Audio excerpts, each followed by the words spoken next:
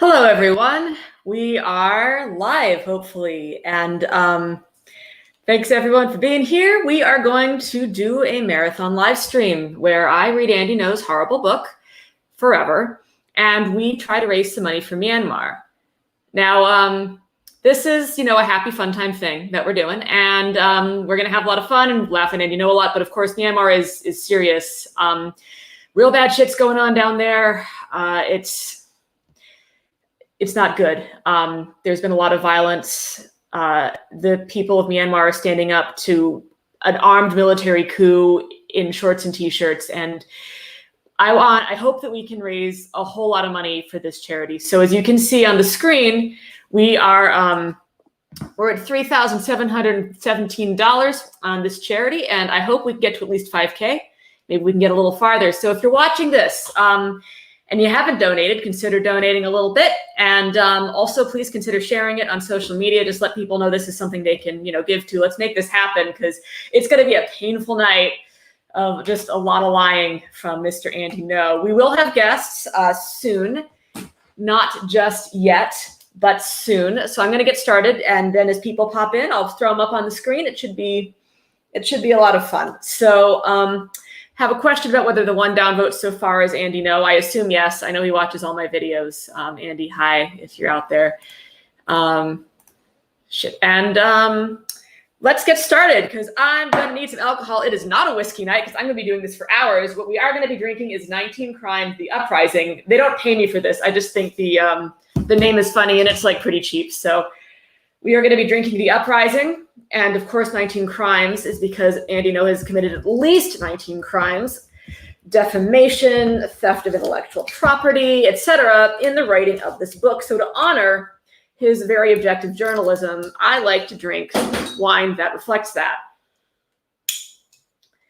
Brian Boland, your friend, is wise. No one should be watching this. I don't know. You're all masochists, and I don't think that's classified as a psychological disorder any longer, but it certainly was. You're all degenerates. I can't believe you're here. And then I'm surrounded by such a dreadful coterie of miscreants. So, pour this real quick. By the way, the link for the charity is in the description, which you can probably tell from the thing under my name that says that it is. You're all readers. You know what's up. So. When last we left Mr. Ngo, we were in the middle of chapter 3, which is titled Portland. And we were learning about Portland from Andy Ngo, who would know a lot about Portland since he's done so much reporting here. And by reporting, I mean he sits in his room and steals other people's work. So we're going to continue with that and see where things go. Actually, give me 1 second. I'm going to tweet that I'm doing this. There will be breaks like this wherein I tweet that things are happening. I'm really good at technology and planning ahead. And tweet. And go. All right. So we will continue. We were about halfway through chapter 3, and this is entitled Lawfare.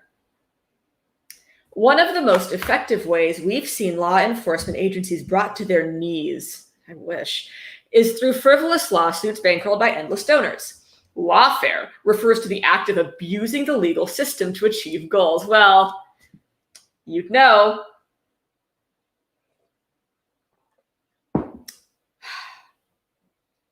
There exist large networks of far-left attorneys and legal groups who bring endless lawsuits in an attempt to defund, cripple, and embarrass police. Like the order there, the worst, because usually you go from like least worst to worst. So we start with defund, which is the least worst. Cripple, which, sure, that's probably, I don't know, that seems bad. But embarrass is the worst thing in that sentence. And I think that tells you a lot that we already knew about Mr. Ngo. Let's carry on. In early June 2020, far-left BLM-style group Don't Shoot Portland filed a class action lawsuit against the city to stop the use of tear gas. This group is headed by Portland mayoral write-in candidate Teresa Rayford. Rayford advocates for the literal abolishment of police and is one of the few political candidates who garner the support of some militant Antifa. We have a citation. And we are unable to click on the citation. And it is Teresa Rayford saying that she's an abolitionist, which is a position that a lot of people hold, myself included. Cool. All right. Anyway, if you're a militant Antifa who supports Teresa Rayford, congratulations, I guess. Breaking news from Andy Ngo, expert. One of the attorneys on the case is Juan Chavez, a lawyer with far-left Oregon Justice Resource Center. The group takes cases representing Antifa and far-left clients. Nice of him to recognize there's a distinction between Antifa and the far-left. Good job.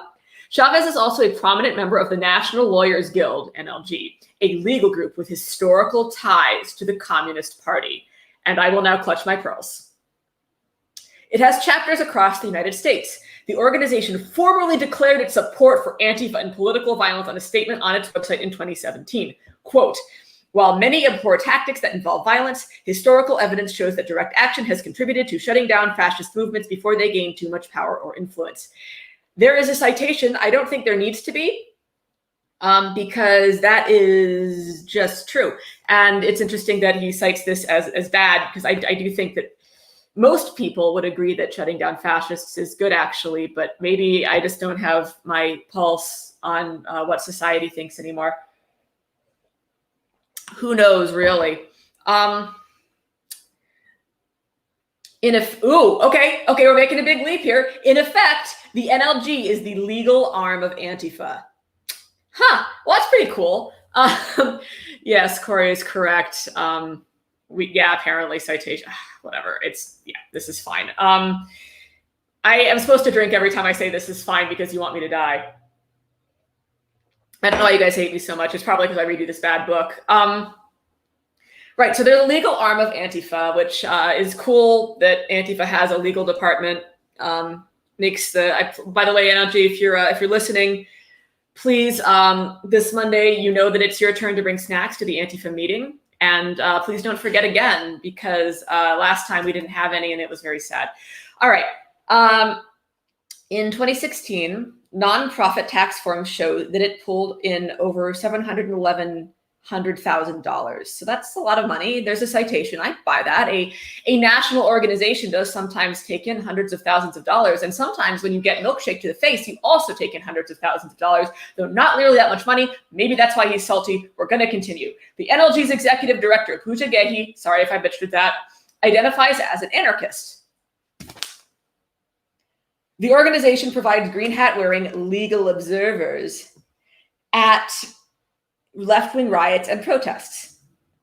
Well, thank you, Beta Cuck for Life, for the super chat. All super chats will go to Myanmar. Everything from this video will go to Myanmar. If you watched an ad at the beginning of this video, that will also go to Myanmar. Sorry about the ads, but we're trying to raise some money, so thank you. Oh goodness, I didn't know that he did that. Did not know, but that sounds correct. He does like to take racist dumps on people. And yeah, his writing, he will never be a poet laureate of anything. Even if the far right makes a poet laureate competition, which they won't, Andy won't win. Sorry.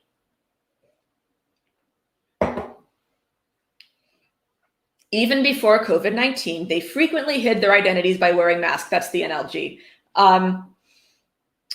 So that's pretty menacing. It's almost like somebody's out there taking pictures of them and then doxing the internet and then making it so people have to leave their houses because far-right groups go after them. It's almost like that, Andy. It's almost like it's really dangerous.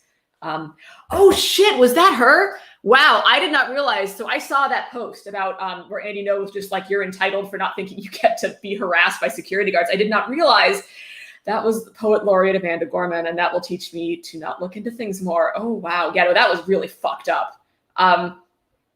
I have lived in a lot of different places, and I have never been hassled by a security guard for entering my own place of residence. Not once. I've lived in a lot of apartments, and it's never happened. And yeah, that was super shitty of him. And I'm not surprised because he's a super shitty guy. So anyway, so the NLG people wear masks, which is evil. The volunteers appear to be neutral legal observers, but in fact, they are only there to record out of context video to use in lawsuits against police or their political opponents. They do not film Antifa. By October 2020, in Portland alone, there were 21 protest-related lawsuits filed against Portland police. There's a citation. I believe that this concludes Andy's section about how people are trying to sabotage the police with frivolous lawsuits. That is his entire argument. Oh, man. It is brave of you to admit that you play the banjo. Thank you for your donations. And I am also not odd, and I'm glad that not all banjo players, just Mumford and Sons. As a fan of industrial music, it's really nice finally to be able to diss on the folk rock instead of just going, yeah, I know my band's problematic. Oh God, oh shit.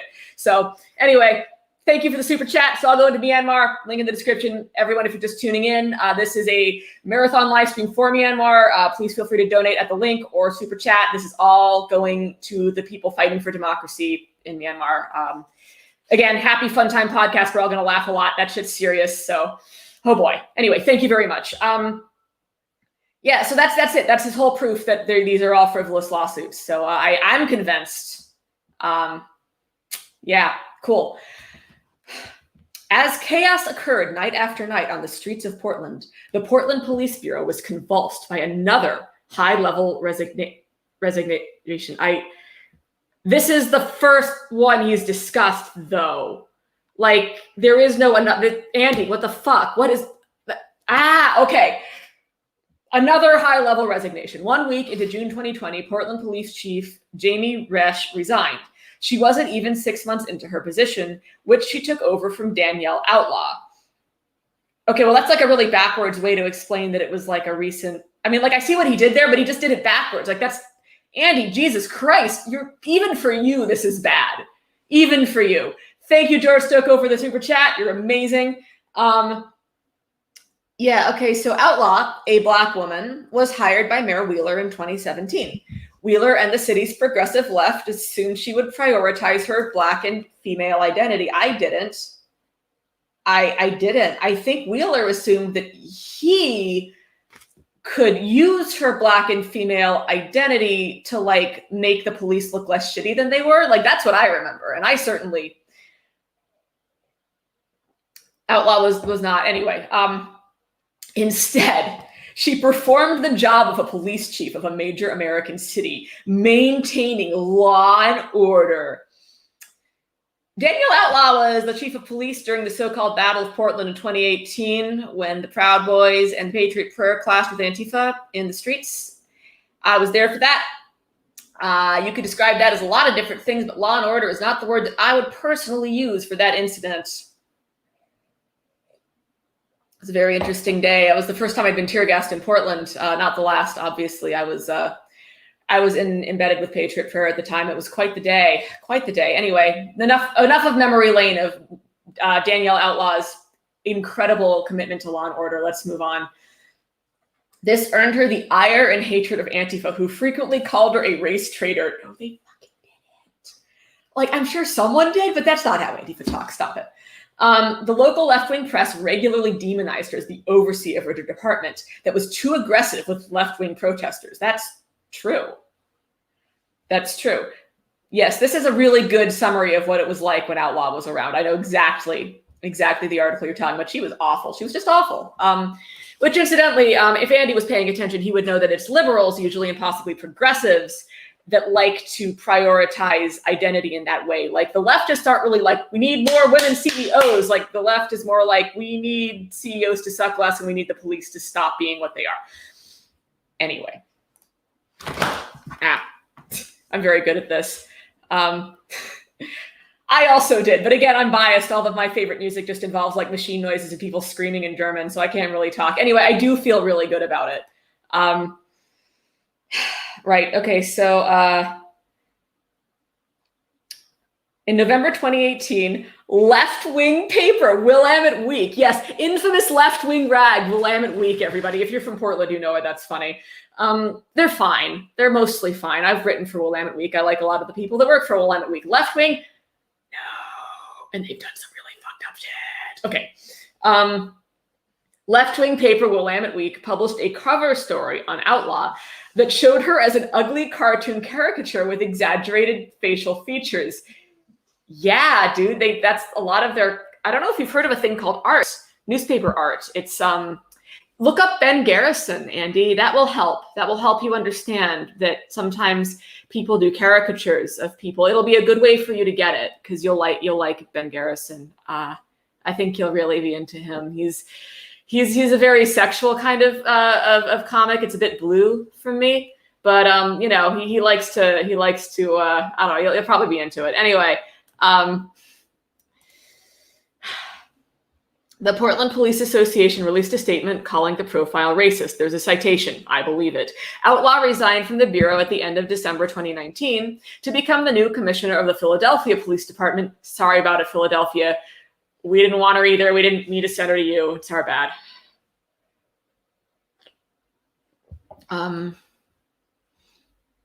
Sources tell me Outlaw tried to restore order to Portland during mass street brawls throughout 2017 and 2018 involving Antifa and right-wing groups. That's not actually in quotes. It's just me. You know, right-wing groups is an interesting way to phrase it. In this era where everyone knows who the fucking Proud Boys is, he went with right-wing groups. Neat. But she did not have the support of city council. So we've got sources telling him stuff, but we can't know what those sources are. That's not for us to know. So, politicians in the city are terrified of political and media backlash for holding Antifa and far-left protesters accountable. The local and national media are staunchly on the side of Antifa. Are they? Are they really? I did not know that. I was unaware. They're very subtle about that.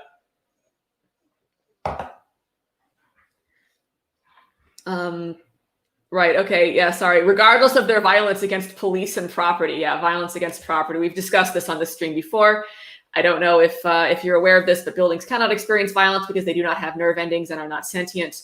Only sentient beings can experience violence, and to imply otherwise is not only to exaggerate the effect of breaking windows and such, but also to minimize the value of human life and human souls. So, and yes, citation needed. Comrade Ibot, you are, as always, it is safe to assume, always. Right. Yes, Resch, Outlaw's replacement, resigned 2 weeks after George Floyd-inspired riots began in May 2020. Resch is white, and the rumor among beat cops is that Mayor Wheeler wanted a black person in charge of police. Now, he doesn't cite anything, but I do buy that. Like, Wheeler's all about the identity politics, so neat. Let's see. Sorry, I keep losing my place because I'm bad at my job. Resch's replacement, the third police chief in Portland within 6 months, was Charles Chuck Lavelle, a black lieutenant in the Portland Police Bureau. Lavelle's leadership has not been welcomed by the city's BLM/Antifa brigade. They too view him as a race traitor. Again, I'd like a quote on that. I don't think anyone uses that terminology, but you, my dude. Yes, chokehold Chuck. We love him, but it's okay. We have representation, which means that racism is solved forever. By September 2020, Wheeler publicly voiced his disapproval of Lavelle after the PPB released a statement criticizing his draconian tear gas ban. It's his ban that's draconian, let's be clear. And again, I have said this on this stream before. I would like to reiterate, this is the man who has been crying for years about getting a milkshake in the face, but tear gas is fine. Black Sea of Trees.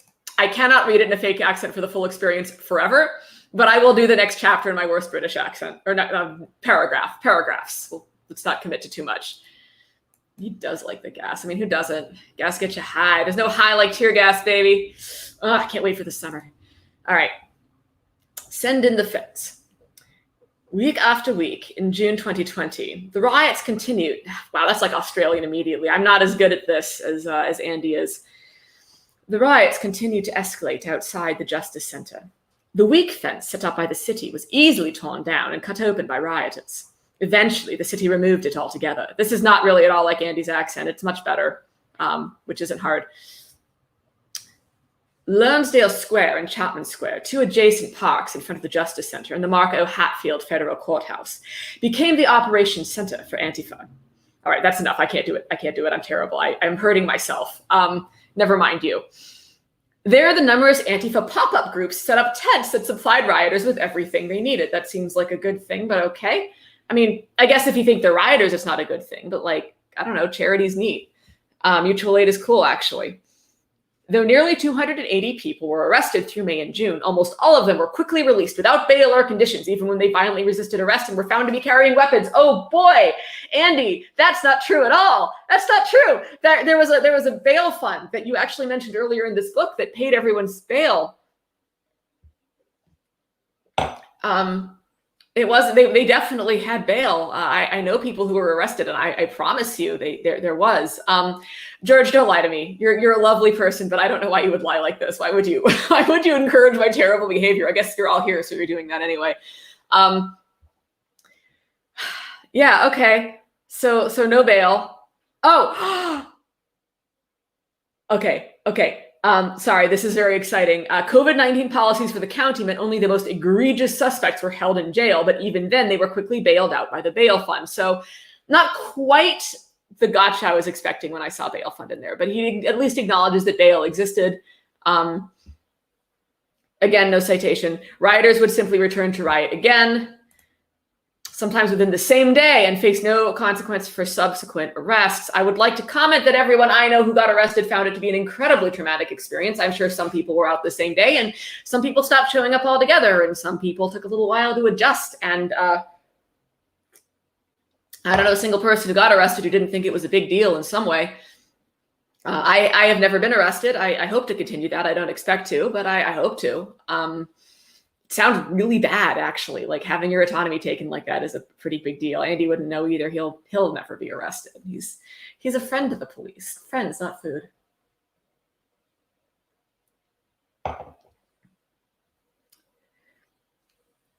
Oh, this is a doozy. Within less than 2 weeks, Andy. Within less than 2 weeks. Within less than two. Andy, that is not a sentence. Stop pretending that's a sentence when we both know it isn't. Like that doesn't, it's within 2 weeks or in less than 2 weeks. Fucking make up your mind. You're bad at this.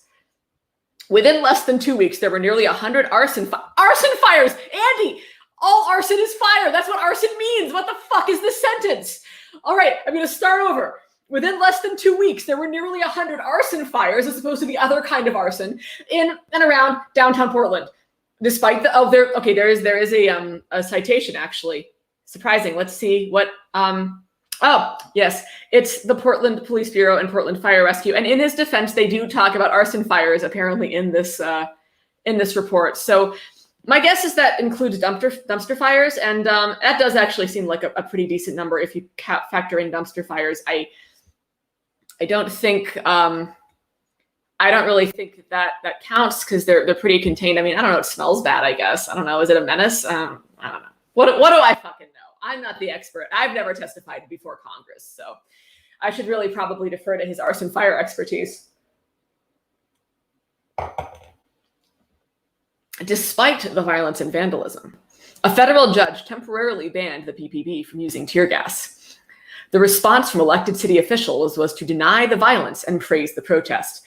Okay. Again, this paragraph is just a hot mess from start to finish. So those two sentences don't go together. And I'm sorry, I know it doesn't matter, but it matters to me. As somebody who writes words for a living, it matters to me that he went from talking about the ban by the federal judge, and then the response, presumably to the ban, was to deny the violence and praise the protest. So that seems backwards, first off. Like, I don't think that my response to a tear gas ban would be like, yes, there was no violence. Like, that doesn't follow. It's just bad. It's bad. And you know what, Corey, you're right. I shouldn't be so hard on him. There are other kinds of fires where things just alight mysteriously. And I think, you could argue that some dumpster fires are that way if you don't see shit. Anyway, so yeah, basically this is a hot mess from start to finish. We're gonna keep going. Let's see how bad this paragraph gets.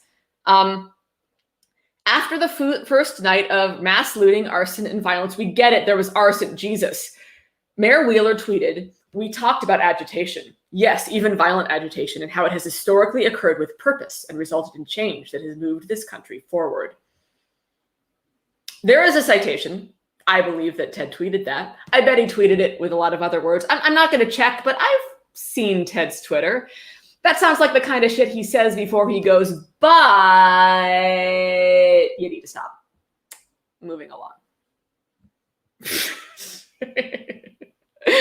The things, all of this will end like tears in the rain. Though most of the rioting focused on attacking the Justice Center and the Central Police Station it houses, by late June, rioters were increasingly turning their violent attention to the neighboring federal courthouse. I'd say early July, but okay. Rioters first tagged every inch. Oh, okay. I'm sorry. He's talking about graffiti. Sometimes I forget people care about graffiti. Because I don't. I have excellent news, everybody. We have been joined by a guest. Talia Jane is here. That's Talia Jane, not Talia Lavin, the Talia that is here. And she is going to join us now.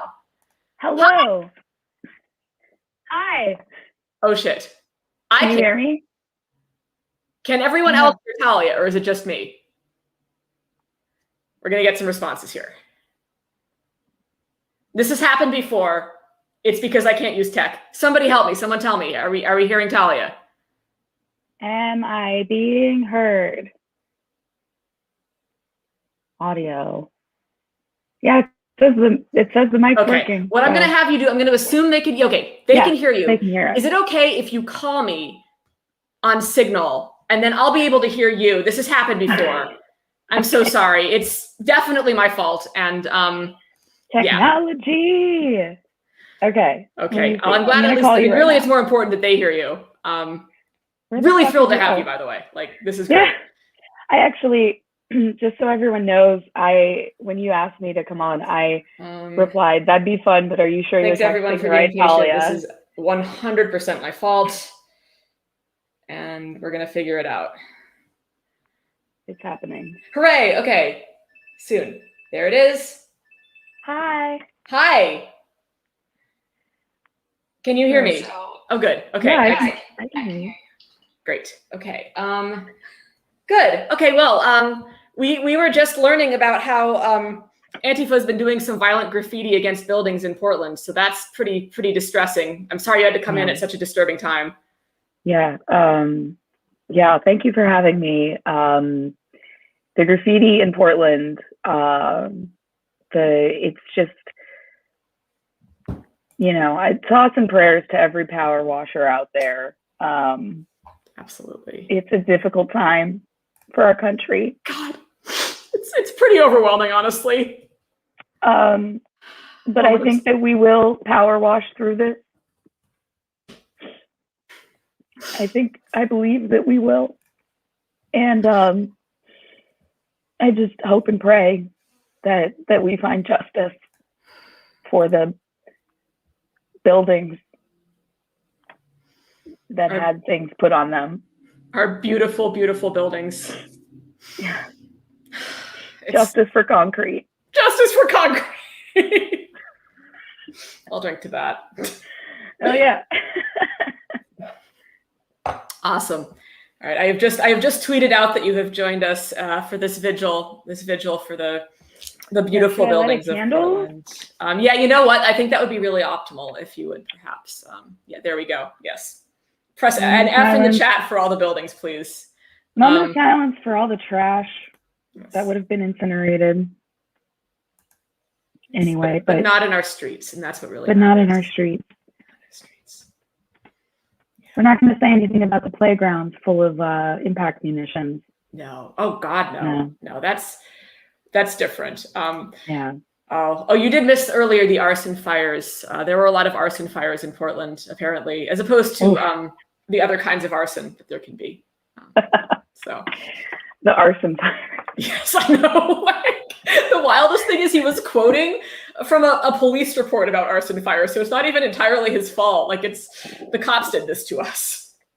Well, a fun thing is that there was a counter protest against, I don't know if you saw, but in New York on Friday, there was a big Trump 2024 flag that they did. This Capitol insurrectionist, former Proud Boy, who is trying to start his own group. Oh, neat. His name's Biancini. He was previously known because he went to Woolman's Rink in Central Park and was skating around with Trump flags, and people knocked him down with his flag. And everybody cheered. And he falls down on his ice skates. He rented ice skates for this stunt, Amazing. So he did this big flag drop, and there was some counter protesters showed up. It wasn't organized or anything like that. there was actually a flyer going around like exercise caution that I was sent, and I like sent to other people, like, you know, be cautious in this area. Right. And so they were there, and when there was some sort of like scuffle or something that happened, some arrests occurred. Fortunately, everyone's out of jail. My voice is kind of fucked up because for the past 2 days I've been at jail support yelling, "No more comrades in jail." And so like I sound like this because of that. But the NYPD News, which is like the news org of the NYPD, they tweeted out that it was a clash between anti-police protesters and pro-Trump supporters. And I was like, these are white nationalists who stormed the fucking Capitol of the United States versus people who don't like them. Yeah. It had nothing to do with the cops. The cops decided to make it about them. Of course, it's all about them all the time. Wow, that's incredible. Well, I just like the idea that like anti-police protesters would of course be protesting not the police. Like that makes sense. That's cool. Neat. Yeah. Well, this is actually really a surprise because earlier they showed up to a Trump 2024 thing. Yeah, to protest police. And this makes, this is actually very confusing because Andy Ngo recently informed us that all of the media in the nation is pro-Antifa. So I'm really surprised to learn that might not be the case. Why the fuck can't I get staff then? Like, come on. Yeah, like I send in a lot of pitches and I get a lot of nothing. And I really feel like it's not fair. I'm lucky if like a local paper like steals my news information. I'm lucky if they do that. There really is nothing like the satisfaction of seeing someone get paid for an article that is entirely your own tweets. Like, it's great. It's my favorite. Really good. My favorite. Feeling great. All right. Well, we're gonna keep learning about some of the Portland violence, and I do apologize that this section is going to be about Portland, which is of course the only city that rioted this summer at all. This didn't happen anywhere else. It was just Portland. New York was just brunching. Yeah, the whole time, just straight mimosas. That's what I heard. Straight mimosas. All right. Yes, rioters first tagged every inch of the district courthouse's building with extremist Antifa slogans and anti-police messages. They smashed the windows on a few occasions, leading to the front glass doors and windows being boarded up with wooden planks. But for the most part, the Justice Center, a county property, was the focus of violence. I have a question. What is an extremist Antifa slogan? Is it just ACAB? He doesn't say, but I have to assume. I mean, that sounds pretty extreme to all cops, all of them? That's extreme. That is pretty extreme. Saying that all of them? All of them. Yeah.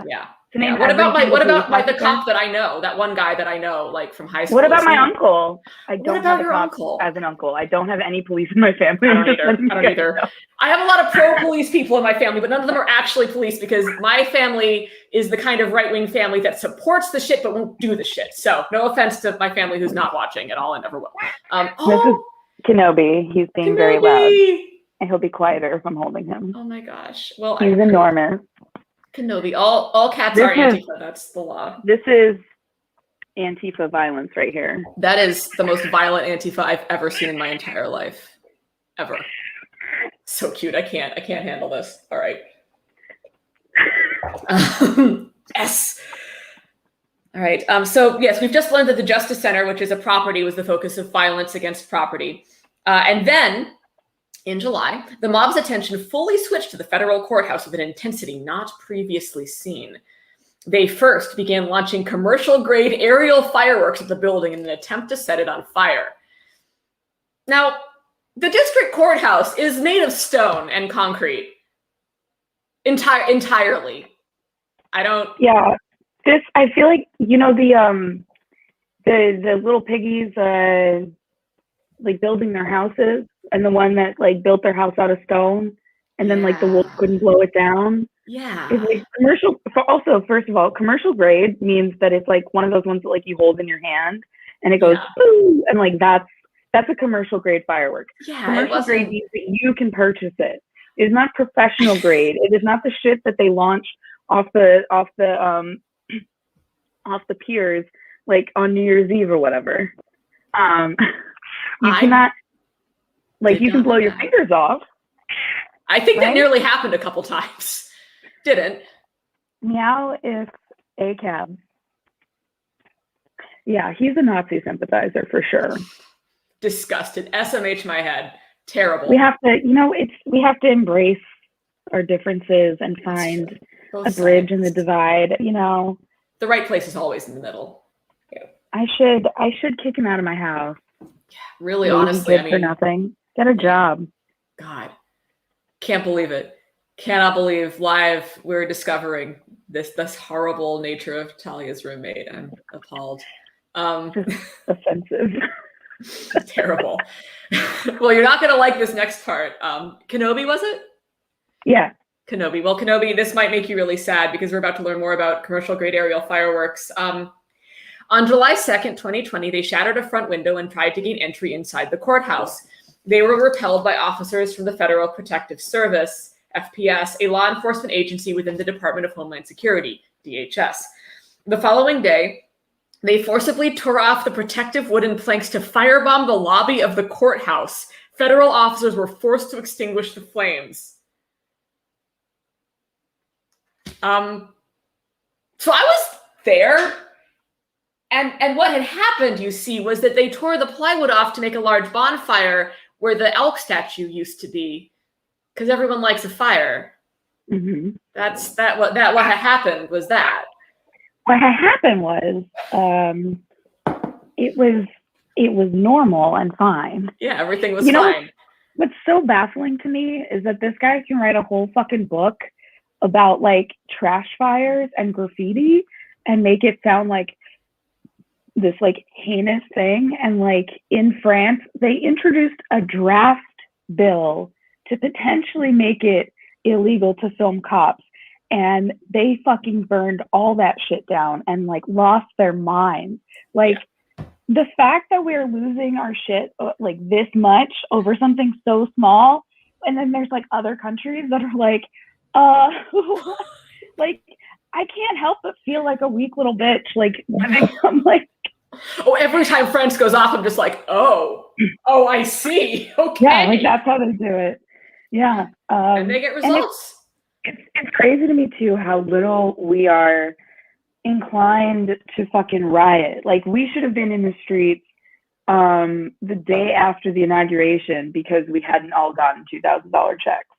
Like I can see it. Everyone in the country should have been revolting, and instead we're like, well, I don't know. Time. And really, 1,400 plus 600 is 2,000, so it's okay. He loves me. He does. He just sometimes he's mean, but we're good together. And it's 2,000. That's exactly what this feels like sometimes. Yeah, it's an abusive relationship that we are in with capitalism and this myth of democracy. Mm-hmm. Yeah, no, I mean, as long as we pretend that everything's okay, like we don't have to face the fact that like everything's completely broken and we're fucked. Like, yeah, I really as long as we put it on our individual responsibilities for why things are bad, as opposed to considering the possibility that like everyone's getting fucked over in some capacity. Yeah. As long as we say that it's because we buy like a coffee in the morning before work. Our goddamn avocado toast. That's what it is. Avocado toast, poor people owning fridges. SMH. It's fucking, it's heinous, really. Right? The audacity of anyone to own anything, really, especially if you don't like capitalism. Like, well, if you like capitalism, why do you own objects? Yeah. I see objects in your background. Yeah. I do. I actually, fun fact, this poster right here it's a great poster. Is made by a local chud who is fucking unhinged. He makes the craziest shit. This is actually a version. This is what is it? Democratic left mail that like my neighbor got, but he moved and it's Bernie's face. And so I just pinned it over this. But the actual original artwork is Bill de Blasio, the New York City mayor. He's wearing a Che Guevara shirt and he's holding the decapitated head of the Statue of Liberty. This artist is so unhinged. There was a video he posted on Instagram because he got banned from Facebook. He got put in Facebook jail. So he made this art, and it was a dead body, and he labeled the dead body free speech, and then he had a giant knife in its back, and the knife was labeled Facebook, and he put this outside Facebook HQ in New York City, and he was like railing about Facebook censorship on Instagram, and then the post got taken down from the same company, and he followed it up with like, these fucking bastards, these fucking fascists. he did so like the whole Dr. Seuss thing. I don't know if you're aware, but it was like the Dr. Seuss company decided to pull some of their books. Yeah. How dare that private company make decisions for themselves? I, for one, am outraged as a capitalist. Yes. Chuds thought that it was censorship. Right. So they started like losing their shit over it. This guy, this artist, he does a video also. Oh, there's my bra. Very nice. He does a video where he has lines from The Cat in the Hat memorized for some reason, and he's reciting them with the Christopher Walken accent. What? I've lost the thread completely. And then he starts bitching about censorship. What is happening?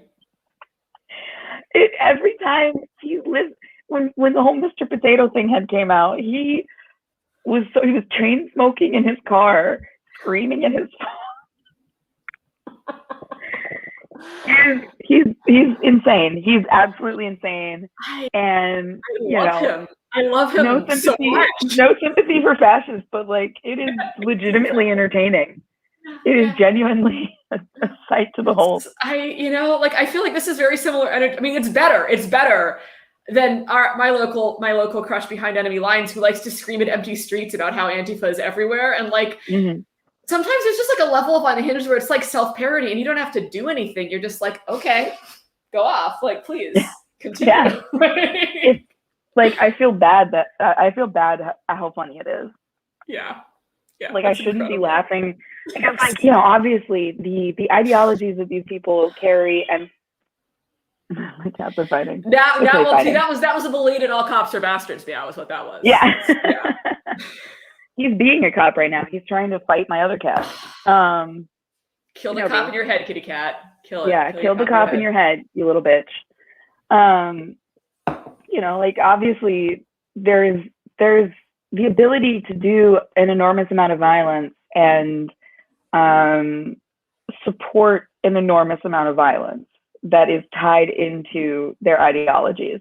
Right. And when you are keeping track of them and, infiltrating all of their spaces and monitoring their movements, it can be very depressing. So when you find one that is just totally off the fucking rocker, you have to kind of celebrate the absurd joy that comes from it. I think that's like the Mass Report and Retweet channel. Like, yeah, what the fuck? It's so bizarre, but like I have fun. I have fun getting deep faked by them. They've done some good ones. They've done some good ones. They did some deep fakes with me as what's his name? Fat Bastard from Austin Powers.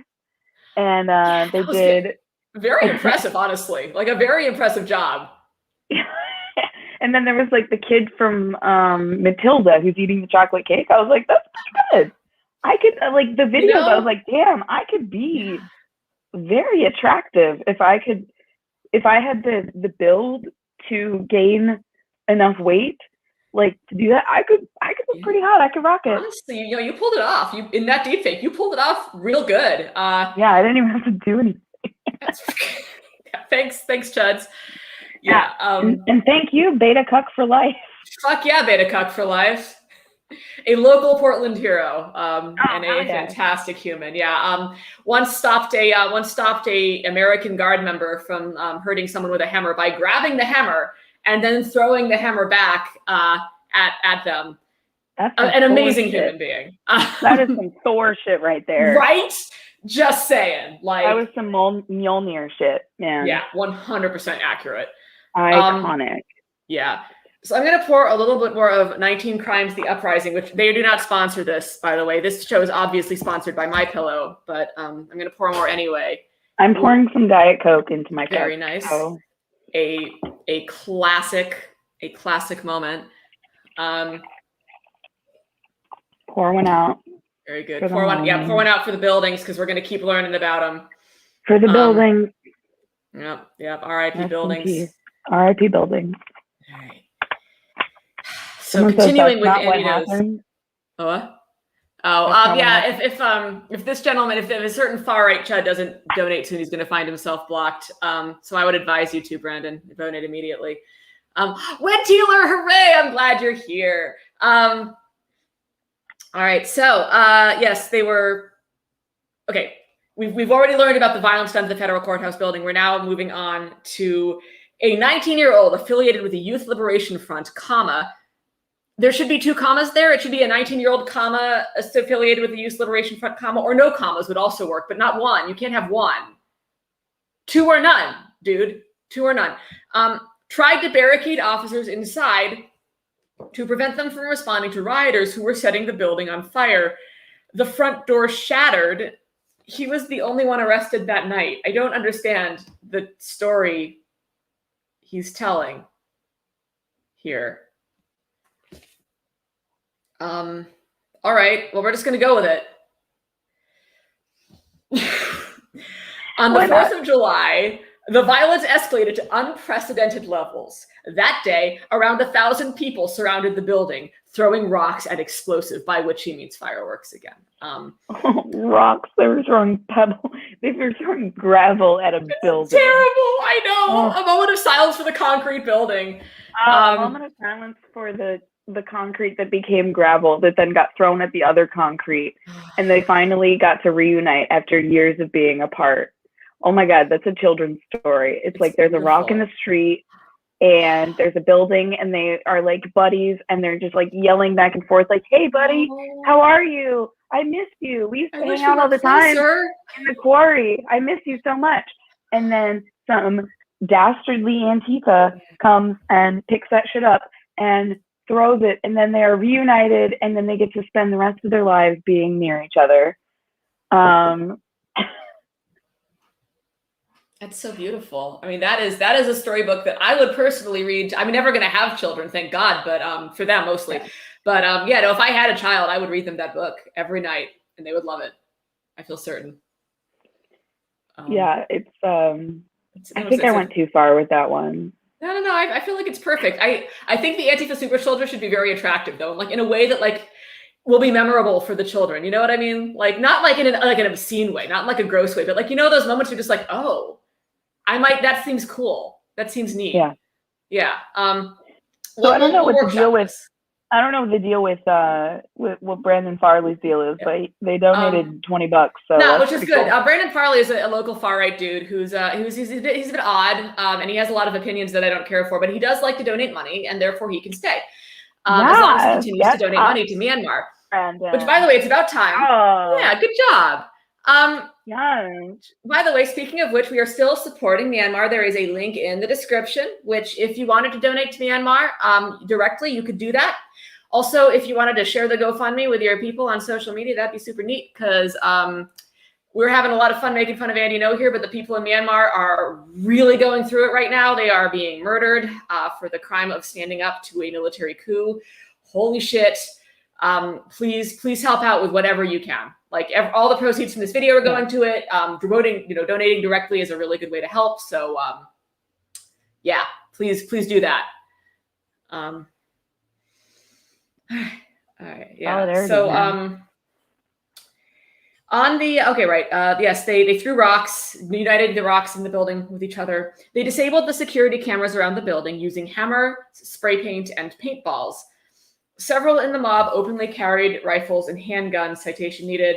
One of the men arrested at the riot was Antifa shooter Michael Reinl. There is a citation. I believe it. He wasn't a shooter yet. Rest in power. Yeah. Cool. He was carrying an illegal firearm and resisted arrest, requiring 3 Portland police officers to be subdued. It's a bit ambiguous whether the Portland police officers had to be subdued or whether Reinl did. He's not clear, and I'm not sure I understand. So Reinl he subdued 3 police officers. He arrested 3 I think cops. that's what it says. That feels correct. Wow, that guy was a fucking hero. An Antifa super soldier through and through. He just, rest in power, Michael, right now. That was pretty powerful. Impressive. Yeah, I'm impressed. He just arrests cops like with his just like gazing at them. Yeah. Incredible. All cops are bastards unless it's Michael Reinl arresting 3 cops, in which case we're gonna put that under review. Yeah. Right. However, he was only cited and released because he claimed to be injured. His criminal charges were later dropped by the Multnomah County District Attorney. Reinl went on to kill a Trump supporter the following month in downtown Portland. That is true. It was unclear whether it was self-defense. You could make a real case for it. We'll never know because the federal agents extrajudicially murdered him outside of a safe house in Seattle about 3 days later. So super neat. Yeah. I actually, I went to, there was an action by Revolutionary Abolitionist Movement here in New York.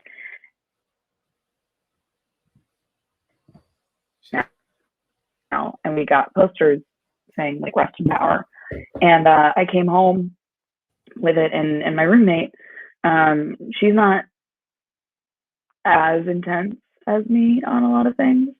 And I told her who he was and what he did. And I asked her, like, would you put this sign in your window? And she was like, yeah, no problem. And everyone I've told who I told them, like, she was down to like put this thing up in her window that like is visible from the street. They've been like, holy shit. It's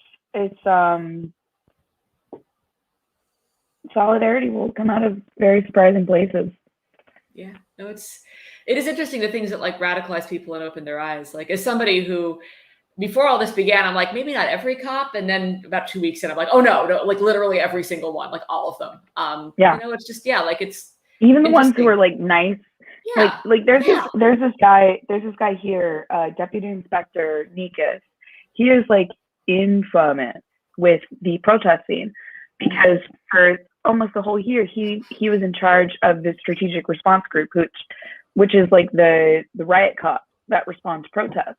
And he was in charge of them, and he ended up getting to know, like, familiarizing himself with a fuck ton of faces in the scene, and like he can be chummy with people, and just be like nice, but it's still like you are the one giving the go ahead for these mass of armored like police bodies to brutalize unarmed peaceful protesters.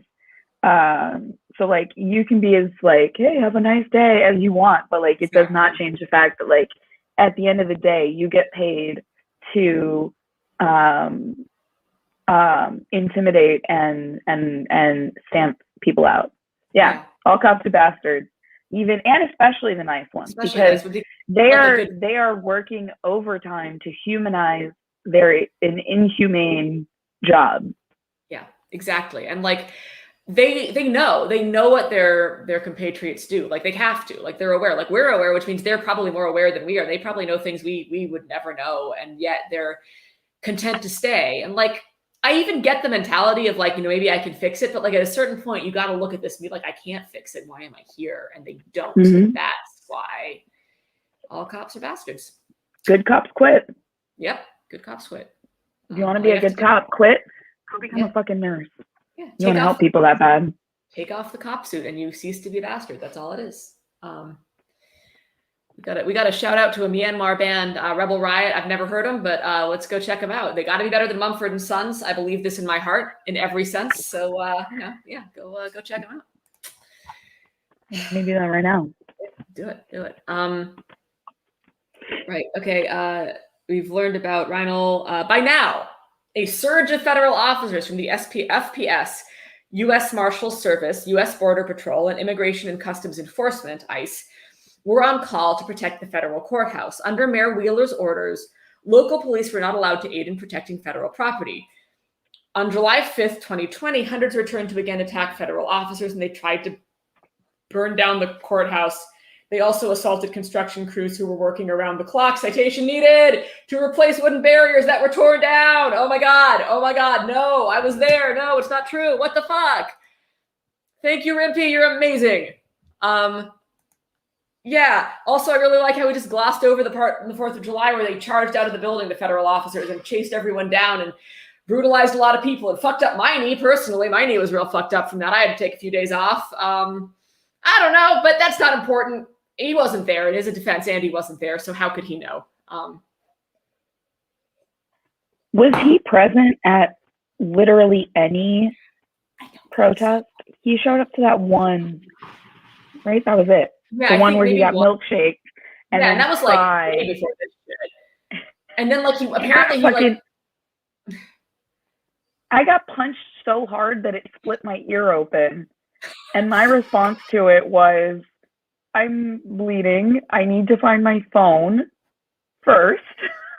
Priorities are important. And I was like, all right, let's keep going. I had like gauze to my ear, like as I'm like, so this is happening right now. Like that's fucking doing the job. He showed up to get his ass beat so he could sob about it. Exactly. That's literally what he did. Mission accomplished. Beta Cuck for Life has the right approach. And yes, like one time, shortly after the events that he's talking about, I was in a line filming federal agents fucking people up, and I got shot in the leg with something that tore it open pretty good, and I was bleeding, and I looked down on it, and I made sure I was okay, and my friend was like, take a picture and post it to Twitter. I'm like, I will, and I did, and then we kept going, because it's not a big deal. And yeah, but milkshakes, though, to be fair, I've never been milkshaked. Talia, have you ever been milkshaked? No, I haven't been milkshake ducked either. We can't really know the trauma of being milkshaked then. Like we've been wounded, we've bled, but have we been milkshaked? I am lactose intolerant. So I have had instances where I've consumed a milkshake and then paid for it dearly. But I would say even then it was worth it. And the fact that they were vegan milkshakes.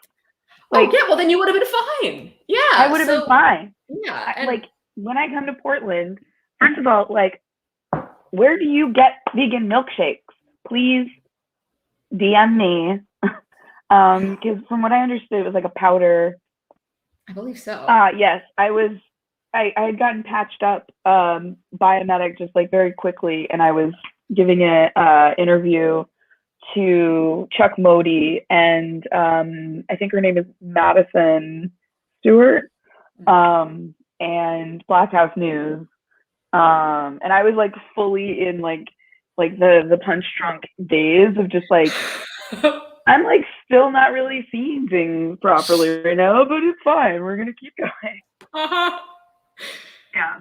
I think it's weird how the brain, like when injured, I've noticed this with a lot of people that I know and also myself, the brain's just like, we're just going to continue. Like, this is fine. We're not going to pay attention to it. Like, I think I did a tweet, like after I found my phone, it was something like, I just got bashed in the head by something. I don't know what happened.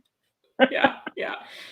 No, I have this whole series where like I got shot in the wrist and then like also the eyes with pepper balls. And like, I was blind for a little bit and medics helped me. And then like, I tried to keep tweeting. Like I have these tweets and I'm just like, yeah, they're still coming at us. And then like, eventually I was just like, I think I have to go. Like, I don't know. But again, none of this is as bad as being milkshaked in the face. So let's all just take a moment. Paint on a building. Or paint on a building. Rest in peace. Rest in peace. Building. Oh man. Real quick before I keep reading, I do want to Corey, that was the first time I'd ever heard of you, was seeing that horrible video where you got sprayed directly in the face. On my YouTube channel, I actually have a compilation of this shit, and you're the last person in there because that was the worst one of the bunch. So yeah. Why isn't Corey on this? Corey. He is going to be. He's gonna be. He's gonna be. And you can come on now. Corey, you wanna come on now? Pop on. Get in here. Get in here. I know, babies. Get in between us. We're gonna do a little love sandwich. Oh yeah. Get on this. I'm like, I don't know if I'm leaning the right way, but I'm I don't know. Here, other way. Okay, other way. There you go. Yeah, right in this area right here. Yeah, Y'all, I don't know. Corey. Yeah, Corey. Come be where my bra is. This is actually my go bag. This is my. Oh shit. If there's an action, that's all the stuff I take. If there's an IFAC, my water bottle, my camera, and then like chargers, snacks, respirator, goggles, lighter, because I always forget one. Never a bad idea to have a lighter. I've never been like, boy, I'm sure sad I have this lighter. It's never happened. No, I like that video of me that Andy Ngo was so happy to see of me lighting my cigarette with a MAGA hat, which was great, because I couldn't fucking find my lighter. So the next time I went to DC, people were like offering me a cigarette or something, and then they'd be like, "Do you need a lighter?" And I'd be like, "Actually, yeah." And they'd be like, "Sorry, I'm all out of MAGA hat."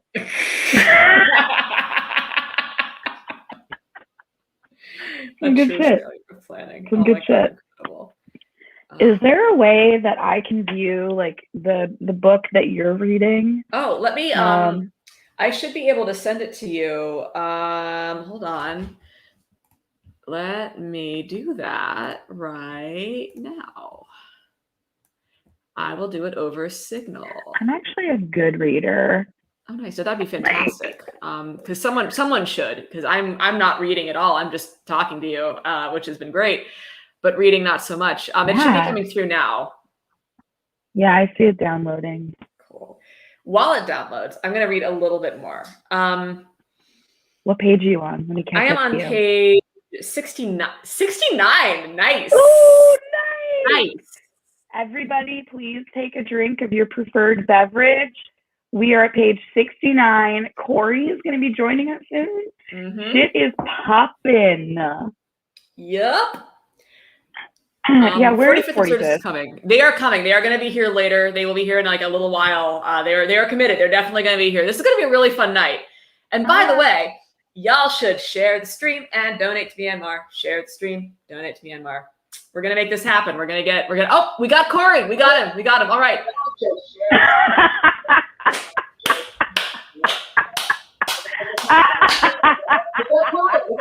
Incredible. First of all, fuck you for having such a cool mask. And secondly, welcome to the stream. Awesome. Oh, Corey, you got to put like headphones on something, buddy. We're getting some major feedback. Oh God, why? I can turn all this up too. Why is it like this? This is very upsetting. Yeah, but we're also hearing ourselves, I think. Oh, that could be part of it. I mean, I'm not hearing anything because my shit is fucked. I really need to figure this out. This was working fine, and then it wasn't. And now I'm just not going to be able to hear Corey, apparently. That seems bad. Does that work better? I just muted the TV. Talia, you muted the TV. Oh, okay. Corey, can you say something to see if I can hear you? Yeah, I had you guys going on the smart TV, so I had to mute that. You can hear him, right, Talia? But I can't. That's some shit. Yeah, but you can't. I've really got to figure this out. Do you want me to do some reading while you try figuring that out? That sounds fantastic. Would you please? All right. Yeah, we're on page 69. Nice. Right around, I believe we're right at, by now, a surge. We're somewhere in the middle of that. Gotcha. Actually, no, we're at Christopher Fellini 31. So, okay. Let's see. I will go ahead. Are you guys ready for some scratchy Talia voice reading? Here we go. Christopher Fellini, 31, was arrested that night and charged with assaulting a federal officer. Probably just accidentally blinked his eyes too hard at him, but like, whatever. In his possession, officers found a knife, pepper spray, and a powerful laser. Powerful enough to destroy the moon. Fellini was previously arrested and charged at another Portland Antifa riot in 2017. Another arrestee that night was Andrew Stephen Faulkner, 24, who was also accused of assaulting a federal officer. During his arrest, he was found carrying pipe bomb components and a sheathed machete.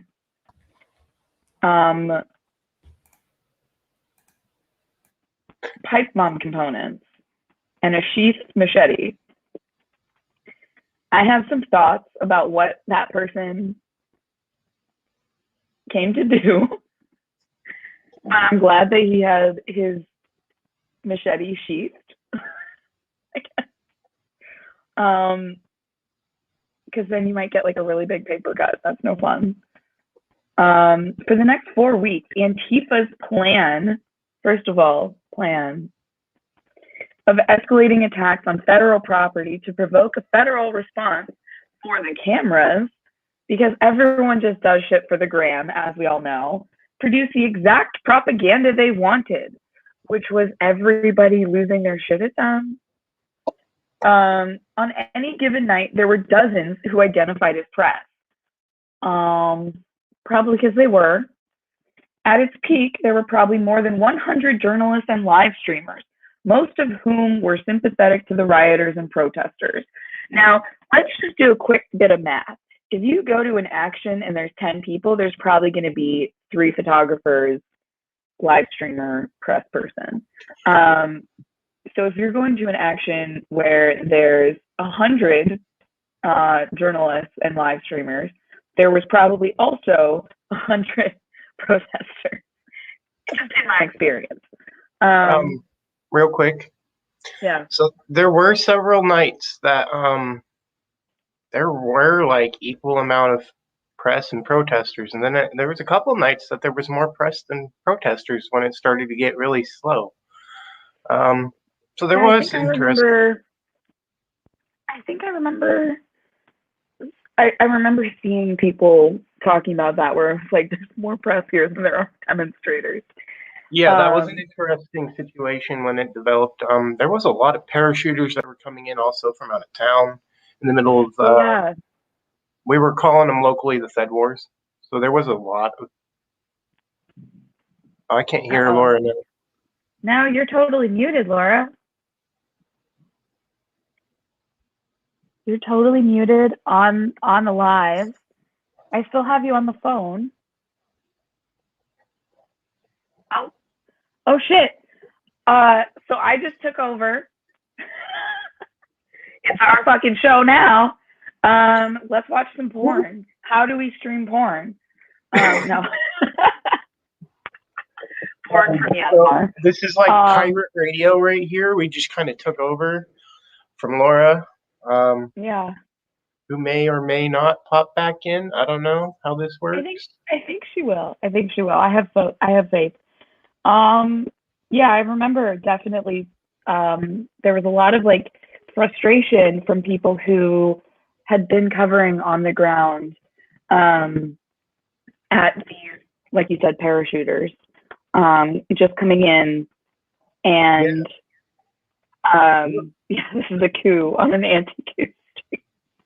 Yeah, there was several people that I was talking to that were sitting there just saying the live streamers are just multiplying by the day, and it got to a point where like some of us that had been covering the protests since the beginning were finding ourselves like unable to get to the front of the pack of press because of that.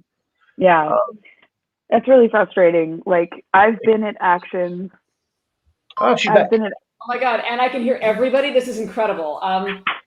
Yay! We did it. We almost started watching porn. I heard over the phone, and I was hopeful. I was hopeful that maybe I would come back and see some good shit, but unfortunately, it's just you two losers. So whatever. Did you see the Capitol rioter porn that I found? Yes, yes, it was incredible. It was so good. Oh, it was my favorite thing. When he puts it on his nose and he's so happy. It's so great. Oh, so good. If you guys don't know, if you go to Pornhub and look up Capitol Riot, you will find a guy jerking off in a chair, and the background is the guy that was sitting in Nancy Pelosi's office. And I'm pretty sure he ad-libs most of the narrative that occurs. And I consider it to be art. I think it is modern art. I will be honest with you, that tweet thread came at a time in my life where I was very disgusted with Twitter, and you single-handedly gave me hope the platform has some kind of merit. Like, I was just like, okay, this does have a use. I came into that porn at a time when I needed hope. And I was like, you know what, I'm gonna do it. I need this, and and I'm really glad that it helped, because I don't know if you guys were at the Capitol on J6, but being there, you saw a side of humanity that you don't that shouldn't ever be known, and it's one of those things that just kind of fucks you up for a while. Like, it's like the whole, like, I stared into the void and the void stared back. It was that. So it was nice to be able to find something totally out of left field, and to just kind of not have to be sucked into the shittiness of everything. Yeah. And other news, January 6th was insane. I didn't end up going. I was planning on it weeks beforehand, and then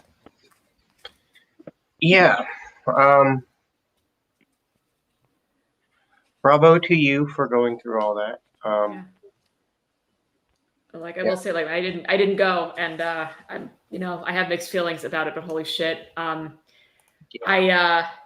you, Tribe Called Jackson. I do think sometimes people who don't see stuff get confused as to, like, why people are laughing at certain things. Like, how can you laugh about something so serious? And, like, the truth is, like, you fucking have to. Like, that is my only way of coping with any of this, is to laugh at it. Like, that's the whole reason I do this thing. Like, if you can't laugh, like, it'll eat you, Yeah. Like, it's very much like batting away at falling into a pit that you can't get out of. Everyone I've talked to who was there said that shit was,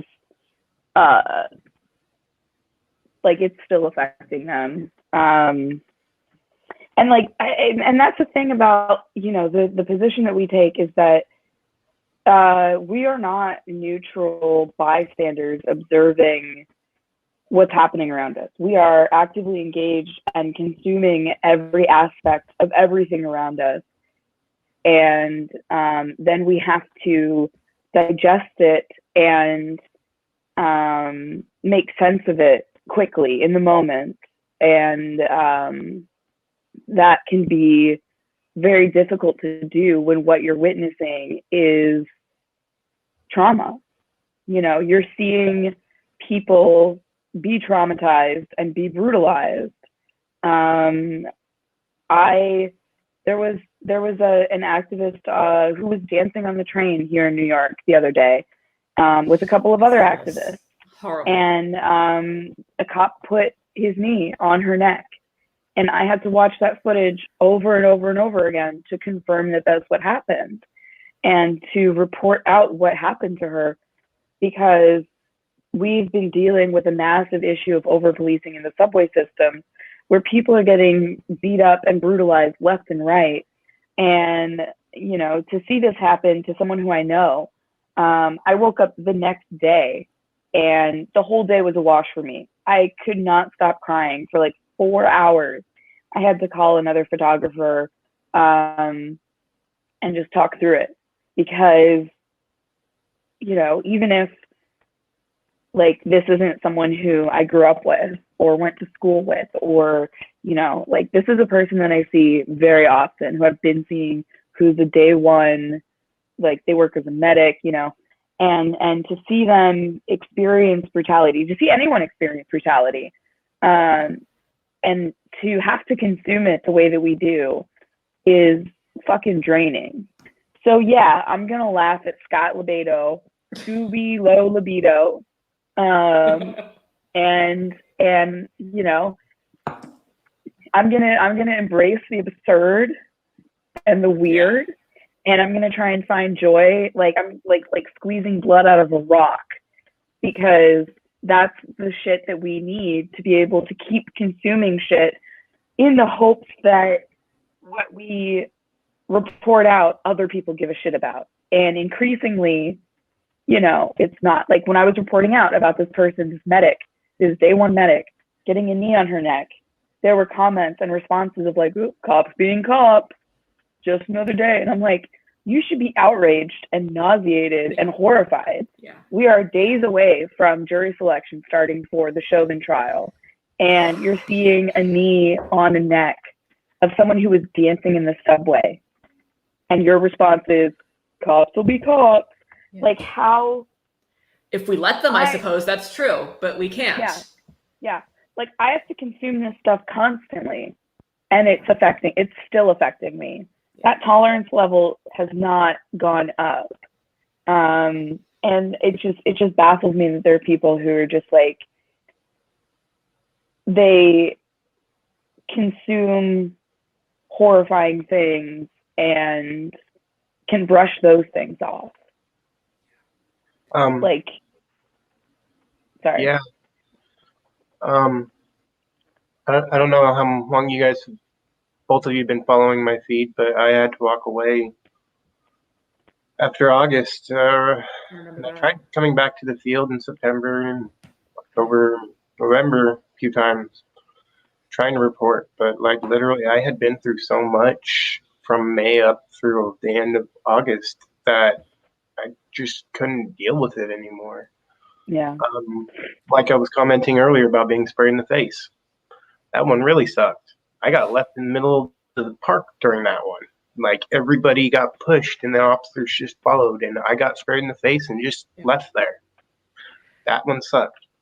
And by the way, if anyone in the who's watching this has not experienced being maced in the face to the point where you can't see, it is one of the most terrifying experiences you can have, because like you may know like in your brain that like this is temporary and you're not actually blind, but your brainstem doesn't fucking know that. Your brainstem is like, oh no, like you're dead, your eyes are gone, they've been burned out of your skull, and you're helpless. Like you can't. I mean, that I mentioned a little earlier when I got pepperballed in the face, and I had goggles, but the pepper stuff got through, and I was like crawling my way through the riot ribs tent, which at the time was like extensive, and like it'll fuck you up, like to be that helpless and just completely dependent on whoever is around who might help you. Like it'll fuck you up. And then to have nobody around. Yes. You guys have really seen a lot more shit than I've experienced. The New York scene has stayed relatively green in that respect. They don't use impact munitions. Yeah, we have the 7th largest army in the world. And they will shut shit down and they will brutalize people, but they will do it without impact munitions. They might pepper spray people. They haven't used any sort of CS or CN. But I remember being in DC for, I think it was D12, and there was a standoff between Chuds and anti-fascists in front of the Hyatt Place Hotel, which is right next to BLM Plaza.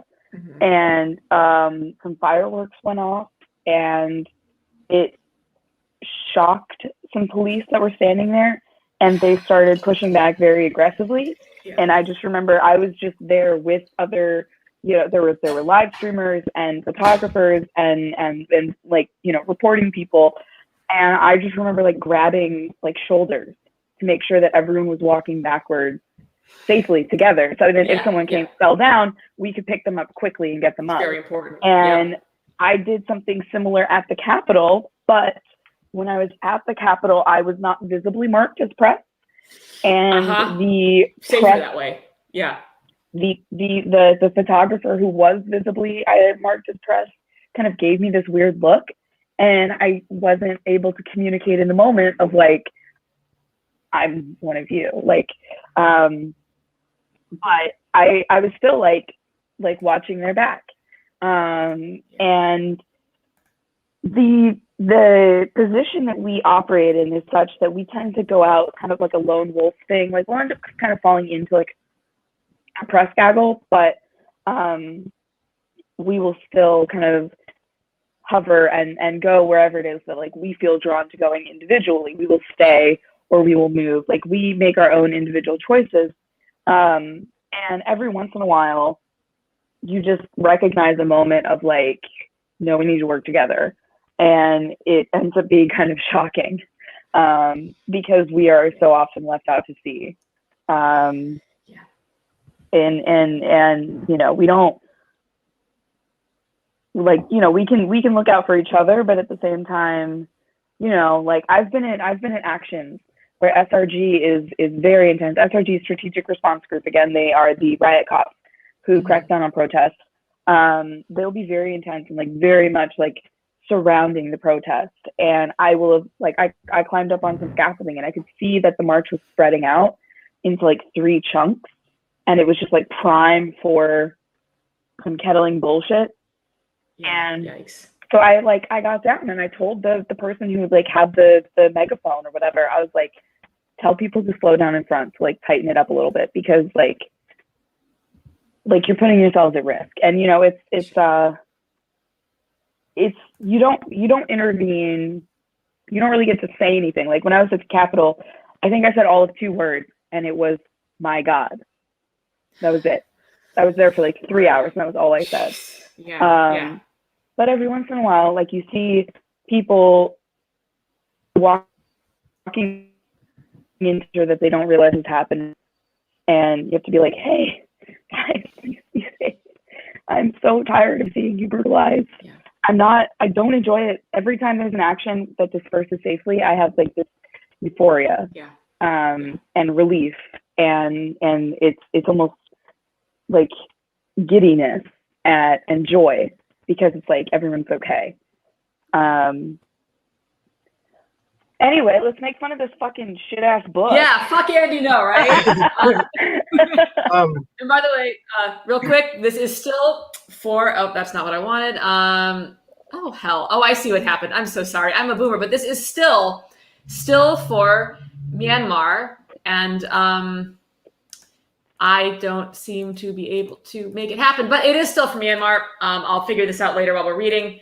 And if you want to look at the link in the description, you can donate there, or you can super chat, but please consider donating to a very good cause. And now we will continue to read Andy Ngo's horrible book. Tali, do you want to take us away? I'm not actually sure where we are anymore because I was busy fucking about. Yeah, I got it. Give me just a second here. I was about to open up the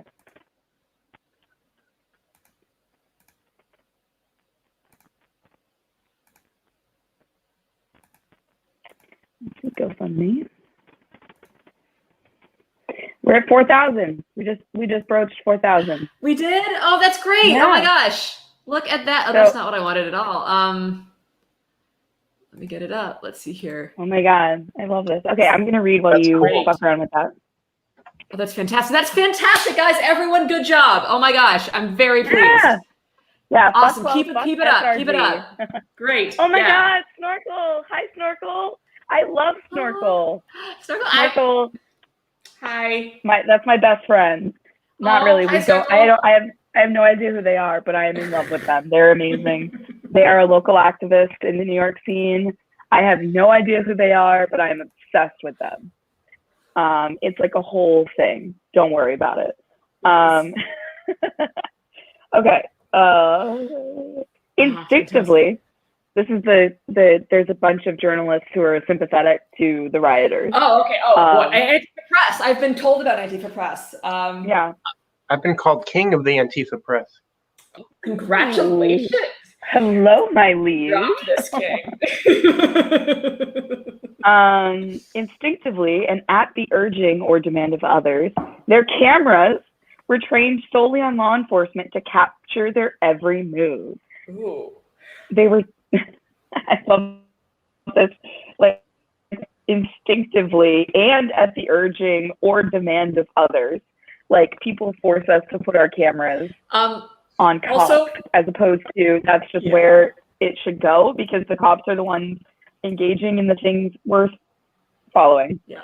Also, I don't know if you've there is a citation there, and I would just like everyone to know that the citation for the astonishing claim is the YLF Twitter feed. The Youth Liberation Front Twitter is the citation for this. So, which is film cops, not comrades.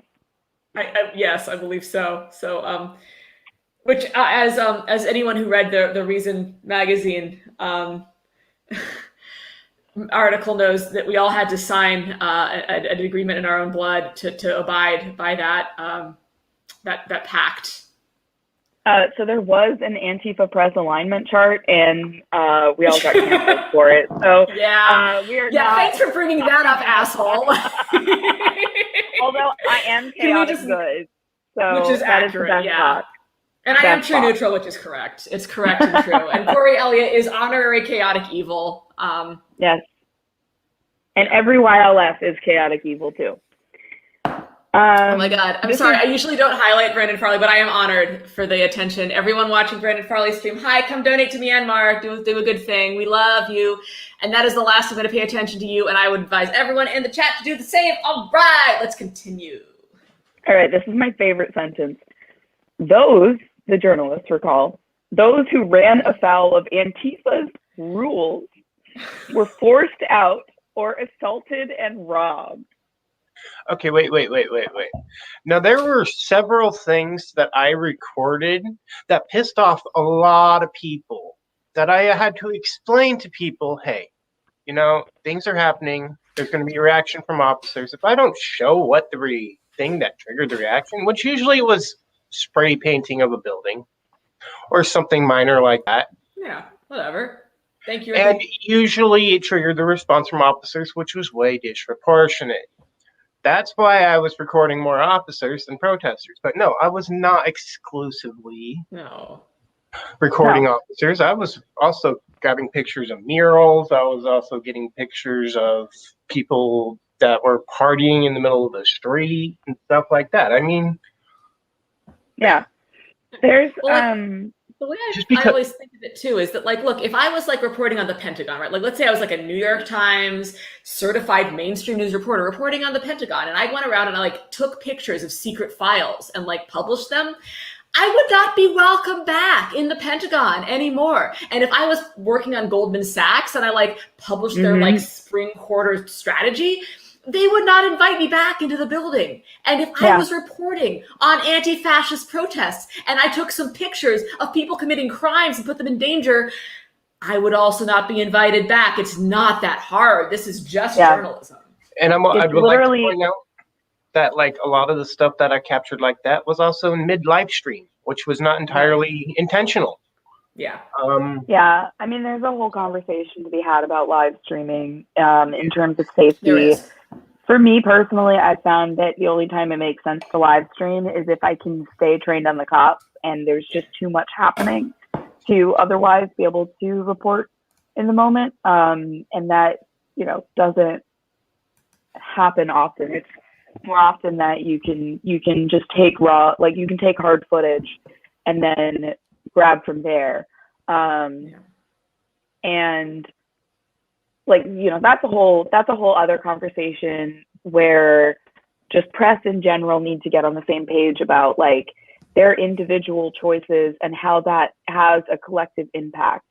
Like for me, I've filmed crowds of marchers, but it's always been like from behind, which is very easy to do, or you do like a sweeping shot of the legs, and that it gives you a sense of the energy and the crowd size without revealing any sort of identity. And all it takes is just being a little bit creative about the shots that you're taking.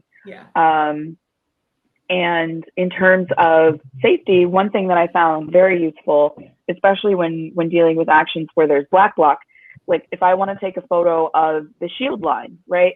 I will say verbally as well as like signal with my hands that I'm going to take a picture with no faces. So usually what I do is I'll be like I point at my phone and I'm like, picture, no faces. Is that okay? And then they'll be like, yeah, sure, no faces. And then I take the picture and then I show it to them to prove that I wasn't lying. Even though, being active on the scene for the amount of time that I've been, the shield line knows who I am. And they know that I'm not going to take a photo of their faces. And they know that if I'm taking footage, I'm checking it to make sure that there's no identifying stuff being shown. I also go around to other photographers and photojournalists, and I tell them like, hey, you're dealing with a different type of action than you might be used to, which means that if people tell you to stop filming, you need to respect that.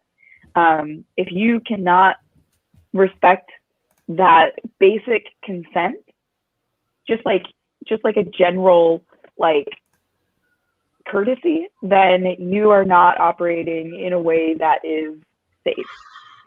Yeah. Like, it's that easy. If people say no pictures, you say okay. If people say no faces, you say okay, and then you just stick to it. All these fucking chud streamers who come in trying to film people and they say please stop, and then things escalate, it's because those fucking chuds don't want to fucking listen. They don't want to. They're just violating consent over and over and over again. Yes, you have a right to film whatever you want when you're in public, but when you're dealing with people who are going up against the state, who want to remain anonymous, and who want to have some semblance of like trust in you, it's very easy to be respectful of what they're asking. Yeah. I mean, there's also the dynamic between like a citizen journalist, a community journalist, and a legacy mainstream media journalist. And then, of course, your propagandist, which, well, cherry picks footage and tries to claim stuff like, oh, they were only focusing on the cops, which was not true, especially if you follow a lot of those journalists and actually see their thread or what's coming off the ground and see exactly what's happening. I think Talia froze. I think she did. It's a really good shot. Talia, if you can hear us, you're like, your hand is kind of raised in the air, like you're like at a game cheering. It's a great shot, but you are frozen. So if you can hear us, you might want to like go back out and then come back in. All right. Oh, she's back. Hooray. Hello. Welcome back. Okay. You're good. We can see you again. Can she hear us? Can she hear us? Oh, no. Oh, yeah. Okay. We've got a message that like connection might be getting lost. I'm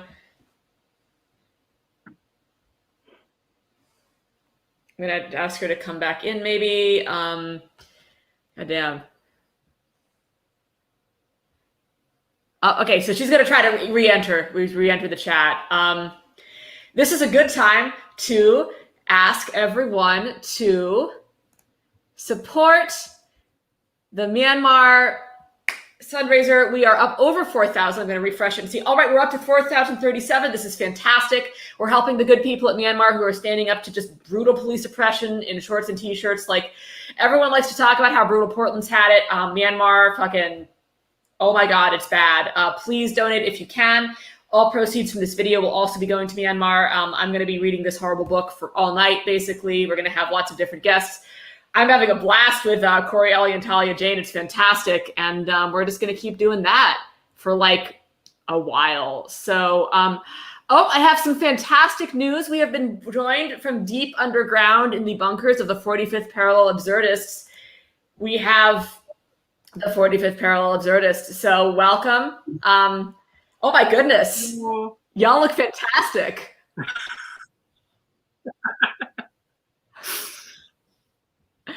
Yeah, Corey is also dressed. Yeah, I feel very underdressed right now.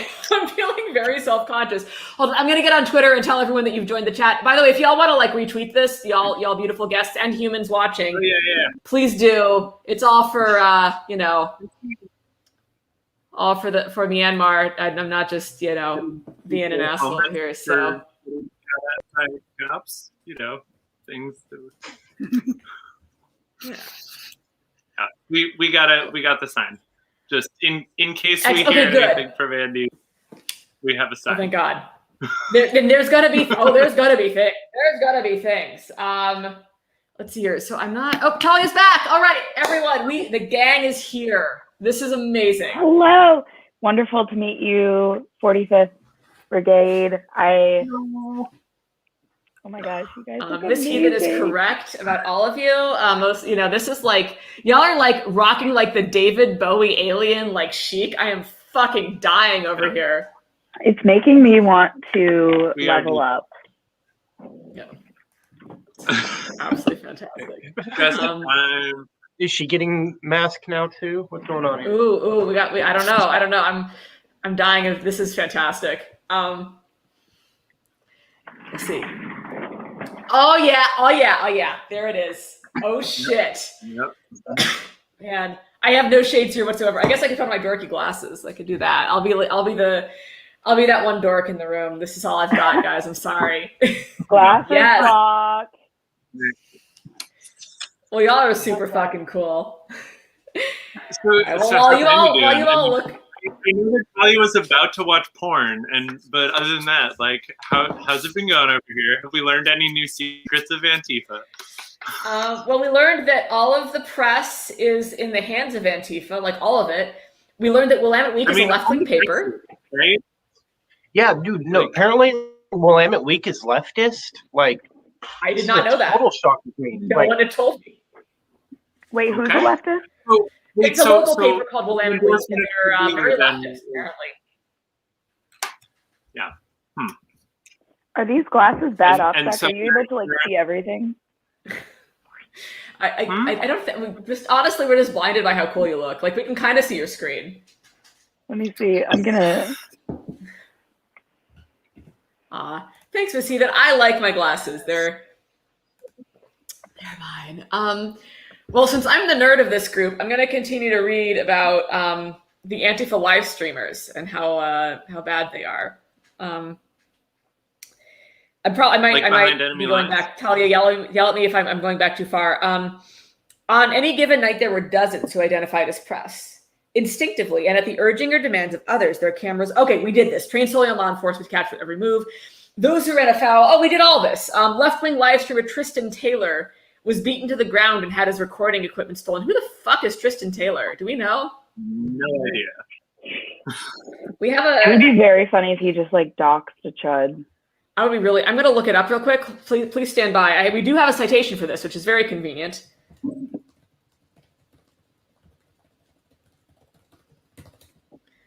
Let's see here. Okay. Oh, okay. It's on it. Oh, he cited the Post Millennial, a very official news source. Andy knows the Post Millennial. Isn't that basically Andy knows citing Andy Ngo? It basically is.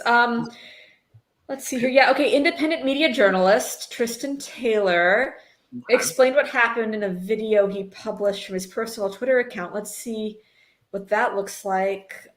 This page doesn't exist. Probably got suspended. That's weird. Well, anyway, the Post Millennial says it happened, so it probably did. Sure. Post Millennial is used as Andy's personal gossip column. Pretty sure. Yeah, it's his live journal, right? Pretty much. Cool. Yeah. Sometimes I have nightmares that someone finds my live journal. This is please no one look for it. Do not. Mine's in here. Mine's all up in here, man. It's not going out on anywhere. It's a good call. Well, anyway, left-wing live streamer who appeared in the Post Millennial got beaten up. Every use of force by officers, whether it be tear gas, smoke, peppers balls. I'm sorry, I misread. Balls, pepper. Is that like attorneys general? It must be. You know what? Maybe we've been saying it wrong the whole time. The police have fired many peppers ball. This is the flex cuff, flexi cuff thing all over again. Oh God. I'm glad Andy knows here to set us straight. We're heavily scrutinized. So every use of force by officers was heavily scrutinized, which I assume is bad. So that's considering horrible. that they're, public officials hired by the state that are funded by normal taxes, why is that inappropriate? Because Andy's a libertarian. I assume. But then you don't want police that are funded by taxes. No. No. It's fine. No, the police are beyond reproach. You did miss a section where he described how all lawsuits against the police are frivolous, and then complained about a couple people he didn't like, and then moved immediately on. So was he alive in 1992? Has he paid attention to God. Yeah. Because he just found out how old he was today. Oh, how old is he? How old is he? 84. Oh. Wait, when? He's 36 apparently. Oh, thank God. You know, if Andy Ngo was younger than me, I was going to kill myself. So I feel better. Okay. Sorry. CW, belated. Don't worry, Laura. You can have a grift that's successful. All you need to do is abandon every principle you've ever held. There's still time. There's still time. I'm going to be okay. I mean, like, I kind of knew his age range, but, like, he still looks like a decade older than that. Honestly, yeah. He doesn't have Dorian Gray's portrait to wear all his sins for him. No. You'd think with all his GoFundMe money, he could afford one, but, you know. Some plastic surgery and whatnot. Yeah, right? Like, I mean, I'm just saying, like, if I had GoFundMe money, I would alter my whole face. I would, like, look like a cat or something. It'd be cool as hell. All right, so all lawsuits against police are frivolous. Police have never made a mistake once. Not once. They've always been good. Cool. And all press are Antifa, especially the Willamette Week, who endorsed Ted Wheeler for mayor in the re-election campaign. That's what I've learned today. Oh, great. Yeah. Let's continue. Yeah, let's continue then. Out of context video snippets were released on social media and published by news outlets, generating mass rage and universally negative press for law enforcement in the Trump administration. No one defended Trump at all during this period, at all. Yeah. The officers were called Trump's Gestapo, stormtroopers, and thugs by Democratic politicians and the media. I mean, the Bortak ones, are they? Anyway, it's fine. We don't need to make distinctions. We're good. This is fine. So we've got a name that I believe is not a dead name, but I'm gonna murmur it anyway just in case, because it's a conservative, so I assume you wouldn't dead name a conservative. We're just gonna murmur it anyway. So just letting everyone know what that's about. Murmur, a conservative trans woman and writer who goes undercover at large Antifa riots on the West Coast, says Antifa uses a, quote, calibrated level of violence to provoke reactions by law enforcement for propaganda purposes. No citation. Right. But can we please talk about how this person gets to be a conservative trans woman while every other trans person we've talked about in this book and CW is referred to as a transsexual? I just think it's really interesting. Well, I mean, speaking as a transsexual, that is an exclusively Antifa designation. You get your IWW membership, your transsexual card, and I think, like, I don't know, I assume training from ISIS or something. Oh my God, you're wobbly too? Yeah. Workers of the world unite. Wobblies of the world unite. Me too. And they're awesome. And they're, yeah. Anyway. Yeah. Anarcho-syndicalist, baby. Yeah. Lunabird, I'm sorry I left it at home, but I will wear it in a subsequent stream. I have a Project Veritas hat now, and it's amazing. And I almost brought it, and I didn't, and I regret it now. Anyway, it's incredible. So yeah, great. So let's see. Yeah, Antifa. Okay, so we're continuing to quote from this person, a conservative trans woman. Sure. Quote. Antifa seeks to force law enforcement into a dilemma action where there are simply no good responses from a public relations standpoint, Smith told me via email. They either fail to respond to Antifa harassment and look weak, or react in ways likely to be perceived by the casual observer as an overreaction. Both choices undermine the legitimacy of the state and its security forces. As useful idiots for Antifa, the press predictably published reports that help provoke more hatred for law enforcement in Portland. They deliberately did their job. That reminds me of the NYPD claimed that they didn't name me, but they claimed that people who show up to protests and film police behavior are outside agitators who are trying to produce an anti-cop bias. So watching from filming their own actions. Yeah. Oh, neat. Yeah. Watching what cops do provokes a well-established anti-cop bias. This is crazy. And this is a result of a cop who was riding his bicycle and he tripped and fell off his bike, and it prompted mass arrests at a march organized by two trans women. It's a weekly march, a Stonewall protests. I think if you look them up on Instagram, it should be the Stonewall Protest, plural. And a cop tripped and fell off his bike, and that caused SRG to lose their shit. And we have video of that. And the NYPD claimed that it was someone who attacked a cop, when we have the footage showing that that's not true. And then they said it was outside agitators who show up to create an anti-cop bias. Well, if you continuously point out every time that they lie, it will create an anti-cop bias. And not lying is obviously not an option. Yeah. Also, the thing you've just described is like the live action version of the "Why would Antifa do this?" Like, oh my god, it is! Your bike and then blaming. Literally, it's amazing. Yeah. Yeah. He falls over, grips his knee, and goes, "Antifa!" Yeah, that was extremely fucked up. I personally think it's really great that we have people who react with violence when they make a mistake in a visible way, responsible for basically monopoly on violence in our society. I personally think that is the best way to run a society, and I can't possibly imagine a better one. Yeah. These guys, they drive cars that they aren't good at driving, and then they're allowed to have a gun and shoot people. Yeah. Which is a hell of a deal. I mean, I got to admit, if you can get it, but it seems bad, maybe. You didn't see that, but I just threw my bottle. It went straight into the trash can on the other side of my room. God damn. Can we get some F's in the chat, please? Antifa.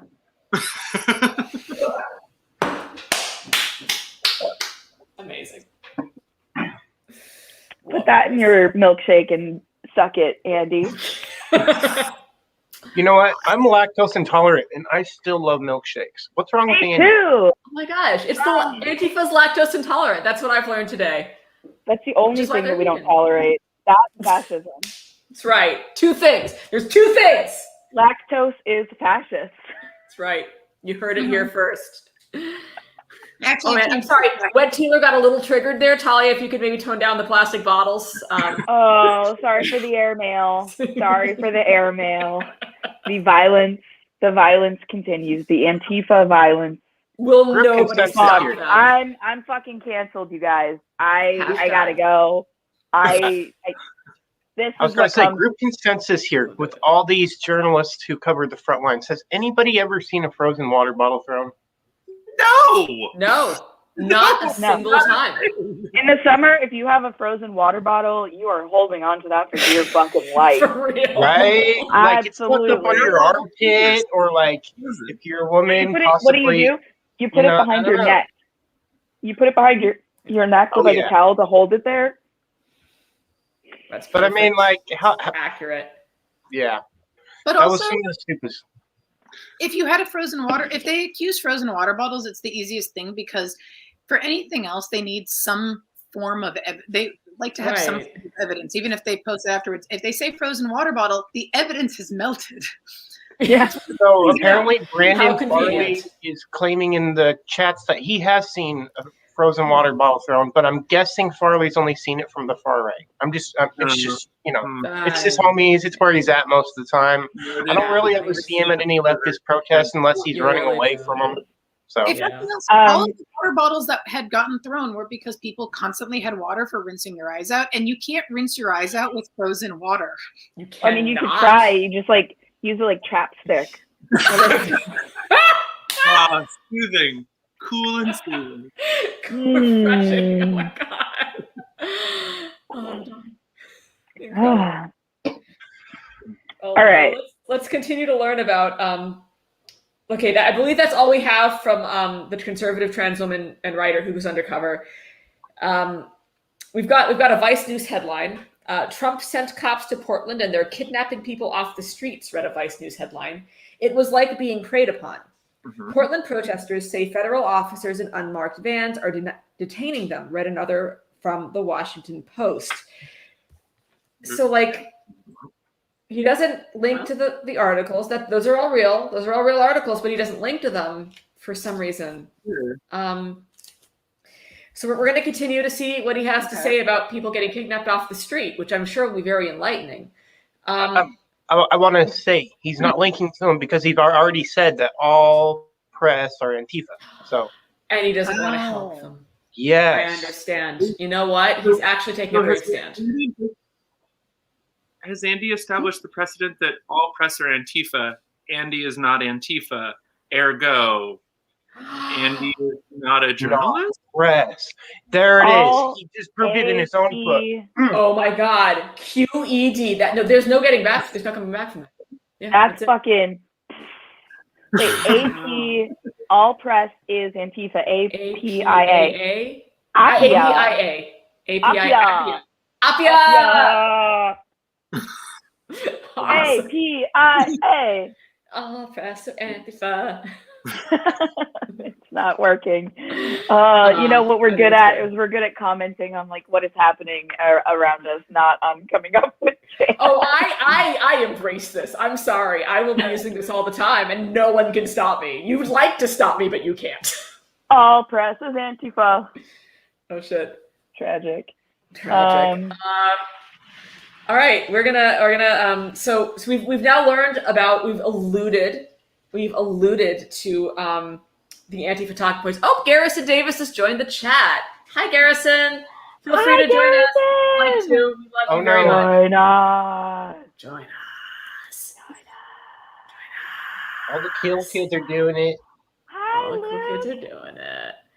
Hold on a second. I gotta time out somebody. Oh, you have to kick someone out? Oh no, we had a strike 3, so we just had to time out somebody. It's no big deal, not even a problem. It is a good look, Garrison. I have to pee if Garrison wants to take my place. Go forth. Garrison, are you in? Are you in? Come on in. We'll wait. When he comes in, I'll let you know. He should be coming in. It's gonna be great. And I'm just gonna keep reading about what Andy thinks about the fact that people were abducted off the street without due process. And since Andy's a law and order guy, I'm sure he's going to have a lot of very stern critique Garrison cannot come in just yet. Talia, if you want to go pee, Talia, you're allowed to. We won't stop you from peeing. I am currently.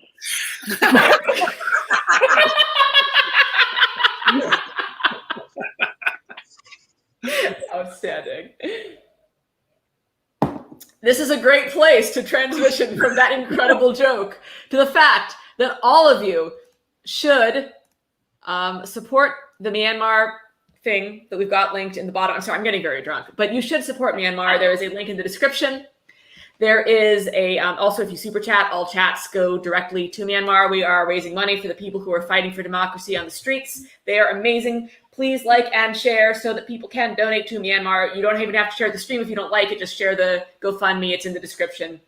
Let's raise some serious cash. So they're getting shot with real bullets. It's fucked. Yeah. Did you just say let's mail bullets?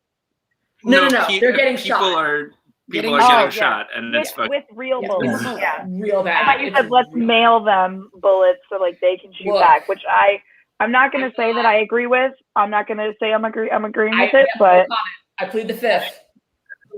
To the feds watching this chat. Yeah, for all the feds watching this chat, please donate to the GoFundMe, and thank you for being here. I kind of like to think that if anybody gets a bullet in the mail, that it's considered a threat. Ooh, yeah, that's true. If someone would like to send me a bullet in the mail, I would make it into a necklace. And we're going to keep reading. All these stories based on Antifa talking points were meant to create an impression that Trump had literally set the secret police to disappear left-wing opposition. It was false. Using unmarked vehicles to make targeted arrests is neither illegal nor unusual. Yeah, thank you. That's true. As people who were around, after 2001. Unusual? No. Illegal? Good? No. Yeah.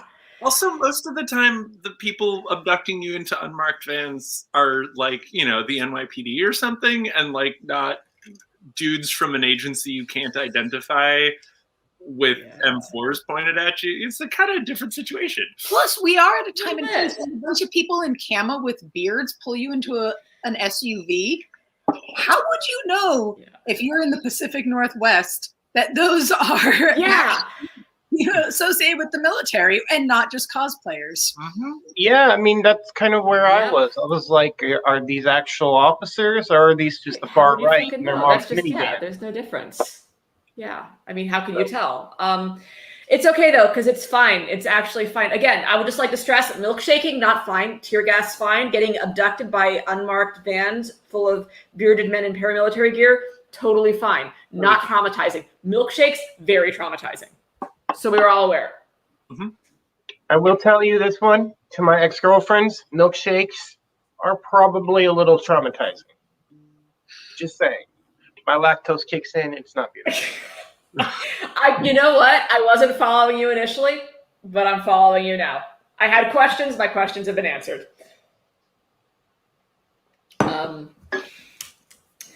Wow. I am almost drunk enough to make a really obscene joke. I'm not, and we're going to keep reading. Wait half an hour, and we'll get there. When officers had attempted the usual route, there's no need for a had, Andy. It could just be when officers attempted. Had is just, it's not, don't know. When officers had attempted the usual route of moving in to physically arrest somebody as opposed to mentally arresting them, Andy, I'm so confused. They were mobbed by rioters who de-arrested their comrades by surrounding police and pulling them away. Maybe Andy. he meant metaphysically arresting them? Yeah, I mean, in spirit, aren't we all really arrested in our own way? Oh, pee break. All right, awesome. Talia, go forth. Go forth and obey Mother Nature. Is this or Bob Ross? That's Bob Ross. Yeah, we've been joined by Bob Ross. Bob Ross is in the chat. I'm going to tweet that. You can't stop me. It's actually kind of nice to see Bob back, painting clouds. They look kind of happy. They're happy little clouds. We don't have friends. We don't have any trees. Yeah, maybe someone can, yeah. When Talia gets back, we'll ask her to draw a tree. Yes, we will. We'll force her to draw a tree. We're going to metaphysically arrest her and force her to draw a tree. There we go. That's the plan. So, yeah. Okay, who's against the military? Bob Ross. Sorry? Oh, we're just commenting on Bob Ross's long-established track record of being firmly anti-military and anti-men with guns. He is pro-squirrels, and he is anti-men with guns. What's his stance on milkshakes? Asking the real questions. Undefined. However, my favorite Bob Ross quote ever was while painting, as someone who routinely watched Bob Ross every single Sunday morning as a child, waking up specifically to see him, was, "There's no bad men here. There's no soldiers. There's no guns.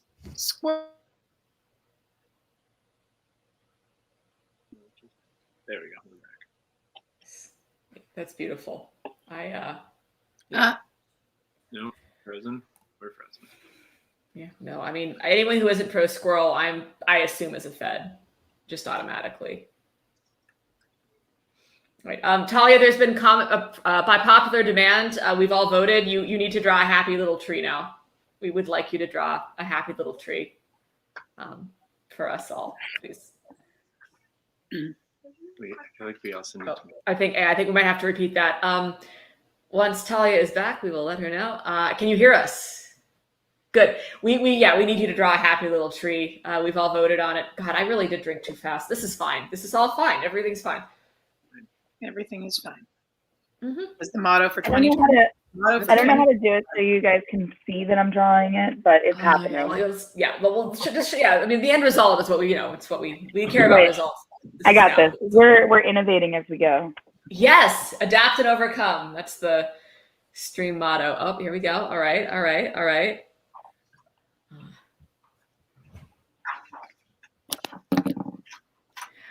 That is a happy tree. I'm feeling happy just looking at it.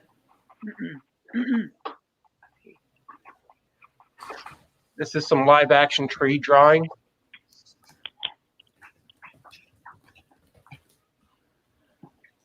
Oh, I have some good news. First of all, that is the happiest tree. Oh, he's got a smile. My other happy news, and please prepare yourselves. We have been joined by the one and only Garrison Davis, otherwise known as Hungry Bow Tie. I'm going to tweet that this has happened. If everyone else would like to tweet that this has happened, that'd be super neat. I'll retweet it. Hello. Hello. How are things? I will retweet you too. Great. Yeah, Cool. I can hear the tweets. Things are That's being good. tweeted. Tweets are tweeting. Tweets are tweetering. And I don't know if you were aware, but we have learned today many things. But one of the things that we've learned is that Willamette Week is a leftist publication. So I don't know if you were aware of that, but now you know. Yeah, I've browsed certain sections of the book, but it's actually pretty easy to read really quickly because not much is being said. It's the repeating the same thing in different terms. So I've actually read quite a bit of the book. On like the day of release, I wanted to read certain sections and do certain search words. Yeah, but also that doesn't surprise noted communists at the Willamette Week. Yes, as everyone knows. Yeah, that doesn't surprise me though. Aaron, that's just totally Antifa, bro. I'm telling 100% Antifa. Yep, 100%. We do have a request for the Antifa kitty, although we had actually established the Antifa kitties and Nazi sympathizers, so I do apologize. We've got Antifa kitty in the background. That seems good. We've got Freddie, named after Freddie Mercury, definitely Antifa cat, and then we've got Kenobi, who is a Nazi sympathizer, and we are working on it. Garrison, you need some glasses. Yeah, this is the glasses chat. If you have sunglasses, it's best. The only reason I'm not wearing sunglasses is because I'm a nerd. So. I do not have glasses. Wait, wait. Yeah. I do have. I'll be right back. Yes. Next to me, Garrison. I'll help out. I'm through. Excellent. All right. Yeah. Okay. I really love how this was supposed to be an Andy Ngo reading, and it isn't, and I knew it wouldn't be, and this is so much better than anything Andy Ngo has ever written, and I just stand by that completely. We've talked about the collective drama of having to document brutality. Yep. We've talked about the death cult that is individualism. We have talked about all press are Antifa. Yes, APIA. Yeah. And if you've really been paying attention, you've watched me roll through two of my famous joints. And I was about to say that after a review of the topics covered thus far, I feel like we're not stoned enough to be in this live stream. There is no level of stone that is sufficient. I am not drunk enough for the. I don't really drink very often, so I've just been drinking Diet Coke. So I will just you are raw dogging life, is what you're doing. Increasingly more caffeinated as life goes on. Yeah, I had some edibles. There was a point after J6 where when I got home, I took 2 edibles, and usually I can only do one, and I still couldn't sleep. The Cop Watch to Antifa Press Pipeline. That's real. Oh, yeah. So where I'm at, Cop Watch is they're comrades with the press people. We all are very friendly. I'm not sure what it's like where y'all are at, but the Cop Watch that we have, they go to jail support and they hang out and they give people rides, and it's part of the community. When we see each other on the ground and stuff, they come up and they're like, hey, we hug and we say hello and we chat. They keep, everyone, they treat the Cop Watch people that we have, they treat every protester like it's their child or their brother or sister. And it's very much there was an instance at a jail support when I got arrested on F12. And someone was highly agitated at the police barricade, and Cop Watch, someone had just driven into their car. So Cop Watch was dealing with that, and I looked around and saw that there was more police coming out. So I just instinctively was like, I'm going to start taking hard footage just in case, because Cop Watch isn't here. Because that's what they do. They're the ones that are always filming that to make sure that they have people's back. Holy shit, Garrison. So well done. Oh, and you got the Yeah, shirt. wow. Way to show all of us up, you asshole. Okay, Yeah, I okay, was gonna all say, you right. need to flip your Okay, cord over on the fine. ground. Just be cooler than everyone. That's fine. I'm not mad. It's fine. I was It's fine. yeah, I was aware of this part of Incredible. Tumblr when it happened. Oh boy, This is literally the best thing that's ever happened to me in my entire life. That is I feel like definitely a look. I can level up. I can level this up. Garrison, So you are just no to longer correct the- allowed. We have a munitions war here. We're going to mutually assure this. Too many people are talking at once. I cannot hear anyone's questions. But I was gonna hi. say, Yes. Garrison, you are no longer allowed to report in the field without those glasses. They're bad. I mean, I have a better pair that looks the same but stay on better. I can't find them. They're somewhere in my cosplay bins. But I have walked around with these on for long periods of time. Not fun, to be honest. Not super fun. I think I speak for everyone when I say that we respect and love your sacrifice on this issue because oh wow. Yeah, we're gonna redo this a Epstein little bit. didn't kill himself. What are you wearing, Kalia? It's There we go. these are Mickey Mouse ears that someone was able to get embroidered at Disneyland in the So Mickey, good. in the Disneyland font. These are I bought these on Facebook Marketplace. Sorry, I'm gonna try to like zoom in on just you because I want everyone to see this and it's very important. Nope. Hello. Welcome to my stream. All right, everyone else can come back now. Yeah. I just wanted to comment real quick on the anti-Antifa press cop watch phenomenon. I feel like that's a relatively unique to Portland thing. There's like I think that's true. the like the Farleys, the various weird chuddy the Bob Bob West, West. Reggie Axtell. The various Hi. pedophiles. Yes. You just named like 3 actual pedophiles. You did actually. I might also I add. understand that it's not healthy. They're not doing well, but yeah. If I might add, there's Cop Watch in general should be supported and has been positive everywhere I've been, except for Portland, where there's a weird Cop Watch but fascist thing that happens, and it doesn't make any sense. And I think that they're just unwell. So. I have this great screen cap of a post from there's a local pedophile named Robert West who does who does this thing. I had this great screen cap of a text from him that just says Bob is watching, and I send it to my friends all the time to harass them. It's great. I would like to also add that there is a leftist element to the Cop Watch, but it's not as dominant as the right winger element. Not in Oregon. Yeah, in Oregon there's a lot of far right Cop Watch. Yeah, there is a leftist Cop Watch, but it's a small community. Yeah, our Cop Watch is a couple of guys who are on that shit, and they are amazing. And like they are to the activist community. They get called like one of them's like Uncle. People just call him Uncle instead of like his name, so I don't actually ever remember his name when I see him. I just know that one of them's Uncle and one of them's like Dad or something. I don't remember. But like that's how it is here. And that's not saying necessarily that like our community is healthier or anything like that in comparison to the PDX scene. It's just that they vehemently hate cops in a way that is aligned with the activists around them. I know that we do have some people who are ACAB, but also super fash, or just like, chuddy, and they operate in the world for some reason.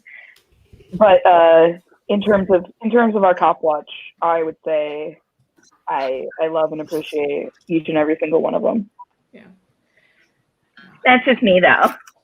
No, that's like in Portland, it really is just like two roads diverged in a fucking wood, and one leads directly to Patriot Prayer, and one leads directly to being awesome. And you can choose which path you want to take, and yeah. So. Wow. Brandon, quick cue. You have now been cucked, I think, out of $40. Good job, Brandon. 41 actually. He did a $1 donation earlier, so good job. Oh, how hard is that boner that you're getting for like the hate boner that's going on? Because oh yeah. 41 hate bucks is a lot. It's good. Yeah, no, I know you can do better though, Brandon. Don't worry. Claudia's coming on later, so stick around and keep giving money. You're really owning us with that. Don't stop. And remember, Farley, you said you were going to donate $1 a minute until Claudio unblocks you. So wait till the far end, and once we get to the far end, there's like a very slim chance that might actually happen. Just you never know. Miracles could happen, and also, but in seriousness, Brandon, $41 to Myanmar is awesome, and we appreciate you. Thank you for doing a good thing, even though we don't know why you're doing it. We appreciate you. So good job.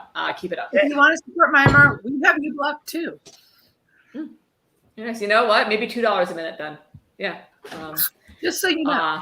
Yeah. We love you, Veda. We love you so much. We're going to learn a little bit more from Andy Ngo about the unmarked vehicle arrests, which were definitely not really a big deal. They're not as bad as milkshakes, and we're going to learn more about it. Yeah, I know you were talking previously about like, it's just men in camo pulling up. We don't know who's who. So like I was there the first night that there was like the drive-bys with minivans, and there was like this whole debate that went on for half an hour. People were like huddled up in the circle, all freaking out, being like, who is this? Do we resist? Do we not? Eventually, people just decided to like split up into like larger groups and just go home. But you can't do it alone. You have to like stay in like a group of like 8 people, just because they didn't know who it was, because there was no way to identify them at all at that point. They wouldn't talk. They didn't have any visible patches. The minivans just looked like rental vans because they were. People were freaking. That was maybe the most scared I've seen people like in my entire life. Just like watching that whole thing go down, because they just don't know what's happening, because our friends are just being taken away from their perspective. They don't know who. It was pretty not fun. Not cool. Well, Andy Ngo would beg to differ.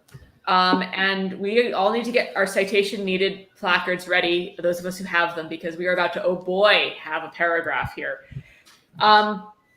Accusations of there being secret police and unidentified federal agents were false. Every officer wore official uniforms that displayed their agency via badges on their shoulders with clear words on the front that read police. No. False. Wrong. Why? That politicians and journalists did not or pretended not to recognize the uniforms is not an excuse, and no one was ever disappeared. All those detained were properly processed and read their Miranda rights. Most were released within hours. No, also not true. They weren't properly processed. They were. That's all. Yeah, also not true. Yeah. Also, if you're gonna steal our videos, at least figure Watch that them. out. Watch that. Neither can you. What the fuck? No, there was the big thing that we were looking for, because so the thing about shoulder patches is interesting, because the shoulder patches that they had technically were the same kind of camo that was on their uniform, with this letters also in like the same desert color, and they were unreadable in the videos because of compression. You couldn't see them at all, and you're not going to see them as you're getting dragged away, because it just looks like full camo. The big thing that we were looking for in videos and stuff was the yellow police across their chest or back, which they eventually added to their uniforms after getting flack for not having it. But for a long time, they didn't have that. Which sometimes they only put in reflective lettering, because I remember one night when I think I was showing one of you the fact that they had no insignias on unless I took flash photography. Yes. Because then you could see that it said police, because it was only reflective but wasn't otherwise visible. I didn't know that. Jesus, I never used flash. Holy shit. Also, if you guys remember my photo of the sniper on the roof, that dude was not wearing any insignia whatsoever. He didn't have a name tag, anything on his. He was just in plain camo on top of the roof with a sniper rifle pointed down at the crowd. and another thing that makes this just more terrible in general is that the yellow, like the yellow Velcro patches that they have, you can just buy them online. Wearing multiple different patches. Damn, wild. I have just received word, by the way, that we have been featured on the mass report and retweet threads, so the comments might get real interesting. Let me check that. Yeah, I can check Talia that right just sent me words. So I'm very excited. This should boost our engagement, and we're gonna have some great comments, everybody. CW on the comments section for anyone who might be. Yeah, watch out for that. I'm gonna look to see which one it is. Yeah, Talia just sent it. It's the MRA RTT 2.0. Yeah. If you're looking. Yeah. So. Because apparently Chuds don't care about democracy in other countries. Shocking. Okay. I'm shocked. Live chat raid. So yeah, they're live chat raid. So they're gonna try to raid the chat. Cool. Corey and I both have mod rights. And 3,000 subscribers. We probably won't have that many people in the chat, but come through. Yeah. We do have someone wondering what your persona is. You don't have to answer that, but just be aware that it's a question. I mean, I am filming a video of me in a cat maid dress outfit shortly, so you can infer from there. Yeah, very nice. Outstanding. So we're gonna keep reading before the Chuds invade the invasion of the Chuds. And by the way, Chuds, if you're here, hello, we love you so much. Thank donate. You. Donate to Myanmar. Yeah, everyone donate to Myanmar. Sending money to Myanmar. They need help. You know what? We're gonna check and see how Myanmar is doing real quick. Probably not great. Pretty well. Myanmar is not doing, but the good news is the fundraiser is doing great. We're up to 4,382, which is fantastic. Keep it coming. Obviously, all these super chats are going there. I will publish how much that was at the end of the stream. All right. So we've already established that everything was totally fine with the disappearing stuff. Thank you, Rebecca Spunberg. Brian Bolin, it does not include the super chats yet. I will post that at the end of the stream. Let's see here. So as bad as the riots already were, city council and local politicians actively worked to undermine the federal government's attempt to protect federal property. In effect, they were co-belligerents with Antifa in their uprising. Asking them to not block the bike lane is definitely just joining forces with Antifa. Public safety is Antifa. I'm science. Yeah. Well. Yeah. Wow. All right. Well, that's stunning. When active Secretary Chad Wolf of DHS flew to Portland from Washington, D.C. in mid-July to survey the extent of the violence and destruction, local officials preemptively refused to meet him. We're aware that DHS leadership is here. We wish they weren't, tweeted Mayor Wheeler. We haven't been invited to meet with them, and if we were, we would decline, which is a slightly different thing than what Andy just said about not refusing to... Guess who they did meet with, though? Was it Andy Ngo? No, it was the Portland Police Association. Oh, yeah, I forgot about that. That was fun. I love that. I love that for them. Fantastic. Birds of a feather. Mm-hmm. What can I say? And we also got to add in here that Chad Wolf was never actually legally. Yeah, he was acting illegally. Yeah. Absolutely correct. Absolutely true. Yeah, but yeah, no. Basically, I mean, illegally in that he wasn't appointed, and illegally in that he was doing things that were fucking illegal. Like I remember very vividly around early to mid-July when my phone started just draining of power and I had really bad reception. And like I was a signals intelligence analyst in the Army for 5 years and I know what that means. That sucks.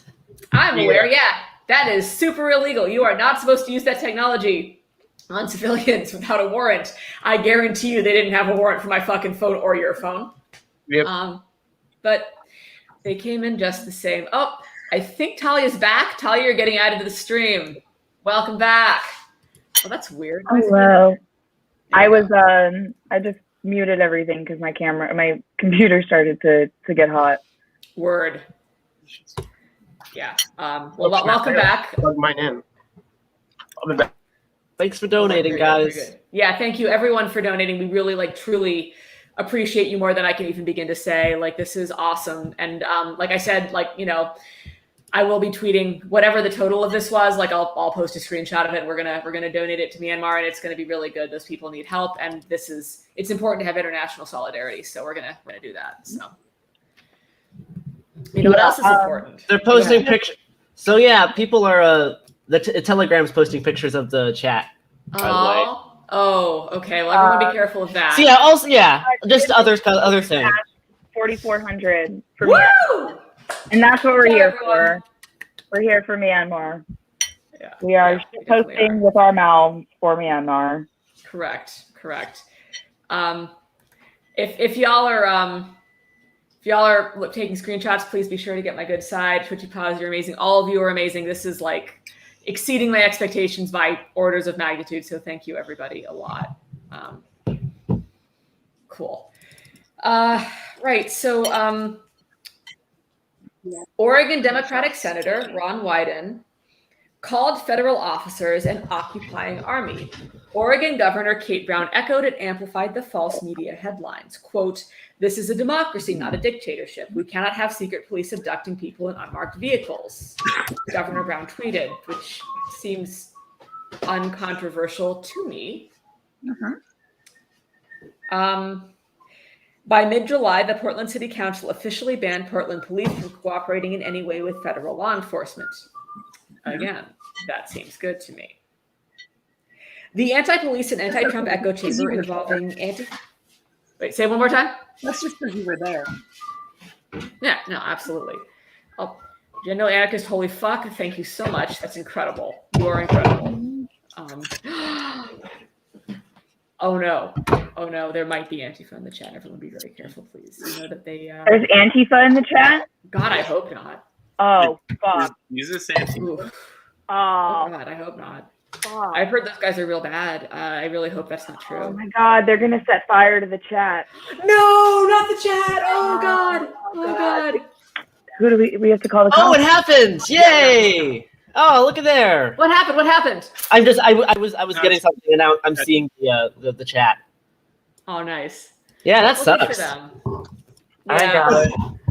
They're Oh. saying Jacob is spamming. So brave. So Ooh, brave. look at you, cutie.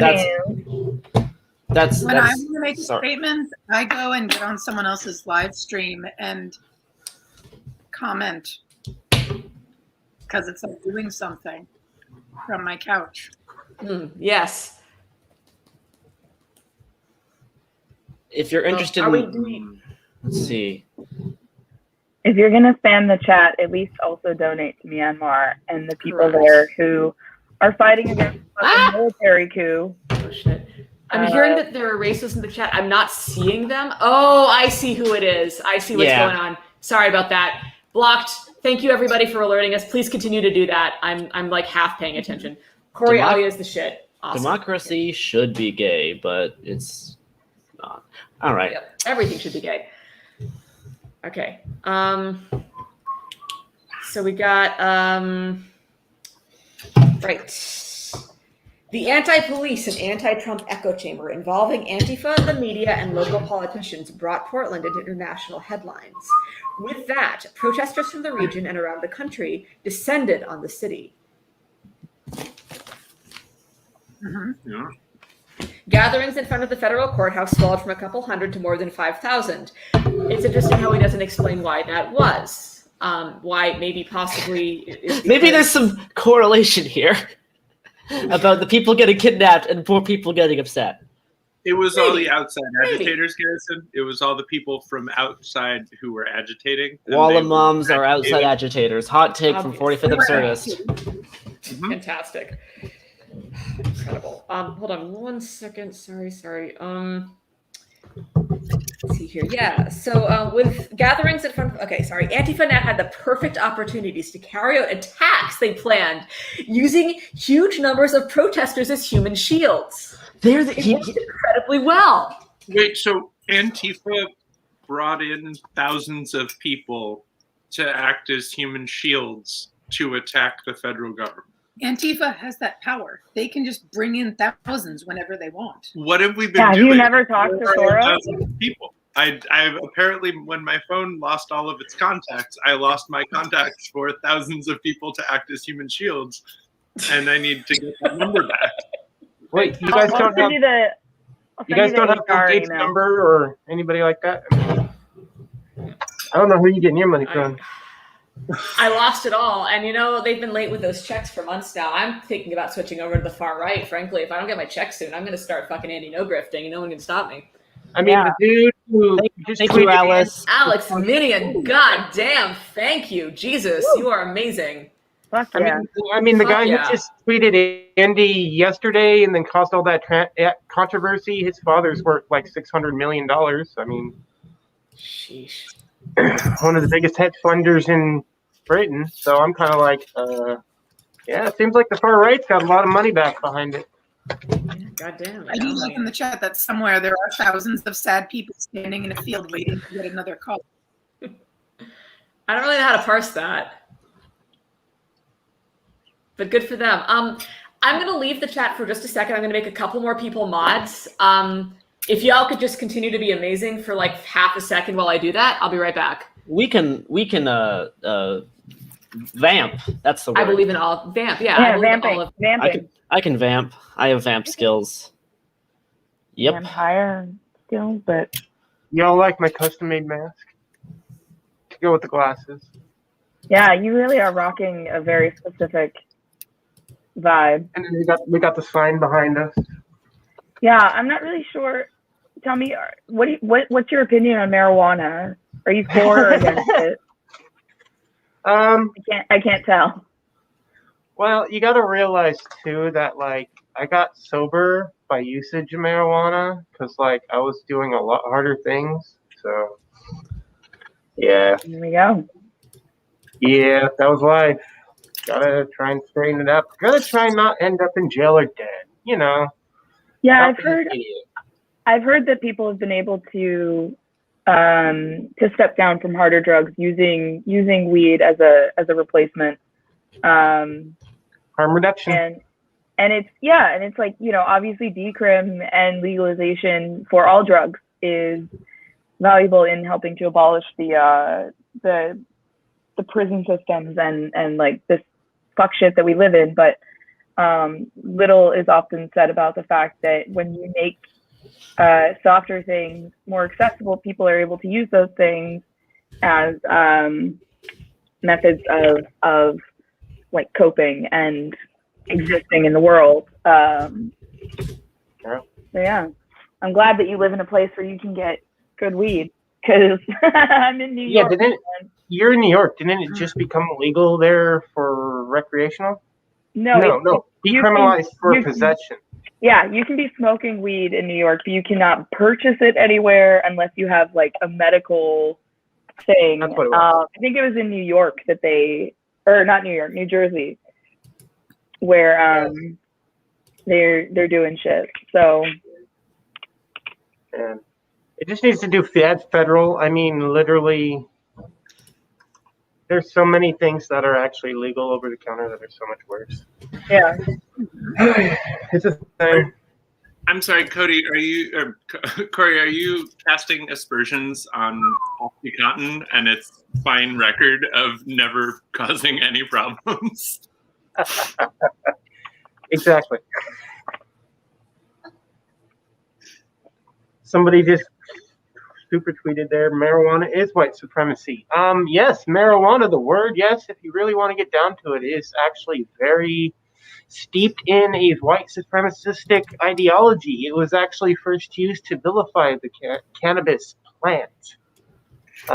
So literally, I prefer the use of cannabis over marijuana because literally marijuana was used to attach that plant to the Latino American community, and yeah, there's so much more. Oh, I could write a dissertation on that one. This one's good.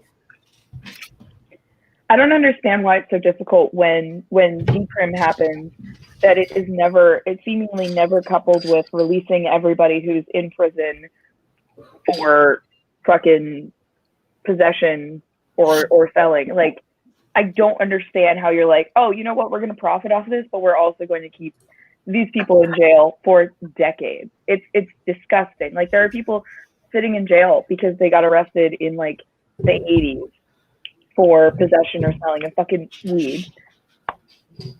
It's fucking nauseating. Yep. Let's see. So Laura sent me the I'm back. Sorry, I am really, really awful at technology. So I've made one person a chat mod, and that's about it. We're all just going to have to keep an eye out because I am bad at technology. And it's not because I am a boomer who injects adrenochrome constantly, and I don't know why you would say that. Laura, can you mod me? Let me try. Yeah, let me try. Hold on, this will take me another 10. Because just some things are, yeah. Garrison's a zoomer. Garrison's good at modding things. Yeah, please, maybe you could add mods. Are you Hungry Bowtie on the YouTube? Yeah, I think it's like Garrison Davis Hungry Bowtie or something like that. Okay. I don't see a duplicate, so yeah, it's Garrison Davis / Hungry Bowtie. Oh, very good. Yep, no, I see you. There you are.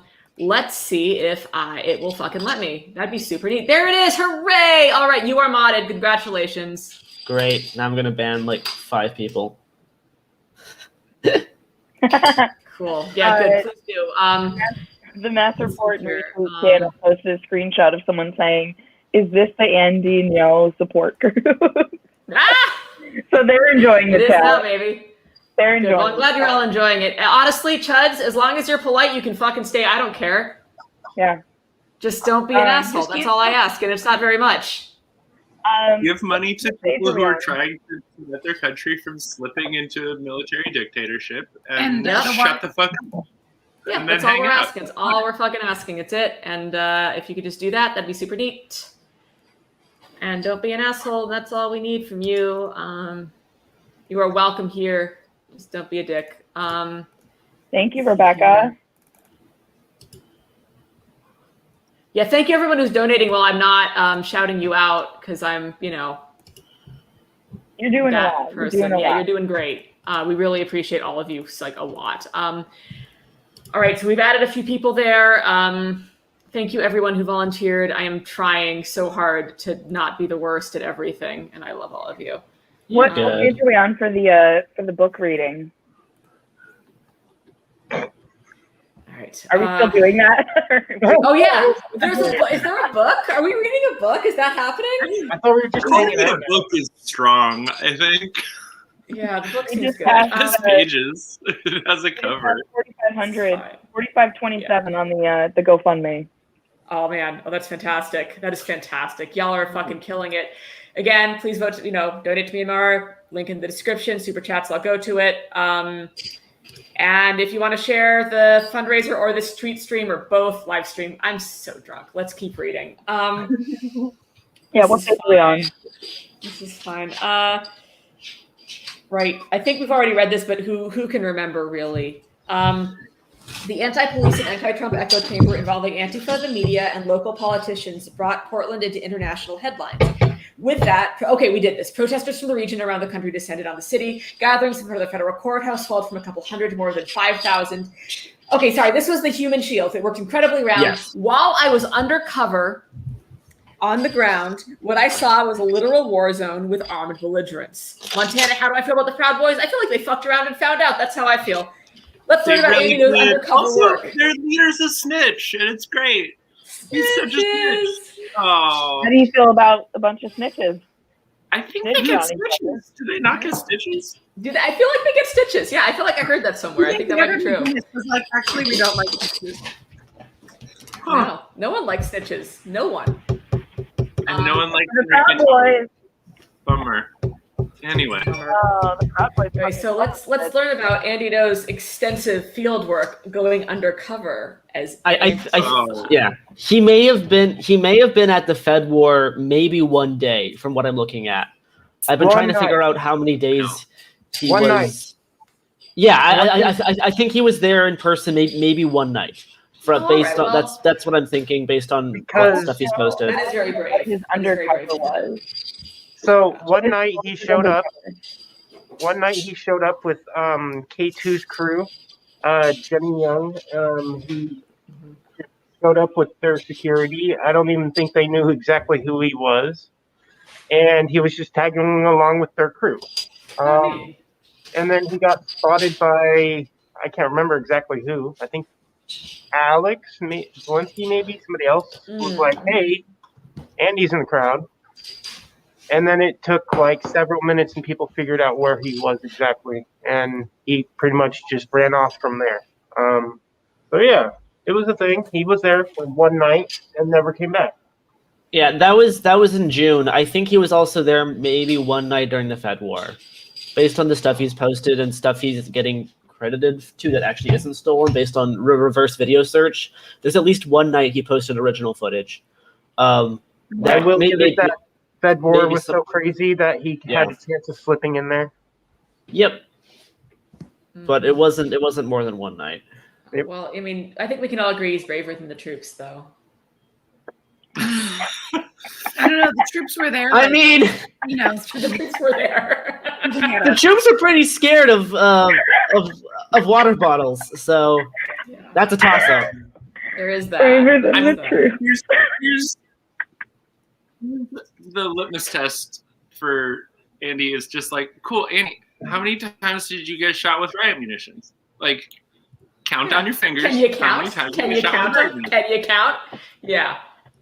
Not hard. Not hard. All right, so we've got on the side of Antifa were units of fighters with explosive fireworks, lasers, rocks, and loaded slingshots. Sorry, explosive fireworks? No, like all the ones. It sounds like it would be terrifying. This would be terrifying if the cops were comprised of cats and dogs, because dogs are famously terrified of fireworks. And cats, those super strong lasers, they wouldn't know what to do with themselves. This is horrifying. Okay.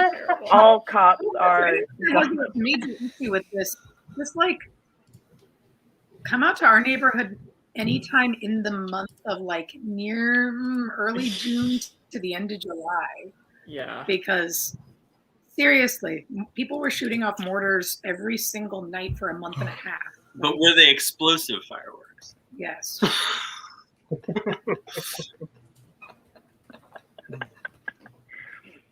Braver than the troops. Sorry, I'm just tweeting a thing. Also, Montana Proud Boys being weird in the chat. It's a thing. Yeah, I'm doing my best. It's not going great. Montana. Oh, shit. How do I unblock somebody? God damn it! I blocked the wrong person. How do I fix that? Why am I a boomer? Oops. I don't know. I'm so sorry. That was an accident. Actually, well, okay, never mind. Sorry. There is. Skippy, I'm so sorry. You can leave Skippy. Actually, I love Skippy. I didn't mean to. I didn't mean to block him. Shit. Well, sorry. Wow, Laura, just just Skippy's back. Laura, focus on the book. Okay. Laura, focus on the book. I will fix it. I love you. We're gonna focus on the book.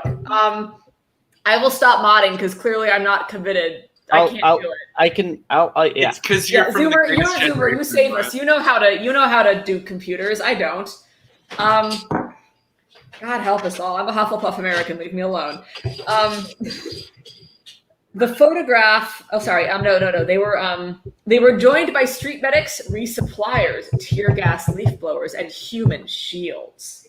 Many were dressed in riot gear and gas masks. Perhaps the most important faction were those labeled peaceful protesters. I wonder why. The worst people. Hey, I think I've seen Shane Burley pop into the chat here too. Oh yeah, hi Shane. Shane, oh my god. Shane, oh my gosh. Shane, come join us, please. Hold on, I'm going to send you a link. Recent CIA recruit Shane Burley. Recent CIA. That's a gray zone joke that Shane will get that I think is funny, but not very many other people will get it. Agency? Me too. Me and Shane together. It's great. Hey, yeah! Woo!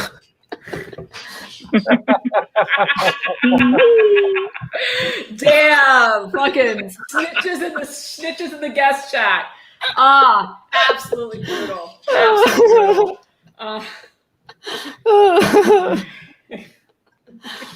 Fun times. All right. Is everyone ready to learn about the Wall of Moms and their nefarious plans to destroy America? Yes, I will learn about how a team of moms from Lake Oswego was going to destabilize democracy.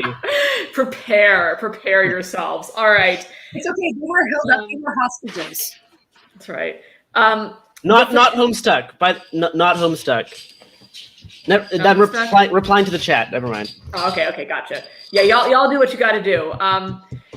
Oh my God, the children are the only people who are issued internet. That they're not me. Children, they're the ones that should. The photographs of the Wall of Moms, dads, and veterans against federal officers were propaganda. The peaceful protesters were used as human shields to deter or delay law enforcement from taking action. It was incredibly effective. Well, when officers, yeah, yes, if it works, winning the Pokemon battle. Hell thanks, yeah. Thanks, Andy. He saved us all from police. Andy Ngo endorses these actions. That's what I just read. That's what I just read. Andy said it was good. It was a good thing. It worked. It worked really well. And I personally am really thankful that the Wall of Moms and dads and veterans stopped violence from the police forever. And there was none in July whatsoever. After we did it, boys. Pack it up. Time to go home. No mom got shot in the forehead and also yeah, I didn't almost see like 3 people die. Yeah. Yeah. No, it was fine. My friend didn't get shot in the head with an impact munition. Like, everything was chill after that. It was all great. No, not the famous one, just someone else. Like, it happened to people a lot. It's super neat. A lot of people. A lot of people got shot with things that they shouldn't have gotten shot with. But not really. We all had it. Or drama from that at all. All time. I know a few days ago, I know everyone talks a lot about wait, what's happening? Okay, never mind. A lot of people, the Donovan Labella thing, people talk a lot about because that was terrible.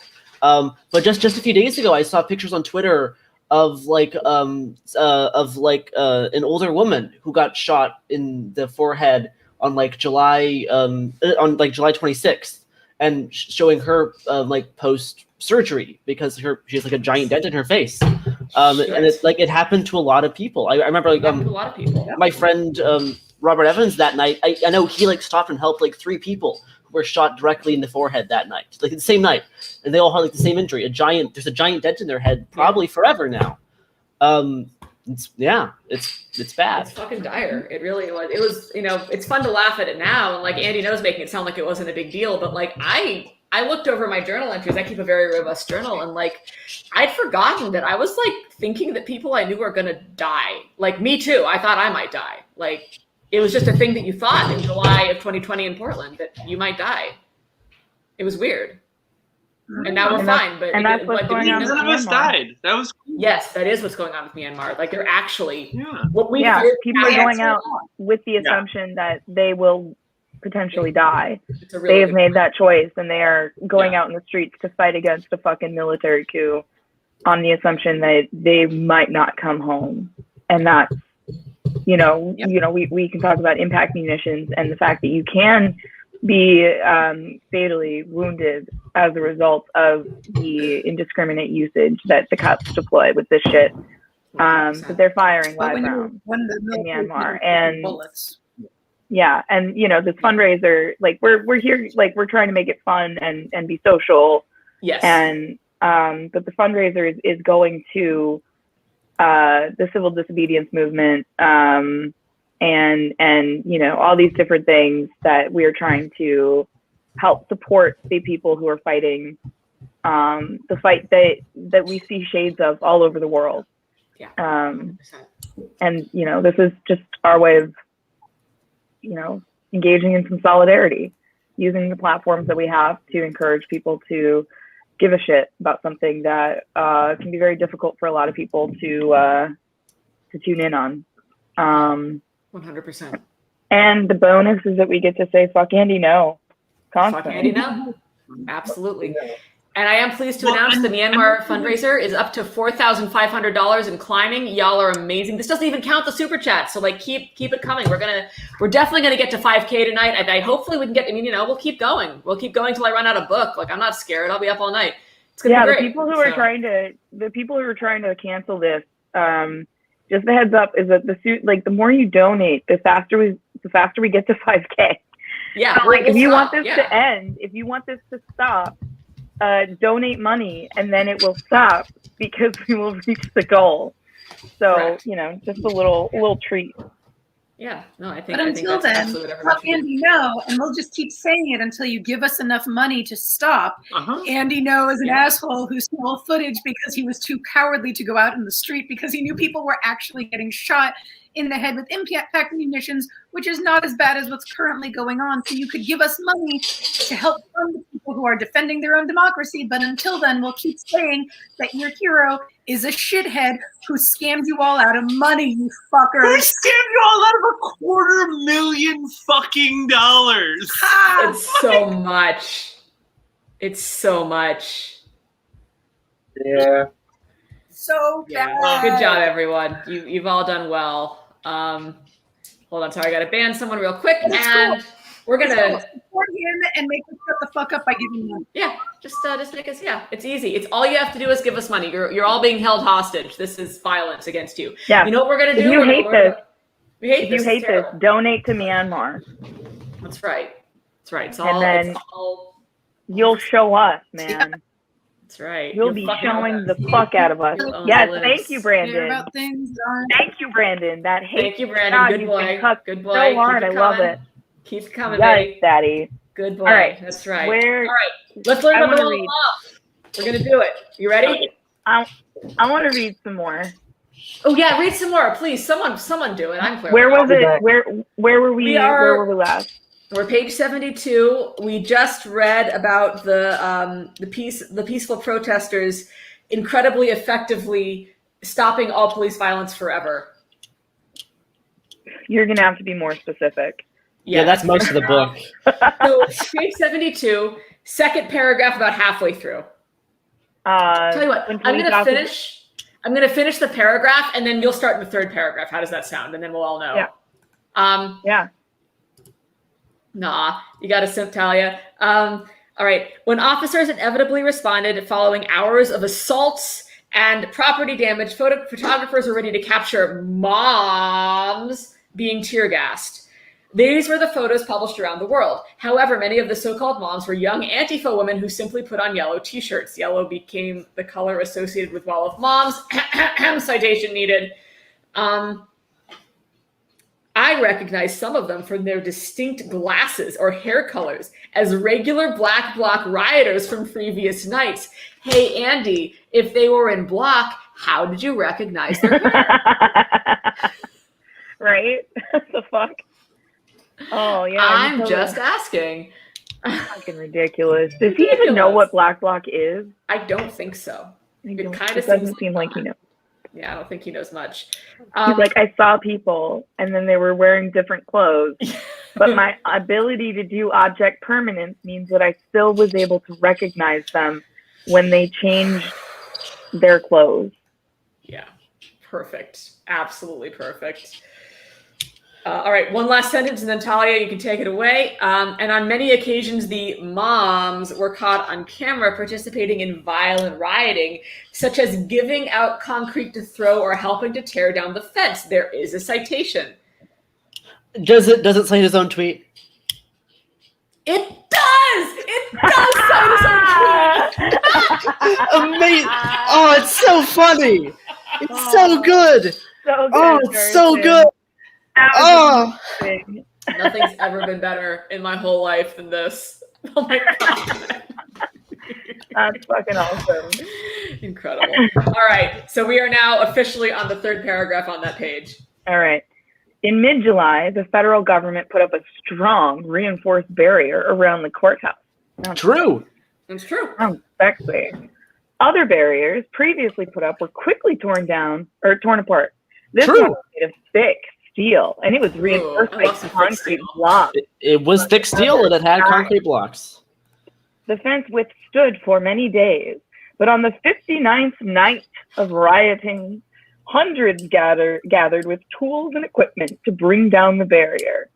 They used electric saws to cut into the fence, but the holes they made were too small for people to fit through. Oh, next they tied rope around strategic points of the fence, and hundreds of rioters participated in pulling it down. Heave ho, they shouted. Is this like a children's book right now? This does sound a lot like a children's book right now. It eventually worked. One section on the south end buckled under the collective force of hundreds of rioters.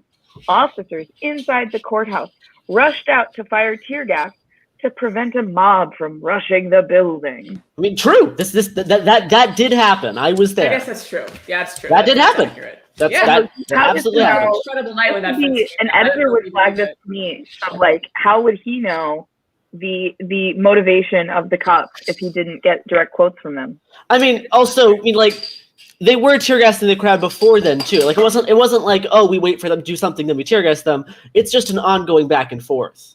Yeah. I mean, but yeah, that happened. It was angle grinders. Like, let's be real, it was angle grinders. Yes, it was angle grinders. Yeah, it was. Yes, it was. Heave ho, they shouted. Circular saws don't cut metal, Andy.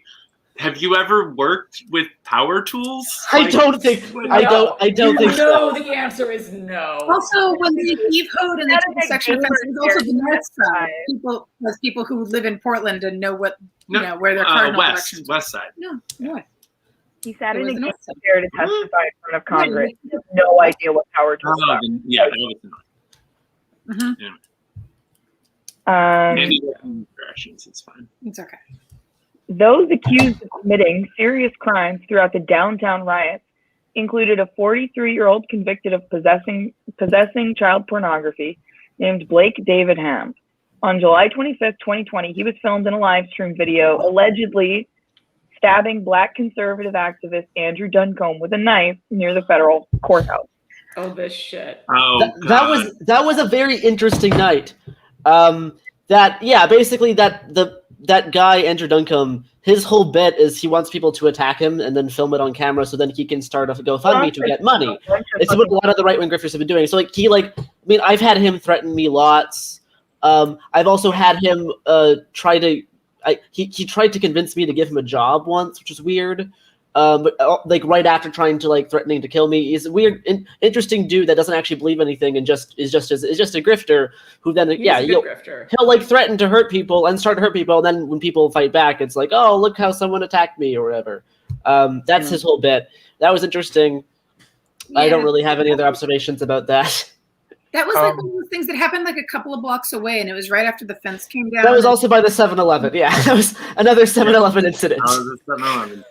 Actually, there is a connection between the two 7-Eleven incidents. Daniel Worth was the first guy from 7-Eleven when he got attacked. He actually called up Andrew and was like, "Hey, this happened to me in Portland. Why don't you come and join me?" And so that's why Duncombe was in town, was because of the first assault at 7-Eleven. Oh. He was just like, "Oh, this needs to be recorded. Let's go back in there."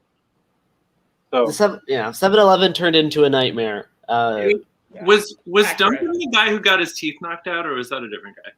That's a different guy. That's Philip. That was Philip Anderson, which was incredible. That was in Sacramento, I think, or California somewhere. But he showed up for a while in Portland too, right? He stood in front of the fence and did a lot of them did, after Andrew invited him. After Andrew got assaulted. Aww. It was just like, oh, well, one of us gets assaulted. Let's invite another one, and they get assaulted. And let's invite another one, and they get assaulted. Which is funny because that's kind of what got 5,000 people attacking a federal courthouse over the summer too. One of us gets assaulted. It turns out it motivates people. Except one person's doing it for money, other person's doing it because they care about people. He didn't get paid. It's a little different. And people were there specifically because people were getting assaulted, and there was an entire outrage about it. Yeah. Shouldn't be attached to the government, which donate. All right. Originally from New Hampshire, Hamp has a prior conviction for possession of child sex abuse images. I have seen him at various protests wearing bright children's-themed clothing, but he was far from childlike or innocent. So, quick if you're thing wondering, is that he does cite Andy- his own tweet there for that, Yeah. the clothing thing. Andy Ngo, how many protests has Andy Ngo been to? Do we have a count? About Not 3-ish. enough. In the past year, about 3-ish. Since his assault. 3. Yes. We love you, Kenneth. I mean, since his assault, maybe like 5. Okay, yeah, I'll give that one. 5. And so he's claiming that he's seen this person at various protests. And I mean, just because he cites his own tweet, that doesn't mean it's like his own footage or information. That means like he can just embed someone else's footage or someone else's thing and then spin his own narrative to do whatever. Yeah, just because he's citing his own sources doesn't mean it's actually he's there. I don't know if you know this, but I am on Twitter a little bit, and you can actually do anything you want. They don't stop you. You can literally just put anything in that little box, and it will just send. Yeah. Holy shit. I know. Oh, so guys, we have a soy truther in the comments. Based. Give soy to trans girls. That's my take. Make Give it to me. everyone trans girls. Everyone send me soy. Do it right now. All right. Anyway, continue. If you don't, you have to. You can chug all the soy milk you want. I've tried it. It doesn't work. It's sad. Unfortunate. Sad. I don't know.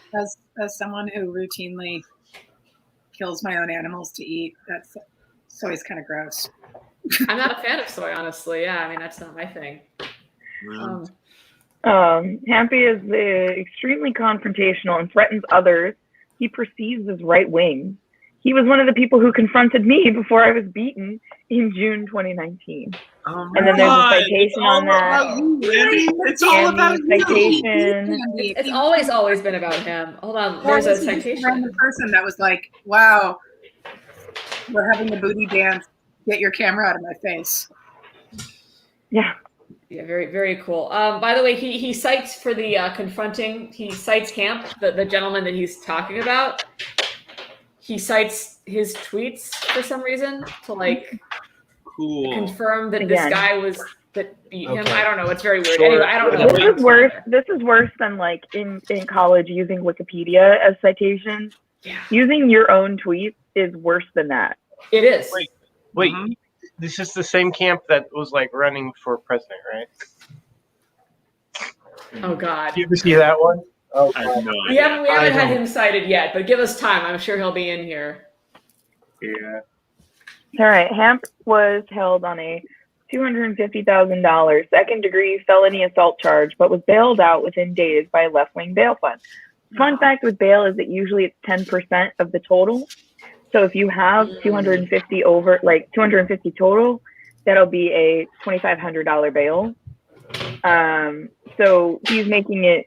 I mean, I'm not going to click on the citation just because usually it's the Multnomah County Police Department. It's very, very reliable source there. But the fact that he's not including how much the cost was is a little bit.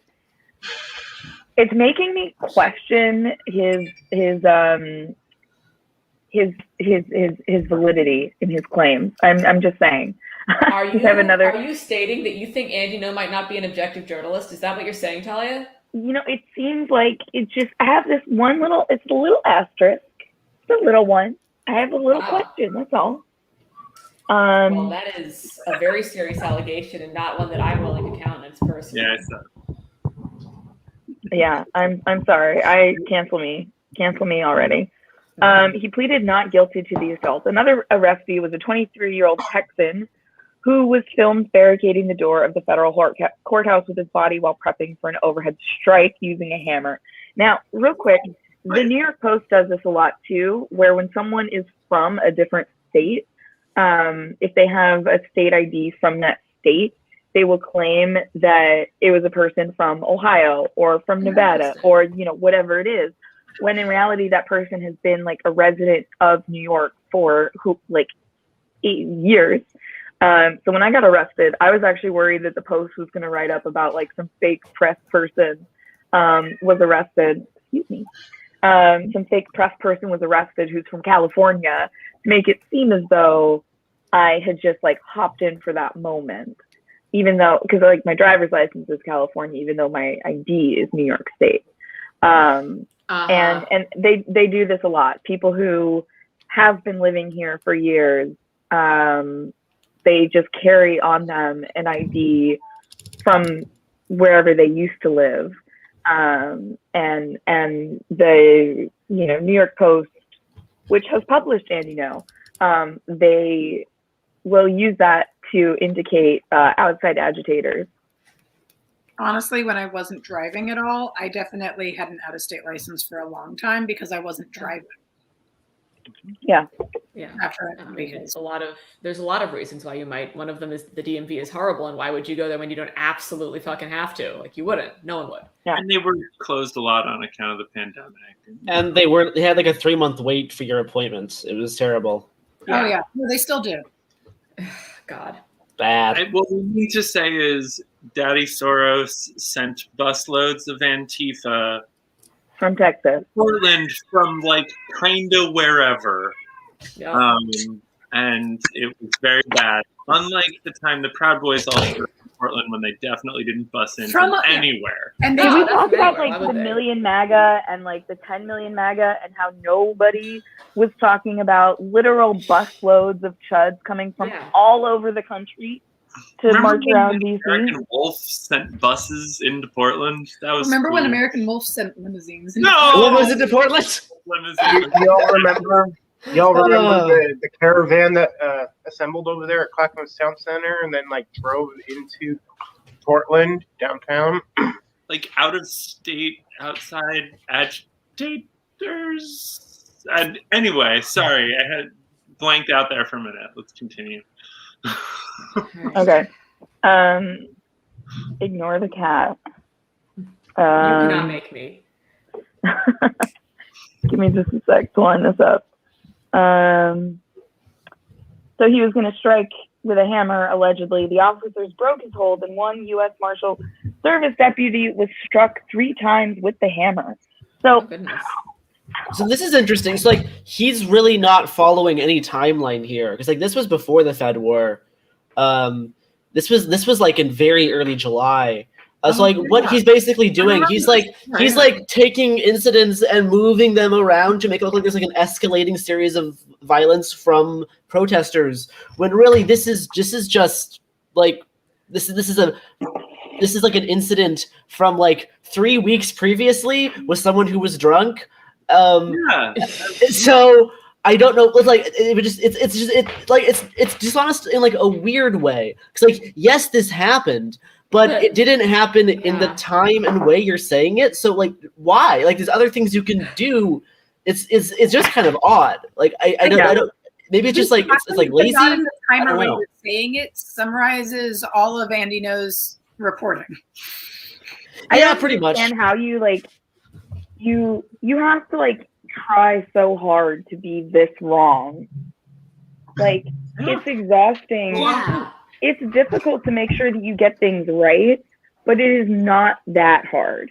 You know, like when there's a lot of things, when there's a lot of moving pieces, you kind of like end up splicing together after the fact what happened, and you can figure it out. You can get like a pretty good line of events.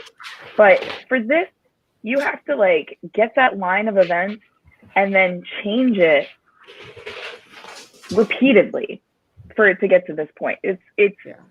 I don't, oh God. Ooh, we're getting to a good part though. Ooh, all right, let's do it. Then there was an 18-year-old was caught on a live stream video throwing an object that exploded in a large blast in front of the courthourse. I bet you anything. Only one. I bet you anything. His editor, I bet his lawyer made him change that. There is some conjecture, something that was said on the side that might have been handed to him by a far-right agitator. Or it could have been someone with the fireworks. There's lots of people with fireworks. There's lots of fireworks. Fireworks are fine actually. So the fact that he's calling it an object. Yes, he will say like explosive objects, or he'll just say like mortars without like something they're like firework yeah, whatever. Yeah. We're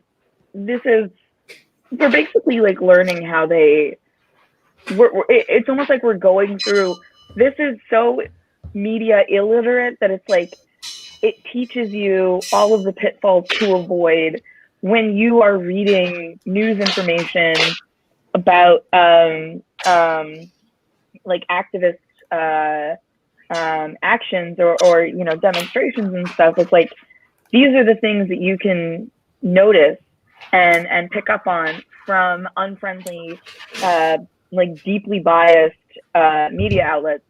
And it's, like, I don't think they should teach this book in journalism school, but I feel like just noticing the fact that he chooses to, describe something as a explosive object. Yeah, is an intention to obfuscate. Yeah. He makes claims about the motivations of people without any sort of direct quotes from them or any sort of citation highlighting a direct quote to confirm that motivation. It's really just, it's a stunning breakdown of how easy people get lied to because they have not had to sift through the bullshit. Okay, so the explosion could be heard blocks away. He was outed by his Trump-loving grandmother, who recognized him from viral video and photos. He's been federally charged over the incident. What a strange little interlude. Like, I don't know what he thought he was. Trump-loving grandmother. There? Wow. All right. Neat. Like, okay, so if you love Trump, you out your family members who throw fireworks at buildings. Sounds about right.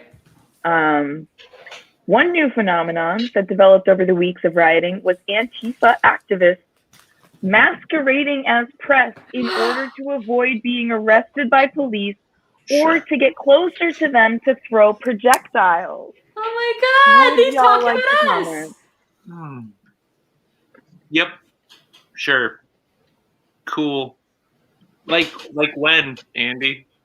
Like if you're talking about someone throwing an object, I mean, cops have reported that, but I've actually yet to see one piece of evidence just demonstrating that. Yeah. And I know there were people who put on press markers because they didn't want to get beat up.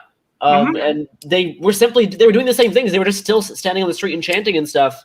Right. But they were doing it because that offered some level of protection that shouldn't be necessary. Like that shouldn't be something people have to do. And also, just to be real, when you're confronted by a riot line of cops, federal or otherwise, what protects you is not having press credentials, because they'll arrest you and beat the shit out of you if you have press credentials. Yeah. What protects you is luck and sometimes adhering to a certain code of behavior that triggers their brains to be like, oh, I guess these people are acting like professionals and maybe we should beat the fuck out of them. Or maybe we should because we're, rational monsters. One of the most frustrating things is seeing people who, obviously when you are acting as press, your role is to document what's happening and you are not engaging with the police at all. But it's very frustrating to me that people think that being press is a safety mechanism or it's an easy way out. I have been arrested as press twice now. And I've been assaulted for being press. It does not make you safer. It just makes it easier to single you out. And on top of that, so it's heinous that number one, people would feel so scared to protest something that they would want to obfuscate who they are, to stay safe, just kind of grasping for anything that might help them stay safe. That's horrifying because these are people trying to exercise their First Amendment rights and they are being terrorized for doing so. And then on top of that, it's horrifying the allegation that people who are pressed are not actually press, or that we are somehow immune to being brutalized. When in reality, when you're pressed, usually what happens is that you end up getting lumped in a group together, and you all have your heads on a swivel, and you're moving in a way that you will probably like be behind something or off to the side of something. That does not mean that you're not going to get assaulted. That does not mean that you're not going to get kettled or sprayed or beaten with a baton. Like you will experience those things because the cops are going to go for whoever they want. It's crazy to me that people somehow think that like we're living in a bubble separate from the other protesters, when not only are we, it's like not only are we there to make sure that we can document what's happening, but we also have to deal with the possibility of being targeted because the cops don't think that we're real. Like I had my FJU press badge seized by the New York Police Department as arrest evidence for some reason, and like because I was documenting arrests that were occurring. And there's a photographer who had his cameras, who on those cameras, he filmed other people's illegal arrests. Like they were being arrested on the sidewalk, as the LRAD was saying, go on the sidewalk. And then SRG just rushed the sidewalk and started grabbing people. He documented these things on his cameras, and the NYPD seized those, and he didn't get any sort of receipt that they seized them. So they're probably on fucking eBay right now. And like, he was arrested that night. They took his cameras, $6,000 worth of gear they took just because they could. Jesus. Being pressed does not mean that you are not going to get your shit rocked. Yeah. I've seen this happen with like medics a lot here in Portland too. We'll have people who think putting on like a Red Cross and stuff will make them, less immune to getting beaten up, when in actuality that can sometimes just make you more of a target. And I've seen people, I've seen feds, police, specifically charge after people who are medics, just like push them over for just like random assaults all the time. I've seen medics get targeted. Normal. Yeah, and during the war was my favorite move that we kept routinely seeing was where federal officers, after there was a TRO where they were not allowed to assault press, which no one should be being assaulted, press or otherwise, was this really fantastic thing where they would very deliberately see where the people with cameras were, and then release a whole pile of tear gas, and then deliberately shoot at exactly the spots that they had noticed, in a very much like we're just trying to drive everyone that can film us with cameras that's reporting on what's happening away, but with plausible deniability. So if you release enough tear gas and stuff, smoke bombs, so that you can't see anything, then you can just shoot and say, I had no idea who might have been over there. It looked like it was protesters. Yeah, how convenient. Abolish cop. Fuck. I am real quick just going to give everyone an update on the Myanmar fundraiser situation. We are doing great.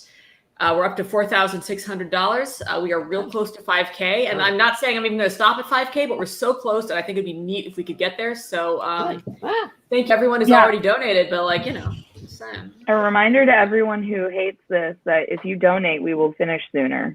That's right. That's true. Yeah. Both chronologically and sexually. Accurate. Exactly. Awesome. For a happy ending. Yeah. Everyone loves a happy ending. All right. Laura, you're going to have to tell me what this citation is on this next part. It's 141. Right. They simply printed out homemade media badges and wore press on their clothing. On multiple occasions, they were seen participating in violence themselves, such as throwing rocks and fireworks at officers or blinding them with flashlights. I am deeply shocked to report to you that the citation for this astounding claim is the Portland Police Bureau. Noted bastions of truth. Yes, who've never lied in their whole life. Never. Ever. Not once. and wasn't just Wow. caught in this. We're actually Bingo. going to find the citation needed sign right now because clearly we need the citation needed sign. It's a really important, we can't read you can't read Andy Ngo without a citation needed sign. It's literally impossible. No one can. Cool. So press is doing violence. We're making our own credentials, which incidentally is how a lot of international reporters get just credentials to display. Is you just make credentials like it's, Right. Like I don't know how they think this works. Also, like, there Portland, it is. Very Portland nice. shot down city-approved credentials a few years ago. In Portland, Yeah. there's no such thing as city-issued press It's also credentials. actually it's not a thing. in the state of Oregon. If you are not actively committing another crime and you are watching the police, that is legal and allowed, and you're not allowed to be targeted for film, and you are automatically press. I've looked up the Oregon revised statute on this, and filming the police is a protected activity. Filming things on the street is a protected activity without additional press credentials. And That makes sense. because of freelancing in Oregon, the act of being press is just not actively committing other crimes at the time to be press if you are filming, recording, or reporting on something. Like, if anyone wants to contest it, that's cool, but you actually got to cite the Oregon revised statutes, which are all online, searchable, and easy to find. Yeah, I mean, I don't know, like call me a radical, and maybe I am, but I think that maybe if you're just filming and not doing violence, you shouldn't get fucked up. That's just a thing that I believe. I mean, also, you shouldn't get fucked up in general for protesting against the state if you're not trying to overthrow democracy and trying to if you're not doing like a January 6th thing where you're trying to go in and kill elected leaders and overthrow democracy and institute a fascist government. Maybe you should Are you saying that people should maybe be able to use their Second Amendment rights? Or First Amendment rights? I think people should be able to use all of their rights, actually. Yeah, first or second. And I think protesting for social justice should not, and I think breaking a window does not constitute an act of physical violence. It should be met with extreme force. You gotta use the second to reinforce the first. I mean, that's more complicated, and I'm not getting into that on this stream. Yeah, thank you for the knife shutout. It's a good knife. It's solid. It actually just broke. I have to fix it. Oh, it Sucks. is. Yeah. Sad. What went wrong? Oh, sad. I don't know. My handle's falling apart. You Sad. can buy better knives. This is a good knife. Robert had this knife for 11 years. Not this one, but same type. I don't know what happened. It appears you lost a screw. That's probably what happened. Yeah. It's okay. People who Unfortunate. use fixed blades, but that's okay. Yeah, I use fixed blades too, but this one is the only good folding knife I've used. Sad. Yeah. Continue. Yeah. So Antifa I have to go pee. Break. Let's see here. We were on here. I can finish out this. Yeah, I can finish out the thing. All right, that sounds good, and then I'll take back the thing. Yeah. Sometimes they actively provoke the police into arresting them so their comrades could record video and send out tweets about police targeting media. Well, maybe you shouldn't be arresting people for no reason. Oh my god. You just look bad by making us be assholes on camera. Why would you make us be assholes on camera? How dare you? If I'm reading this right, Stop hitting yourself. Stop hitting yourself. Stop hitting it yourself. seems like Andy's argument here is that the police keep doing things, and whenever they do, Antifa tricks them into it to make them look bad. So what I'm understanding from this is cops are dumb as shit, and they're capable of not getting tricked by Antifa. But making fun of them is mean. But making fun of cops is unpatriotic, mean, and not protected by the Constitution. Perfect. Wonderful. Cool. This was effective, and the ACLU of Oregon sued Portland police and federal agents on behalf of left-wing legal observers and journalists in July. The Yeah, worst that's kind how- of legal observers and journalists. Yeah. How do you know they're left wing? You don't know that. Harrison, Also- Mr. there is a we talk citation. about the fact that like, It's okay. One of the legal observers. these people lied claiming to be press, and like the ACLU, which defends Nazis, the ACLU was like, you know what? We're gonna believe this total lie that we know is a lie about people claiming to be press who aren't really press, who just film themselves getting arrested for cameras. One Like, of the We're ACLU, gonna do that lawsuit. one of the ACLU legal observers that they gassed was a judge. A federal judge. Judge. Like this noted left-wing legal observers, the legal professionals of the state of Oregon. The Marxists are really going places. It was all the infiltration that To did the it. moon. Here's what he's getting to though, because, and this is like I can't. Do it. Yes. A federal Yes. judge Yes. granted an emergency injunction exempting anyone who identified as a journalist from dispersal orders. The Yes. injunction immediately did exactly what one would expect it to. Any rioter wanting to avoid arrest simply self-identified as press. Okay, There- no, hold up. Because If you're doing crimes, you're going to get arrested regardless of wearing a press Yeah, badge. I And also, promise. the thing is that people are getting arrested without doing a crime. Now, that still happened, but that didn't happen as much to people who were marked as press. But if you throw a Molotov cocktail while wearing a press badge, they're going to go after you. Yeah. But if someone said maybe you'll get beaten up less if you all wear like, I don't know, hot pink. Everyone would And follow these very specific rules. Yeah. Which they did not really follow, Lucius Yes, Riker. Well, yeah. they never respected the TRO.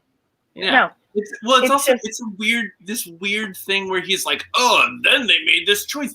The thing is, the behavior of the feds before and after the TRO restricting their behavior towards journalists didn't really change very much. Like, they were sometimes kind of very performatively courteous towards journalists before the very TRO. performative. And then would Yes. put up a bunch of smoke and shoot impact munitions through it towards the press pool. Mhm. And then the TRO happened, and then they continued to be like, we could probably get away with fucking them up now, and then would shoot impact munitions towards where all the press were. And like, it just didn't change very much. You're not fooling anyone, you know. Yeah. Oh my God. All right. Talia's going on a pee break, and I'm going to keep reading. Are you Awesome. ready? Ready. I'm By ready. the end of July 2020, Deputy Secretary Ken Cuccinelli of DHS reported to Congress at a U.S. Senate hearing. He said that at least 277 injuries had been inflicted on about 140 federal agents in Portland alone. Wait, pause. Do you think, Laura, do you think that's including the horrible injury that you caught on camera? Oh, I know the God. one. I know the one. Yes. Well, are you talking about the one where he faked the leg injury, or the one where he threw the munition and then had it thrown back at All him? of them. All Both. of them. Yes. Oh, I like I hope the so. leg injury though, because that was just like Yep. So funny. It was so Oh. precious. If you haven't seen it, he gets hit, like something gets thrown, right? It bounces on the ground and then kind of dinks into his leg. And he like looks at it and then like staggers. Like you can see the reels turning in his head like, oh, I'm injured. It's amazing. It's on my channel. I can get off work and go home or go to my hotel room now. That's what's going on. It's like Yeah. it's 2 a.m. I don't want to be here. I'm gonna leave. Oh, God. good on Yeah. you, dude. Finally, I I get wish to more go of your pee. comrades had followed their example. Like, I was going to say, Laura, do you have that easily bookmarked anywhere? Ooh, I can find it.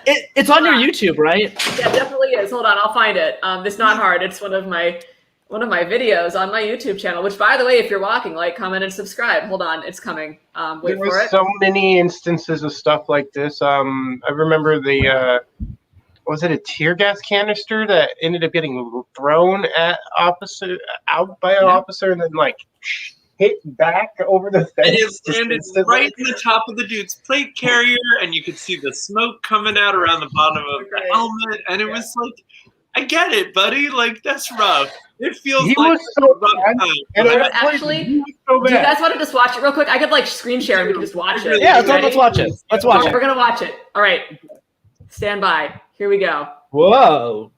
Yeah, I know that was a little trippy. Is this working right now? I'm still seeing the trippy. In the window. Oh shit, are you?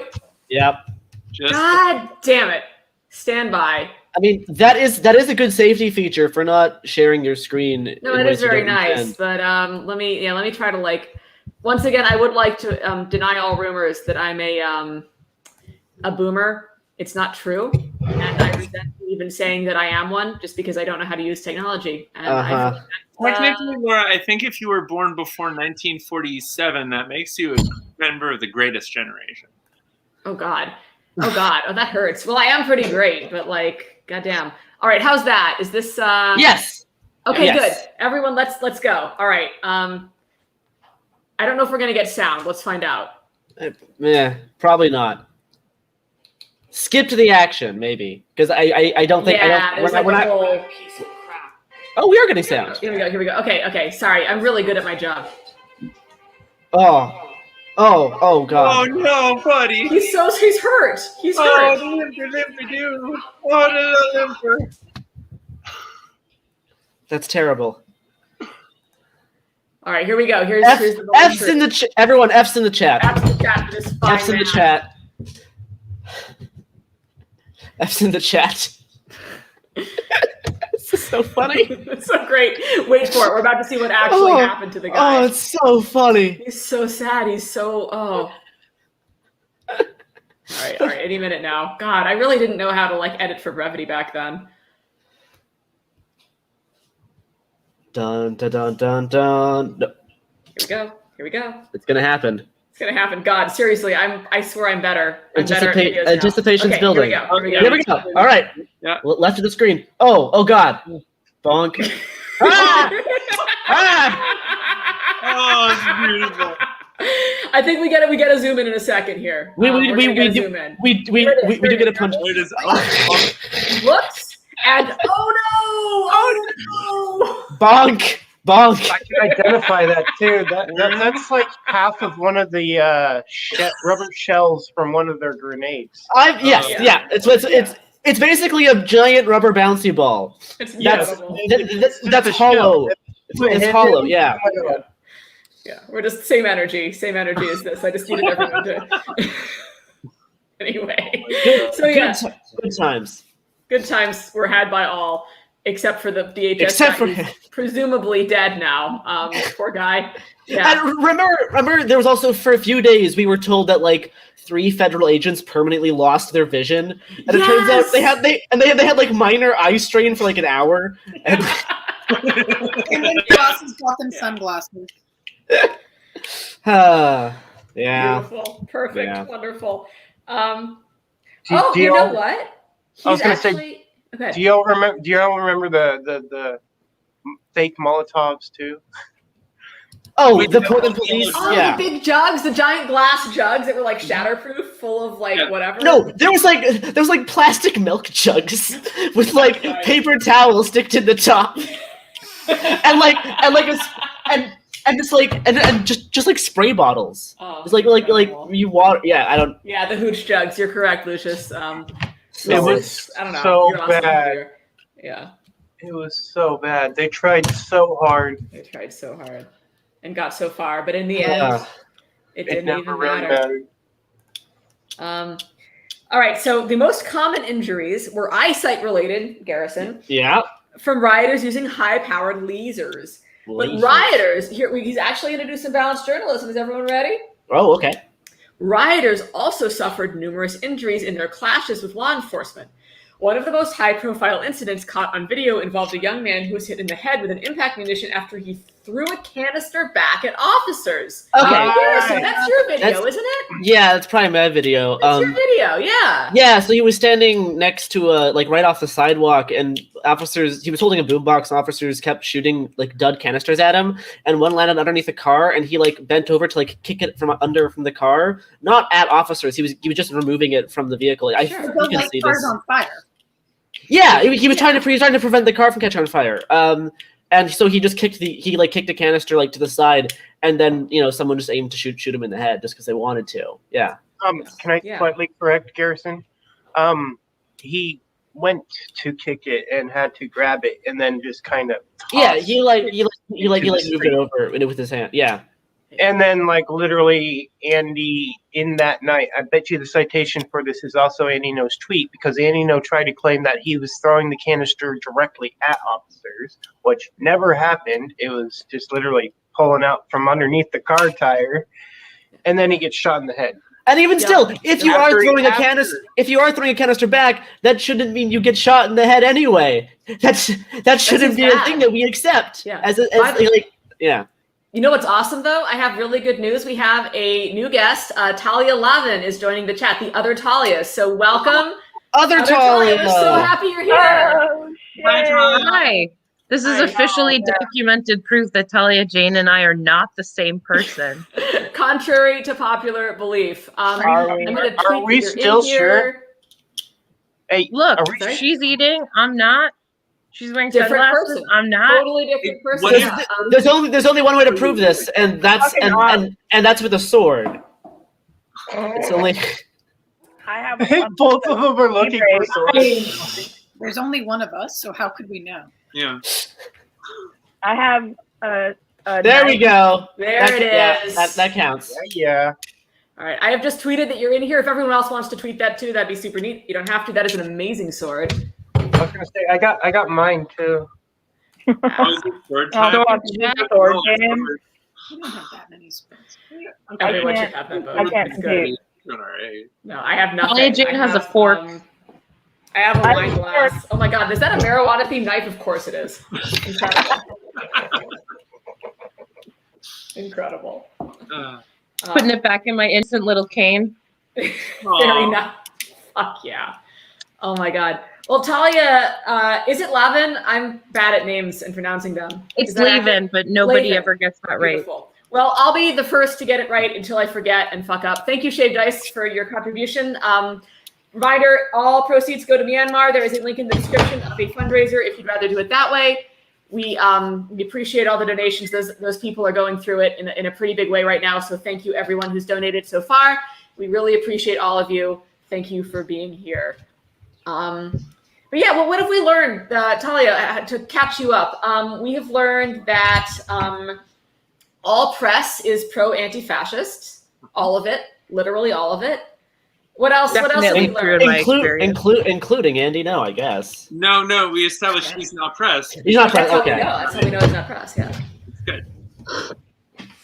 My Andy Ngo story is that I went to a conference that he organized with Tim Pool for my book to report on it, and wound up kind of being chased out of said conference. And then he posted on Twitter quoting someone that that I was a pigeon-shaped woman waddling out of the conference.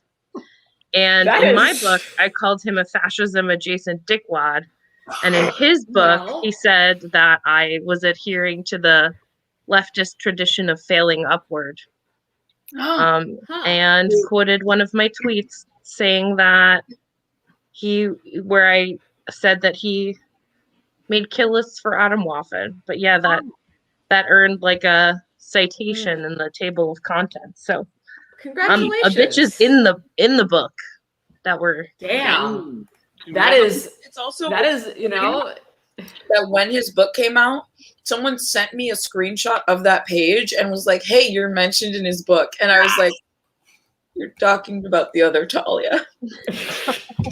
Real quick, what's the title of that book? Because people are asking. Yeah, I just put it in the chat. It is Cultural Warlords. All of you should go buy it. It's incredible. I've got an audiobook. I've been listening to it lately.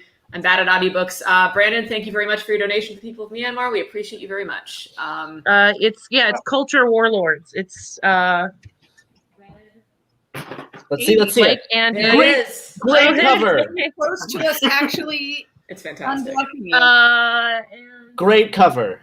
I would say it's super good. Way better graphic design than Andy's book. Absolutely. I mean, Andy Ngo's cover isn't that terrible either. It's just It's also got it's the red It's and not white. bad. It's not I Got bad. the will red and say- white theme. I would say that mine is pro Antifa and not yours. anti Yeah. Antifa and not therefore Yeah. fa. Yours also has better. Yours has better like graphic design, where the picture of the person on Andy's cover just kind of looks a little cool. But your fonts and graphic design is much better. Also, I gotta say, I didn't see any typos or like ridiculous allegations with no evidence in your book. And Andy, Also, it was lots of fact-checked. typos in Andy's book. It was also fact-checked, wasn't it? Yeah, I hired a fact checker out of my own. Oh my pocket god. to fact Oh my god, check that the book. sounds Jesus, really? So you didn't just like make stuff up and like cite your own sources, like you cite your own tweets? Yeah, I don't fun thing understand. about book publishing. I was a professional fact checker for 3 years, and we would use books to fact check stuff a lot. But books aren't themselves fact checked unless the audience, unless the author pays for it out of their own pocket, which a lot of authors do because no one wants to get things humiliatingly wrong and have people make fun of you on a live stream. Oh, Say, weird. but yeah, you can definitely buy Cultural Warlords at Powell's or anywhere books are sold. And it does talk about fascism adjacent dickwad Andy Ngo, which I managed to sneak into the text. The like lawyer at Hachette, we share a publisher, which is crazy to me. That's He so was- it's so wacky. Wow. yeah, I love I capitalism. found out about Andy's book. It's in a different imprint, Yeah. but like the same publishing company. And I found out about Andy's book, way after I'd signed my deal and had a contract and can back out of it. But definitely seems like playing both sides of the aisle for profit. But that's the way it is. So what were you guys up to in this horrible book? Well, we were just learning a little bit about the Fed War, a thing in Portland, a thing that Andy Ngo definitely attended at least once. And we've been learning a lot about how that went down from him. So we're about to get into the end of the Fed War, and I will read that now. After 4 weeks of bloody battles involving nightly Antifa attacks against federal property, violent bloody battles against federal property, y'all. Just I mean, there was blood take that in. on There one was blood. side. There was blood. Not from the buildings. The buildings did not bleed at all. No, No, and the feds didn't either. no, they didn't either. No, they didn't. I have lots of pictures of bloody sidewalks, and it's Yeah. not blood wasn't from the feds. No. Governor Brown announced she had finally agreed on a plan that would see federal officers withdrawn from the city. Under a limited deal negotiated with Oregon State Police, state troopers would take over policing duties in the 3-block square of downtown at the center of the riots. Quote, after my discussions with VP Pence and others, the federal government had agreed to withdraw federal officers from Portland. They have acted as an occupying force and brought violence, wrote Governor Brown on Twitter, not lying, for the record, in my opinion. The move was declared a victory by the media. Left-wing protesters and anti-fascists, from the book, had successfully resisted the federal government and sent them packing. Portland protests calm after federal officers leave the city, read a headline from the Washington Post. Violence subsides after feds exit Portland protest, read another from Forbes. The parachute journalists coming to Portland from Washington, D.C. and New York did not have their finger on the pulse of the city or Antifa. To them, police and Trump were always to blame.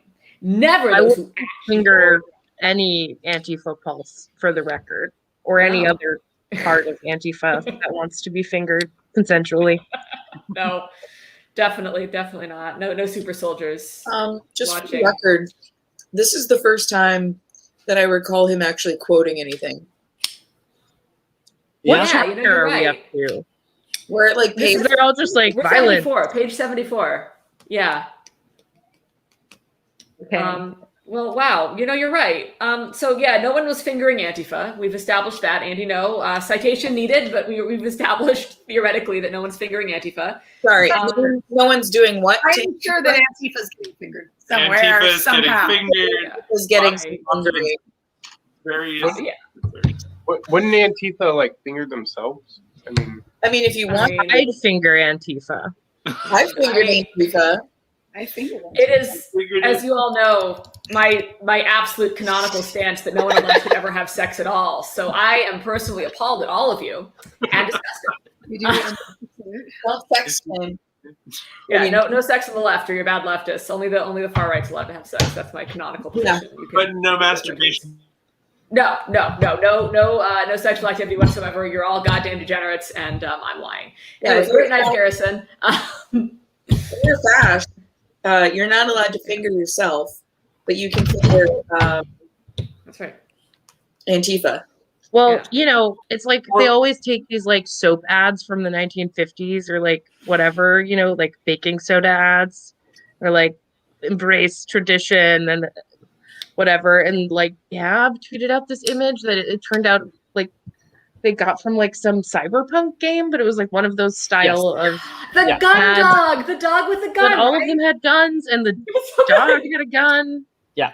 Just seemed very chaotic, and I don't know about the white fertility rate if everyone's shooting each other in the nuts. I mean, well, there's some ups and downs to that. Or an up and down to that. Yeah.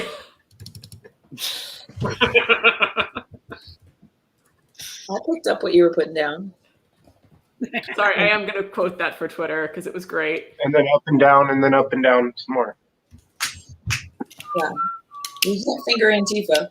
Yeah, we're still in the finger Antifa part, aren't we? Yeah, sorry, we never did figure out how that resolved. So, to them, the parachute journalists. Antifa resolved that mystery if we need to. It's worth noting the reason why we keep on going off topic is because it's literally every sentence. There is something that is twisted or misrepresented or just a fucking lie.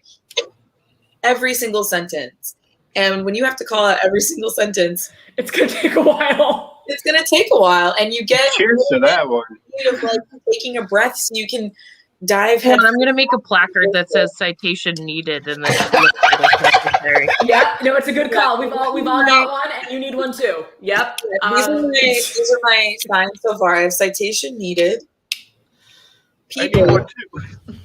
And lunch break. That's all anyone ever needs, really. Okay, everyone's so while everyone's distracted from being funny, I'm gonna finish this very quickly. To them, police and Trump were always to blame, never those who actually organized and initiated violence. Not only did the rioting continue after federal officers withdrew from the courthouse, it became even more violent and bled into other areas of the city. And yes, there is no citation there. So this is exciting because we finally got into August after 3 hours. We finally got to August. I'm so good at this. It's fantastic. We do have a question as to why I assume Talia Lavin isn't wearing shades, and once she gets back, we'll ask her. This is a shade only for that. For having been there, July also felt like it took forever. That is true. July was the longest month of my entire life. Yeah. Nice. All right, we got a Coriolis citation needed. Yeah. No, I was telling you need to cite that statement that you just made. Oh, I you know what? I'm going to cite my own tweet. I'll go back and find one where I said this seems like it's taking a long time, and then I will be good to go, and I will get a book deal, which is all I've ever wanted. That's got the Andy Ngo seal of approval. Thank you. This is, by the way, this is Jake Doctor. This is the guy who's putting on the GoFundMe. He's got contacts in Myanmar, and he's making this happen. So big shout out for Jake Doctor for doing this. By the way, I haven't pinned it for a second, so let's real quick look at the wow, I'm so bad at everything. Go back, look at how the fundraiser's doing. We're up to 4,700, everybody. We're doing great. Keep it going. We're going to get there. Just a reminder, if you hate this, give us money, and then correct. We will be able to end this. I'm sorry, I mentioned it earlier, but it's been like almost 4 hours now. My voice is fucked up because I was yelling "No more comrades in jail" over and over again at jail support for 2 days straight for some comrades who were in jail, and they've since been released. And I sound like this now, and I am sorry. that I sound like this, but it's for a good reason. So hopefully every time you hear my voice increasingly getting more fucked, it does not make you want to claw your own eyes out the way it's making me. Okay, I'm here, the other Talia. Oh yeah, Pick up the vocals black and I can see. You know what? I'll just like move my mouth and you say words, and it'll sound like it's coming from me. Are you ready? Yeah. I'm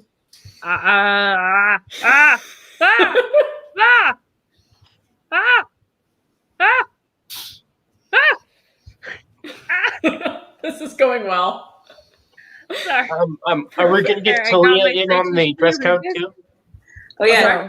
Oh yeah, everyone's wearing shades, just so you're aware, Talia Levin. I don't have shades, I just have dorky glasses, but everyone else is cool. So I don't know if you have shades, but if you want to be cool. What's in my weird backpack?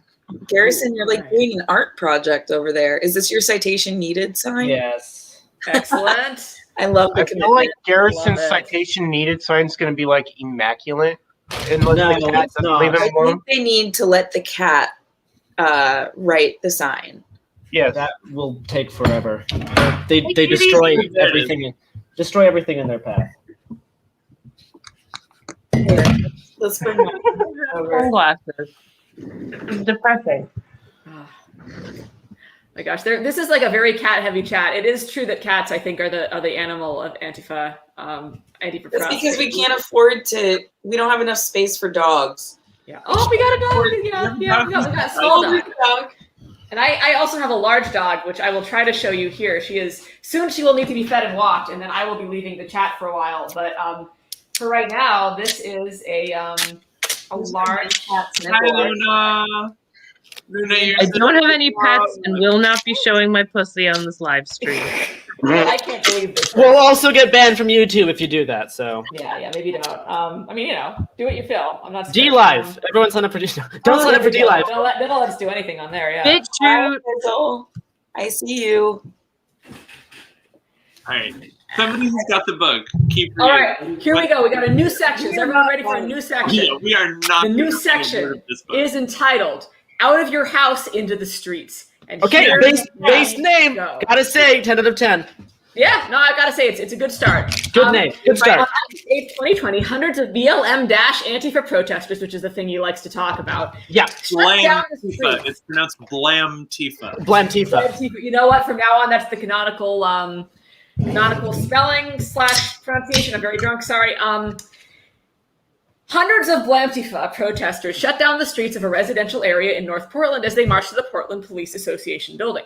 They Shut down the street for like 30 seconds and they moved on. like, Yeah. while they're And walking- also they've done this a few times before August. Like we first went to the PPA on July 30th. I remember because we got real fucked up that night. That was quite the evening. But I guess also on August, so neat. They shined bright lights into homes and apartments. Out of your house into the streets, the mob shouted to families in their homes. And families Very cheered on. mob-like thing to say. And the families, Also, A very mob-like thing to say. Hey, join us. We are a mob, and that is how mobs behave. Also, out of your house into the streets only makes sense if the people are at their houses. Oh yeah, I totally forgot about Antifa K and BLMK. When did that start? Yeah, no BLM. We got the That's coming up. That's coming up. That's Oh, soon. is it? Oh boy. I mean- oh Oh yeah, that's I not hope yet. so. but also, I mean, Not the book. chronologically Not speaking. the book, like chronologically speaking. Yeah, Yeah. chronologically, we haven't gotten to the K on that shit yet. But, are we gonna talk about how people then did come out of their houses into Yes. the streets? Oh, And there was like Definitely families not. with young children like cheering along and like hitting pans and pots and or stuff. like offering people They're snacks. part of the mob too. incredible. Coward! Cancel culture strikes again. Cancel culture run amok. I know that there was a lot of takes on that, but I think mine was the best because it was like It was the good. guy whose songs are all like the same whiny bullshit is in love with a book that's just the same whiny bullshit. Like I just gotta share that. Like I More never like knew. Dumford and Sons. Like, I never knew who Mumford and shit. Sons before all this was. Like I had to Google him because I thought this was like referring to some like obscure '80s sitcom or something. Like seriously, shit. Yeah. and then I realized I was confusing it with Stanford and Sons. Thank you. I'm here for you. Yeah. Fucking boomers in the live. How dare you? How dare you? First off, we've established I'm not an adrenochrome snorting boomer. I don't know why you keep saying this. It's not true. I for one want to welcome Mumford and Sons guy back to the world of not saying that Andy Ngo is brave. He's crawling out of the cave, walking on his hands. How brave of him. Braver than the troops. I just can't believe Andy Ngo has testified in front of Congress multiple times. Like, that's the world we live in. He's so brave. Now, Boomer chair with a British accent. I don't think anybody's really like stated outright that like musical talent equals intelligence. I mean, I know quite a few intelligent musicians, but they're not all intelligent. I mean, in honor of Andy Ngo, I'm going to do the rest of this live stream in a British accent. Wonderful. No, and that I periodically accent. Vout up, but I'm going to. You're just not going into it because you have trouble forming words. So you just, I'm British sometimes. You know, I dropped my fruit salad. Oh no! Yeah, I don't know. Like, to do this, you can just like, if you have like a speech impediment, just embrace your speech impediment. I stutter, and I don't have to make up an accent to like hide the stutter. Just like embrace it. You don't need to like try to hide it by doing an accent. Just like be yourself. Andy, you're not like part of a movement that would denigrate you for having a speech impediment. No, are you? I don't care. It would make you cooler. But the fact you're doing a fake accent is just a little sad. I am a little bit. Just be yourself. Anyway, yeah. Where were we? So yeah, where were we? Sorry. One person who looked disapprovingly out of his window had a large light shined into his home. "We're going to burn your building down," a protester shouted to the man. "We know where you live," another protester yelled. No shit, they were walking past. Well. Soon, the mob made it to the police union hall. They first erected a barricade on North Lombard, a busy North Portland street, using stolen dumpsters and fences from nearby villages. Sorry, businesses. Oh no, they stole a dumpster. Not the dumpster. Not the dumpster. Was the dumpster on fire? It gets worse. Yes, Corey has prophesied the next sentence. They then set it on fire. I mean, probably. No citation, but no citation needed. Yeah, I mean, probably. I keep trying to tell you, dumpsters spontaneously combust. And yeah, because like on that street there was like multiple vehicle attacks. Like cars like running through the crowd on purpose, like trying to race through and kill people. And so people put barricades in the street. There was that one guy who got out with a gun and was like, I'm a gun guy. Multiple times. There was that multiple times. One guy who waved his gun around, who was the one who crashed his car and was a family member of a member of the Portland Police. Yes. And then nothing ever happened to him. I remember. No. I bet Andy's going to talk about that, right? I'm sure he will. Probably. Let's keep going and find out. As in downtown, they destroyed the security cameras around the police association building. Before midnight, they smashed their way into the front of the building and set the interior on fire. I was there for that. That sort of happened. But this wasn't in August. That was in June. You're right. This was July 18th. You're right. That wasn't in August at all. Oh my god, so that's not even August. So Andy's doing two things. Either he's just he's just fiddling with timeline again, or he's confusing two different actions at the PPA. Because he wasn't there. He wasn't there. How can you know? He can either be confusing two different actions, or he's just moving the dates around. It was a flare thrown in a waste paper basket. Yeah. It was not. If they had lit the building on fire, I would say they lit the building on fire. But it was a flare in a waste paper basket. They set a dumpster on fire, and they set a waste paper basket inside of a building on fire. It didn't. I remember there was like a small fire. It's actually really what I've learned over the summer. If I've learned nothing else, is that it's really hard to set buildings on fire. Like that's what I've learned personally. There was a really funny moment, and I don't remember it was from that night at all. Where suddenly a whole bunch of TPA baseball caps showed up. And that was interesting. I don't know. Anyway, Talia, what were you? I'm sorry, I caught some British stuff. I said it's much easier to set buildings on fire on Guy Fawkes Day. Oh, Oh, jolly good. I'm like mystery science theatering you guys. It's the only As way. you No, it's describe the your correct No, answer. one you battle should. trauma. You That's the whole should. point of this. Yeah, keep doing it. All right. Please. Yeah. Anyway. Anyway, so yes, their goal, as they have always stated, was to burn down police and government facilities. I mean, okay, I don't know. Well, There's there is some chance. there's So something. maybe. All right, sure. Yeah, we'll give this one to you. But also, you should have a citation, but still. Yeah. Responding officers from Portland Police and Oregon State Police were met with a barrage of hurled glass bottles and paint balloons. Not the bottles. There were balloons with paint. Not that night. Not that night. There were not that. I know what nights have paint balloons because my clothes have the paint on them, and I know what days that happened at. Yeah, not that night. No. All fine. Because he wasn't there. He wasn't there. But wait, he's got more to say. The violence that night capped off a week of daily Blantifa riots that were now becoming entrenched in residential areas on the east side of Portland, far from downtown. What The violence, previous night. Also, Andy? Building violence. How dare you? a week. A week. Yeah, that's where I'm like. Because there was a nightly protest every single fucking night throughout. Every single fucking night. It's Yeah. like he wasn't there. It's It's really like very he much didn't like have that. any idea what was happening and wasn't there. What is this 1 week bullshit? Yeah, I don't I mean, yeah, like you'd think he'd want to overstate it, but and not understate it. But here we are. I think what he's describing is a week's length of actions all in East Portland.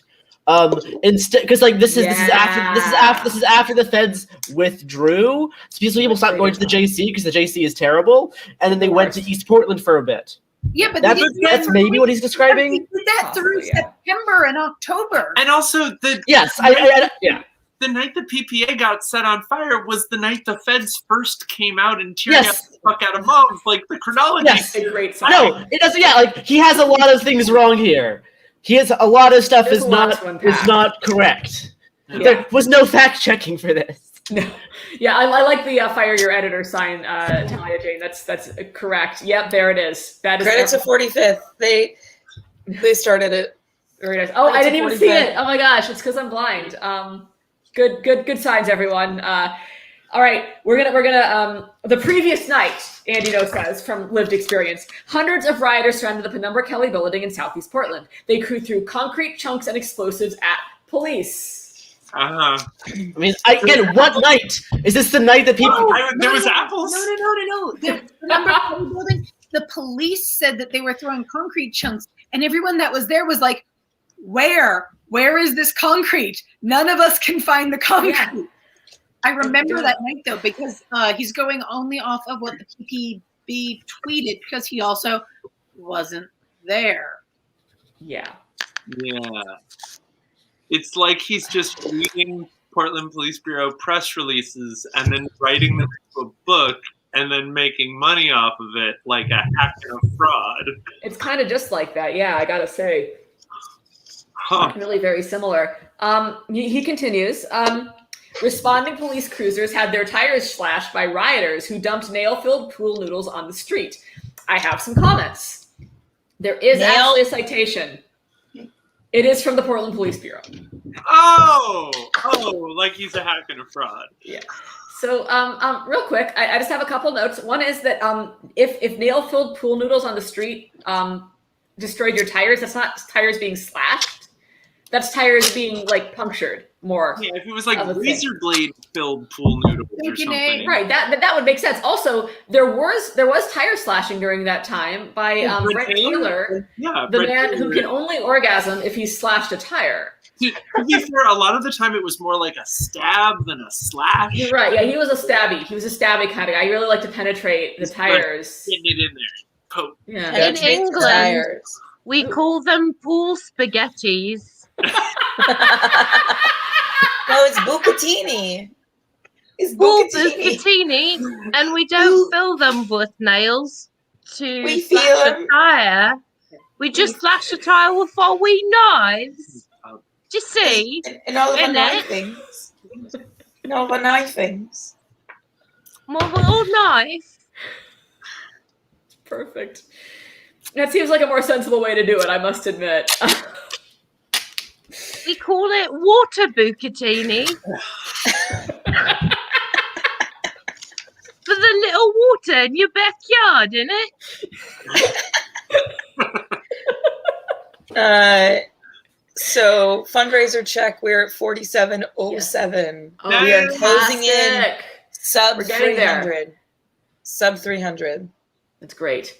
Yeah, we can. We're really close, and it's loading. But yeah, like if you're just tuning in, or if you're not, this is all for Myanmar. People there are facing stuff that none of us have ever had to face. They're facing a live ammunition with protester tactics that are from here. And if you can donate, you should. If you have already, thank you so much. And we're gonna keep reading this book until we have at least 5K and possibly more. Possibly more. Possibly more. We'll see. I am. So do I, Nate. So do I. Look at them. They're like They're cool wonderful. space David Bowies. It's so They're good. just so That's the cool. second Bowie. That's the second Bowie you've gotten tonight, y'all. It's accurate. They have some heartbreaking news though. Yeah, we're gonna be heading out. We might read in a little while, but My heart. Life. Well, thank you for joining us for this time, and you're always welcome back on this thing that will probably be going for a while. So thank you all so much for this. Pip pip cheerio.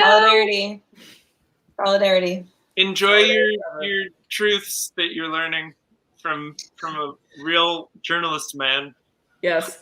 We can all learn a thing or two from real objective journalist Anderford. And raise all the money. Give money. Donate. Donate. Donate. I mean, I guess that's the last thing I wanted to say before I head out for a second. Is like we were talking about the federal agents and shit. And there was this moment of if one of them had gotten overly twitchy and started shooting, we don't know how that situation would have panned out.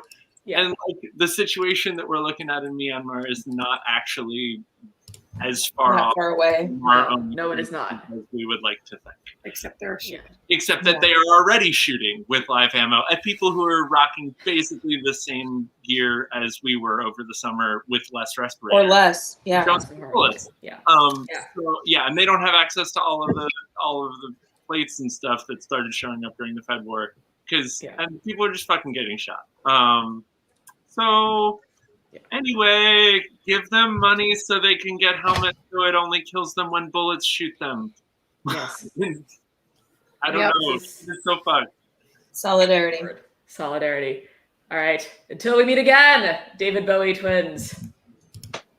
Man, this shit just got sucky. I should go. What's the point of being here, man? Yeah, I know, right? I'm feeling a distinct lack of Bowie energy now. I'm sure we can find something to cheer our spirits by reading you know what we should do? more of the book. Get the Mickey hat Yes, again? I'm sure Mr. Anderford Nope will help us all. On August 6th, the night before, rioters tried to break into the Portland Police East Precinct. 2 elderly women who lived nearby tried to stop the mob from setting fire to the building. As one of them used an extinguisher to put out a fire, she was screamed at and harassed. The mob then hurled paint at them. One woman had it thrown in her face and eyes. Okay, so I was there that night. I was too. People did not try to enter the building. They People solely wanted to break windows. There was some arguments with fellow people in the area who were, going back and forth over like a trash can fire or something. Yeah. And that was silly. Yep. It was very silly. Yeah, no, it was very silly. The trash fire, I have a tweet thread on it. You can see it on my website if you look up the date, which I believe is August 6th. There was a trash fire in a trash can. It was very contained. At no point was the building supposed to catch on fire. It couldn't have. It was impossible. Laws of physics dictate it couldn't have happened.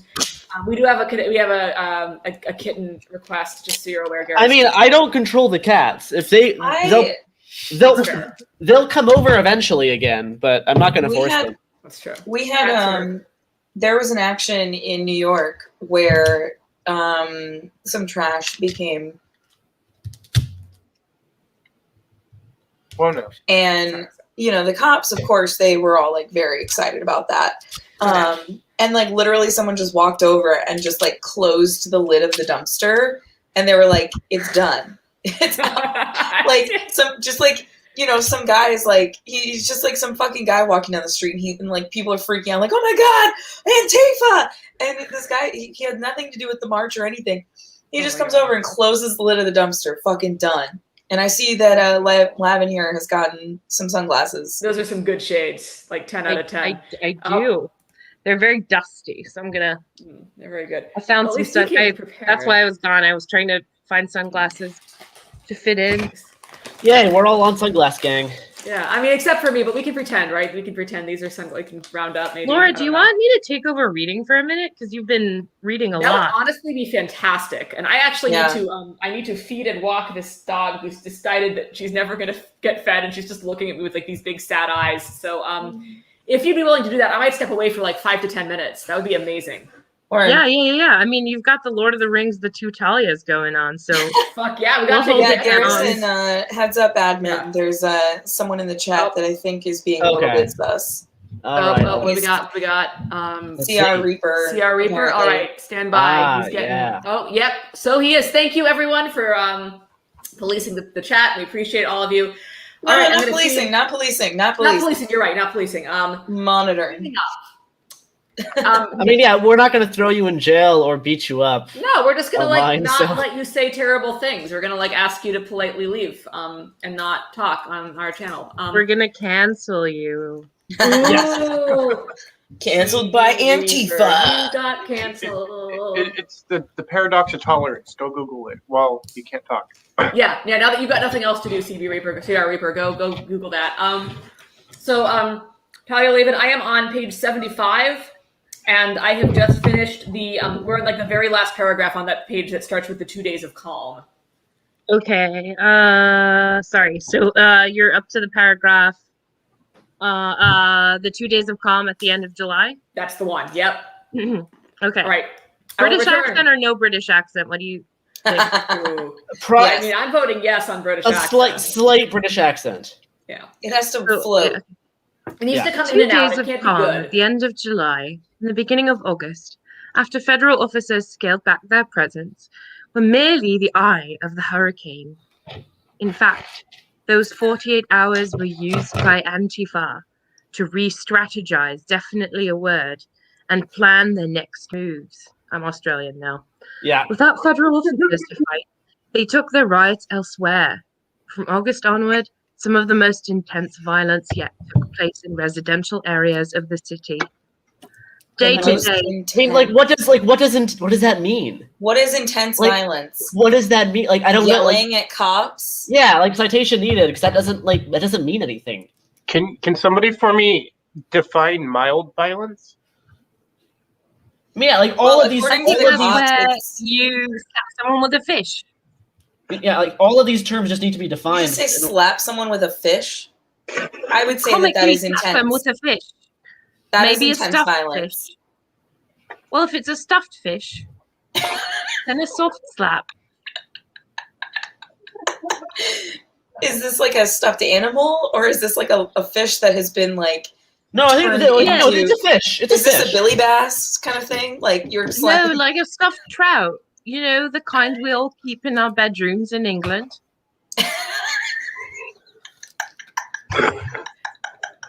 Under your bed, right? To keep the monsters away. No, I have my camera off. We hold our stuffed fishes. Taking the camera off gives the computer time to cool down. Do you keep the stuffed trout next to the spotted dick? Yes, and also the chips, which are fries. And bangers and mash, which are chips. Everything's very and fine trout.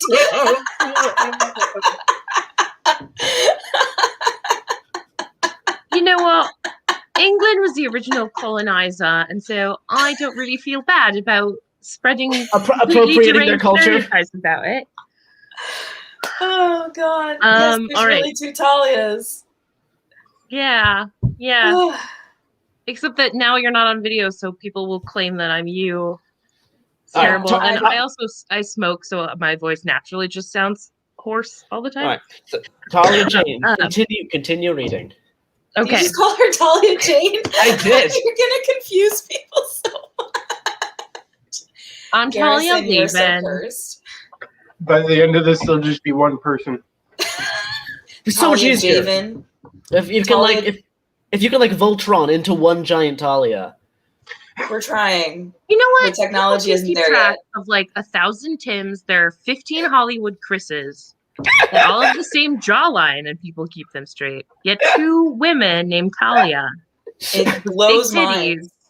is just mind-boggling. It's like at least once a week, someone tells me that they just got my book, and I'm like, I've That never sucks. been. Now you have to sucks. write a book, Talia. If I ever write a book, I will never know which compliment is real. Like, I'll have to change my name. Don't that way buy that- a sword. Then there'll be really no telling. Oh, so funny. Game over. That sucks. We've hung out before and posted photos together, and people still don't know that we are different people. Just wait till it's like a Jeopardy question, and then it ends up being the wrong one of you. Fucking other Talia got an article in, what was it, MSNBC? Oh Yeah. yeah. I was Oh, that I sucks. saw someone tweet at me about that, and I was like, because the article was like the leftists that saved Texas, and I thought like, oh, maybe like they included like, because I was helping create this like mega post about resources, and I thought maybe they had included that tweet or like that resource list in the article, and then I click on it and it says by Talia Lavin, and I was like, okay. Well, That someone sucks. got really mad at me because of you the other day. So Yeah. it does That was happen the the one other way time- around. That was the one time anyone has ever confused you for me, and I was like, the nature is breaking. Like the rules of nature are crumbling. Oh God! Maybe All you right. guys Well, should like write a book together and then like work with a name like Talia Prime or something. Talia Miss Prime. All right. I'm gonna keep reading. Okay. Do you want me to take over after you get tired? Day to Make him day. even more confused. Day to day, Blam-Tifa rioters met in parks around Portland, where they would distribute riot gear, food, and extremist literature. What is extremist literature? Extremist literature is zines. The zines. Just like little pieces of paper, like this. This would be extremist literature. This was a zine that I picked up at one of the protests.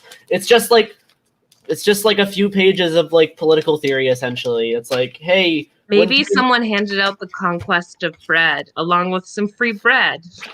I don't know. Like this is a zine about a local extremist group who attacks people. There's just like it's just like pieces of paper that like are. I mean, oh yeah, this is also a good zine that I got at a protest as well about how Facebook is bad. Yeah, so it's just stuff. It's just paper. Dude, wait. You telling me Facebook is bad? Yeah, Facebook sucks. It's extreme. Oh, man. That's an extreme position, and I'm just going to read on because I'm so scandalized. They train in shield formation tactics to prepare them for the evening's riot. Shields are famously an offensive weapon. No, I don't. Locations targeted for arson and vandalism primarily rotated among Portland Police's north, east, and southeast police stations. Did you guys ever burn down a police station? No. He tried I had it on my to-do list, but I had to binge watch Law and Order. Yeah, no, he tried to claim so many times that like our local protesters tried to burn down a police station. It was literally like a burning trash can next. It's like a trash can next to like a glass door or something. You're less than 200 away. Come on, guys, support Myanmar, and I'll stop doing this horrific accent. All right. On several occasions, rioters also targeted Mayor Wheeler's condo in a posh part of northwest Portland. He really said posh, by the way. Really? Posh? Wow. Posh for his neighborhood? No. I love that your mayor lives in a condo. I think that's funny. Not anymore. He used to. Yeah. More like a condon't. Anyway, by early autumn, they began to regularly attack the local ICE facility. Didn't you guys? Wasn't it mostly chanting? Yeah, but I mean, the most damage done to the ice facility would have been maybe one broken window, but not that many because they boarded up really quickly. So maybe one window, but I'm unsure of that. It could be 0. Spray paint, and then people dropped a bag of bouncy balls on the driveway of the ice building, and that was the violence done to the ice building. Oh my god, Bouncy ball. this is extreme. I've better read on. For months, Portlanders had to suffer through a daily nightmare version of Groundhog Day. That's funny. Is that where the groundhog, like, bites the head off No. its handler? I'm sorry, have you never seen the movie? Have you never seen the movie Groundhog's Day? Groundhog Day? No, I have. Sorry. Okay, all right. Just imagining what it is. Oh, it was a joke. It was a First of joke. all, Okay. Groundhog Day is a nightmare. It's an existential nightmare. Yeah, It but was. I like that he was comparing Portland to Groundhog Day. Yeah, You Portland. know what feels like Groundhog's Day is reading this fucking book. It never Yeah, ends. same thing over and over again. Yeah. It was the same every evening. Rioters gathered at a park, marched to a location to attack, were arrested, and were quickly released or bailed out. Yeah, Written because and repeated. because they did no crimes. They were released, bailed out, and had their charges dropped because they didn't do anything wrong. Right. And that sounds like a nightmare version of Groundhog Day. People gathered at a park, marched, They were arrested. and quickly released. That doesn't, like, what? Yeah. Yep. Laven, what page are you on? I'm on page 76 out of 318. Good God. Oh no. We better get to $5,000. Yeah. Okay. From May through August 2020, hundreds have been taken into custody by law enforcement, but the result was the same for almost everyone. The Multnomah County District Attorney dropped the charges, even the serious felonies. Because they were Because fucked. there were no evidence for it. Yeah. There was nothing to prove they did it. They arrested and charged random people. I saw them do it. I was there. This is also a good case for Black Bloc. There were people who were arrested in New York at an action, and they were charged with felony riot, and then they ended up not being able to prosecute them because they couldn't determine that those people grabbed were the ones who actually did anything. And, you know, I happen to know one of the people who was grabbed was operating as a medic. So, like, literally all she had in her bag was, like, medic stuff. And she was just with the march to help in the event someone needed medical assistance. And so they arrested her. The New York Post doxed her. And it was like this whole ordeal. Charges dropped because they couldn't prove that she had done anything. She hadn't done anything. But if she had, charges fucking dropped because Black Bloc. Black Bloc is So- a self-defense tactic against both law enforcement Mhm. and fascists in the ongoing three-way fight of Yeah, anti-fascism. It's a safety tactic. It is not a specific group of people. It is a safety tactic that individuals decide to partake in, regardless of whatever it is that they decide to do. Wearing Black Bloc does not mean that you're going to go smash up windows. It means that you do not want to be recognizable by the state or by chuds who are happy to dox you because you are in ideological disagreement. Yeah, and can I add that, like, there are several people in life that just enjoy the color black and to wear the clothing from head to toe. And just because they are wearing all black does not mean they are in Black Bloc and does not Yeah. mean they are part of Antifa. I know, like, Can I tell even- you, living in New York, it's like you see people walking down the street. I'll see people walking down the street and be like, is that a comrade? It's just some fucking New Yorker. In black. It's cold. So, or Because they'll be wearing like the balaclavas and everything. Because it's fucking cold. I know Unfashionable. recently in Portland, I mean, after like protests, people will just get pull off the street and arrested, similar to like the Fed's snatch van thing, just because they're wearing all black, whether they're like actually part of the block or not. Because, you know, this was also during a pandemic, so people who have masks on, so they could just be wearing all black clothes and also a mask. But, like, you know, I've seen people after protests just get arrested on the street and then get charged with something for they're wearing all black, and then charged with felonies, but there's no evidence to support it. They were just arrested because they're like, oh, look, someone in black bloc, let's arrest them so we can put them in jail for a bit, and that's kind of it. I mean, I can open the closet behind me right now, and it's just going to be nothing but black clothing. NYPD tried to target people wearing all black last in fucking New fall York. in New York, and it was literally like immediately it was like, uniform. good luck with that. You're going to be arresting every fucking New Yorker. Like everyone, yeah. It was just that's like what it was we like wear a girl here. who was wearing like they were like black jeans, but they were kind of like that kind of lighter wash, and like a black shirt and like a black coat, and they were like Antifa. It was like she's just some chick crossing the street near a protest. She wasn't in the protest. She was just crossing the street. And People like need to start taking up lawsuits on this. Well, and then Andy neglects to mention here that a big part of his MO was like whenever anyone was arrested, he'd post their mugshots, especially people that looked That's the same shit queer the Post or does. were racial minorities. Like, Yep. one of the things that I did for researching culture warlords was just like visit a lot of hate sites. And like one of the earmarks of a hate site, the hallmarks of it, is just like constantly posting crime news about groups that you hate. And Andy Ngo's Twitter basically operates that way with leftists.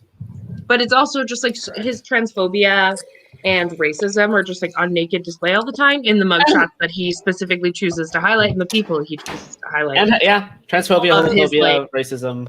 there's like a Hey, block Claudio. of Yes, Hi, also we should Claudio. acknowledge Everyone, Claudio. yeah, Hi, I'm back, but more importantly, Claudio is here with us tonight. Brandon, you have to donate $1 for every minute that we've been on, It's true. It's a lot of money. and then some. So you're at 420 right now. Mm-hmm. And You haven't donated 420. I know that. Maybe You have to Claudio donate will that feel before very, she very even has grateful. to think about the on block, bro. So I guess I'll just read to the end of like the next. Perfect. I'll just read to the beginning of the next section and let someone else pick it up. What do you say? That sounds great. Okay. Osara Butler, the accused riot supplier, who in June sped off in her car, hitting other vehicles, was originally charged with felony riot, felony failure to perform duties of driver to injured person, felony criminal mischief, felony fleeing, reckless driving, and reckless endangering. Every single charge was dropped. And this is like his damning commentary. Also, what is felony fleeing? Yeah, that's not a thing. I think you can get is it evasion? I think it's just phrased differently. I don't know. He said it wrong, but like you can get it for like leaving when you're not allowed to leave or fleeing. The next sentence is going to be so good. I just want everyone to hold on to Oh, their can we butts. ban fellow RR who's being transphobic? Yeah, fellow RR. Yeah, he's gone. We haven't had to do this much moderation in the past. Right? No. Well, the thing is, we have. I didn't. You don't. We've been listed on the yeah. mask report and retweet thread on Telegram, so we've been dealing with just an A absolute few times. Also, also your Twitter account, Laura. Oh, really? Yeah. Oh, that would be fun to Iteration check. of how long we've been going. Also, I'm a little bit of a Nazi magnet, so my apologies. Yeah.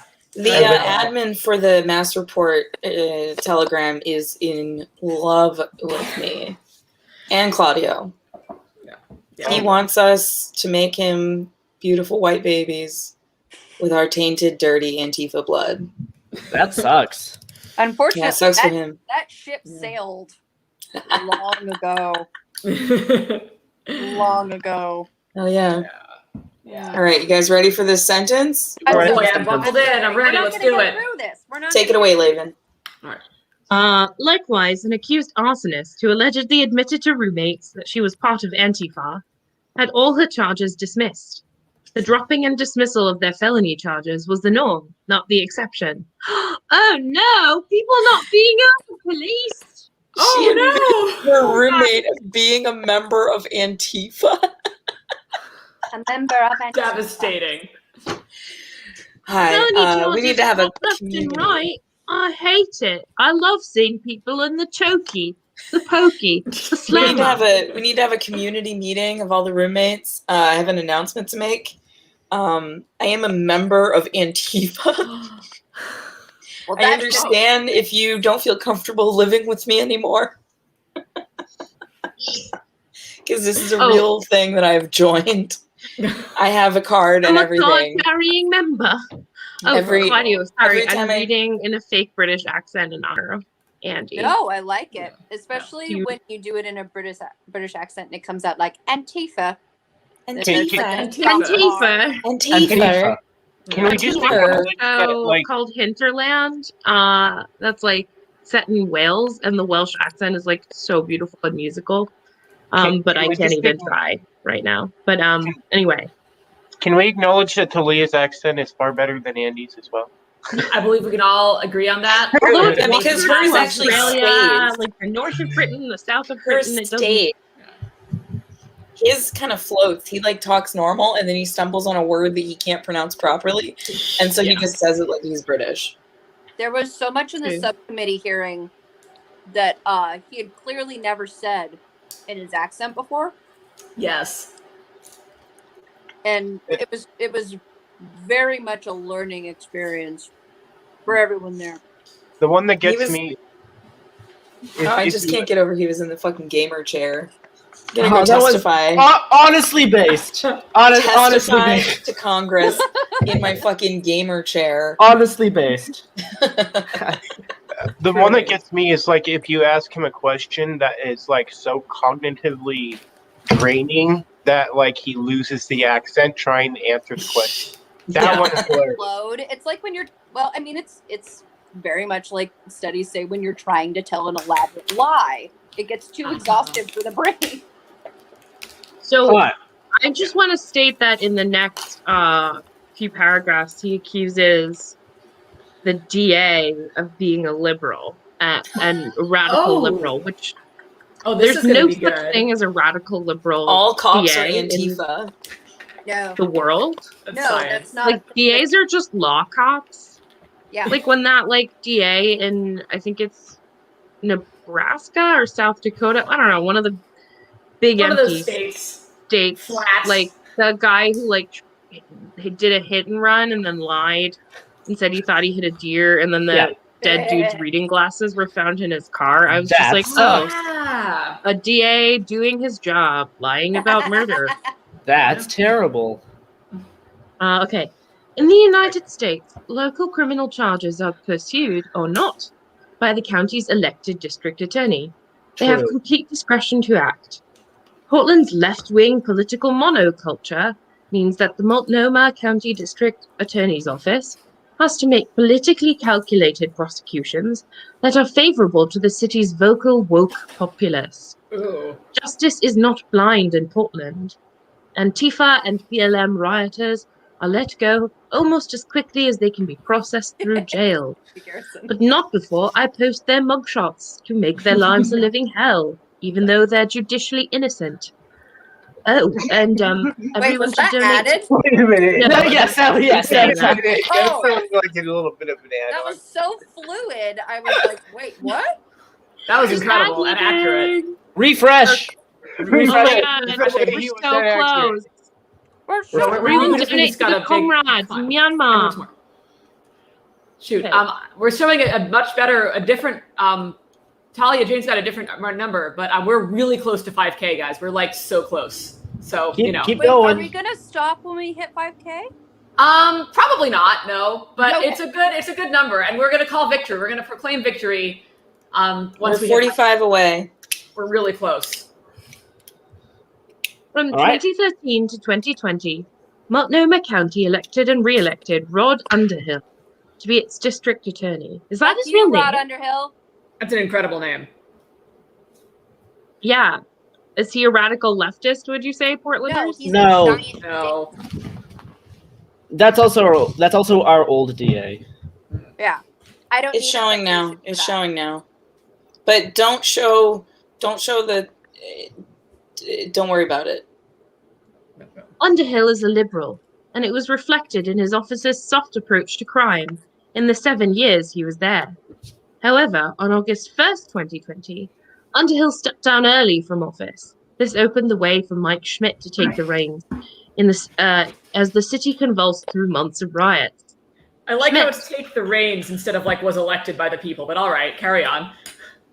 Schmidt, 39, ran and won in a landslide election as a progressive candidate who promised criminal justice reform.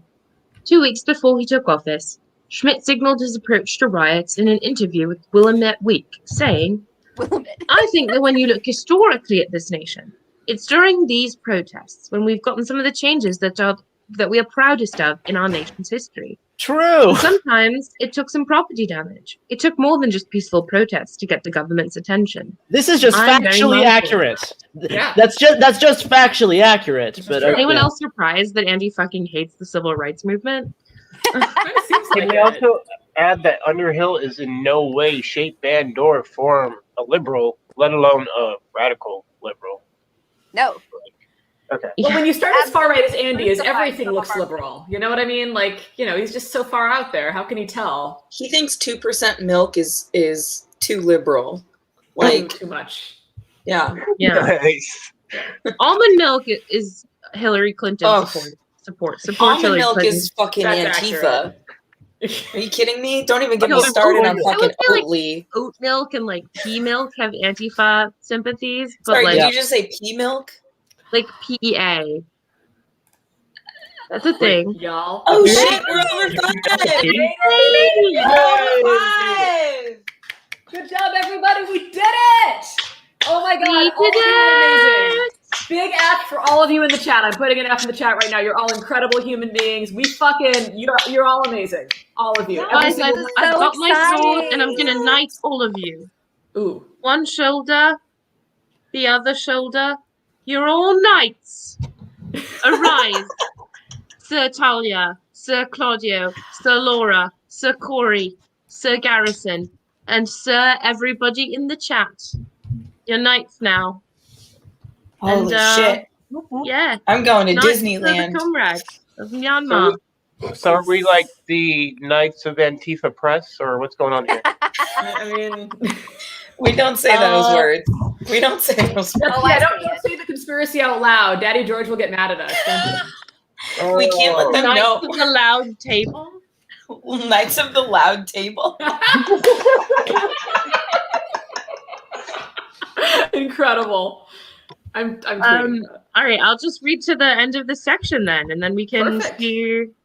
see how what we we feel. want to see. Yeah, Yeah. we feel. Yeah. I'm like, no one has to stay. We can all stay or go or whatever. Yeah, however we feel. There's no goodbye. laws here. This is an anarchist an anarchist table. So Okay. I'll just got read to the here. end of this like Sit little down. bit, and then we can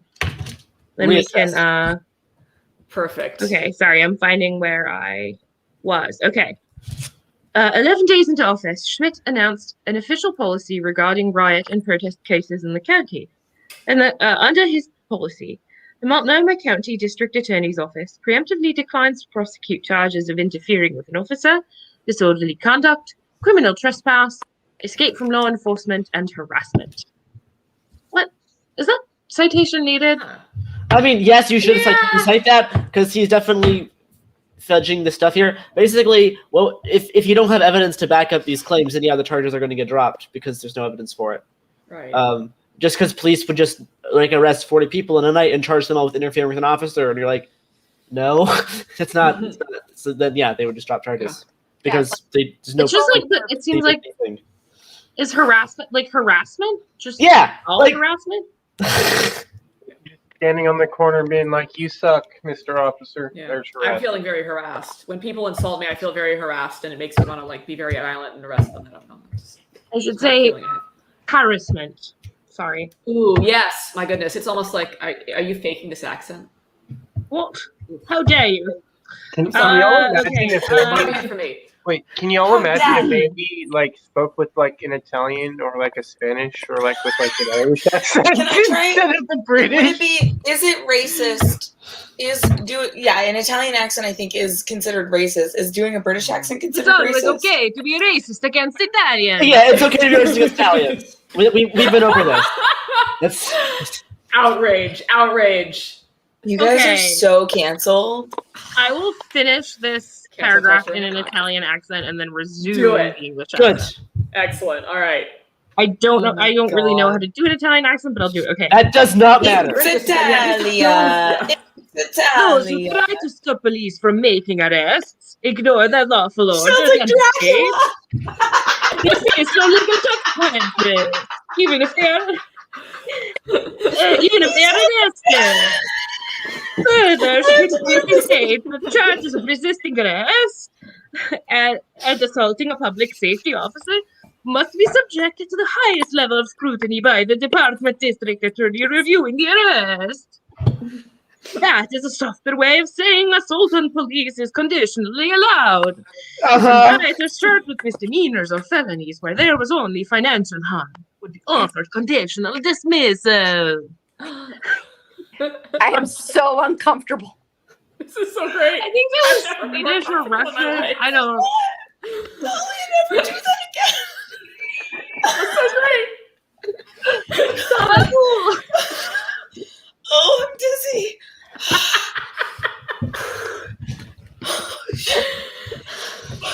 Everybody donate $5 if that made you Yeah. from you. That was worth some donations, everyone, please, for the love of God. Oh my God. You did Dracula that whole time. That was Dracula. Bela Lugosi's here, and he thinks Lasagna Dracula. Antifa. Antifa. Antifa. Want to abolish your police. Antifa. Bella, get me some Antifa over here. I'm starving. Hey, Tom, get me some Antifa. Antifa With some Antifa. Manigot. Antifa. Antipasta. Oh, so Okay. it's a vampire. If Antipasta. it's a vampire, it's Antifa. It's Antifa. Ooh. Antifa. All of the Italian anti-fascists are really mad at us right They're just now. like, fuck this. Like, we're out. We've been having to deal with fascists way before all of you. I know, I know. Go on. We should just not go on Twitter for like 2 days. Thank you, Brendan. Yeah, it's Well, probably it's really respectively, for our the best. DT Everyone deactivate your the accounts. original anti-fascists who fought Mussolini's brown shirts in the streets. This is a I'm very sorry for disrespecting your memories. But you are so delicious. I can't help it.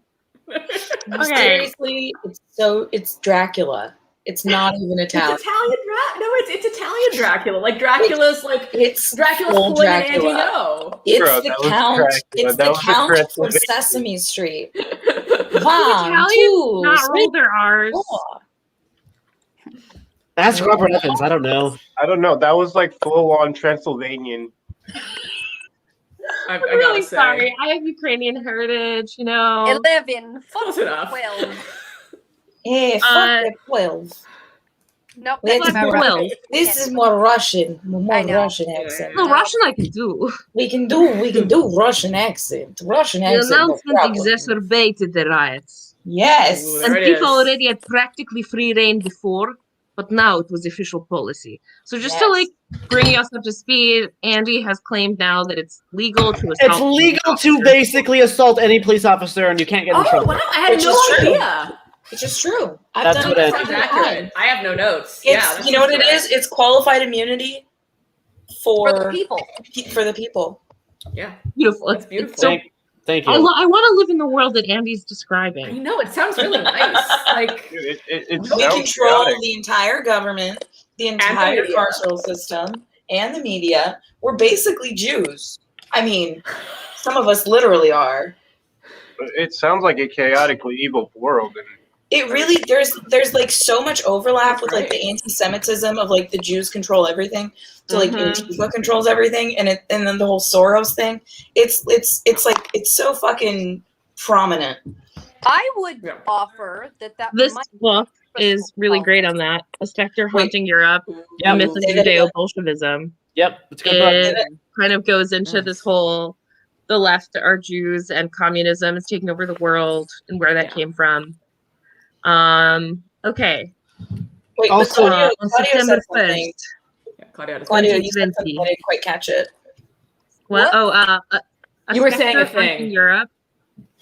The Myth of Judeo-Bolshevism by Paul Hannabrink. Okay. Also, Are you eating milk and cookies right now, Claudio? That's fantastic. Iconic. Absolutely. Yeah. We got some I have Dr. an Pep. ovarian cyst, so I was just like, you know what? This is Fuck it. happening. Yep. Hell yeah. All right, I'll just finish this in the Russian accent. I don't even know. Okay. I'm On for it. September 1st, 2020, Blamtifa rioters gathered around outside Mayor Wheeler's condo for a second time. As much as Wheeler tried to kowtow to protesters for months, it was never enough. They demanded he resign.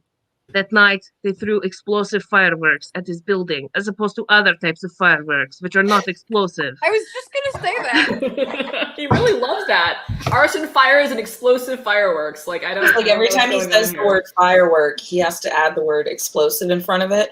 Otherwise, something bad happens to his family. That sounds correct. Which houses dozens of other family units. By around 11 o'clock p.m., rioters smashed their way in the ground level of a large occupied apartment building. They started a fire inside and stole furniture to start another fire on the street. A riot was declared, and police... There is a citation, but let's see. It's his own tweet. Oh, yeah, you're right. You're yes, right. and okay, yes, a building was broken into. It was, I think it was like a dentist office. Oh yeah, that's not cool. And Yeah, there was there like was a small fire started inside. The citation. Would anyone what like to does guess the what the citation citation lead is? to? Would Is anyone it like to Andy's own guess? tweet? Is it Andy's own tweet? tweet? Is it Portland Police's Twitter? Yes, it is Portland Police. So all of his citations are just Twitter. Twitter or Portland Police. Or Yeah. Portland Police, I yeah. write a whole book off of Twitter. Right? Why can't I write a book? There were fireworks started inside. Yeah. And then, like, I would imagine that there were combustions because of that. I think. Like, I don't know. Yeah. There was a small. There was a small fire inside briefly. Yeah. In Russia, we set fire to dentist's chair when he displeases us, or we need to be warm.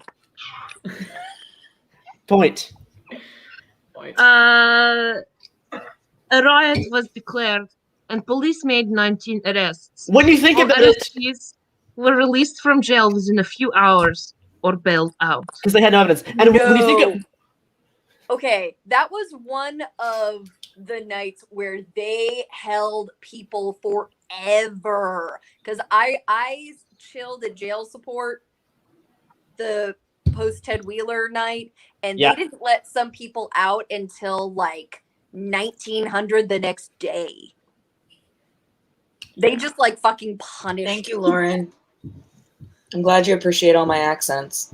They're real good. Thank you. No, the following Ted Wheeler day, they held on to people forever. Yeah. That is a when you think about it, violence, Mayor Wheeler announced he was moving to another one of his many houses. That poor bastard. A moment of silence. When you think about it, didn't pepper spray a dude, Ted Wheeler? Yes, Yeah, that was he a did. Oh, that's right. It was a guy who walked around. And this guy was trying to like talk to him or something, and then you just have like the audio of him being like, "You just fucking pepper sprayed me. The mayor just fucking pepper sprayed me." It was like the guy that the mayor was with didn't get the former mayor. The mayor and the former mayor. Damn ass. Yeah, he like recorded like the audio somehow, like in his pocket, or like his hand was going in his pocket. Are we talking about the timber air? Yes. Facing the derriere? The derriere. The derriere, yeah. A Or very watch the Portland derriere. moment. Yes, it is the Alpenrose milk guy. Yeah. Yeah.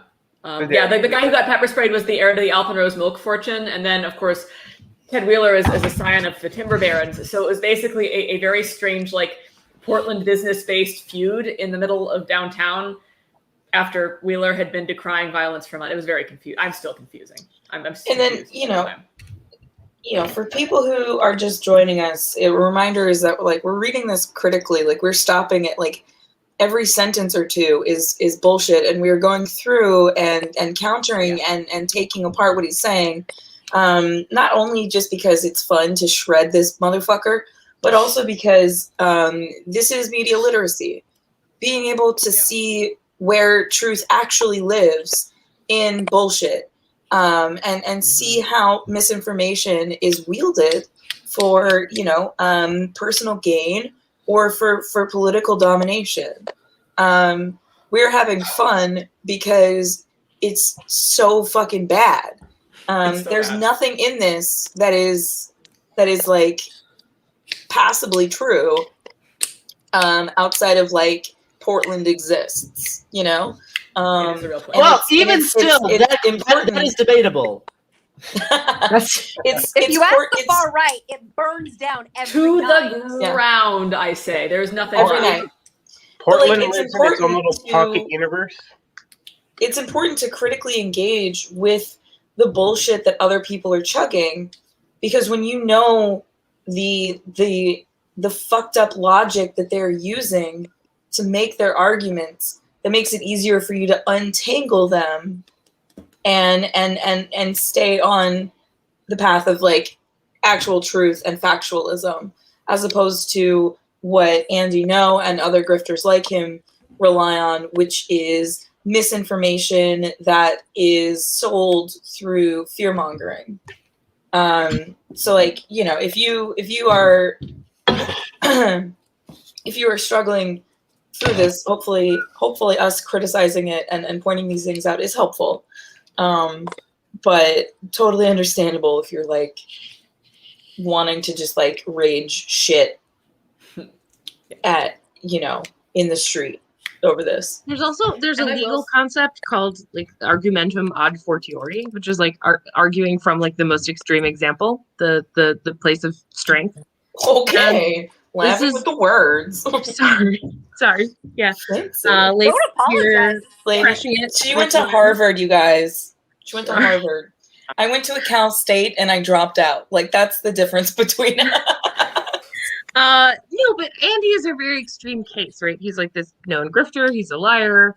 We all know he's lying just by virtue of kind of him saying it. But The whole thing. Yeah. if you look closely at his tactics, they're actually pretty common among, a lot of bad journalism. For example, citing police reports solely and only as sources. That's extremely common in local news, even in like the New York Times. And, like there is a sort of institutional bias throughout journalism where people will cite police departments simply because they're institutions as opposed to individuals. And then also, his habit of sort of speaking from this point of like just making broad assertions and unsupported ones, like that's a really common tactic too. Kind of this authorial voice that's unsupported, like all of these things are useful to recognize, as a pattern. And like certainly when you see, police bulletins treated as objective truth in journalism, that's something to note. Quick question, Leah. What would you say with those in relation to the propaganda model, how he's utilizing both in conjuncture? Like, I mean, it's the same way that like Rush Limbaugh and Hannity. Oh wait, wrong Talia. I'm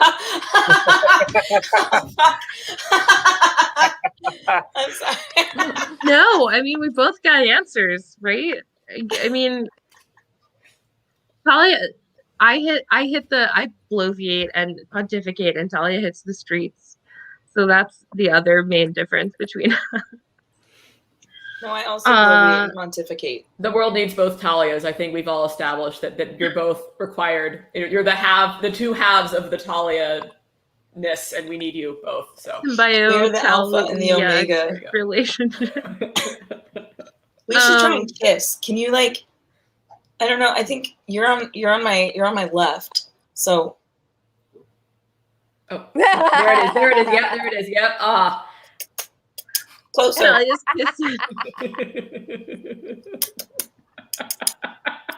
Closer. There it is. There it is. Yes.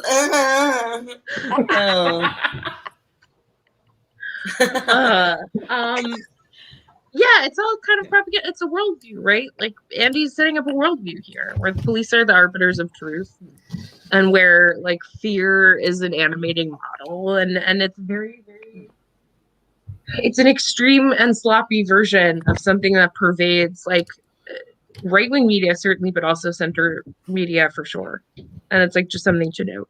And what's really frustrating too is that like traditional media outlets, they really rely on this concept of neutrality, and that concept is being exploited by these extremists constantly. Because if on one side it's like basic shit like cops shouldn't be allowed to kill whoever they want whenever they want because they feel like it, and then the other side is cops should be allowed to do that. Right. You know, like those are not equals. Like one of those is based in morality and the other one is based on like some fucked up version of reality that has no standing in truth. And we constantly see in traditional media, and by that I mean like the fourth estate that we know it to be, we constantly see this happening where they try to play the both sidesism, where it's just like it's and that's exploited. When you platform fascists, they will exploit your desire to pretend like their ideas are some equal opposite to like the, you know, regular whatever, but like the fucking status quo leans fascist. The status quo relies on and is reinforced by capitalist white supremacy, right? So like when that's your status quo, and then you try and say that like the other side of that is extreme fascism, and that those are like equal, like in opposite diametric, like in opposition to one another, like it's bullshit, and all it does is like validate the fascism to the point where this motherfucker who just sits and fucking tweets all day can write a whole ass fucking book. I'm sorry, I had 2 Diet Cokes, and I'm like. Well, it's very agitating because this grifter is not only making a lot of money, but doing a lot of, I mean, he's influencing things. And like people will cite this book, like this book will get cited. And this book, which we've demonstrated is backed up by like air and imagination, will be cited. And people will have to go and look at this book to see that the citation is bullshit. Yeah. And the other, like kind of going off what you just said, both Talias, is like, this idea of objective journalism being this thing where you just parrot what both sides say without judging it, like that is just, it's a tape recorder. That's a robot. Like part of journalism is not just collecting information, it's parsing it, it's interpreting it, being like, is this true or not? Fact checking. And Andy Ngo does none of this. And a lot of centrist media does none of this. And like, yeah, it's real blatant here, but like, yeah, these tricks are used all the time by everybody. And we all have to keep a lot of leftist media also does that. Yeah. Lots of media does that. Yeah. Yeah. I think it seems like when I was writing my book, I kind of made a conscious choice to write it from my own viewpoint, and like that does sort of it limits things, and you know, because it was a first book, it sort of has yes, it you know, the autobiography you always want to crap out in a first book, but I think writing from an honest perspective and saying, I'm going to use facts, I'm going to use truth, but I am a person who's shaping this narrative. I have my own biases. Like so many legacy media outlets want to strip that out and pretend they're writing from this place of sort of authorial omnipotence. Yeah. But what they're really doing is they have the same institutionalist biases, these institutions, like the sort of more prestigious the institution, the more overwhelmingly white and male it is, like, and rich it is, like there's, you know, there are class, race, and sort of institutionalist perspectives that sort of get subsumed into this omniscient viewpoint and go unremarked upon. And so like I think as sort of a freelancer, you get to kind of be outside that paradigm a little and be able to say like this is where I'm coming from. To what Luke said about it being cited in congressional committees, I saw something when Ngo's book first like came out that said, I think it was something like, this is misinformation laundering, right? He's taking lies. He's taking lies, and this is the same thing that the Post Millennial does. It's the same thing that the New York Post does. You take lies and you alter them slightly to a place of like legal, plausible deniability. And then you put that in a package that more mainstream places can reference. and you therefore make it more, and that's how come you end up getting like Congress people spouting QAnon conspiracies. Those things start in this like dark web bullshit, and then they kind of get laundered through channels such as the Post Millennial, and they end up getting covered more mainstream by like Fox News, and then you just fucking, and then that shit becomes fact. Yeah, because you say a lie enough times for whatever reason, it becomes, it ends up like this true. game of like telephone but citations, and exactly. that's one of the reasons that I gave up this idea of like, especially on this topic, like the idea that I could be an objective journalist about this, because I can't. How many times can I get shot and brutalized and beat over the head with a Gadsden flag and all of these things and be like, oh yeah, I feel objectively about this. It's like, I mean, if I need to look up a fact, I will look up a fact and I will do my damnedest to find the fact. But this is a first person narrative to me. My videography, it is what it is. I'm never going to edit or doctor the footage to make it anything other than what it is. But my experiences are first person. They are what they are. But the very, very least that people like Andy Ngo could do is be like, yeah, I have a bias. And he pretends that he doesn't. Exactly. He pretends that he doesn't, which is bullshit. Like, you know, the New York Times pretends that they don't have a bias either, which is also bullshit. Yeah, because they do. Yeah. And just own it. Yeah. I remember a tweet coming out in like the middle of the protests, and I can't remember. It was some journalist from one of the big guys, Washington Post, New York Times, one of them. And it was basically stating that it's not objectively biased, it's objectively true. Yeah. Basically rooted in fact, not rooted in your opinion. Yeah.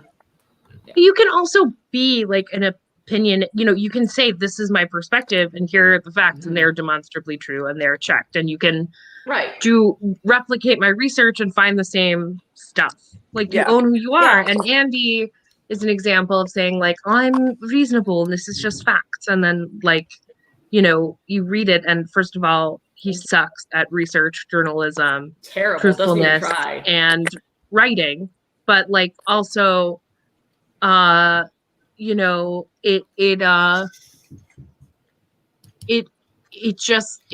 there's a fundamental dishonesty even in just the way he approaches things. Yeah, I mean, when you're covering protests, right, you're covering what you're seeing.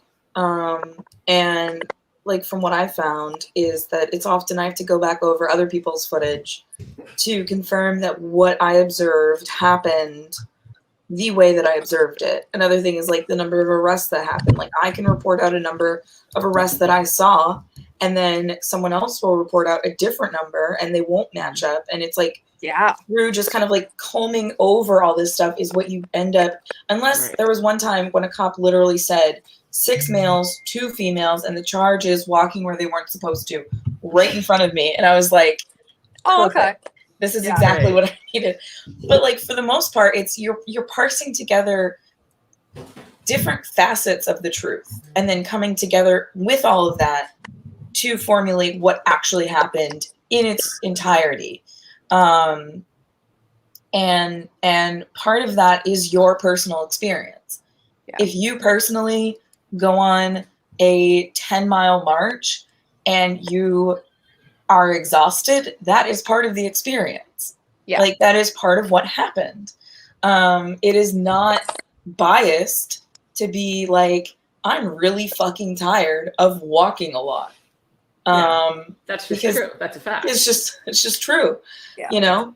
And there's no way that any of us can get all of the facts by being there, but there's certainly no way that somebody that is sitting back in his gaming chair can get all the facts from watching that either. And it's good for us to acknowledge that we can't get all of the facts. And it's certainly good for people like Andy that are sitting back watching from their gaming chair to say that he can't get all of it either. And it's absurd that he can say that he is an expert on all of it and that he can know all of it. I am not an expert on all of it. And I am out 90% of the time, 95% of the time. I miss almost nothing in terms of being on the ground. But, you know, frequently people will come up to me and be like, how many arrests happened in that rush? And I say, I have no fucking idea. Yeah, how could you know? How could I possibly contact jail support? Compare with other people. Yeah. You'd be lucky if you get the crowd size estimate from me. Oh my God! Yes. I'm good with that now. These are the things that, like, I feel like they matter pretty the much least. as someone who's been occasionally dubbed an expert or paid to do talking stuff. Often being an expert means telling people what they want to hear. Yes. Correct. Enough times and well enough. I think the right has a pretty low standard of what counts as well enough, but enough times certainly. Is the panel? How do you say this word? Heideggerian, I believe. We're all being Heideggerian sophists. Good job, terribly sexy. Oh yeah, terribly sexy. No, we're doing our best. Also, has that we terribly sexy saying some questionable shit. I don't know what that means. We'll watch terribly. I don't know what it means either. Oh, so I see. Heidegger was a philosopher. I think Hannah Arendt slept with him. He was like a Nazi. Something. He was. Yeah, he definitely had some Nazi leaning. Mixed that frustrates me is like the discourse around like should press be at protests. Mm-hmm. Obviously, there's some protests where you don't want someone live streaming, and you don't want people filming everything. But from what I've seen, if just activists are on the ground at something and something happens and the only word you can have is from the activists, the typical media person who is not involved in the scene at all, they're going to go off of what police say. They're not going to believe what the activists say about what happened at all. If you have press people there who have centralized their focus on reporting what is happening, and not doing it in a way that's like Antifa mob is storming the street, yelling at babies and grandmothers. Like, if you have people who are there who are like paying attention to what's happening, and they have a space where the things that they say are either wholly correct or they are corrected as more information comes out. If you remove those people because you don't want press in your movement or whatever, you're only left with the media who has an incentive to delegitimize everything that you experience and say, and the cops who have every incentive to delegitimize every experience and thing that you say. And that's exactly it. Like, I think there's sometimes a misunderstanding about what these actions are for. Like, breaking a Starbucks window has never changed anything by itself. What changes things is, and people hate the word optics, but people seeing these are symbolic actions, and symbolic actions have no effect if people don't see them and have opinions about them. Like, the whole idea is to get discourse going. The whole idea is to get people talking and thinking. If you don't have people that are putting out what's happening and like interpreting it in a way that isn't Andy Ngo, then you're kind of missing a huge opportunity to actually affect real change. And like, if that's your goal, if your goal is to change things as opposed to just be angry, then that's real important. And like, I understand it's a double-edged sword, but you know, yeah, maybe go for it. But I mean, you know, it's like if a Starbucks window shatters in a forest and no one's and there no one's there to see it. Did it make a sound? People will see the window with or without us. Exactly. Yeah. Like, it's just a matter of whether they'll see other things. Yeah. By the way, speaking of seeing other things, we do have much more Andy Ngo that we could read. It's been 5 hours. Nobody has to stay, but we do seem to have people still watching. The Myanmar thing is still going gangbusters, y'all. We are up to 5,405. I am feeling real good about that. I think we should keep. I think we should keep going, or I'm certainly going to. Y'all are invited to stay. No one is forced to stay here, obviously, but shall we keep going? I'm into it. I'm down. I can see for a little later, but I got to get up in the morning, and it's after midnight on the East Coast. Yeah, East Coast is y'all are. Yeah, it's getting late out there. Laven has to go to bed by. Laven has to be awake in the morning time. I'm Because sorry. Laven- I hate mornings and would ordinarily happily sleep till 2, but I have things I have to do. Things you have Sucks. to Things you have to do. Look at you. Oh, God. Look at you having Occupied things. That's real press. That's real press. Right Sorry. Yeah. Nice to talk with you just guys. trying to seem cool with my shades on, but I'm lying. I have to wake up in the morning. Sorry, Claudio. Did no one tell you that we're all wearing sunglasses tonight?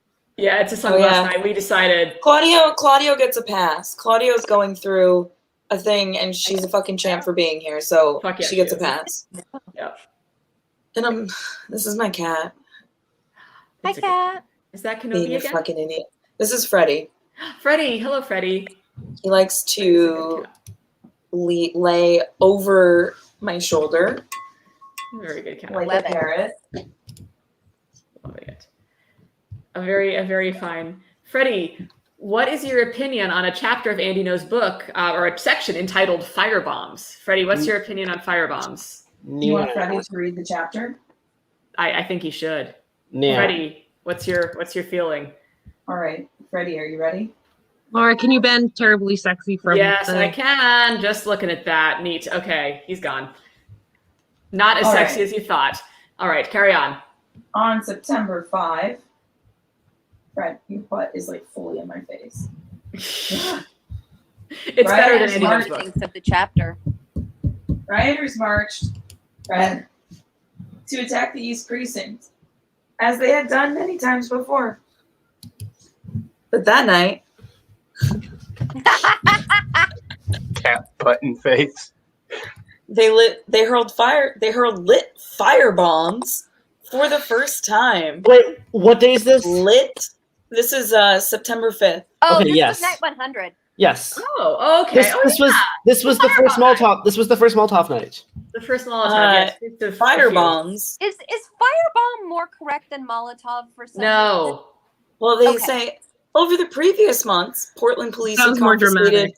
unused Molotov cocktails, but none had actually been used at the riots, which is why they're called. I guarantee you. Which is why they're called unused Molotov cocktails, in that they'd never. Are you okay, dude?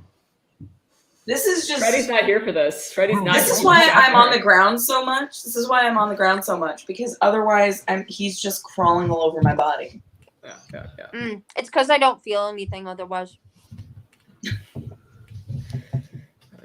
That was real. That was too real. Just the facts. Just the facts. All right. However, that night, a masked rioter hurled a firebomb in the direction of a line of police. It fell short of its target. And this bitch. Yeah.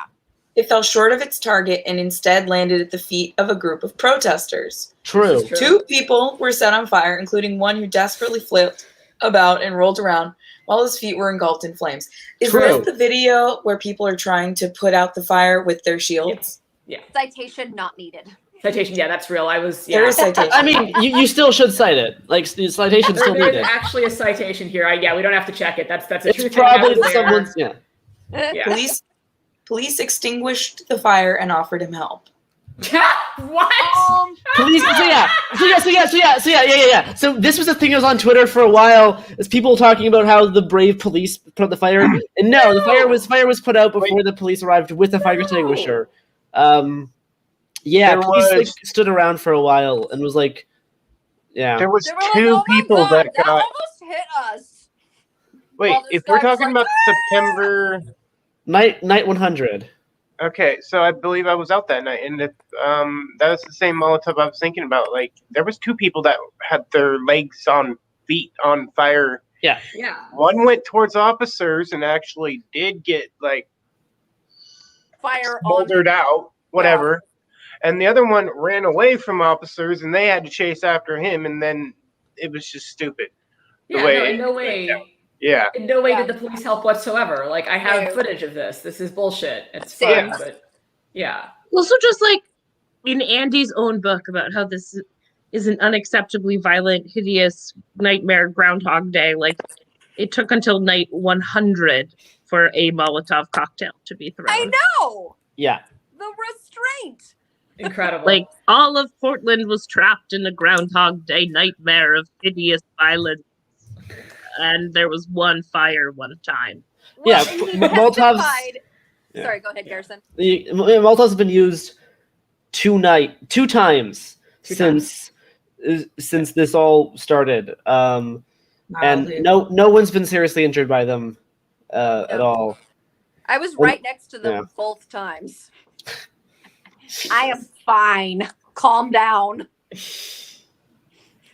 Word. All right. All right. For the next 4 hours, rioters continued to light fires on the street and hurled more mortar fireworks at officers. As opposed to explosive fireworks. They're different. They're different. Mm-hmm. Yeah. Well, I mean, There's no they're like citation. the big ones versus like the lame ones. There were a few fireworks that night. There was much more tear gas, though. Oh, a lot of violent arrests, a lot of flashbangs. That park was like briefly turned into like basically what was a full-on war zone with the amount of artillery the police were using. A lot of bad arrests. It was Portland Police Bureau and state troopers were there. Now the reason this all started is that there was a protest planned to go to the East Precinct, and police said you're not allowed to protest there. They basically said we think we're like they surrounded us. Yeah. The police went on the LRAD and said you look scary. You're not allowed to go by our building. And then people started marching anyway, and then police got there to stop the march because they basically didn't let the protest happen. And then someone threw Molotovs and hit other protesters, and then it turned into a night of chaos. Well, and let's not forget that night 100 was the night that they used the Stingray. Yeah. Oh shit! They used a Stingray. Yeah. No transmission. Yeah. No. It was real. I mean, yeah. It's not the only time they've done it, but it was the worst reception I've ever had, and I have posted videos in those same spots before, and it wasn't like that. That terrible was back, reception. Yeah, that was back in the era that I used to stream. It was socially acceptable then, and I had streamed at that location before, and there was no getting in and out. I was stringing that night, so I was supposed to be sending videos to ABC. Couldn't do it. I got tackled twice that night by a 200-pound geared up OSP officer. Like, it was just a ridiculous fucking night. And yeah, someone in the comments saying Portland police report from New Year's Eve claimed there were Molotovs thrown. Yes, they did claim that they were not. There was like a burning trash can. That's what actually that was. But there was another day in like November or October where there was a second Molotov incident. But the one on Taylor night. Yeah, but the one on New Year's Eve was not a Molotov incident. That was a lie from the Portland police, and DHS. So real quick, I have some good news and some bad news. The good news is that Shane Burley is here. Shane, who does Hi. And the bad news is I don't think I can put him in with 6 of us in here. Is somebody feeling sleepy and willing to give your spot to Shane? Yeah, I will peace out because I gotta wake up in the morning. Word, right. Good night, everybody. Bye. Good night. Good night, Natalia. Spokojnej noci. I hope you all have a great night. It's been awesome hanging out with you guys and hitting 5,000. I just like popped on at the end. Yay! Read a little bit and got to share the glory. So bye, everybody. Peace. Bye. Peace out. Good night. And then there was Welcome, Shane Burley. Yeah, I feel really bad bumping Talia. No, She's way better We than me. literally no, stop it. First of all, I'm still here. I'm still here. We are now The inferior Talia is still here. we are now 1/3 CIA. Incredible. Where are you at in the book now? Wait, where's the other We are CIA? still in chapter Me and 3. Shane, because we both write for Bellingcat. Where are you? Yeah. Yeah. Shane, where are you in the book? Because we will skip to the part you're in. Oh, that I'm in? Okay, so yeah. I'm in 2 spots. I'm in the 20-page chapter on an email that Real City Antifa sent on to him. That incredible scoop that he got. Yeah, Oh my God. the secret document that was an email about a reading group. Oh shit. I was mentioned because I was being read in the reading group as part of the radicalization training. I see. No, this all tracks. But then he also talks about me in the Jurnafa spot, Yes. where he talks about Tal and Kimmy and stuff. Which is your favorite one? I think we should do the email. I feel like the email is important and we should do it. Which chapter is that? Do you remember? All of them are funny. All of them are funny. It goes on a really long time. I mean, it's literally 20 pages about an email. Oh my god, this is incredible. What page does it start? Wow. It starts on. I'm on the Kindle one. It's on 85. Yeah. Okay, that's close. I'm just gonna let's we're not that far off. Oh yeah, that's true because there's pictures. So I'm gonna speed read a little bit and we're gonna get there. It's gonna be great. All right. So for the next 4 hours, rioters continue to light. This is night 100, by the way, Shane. No. For the next 4 hours, rioters continued to light fires in the street and hurled more mortar fireworks at officers. One sergeant was directly hit by an explosive, which burned through his glove, injuring his hand. Yep, citation needed. In response to the violence, they used tear gas to disperse rioters. The street filled with homes and families. The street, not the street itself, filled with homes and families. Yeah, Eric Kammerer bashed in a black man's head for just coming to check out what was happening. Oh yeah. I don't think that's in here for some reason. He didn't decide. It's not. Yeah, Detective Eric Kammerer. Yes. This homeless family clouded with smoke from fires and tear gas. Over 50 people were arrested that night, including Christina Narayan, the legislative director for Tina Kotek, the Democratic Speaker of the Oregon House. There is a citation. So they arrested a random person who was at the protest. Cool. Yeah, this is very damning. This is because they arrest anyone who can't run away fast enough. And they were charged with first-degree attempted murder. Oh my lord, they were. They didn't arrest. Sorry, this is someone else. This is actually who was attempted to be murdered. Who was arrested and charged. This is not the legislative director. This is someone else who was charged with first-degree attempted murder. I wonder what the status of that charge is. Yeah. If only probably. Luke in the chat says that it was a kid trying to get home. Oh, neat. That sucks. That feels correct. That blows. The kid or someone was arrested for attempted first-degree murder, first-degree attempted assault, first-degree arson, and possession of a destructive device. Court documents say he admitted to lighting the wick of a Molotov cocktail and then launching it towards a police officer. The district attorney later dropped 3 of the 4 most serious charges. That's interesting. Here's the thing. He cites himself instead of the court documents. Yep. Which he does all through there. He does that all the time. Yeah, I mean, so it's like his blog is the evidence. Also, I'm also millennial. Holy shit. I'm also very skeptical and concerned about interviewing about basically getting a confession out of a young person being interrogated by police. He's not making a murderer. We know. Yeah, the making a murderer thing, right? It's the same thing. So I know there's been a few instances of teenagers being interrogated by police without a lawyer or a guardian, and that frustrates me a lot. Because that's just that shouldn't happen. They say police extinguished the fire and offered him help earlier. I was standing right there. No, that didn't happen. We already been over this. Happen. They threw these ice pack things at it and said that shit stings in the morning and walked away. So to the reporter who got their pants lit on fire, that was right next to them. That's offered him help. Yeah, I'm sure that was real helpful. We must have been right next to each other, but we didn't know each other. I came up behind. I was behind the police line as they were charging up. Oh, we were separated by cops. The tale is old as Portland time. Separated by. All right, let's keep going. Yeah, we're gonna keep going. The following week, Mayor Wheeler announced a total ban on the use of tear gas for crowd control. Because it poisoned a bunch of kids. Yeah, remember that one time where there was that father who was out on his lawn at 1 o'clock in the morning yelling, "Where is my gas mask for my 1-year-old? Do they even sell that? What the fuck is wrong with you people?" Haunting. Because they gassed a giant residential neighborhood. They did. Flooded it with gas. Giant yellow clouds. Incredible. Yeah, and so Mayor Wheeler didn't like that, presumably because he's an anti-fascist. And because he was up for election. Also that. Yes, an anti-fascist, Mayor Ted Wheeler, who decided after 100 days that maybe tear gas was bad. Enough is enough. Yes, we finally reached the limit where we gas 1-year-olds. That's And what it they is. just replaced it with more batons. Like it was More like batons filled with and gas. also It's a other tear baton. gas. Yeah. Now they It's now not they're tear gas. It's OC. Now they're- OC, no, yeah. not tear gas. yay. Yay!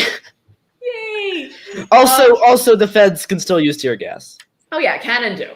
which they did as recently as like a few weeks ago. Yeah. Yeah, no, ICE. Every time you go to ICE, tear gas. Yay, Yeah, great. my ovaries. Thank you. Hurrah. The riots continued into October. The city never put out a full estimate of the costs, but in early July, Portland Police Deputy Chief Chris Davis said there had been an estimated $23 million in damage and lost business. He made the statement only This was also including. I think this figure was including all the COVID, like the damages that people estimated for COVID. Yeah.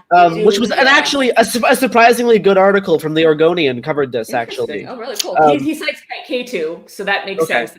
There was a good article, and he did. Also cite it. interesting that Andy skips over the fires and the mutual aid thing that happened in September. He skips from 900 to October and skips over how like fascists. He set up says checkpoints. that Antifa uses mutual aid to trick people. So yeah, it was like a established media that earlier. scam. An elaborate Yeah. ruse.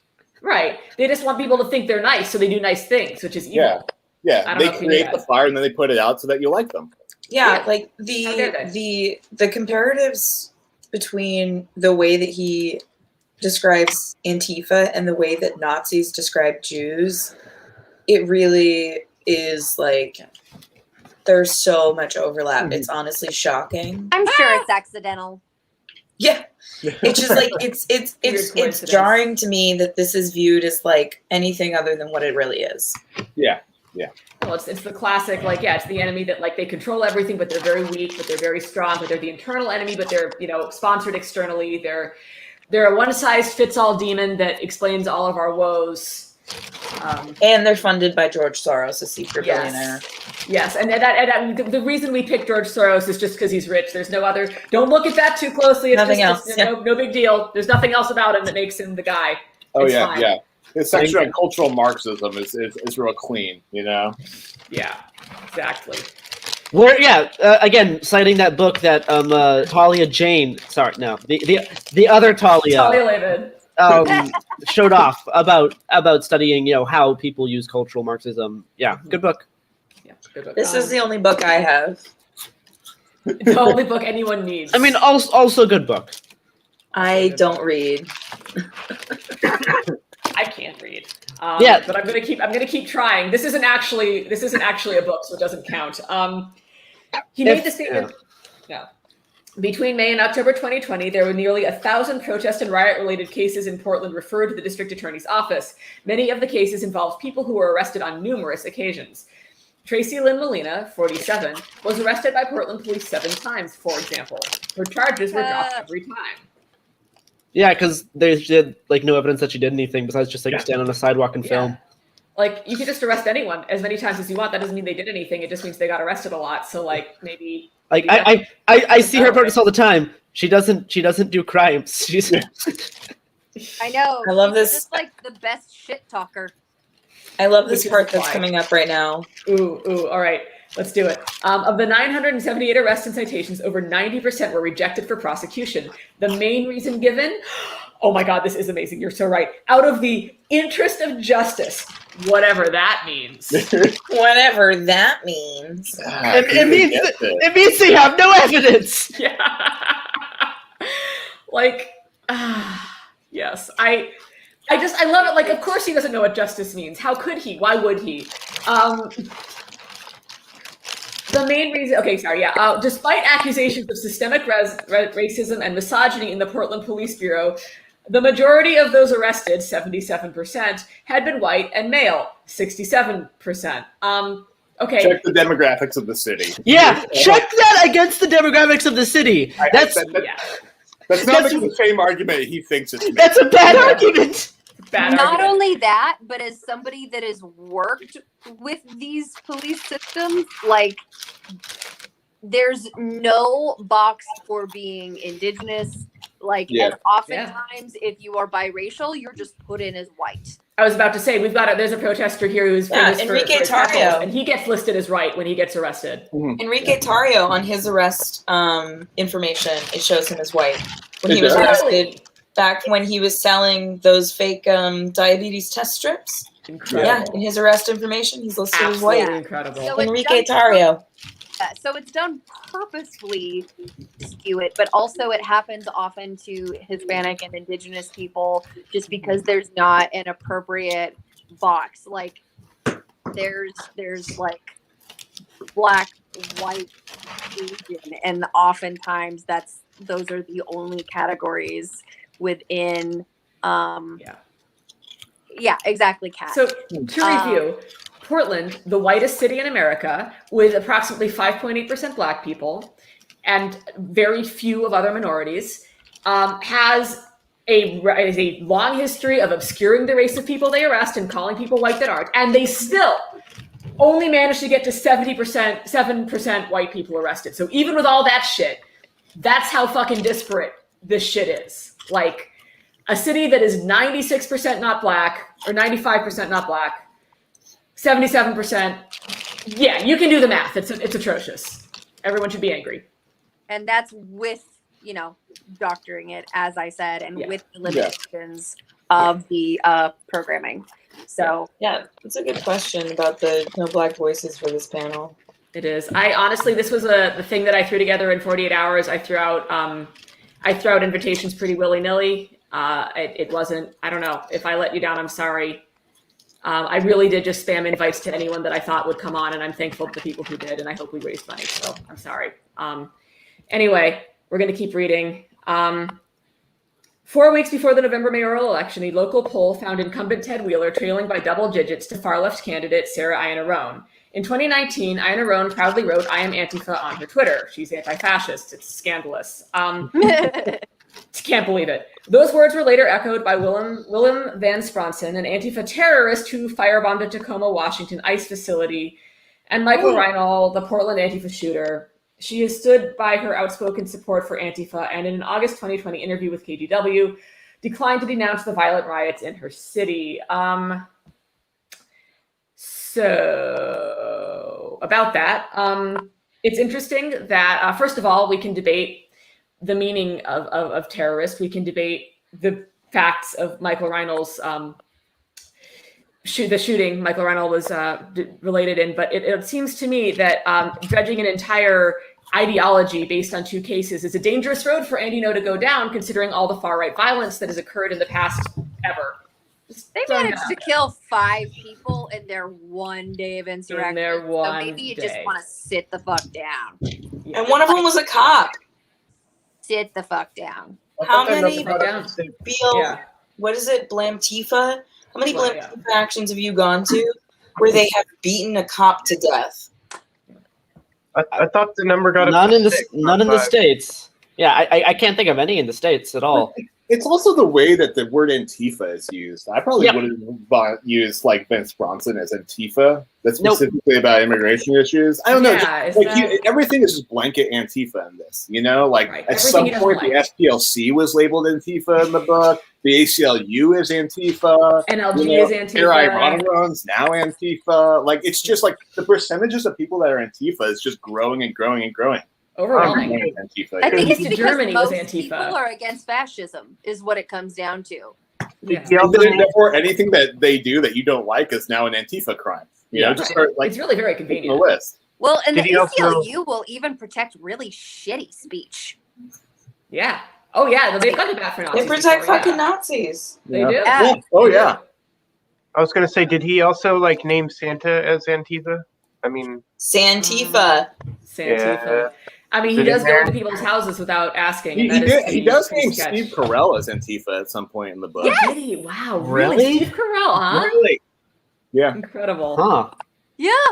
Bunch of politicians are named as Antifa in the book. Oh, yeah. East Germany was my favorite. The entire East German government from that's the 1945 to Antifa government. If Antifa takes over, one would hope that Germany is Antifa. They have a bit of an influence. They have a bit of a track record. That They do have that one really far right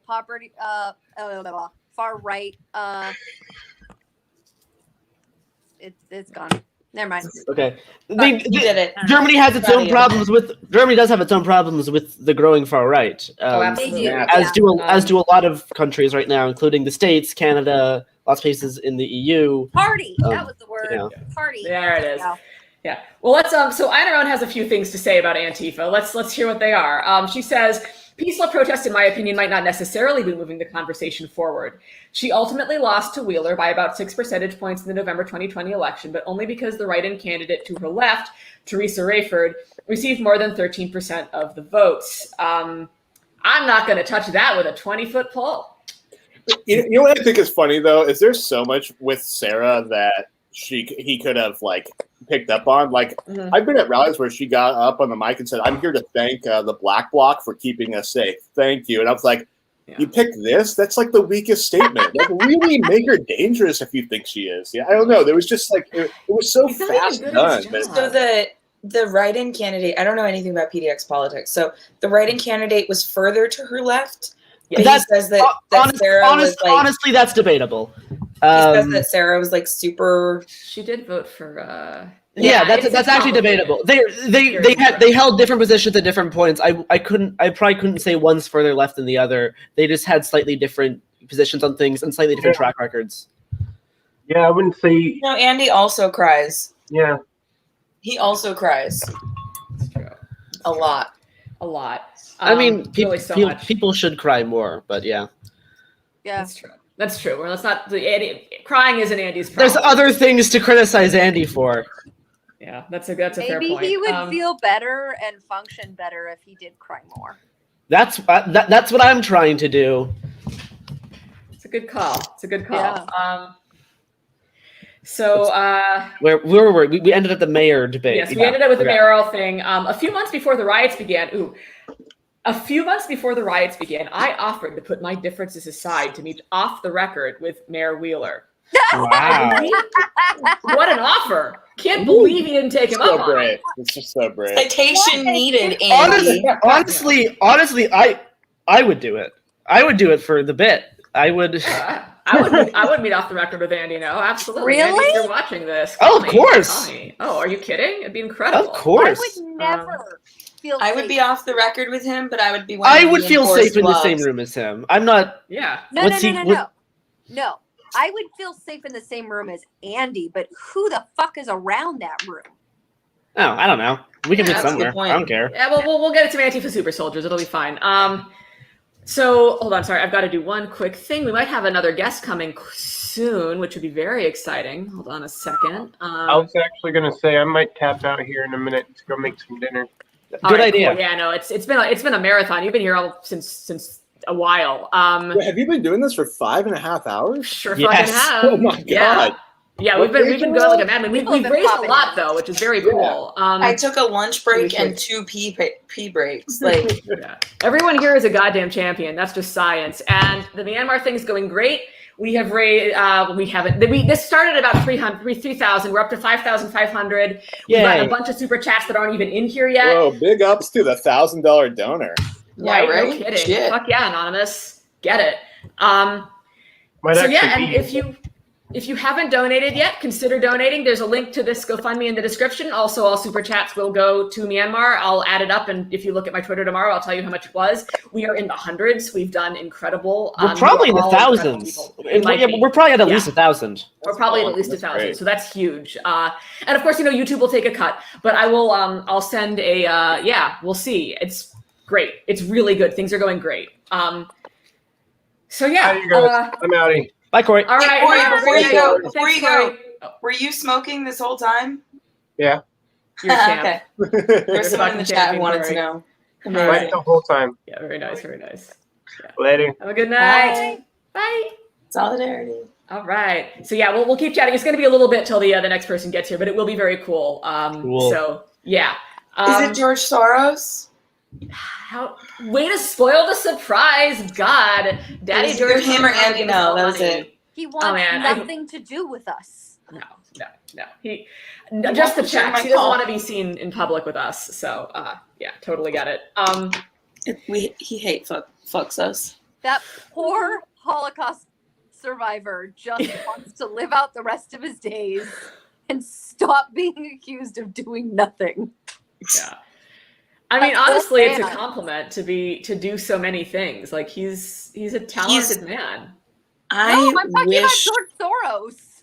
That's what, me too. I mean, what doesn't he do? Like he sponsors Antifa, he sponsors the caravans at the border. He's got his fingers in a lot of everywhere. pies. He's Thanks. everywhere. And Rupert Murdoch, we Thanks, give him Glenn no kind of sugar.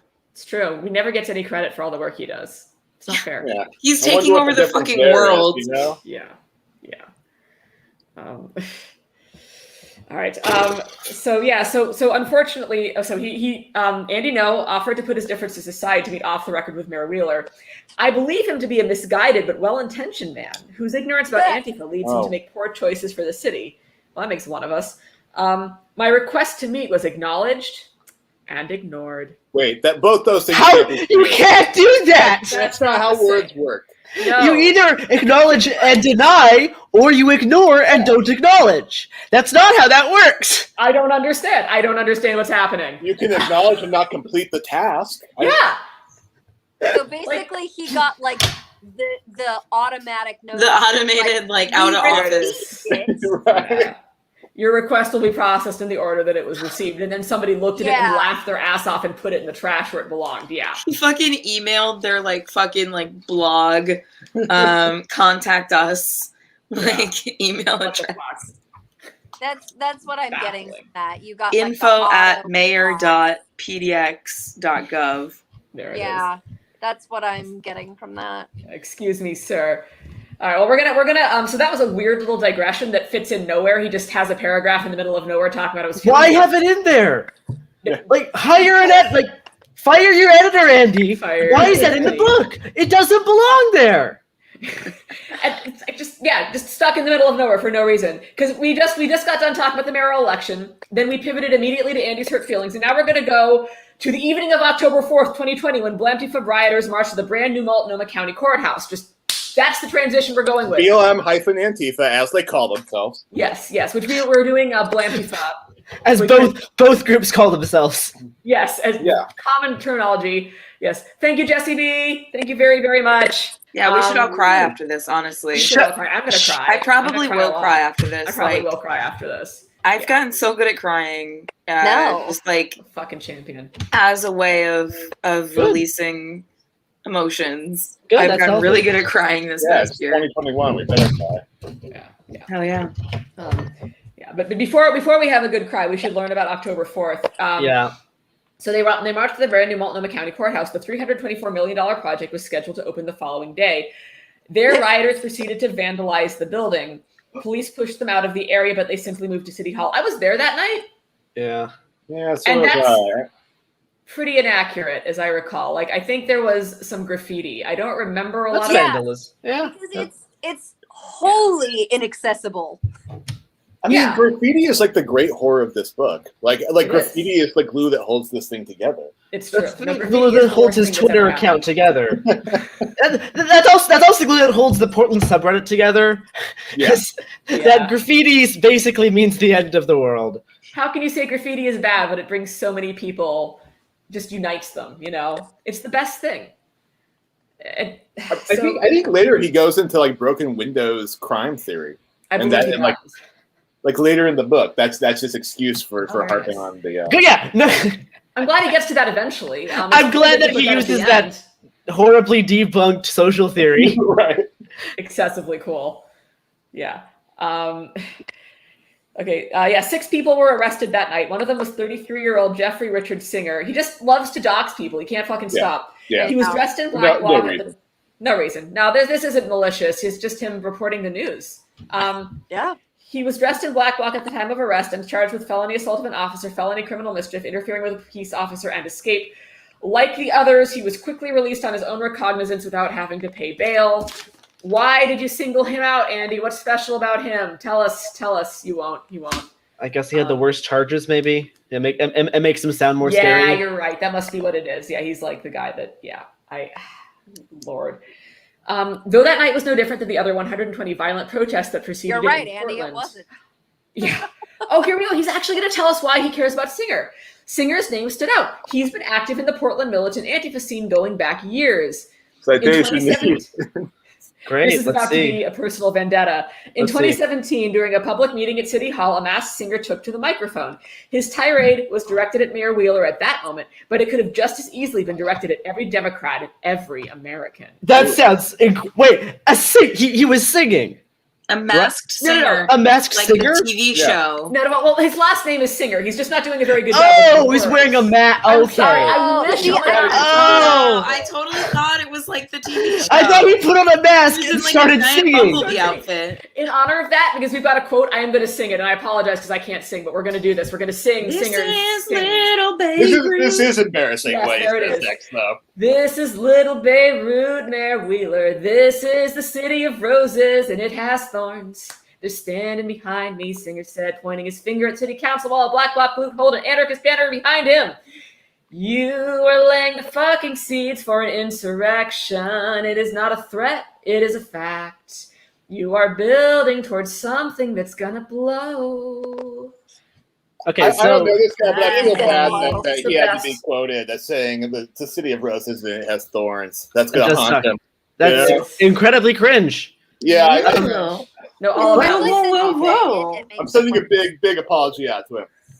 But yeah, so I guess he just got shunned for participating in the whatever thing that we call democracy. I guess I don't know. It's not really democracy, but it's Also, he's something. been involved in the People militant Antifa scene, which is apparently like speaking up at city council. That means going to city. That means going to a city council meeting. That's yes. Yeah, like you know, We should all honestly. Antifa. I feel like if anarchists made more of a habit to go to city council meetings, Honestly, that would be amazing. They would. Oh, there was a woman here where the city council was trying to approve, like basically selling a low cost like apartment building to bulldoze it and build like expensive high rise bullshit. So she started showing up to the city council meetings and she would just yell and make a bunch of noise and eat up all the time until they had to adjourn. So they never got a chance to vote on. She did this for like months, I think, and I don't think they ended up just like washing it. Like I don't think they got a chance to vote to destroy the building. And that's how she and she was just doing that by herself, and then other people started showing up. It's in P.E. Moskowitz's How to Kill a City. I don't have like the exact. I don't have the exact info, but it was something like that. Like she started showing up to city council meetings, making a fuck ton of noise, and then forcing them to not be able to follow through on their fuck shit until people had like a fair chance to fight back. So go to city council meetings and fuck their shit up. Yeah. Scream at Real them. quick, I have some good news. We have a guest, Alyssa Azar, a Portland journalist, is joining us, and she is here right now. Hooray! Hello! How's Real happy to see you. I'm going to tweet that you're here. If everyone else wants to tweet too, that's super neat. Hello. Yay. You look How's so everybody pretty in person. Thank you. I love all your beautiful faces. I like that this is like the new way to hang out now. It's just Yeah, this is just it's just what we do. Yeah, we were talking about crying earlier. Crying? Mm-hmm. Yeah, we were. Alyssa's we should all. my attention.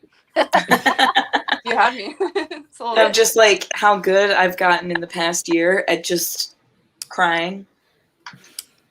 Are we saying crime or crying? Crying. No, and crying. Actually, I've also gotten actually committed crimes. Okay, I was thinking crime this whole time. I was like, all right. What are we admitting to? Yeah. To the feds in the chat, crying is not a crime. Yeah, it's actually totally legal and it's free and it's fun. You can do it at home anytime you want. Like masturbating. You can do it at the same time. And I was just gonna say. Yeah. That's my preferred. Sometimes I do. Sometimes I do. It's the best way. It's the best. There's anyway. Let it all out. You know. Let it all out. Just all of it. All of it. All are doing well. Yeah. So, Alyssa, we're glad you're here. We are talking about, I don't really know anymore about Portland and how it's bad. So, Andy's been kind of all over the place for the last page or so, but I think we're talking about autumn-ish, maybe. So, yeah. Yeah. All right. So some Antifa militants. There we go. Yeah. And this one person had like made a very cringe speech and, you know, said that like we were going to have an insurrection in 2017. And that's proof that there was a big plan to have that happen. We all remember the Antifa insurrection of 2017. Absolutely. Yeah, when the Nazis killed somebody. Yeah. Oh yeah, I remember that. Yeah, that was cool. But he doesn't mention that. Probably not. Must have slipped his mind. Yeah, no, he's a busy man. He does a lot of protests. He can't keep it all straight. He put it in there, but the editor took it out. That damn editor. Yep, there it is. Fire the editor. All right. By autumn 2020, cold weather and rain severely affected the turnout of the riots. Also fires, but he won't mention that. The fires in September, then cold weather and rain, plus people getting too traumatized and needing a human break. Well, also in the fires where everyone did mutual aid work, you know, like the thing that he doesn't talk about that was like a major difference to save lives, you know. Yeah, it's especially. I'm glad Alyssa's here actually for this specific part because you were like. You did the fire thing, like you went out and you were one of the. You went out and set the fires, yeah. Doing the crimes, and getting stopped by chuds who just wanted you to not set fires anymore and or terrorize you with guns. Yeah, that was so fucking ridiculous. Well, and the worst part is Andy was a big part of spreading those conspiracies. Yeah, you know he. Less so him. Because he was careful to not. It was the media ecosystem he created. It basically, It was the trends that he started, and it started to. He actually was very like posting that Antifa didn't because he realized that the thing he started, like the community, was getting out of his control. It was growing beyond him. Yeah, and it got to a point where he could get in financial trouble. Right, legal trouble, you know, and legal trouble. Yeah, like it basically he created this monster, and the monster was set loose, and he was like, "Oh, I did this thing, and now I can get in trouble for it." So it was actually interesting to like watch him freak out during the fire days, and Houston was posting like, "No, this actually isn't Antifa," because all of the comments in his tweets were, and those were getting headlines, those were getting 4chan threads, Reddit threads, Twitter threads, all the stuff about that, and he was actually trying to stop it because he could have gotten in trouble because he made this monster. Mm-hmm. Has Andy tweeted about this live stream? I don't think so. I've been checking every once in a while. I'm checking them out right Andy, now. You're breaking my heart, Andy. Come on. The Mass Report Telegram has been active on us. Yes. They flooded us a while ago. Hi guys. You gonna send me some more strobe gifts because they didn't work last time. You guys are so assholes. Classy. Yeah, so we're not going to talk about the fires at all for obvious reasons, because Andy and I wouldn't want to bring that up, and I understand why, because, all the things Garrison and Melissa just said. So, so severely affected the turnout of the riots, but that only made those who came more extreme. With smaller numbers, they were better able to carry out hit-and-run style attacks. Yes. With businesses and property. Actually, yes. Call them smash and dashes. But he also says that they use crowds, though, to kind of deviate and then commit crimes. So, like, which is it? Is it small groups do the crime, or the big group does the crime? This is the thing that the police does as well. They'll basically talk about how Antifa and more radical people basically slowly manipulate the crowd into committing mass crimes, which is a weird thing. Yeah, because like there's generally less big crimes committed in super large crowds because like super large crowds. One, because it's hard to move. There's a lot of people around. There's a lot of people watching you. There's a lot of cameras around usually, and it's harder to get away because there's so many people. A smaller group can move much faster, much more fluidly. It's easier to do better. It's easier to do more effective flow like water tactics. Because once you have 1,000 people, that's a really difficult thing to manage. Now, of course, you can kind of become more anonymous in a 1,000-person crowd, but you're also pretty anonymous in a 100% crowd if you're all wearing black. How did they cast a spell over the crowd to make them commit so many mass crimes? I don't know. This is something I was listening to a Portland Police Bureau live stream a few days ago Oh no, enough. It was a few months ago. It was for Uprising, and yeah, they like ranted about how Antifa was like manipulating crowd tactics by placing strategic fires to get people to become more militant, and like basically doing small militant actions to like convince the crowd that being violent is more okay. It was just they got us like the weird pop psychology kind of nonsense. Super weird thing to listen to. Yeah. It's just so weird to come from a criminal psych background and to switch into this. Because it's like I hear cops try to like kind of use my former career path, and it's just like, bro, that's not right. What you doing? What you doing? That's nothing. Yeah. No. All right, so basically, Antifa's menacing when they're big, Antifa's menacing when they're small, Antifa's menacing when they do anything at all. I'm Dr. Seuss, and we're going to continue. You're canceled! Cancel God Laura. damn it! Hashtag cancel It has Laura. its thorns. There it is. Yeah. Amazing. I'm going to use that all the time, forever. As you were saying. What I was saying. On October 11th, rioters shot out the window of Heroes American Cafe in downtown Portland during a night. What does that mean? What does that mean? He shot out a window? What does that mean? With what? With a rock? With a gun? With a cannon? Yeah, that suggests with a ballistic, and that's not what happened. Citation needed. Like actually required, because I don't know what you're doing. One of these. Yeah, thank you, Claudia. Very good. I like your sign. It's correct. Thanks. God damn. Yeah. Okay. So this is also the night that saw the toppling of 2 statues and the severe vandalism of a nearby museum. So this was the was Indigenous Night of Rage. Yes. So does anyone know what's the deal with shooting? The shoot out the window? No, that doesn't make any sense. No. Okay. And there's no evidence provided. I when I first read the book, I tried to look that up. I can't find any proof that happened. I mean, the window was knocked out, but there's no reason to believe it wasn't a rock or. I mean, a few windows were broken, but I don't know what shot out means. Shot. Yeah, shot is much worse than broken. It's a poor verb choice. Yeah. I mean, it's an intentional verb choice. It's a lie. Yeah, he's lying. He's a lying liar who lies all the time. Heroes American Cafe is owned by John Jackson, who is black. 3 days before the attack, an Antifa account on Twitter added the cafe to a list of businesses it said are anti-BLM. There's a citation for that. I'm sure there's a list. There are photographs of first responders in the business that they took offense to. Okay. It's a bunch of cops. Right. Cops went to a business where the windows were broken. I don't know why he felt the need to. Okay, cool. We'll move past it.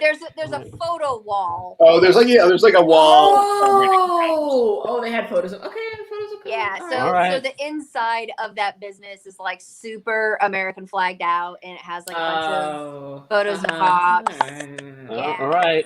Well, all right, Andy. Yeah, okay. I guess. Okay. Windows are broken. Tears were had. Yeah, Crying is good, actually. We've learned that. So after the election, Antifa stepped up their violence, even though it appeared the Democratic presidential nominee, Joe Biden. What does stepped up mean? What does that mean? No. They stepped up their violence. What does that mean? It doesn't mean anything. So it doesn't mean anything, but my favorite part of this is what sorry, it took me a second for it to stoke in. Even though it appeared that Democratic presidential nominee Joe Biden had won over Donald Trump. Oh yeah. Insidious. Oh yeah, we're going conspiracy election fraud. We're doing it. We're going election fraud, y'all. We're doing the thing.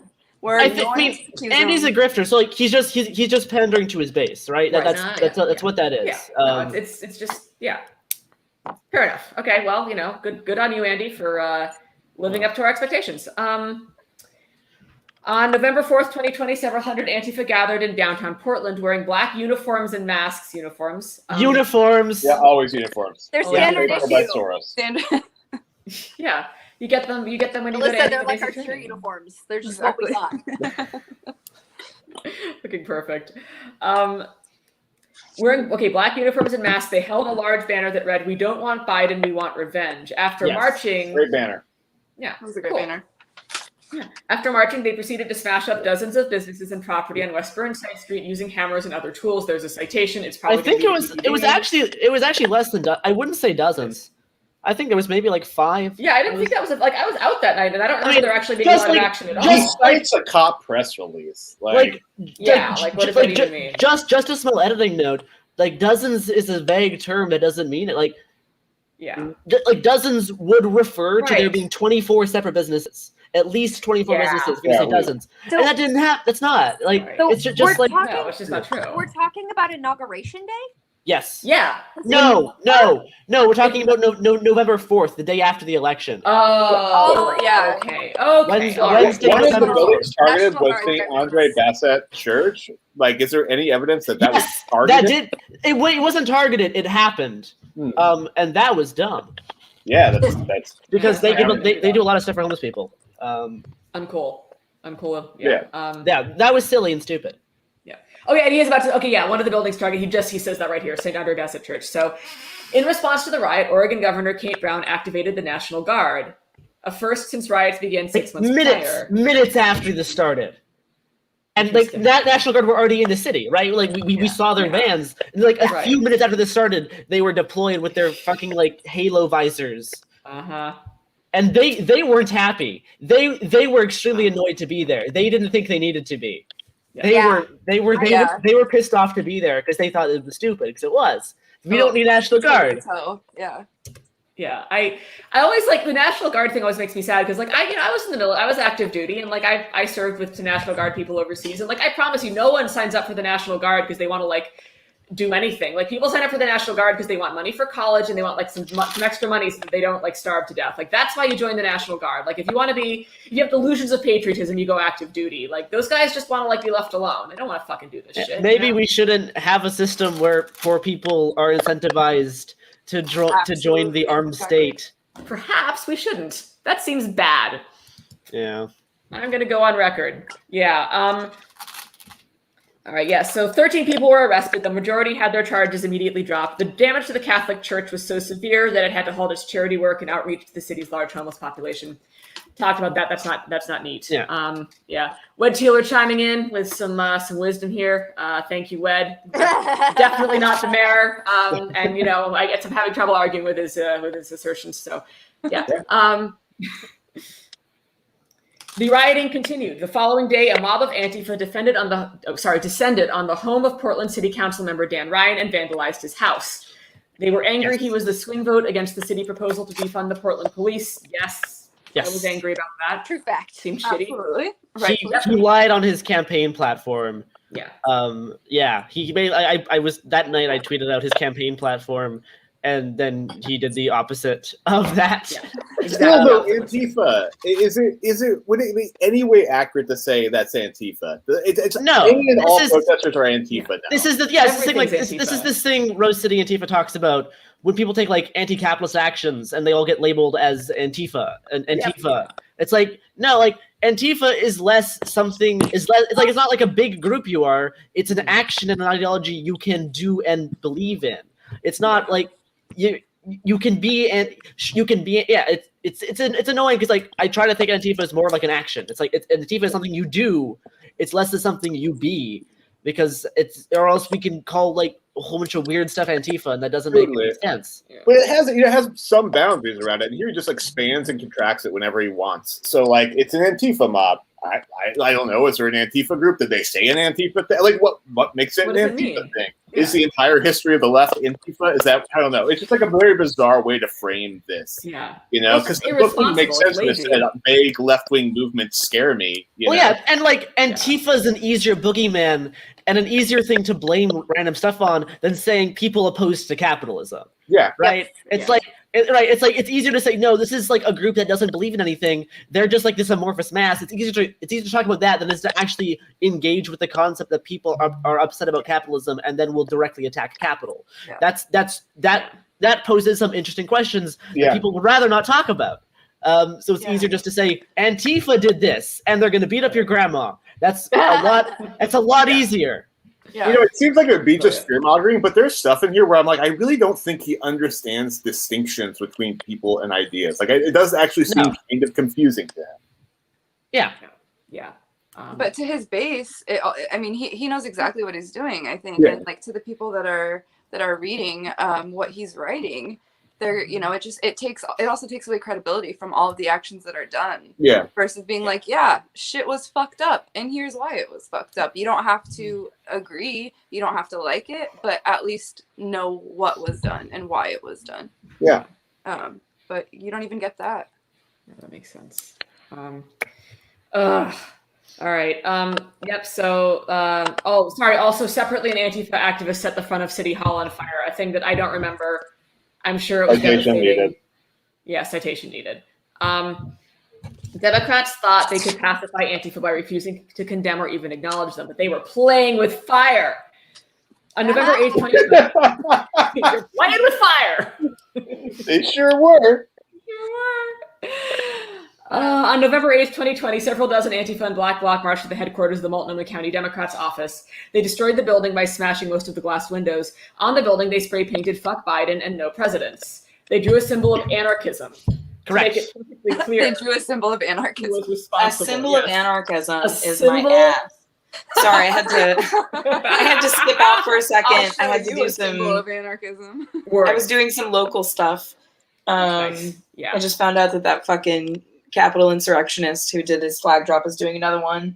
Oh boy. Today, Monday. Oh, gross. Oh, I'm so that pulled me away for a minute. I was not asleep. I was preoccupied. I wasn't saying anything. Yeah, you know. But yeah. Did I look like I was sleeping? Yes. Yeah. I thought you were. And I wasn't gonna. Yeah. You know, get your. Wait, yeah. so I just like reemerge. Y'all thought I was sleeping, and I come back, and I'm like, an Antifa thing is my ass. Sorry. That's brilliant.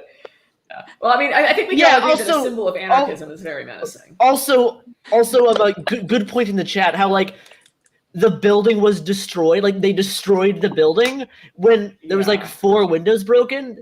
Right? Like that's what is it like? That doesn't mean you destroyed anything. Like you didn't destroy the building. The building's fine. The windows are not fine. That means they put up some plywood the next day, like to fill a window. The This happens every 3 months. They just made a DIY. No one cares if that's happening at the building. No one cares. Yeah. When a window gets smashed out, it's just a fucking DIY door. It's just another door. That's like when an escalator breaks, it becomes stairs. Yeah. It's like that one quote from Sound of Music. You know, when God closes a door, sometimes He opens a window. When Antifa smashes a window, they're just they're trying to make it easier for birds to come hang out. Yeah, birds are awesome. Also not real, but awesome. There that night, it wasn't that big of a deal. No, it really wasn't. Man, I had pictures and videos stolen that night like you would not believe. It was made such a huge deal by all like the far right cop websites and everything, and it was like, y'all don't even like the DNC. Why are you freaking out about this shit? They're genuinely surprised. They really do think that like Democrats and liberals and progressives and leftists and communists and anarchists and anti-fascists and Black Lives Matter, they think we're all the same thing, and there's not. Yeah, we're all BLM/Antifa. Yeah. Andy Ngo is the one. I paused my camera just because computer's getting hot again. Oh, right. Andy Ngo is the one who started pushing BLM-Antifa. Yes. Yeah. He started pushing that and has consistently done that, and now it's like a thing. Where if you are, and it's causing a huge problem, like with left organizing, because people see Black Bloc and they assume it means white anarchists, and they create a distinction where if you are a BLM protester, you are solely there to march for the liberation of Black lives, right? Like you are there for the Black liberation movement, and you're not allowed to be anonymous. You have to be like out there. Yeah, you can't be anonymous. You cannot be engaged in any sort of protesting beyond marching and chanting. You cannot be a radical. You cannot be an anarchist. And it's like it's like his bullshit combining the two has actually forced people within each scene, instead of seeing the fact that like anti-racism is anti-capitalism is anti-fascism, instead of seeing those joined together as true like ideological components of the same fight, it forces people to try and distance themselves away from BLM, and away from anti-fascism. Like, also, there is no BLM in Portland. It's not a thing. There is no BLM group here.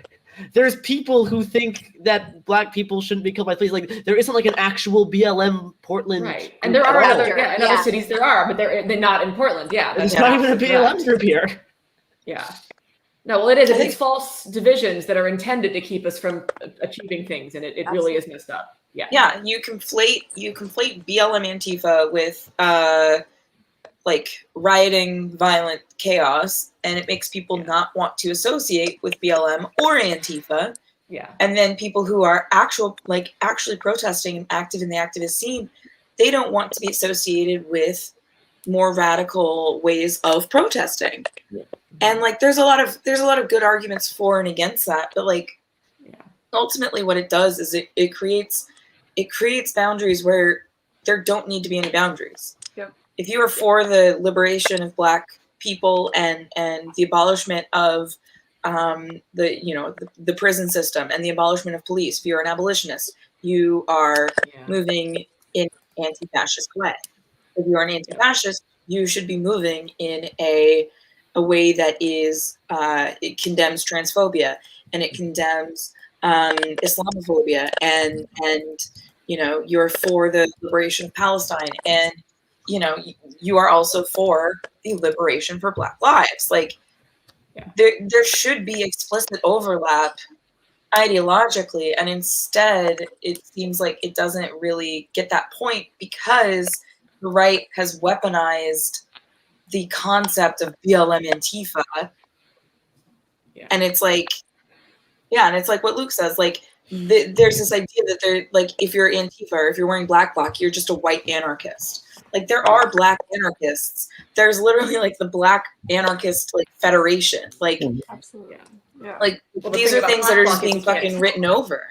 Yeah. Oh, absolutely. I mean, I've seen that so much here too, where like people are constantly labeled as being white just because they're part of Bloc, and it's a huge problem. Like we let the far right actually create our own narratives. Like we continue to mobilize their like words for us, the ways that we frame us. Yeah. No, there's not enough pushing back, I think, sometimes.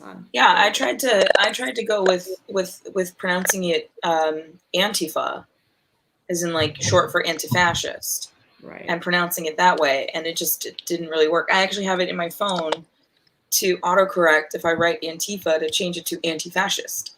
But then that got annoying because I would say anti-fascists or anti-fascism, and it was stupid. But like if I'm gonna be mocking right winger, I spell it Antifa with 2 E's. But they have definitely a stranglehold on the narrative. That's one of the we end up being labeled as radical for just being like people shouldn't be killed.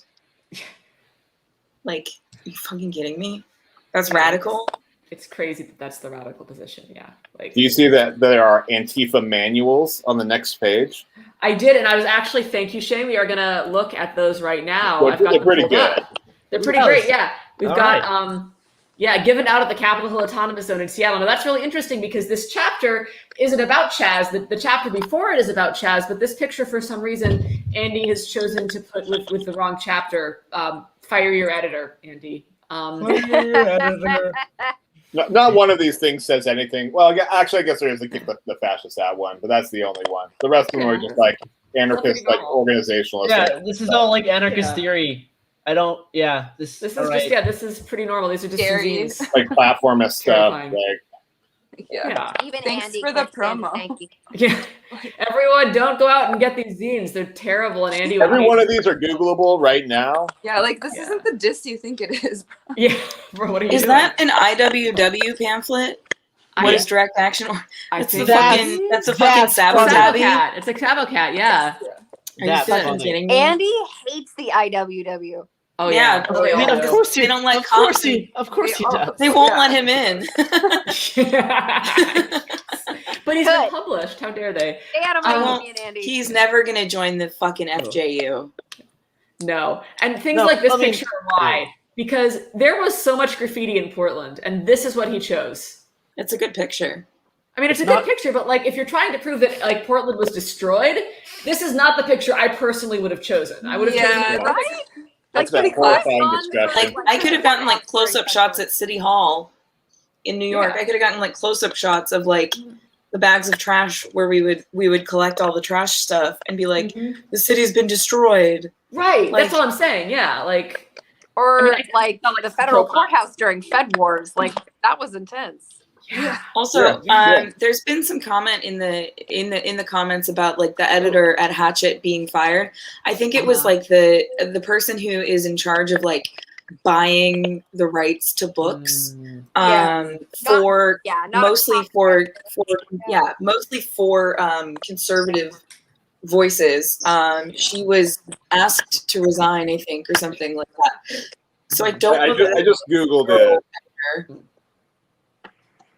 Yeah, she was asked to resign after the Capitol siege, I guess. Yeah. Oh, okay. I mean, you know. Yeah. Womp womp. Womp womp. Yeah. So it's Oopsie doopsie! I did a fascist interaction. Oh no! Did I do that? Oh, by the way, nothing can ever not be personal for Andy Ngo. So please check out this this last picture and before we move on. Murder Andy Ngo.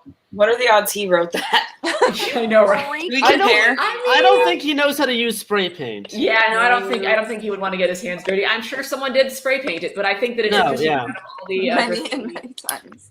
This he is what frequently retweets when somebody just says something mean about him, like Andy Ngo sucks, and he'll like I mean, on his timeline. It's just like, what are you doing? He does that to get his followers to harass the person. That's why. Yeah, he's right. like that. Yeah, you're right. I mean, just, no, of course. Andy, just go outside. Go outside, Andy. It's beautiful out there. The sun sometimes shines. Go outside. You know. How dare you, not Lauren? in London. It's not safe for him. Yeah, now he's in London. So. You're right. Not in London. Okay, there's no sun in London. Travel to France. It's pretty close. Go outside. I don't think he'll survive at a riot in Paris. Oh my God. There's like You're not wrong. I think he'll just like keel over and die. I don't out of think shock. Yeah, out of absolute shock. Just to remind everybody, we are still fundraising for Myanmar. We are up to 5,600 out of the $20,000 goal. This is fantastic. This is amazing. This is fucking so awesome. many gas masks. Yeah, that's a lot of like protective equipment for these people. If you've donated already, thank you so much. You're all amazing. If you haven't, consider doing it. There's a link in the description, or you can super chat. If you feel like sharing the fundraiser on your social media, that's also a thing that you could do. I'm not the boss of you, but it's something that you could choose to do. So yeah. Oh gosh, that's terrible, Mr. Anarchist, but I'm going to put it up because I love it so much.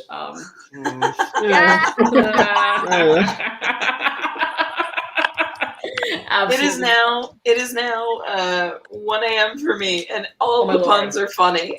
Yes, that is correct. All right, so we finally reached Shane Burley chapter, otherwise known as Roasting Antifa. Yes! Yay! I'm going to step for a very quick moment. And the CIA. Yeah. Wow, you're both. You really, how'd you pull this off? Yeah, that's amazing. You're like all the boogeymans for everybody. It's amazing. No, you are the CEO of Antifa. I'm sorry we had to reveal you in this way, but now everyone knows. I'm really glad to know now, though.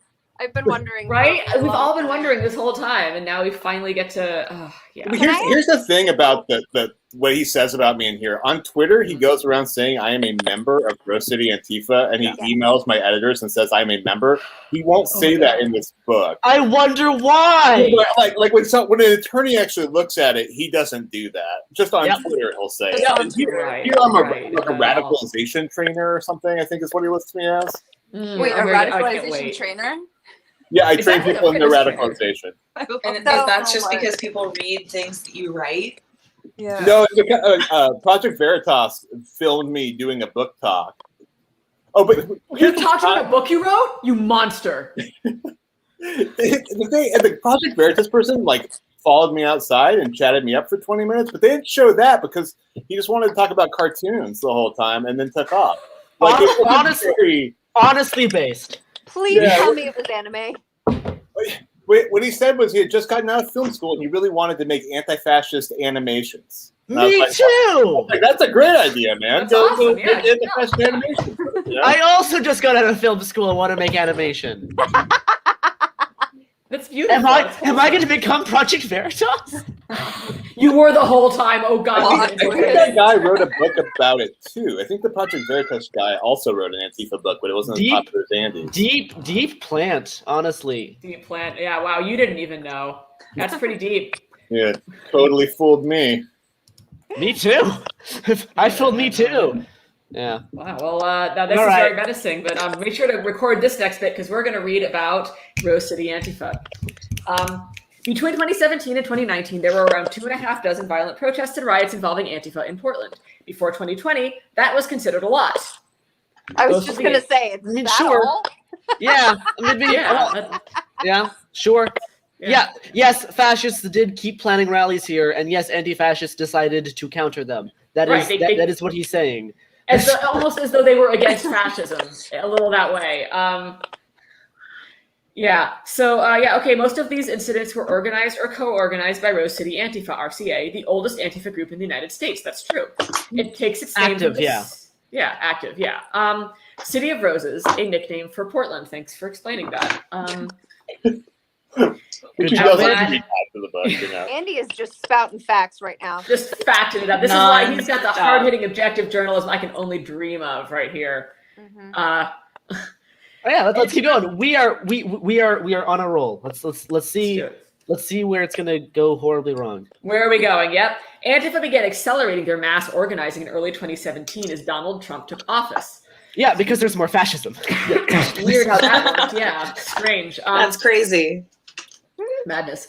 Within a couple of months, they developed a sophisticated system that included propaganda, outreach, operation security, reconnaissance, and group fighting strategies. I mean, this sounds pretty cool. Yeah, neat. Cool. Okay. I mean, also, they've operated the same way since 2007, so it's sort of like nothing was really different. No, there was more people who were very few people are in Rose City Antifa. Like people who show up to anti-fascist actions in block usually aren't members of Rose City Antifa. Like if Rose City Antifa plans an event and people show up, those people aren't part of Rose City Antifa. They're just people in Portland who don't like fascism. Right.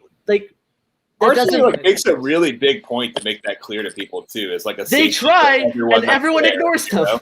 Yeah. That's why they show up and literally wear T-shirts that say "I am a member of Rose." Like they wear Rose City Antifa T-shirts, so people know that they are, and the other people aren't. You know, it's like very clear. Make it clear. Yeah, absolutely. Yeah, no, it's quite something. I just want to point out that that Talia Jane, who lives on the East Coast, and it is 1 o'clock there, is going to go to bed once we hit 6K, which seems like a nice thing to do for Talia to let her go to bed. She's been on here for 6 goddamn hours. Oh my god! Let's do a push. Let's do a push. Help! Free me. Shit, that's not what I wanted. We can do it. So we can do it. Let's see where we're at. I believe in us. Close. We're so close. Oh yeah, 6:55. We're gonna make it, y'all. So it just got $5 more. So good job. Hell yeah. Amazing. Y'all are amazing. I'm gonna take a quick moment to tweet. If y'all want to do the same, we're just gonna promote this real fast. And I will vamp using my podcasting voice. Hello, everyone. If you I don't know. Do it. Are you looking for an apron that is blue? I was going to plug my Portland podcast. If you want a piece that's, I think, slightly more researched and slightly more fact-checked about the Portland uprisings, you can look up my podcast with Robert Evans and other fine folks called Uprising, A Guide from Portland. I believe Alyssa makes an appearance on the podcast. I have listened to the podcast, and I have to say, as someone who has not ever engaged with the PDX scene, but has been involved in scenes in other cities, that it is full of astute analysis about, organizing and protesting and just like the general movement building that goes into anything. And it's one of those things where if you've had questions about like what's going on in your scene, and you listen to it, you're gonna be like, oh shit, we're not alone. The same problems that you're dealing with in your scene are happening elsewhere. And the same wins and organizing and community that's building in your scene is also happening elsewhere. Like it can feel incredibly like you live in this small little bubble, but then you listen to something like Uprising and you realize that this is a shared thing, that we are all walking the same steps that others have taken. So thank you, Garrison and Evans and 45th and everyone involved for creating this. Donovan Smith. And Donovan Smith, yes. Are For all creating- the episodes out? Yeah. Did all the episodes come out of it? Yes, it is done. So it is now bingeable. You can binge all 10 episodes. It has its own feed. It's also on the Bastards feed. Yeah. It's extremely the good. most complete history we have of what 2020 was. I mean, Yeah. there's nothing that comes close to it. Absolutely. I mean, making it was really cool. I mean, we only used like a fraction of the interviews. But like we learned a lot. We only include a fraction of the interviews. But like we learned a lot through interviewing like dozens and dozens of people. We're able to get a really clear picture of a lot of different people's perspectives. And yeah, tried to be kind of a pretty informed piece on how stuff happened, why stuff happened. Yeah, I mean, it was a learning experience for everyone involved. It was great to be able to talk to so many people who put their lives on the line. Yeah, y'all did a fucking like it is so necessary to have this stuff documented, and I am hopeful that people who have been involved in the uprising of the past year, wherever they were, they listen to it and they feel a part of themselves seen in it. And I hope that people who weren't involved but then later stumble across things, they find it and they're able to learn from it and grow, be inspired. Yeah, absolutely. Awesome. All right, so I've tweeted out some stuff. If anyone wants to retweet it, you can, just so we try to get Talia to bed. But we're gonna meanwhile continue to learn about the scandal of Rose City Antifa. So within a couple months, they did all the things that people do when they want to make a change. And despite their mantra claiming there is, quote, no organization, unquote, to Antifa, I could see their operations clearly took planning, coordination, money, and recruitment. You can clearly see that, huh? I mean, I don't know what that means. I don't know what that means. Yeah. Does it take money to? I mean, I guess they pay like web hosting fees for their website. I guess right. that's all the money that's required to run their little shtick. The Project Veritas video, like it said, one of them clearly does this for a living. And I remember just like thinking, what do you mean? Like, where does the salary come from? How is it done for a living? Yeah, I don't. By the way, I have some, again, good news and bad news. The good news is we are about to be joined by a very special guest. Anti-Fash Gordon is here. Oh my God! Yay! Right? AFG's here. Let's send Talia. Let's send Talia to bed so we can get Gordon on here. Yeah. Sorry, Talia. You've been here a while. I should leave. Obviously, hello, AFG. Are we at 6K yet? I don't think we're at 6K. Are we now going to be like double punishing? We are at 5,685. God damn it. So close. Yeah. So we have to now get to 6K. I'm not leaving. I'm not letting AFG on until we get to 6K. So. Oh my God! Everyone, hurry up! Hurry up immediately! Oh my God! You know what I'm gonna do? I'm gonna step off for a little bit. I'm gonna let the dog pee. I'm gonna get Anti-Fash Gordon on here. Talia, you get to read. Talia has to read until we get to 6K. That's the law. Damn it! I regret this. I'm not donating right now. I thought the threat would work. What page are we even on? We're on chapter 4, Rose City Antifa. It's page 86. And I'm going to bow out. Everyone, welcome to the stage, the one, the only, Anti-Fash Gordon. Laura, send a tweet. Yeah. Hey, folks. Hi. Hi. Hi. How are you? Hi there. Hi. Hi, bud. Where's Jody? Let's see the dog. Right here. Yay! Good dog. Oh, perfect. She got into some garbage here in the office while I was gone, but that's okay because she's still a perfect, charming angel. And she is 120 pounds of fun. That dog is. It looks like someone just said in the chat that we're at $5,900. They really want me off. They really want Talia off. So AFG, I threatened to not leave until we get to 6K. Fuck yeah. So that way then, Yeah. like you weren't allowed on. So I guess people really want me gone. I think that's one way of looking at it. That's the only way I'm gonna look at it. Okay, so I guess let's start reading. And then also, should I do a voice on this? Someone's got me off. Please You should do a British accent. Yeah, British accent. American British accent. Let's also get the let's get the picture back on the peoples so we can see our faces, our lovely faces. That's what I'm offering is my face. So Yeah, you know, eating cookies like a I'm fucking eating queen. pizza now. Oh fuck yes! Yeah. Iconic. AFG, you got to get on the. I'm to eat cookies and pizza. Oh, I have some ice cream here that I was working on. There you go. I'm also getting ice cream. Okay. Hell yeah! Oh my gosh. Okay, and then you will be free of me. We're $100 away from being free. Product placement, but it's the 7-Eleven ice cream. That's a good vintage. Mean ice cream. I gotta say that. I don't have food, but I have weed. There you go. Now you'll just good want vintage. food when you're done. All right, $100, you guys. How's the quitting smoking going? Oh, good. Day 4 of quitting smoking. Nice. How is it? Day 4 is over the hump. Like it's all gravy at day 4.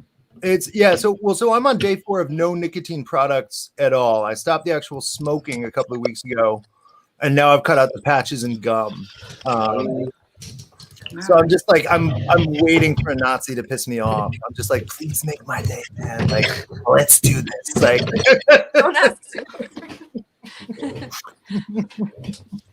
Okay. Make my day. make my day, punk. Wait, can I say that with a little like vocal fry into the mic? Make my day, punk. Like that. Beautiful.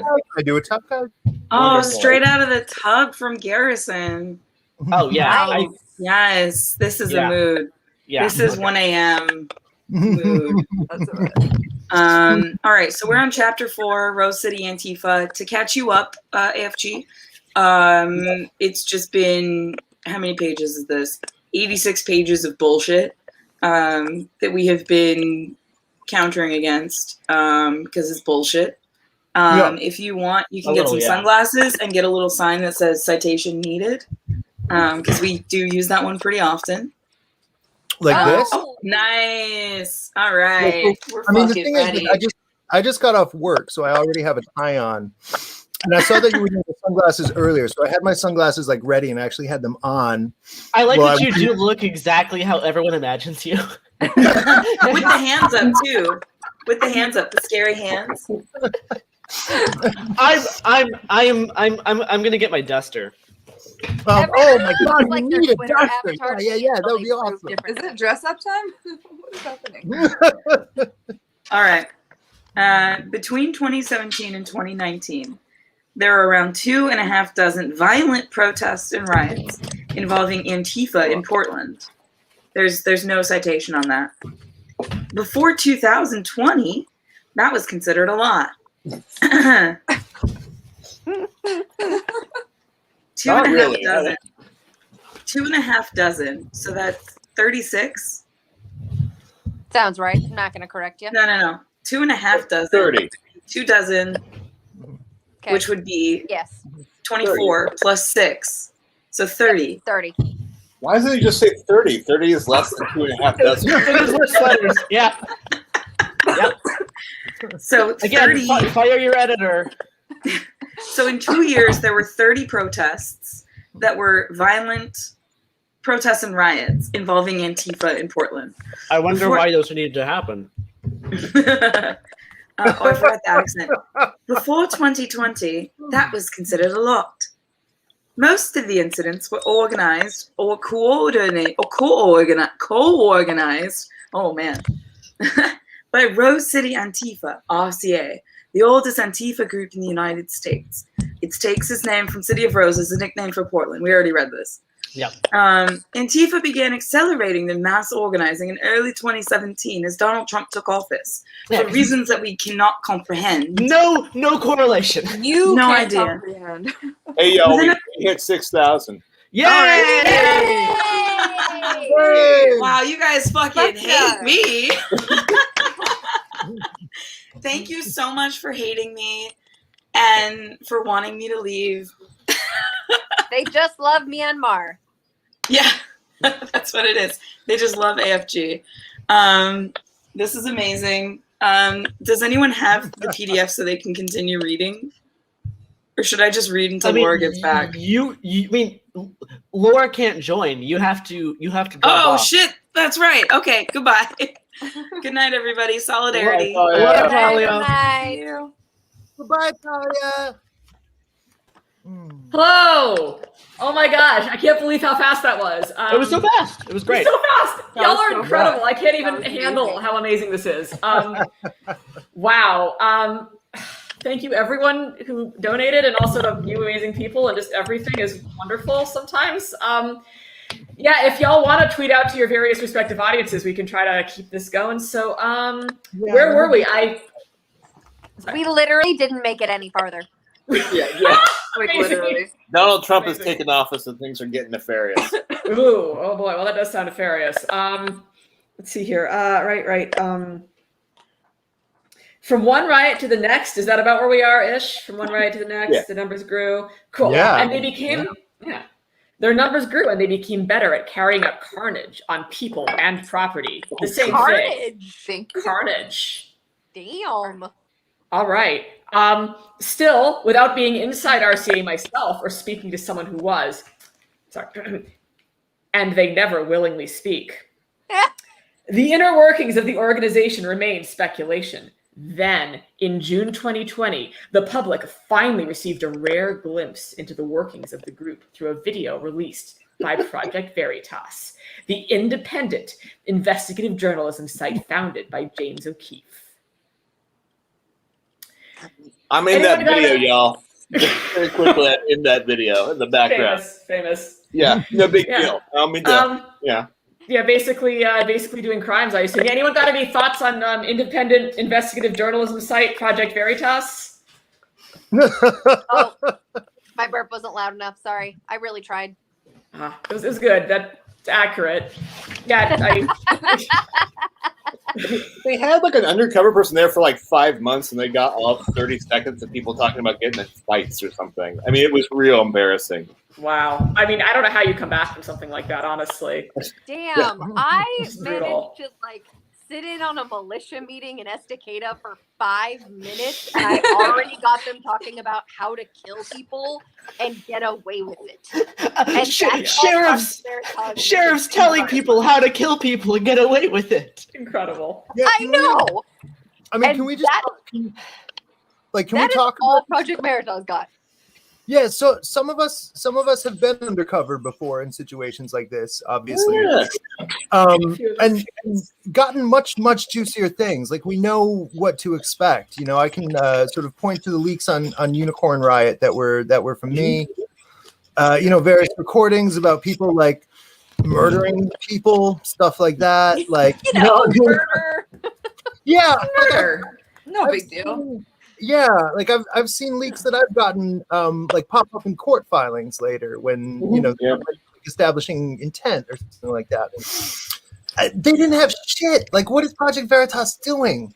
You know, like, I'm working off like my $50 a month like hobbyist budget, right? Like, I pay for my burner phone, a couple of people search engines like that, and a VPN, and we're good. Like, what are these people doing? Like. It is shocking the bar they have for investigative journalism.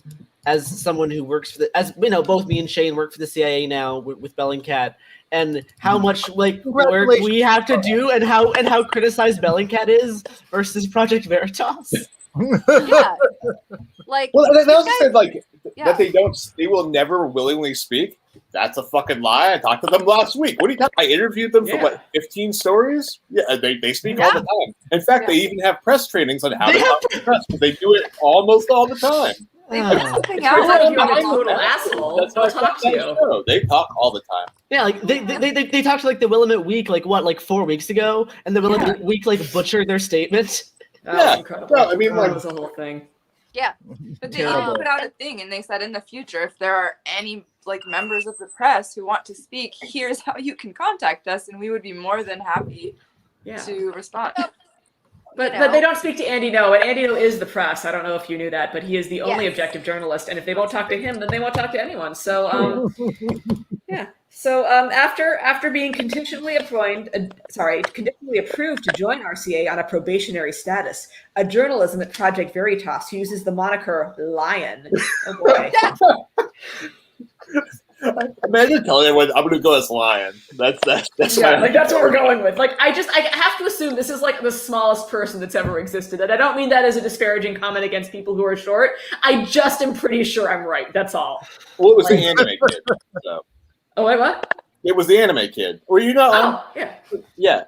I never actually saw it. Was he a small person? Like, did he look like a lion? I guess that's what I need to know. No, he was really young though. Like I like would say they were like 21, 22. They were not very old. They had said they just got out of college and they were so excited to make anti-fascist animations. That's why they were there.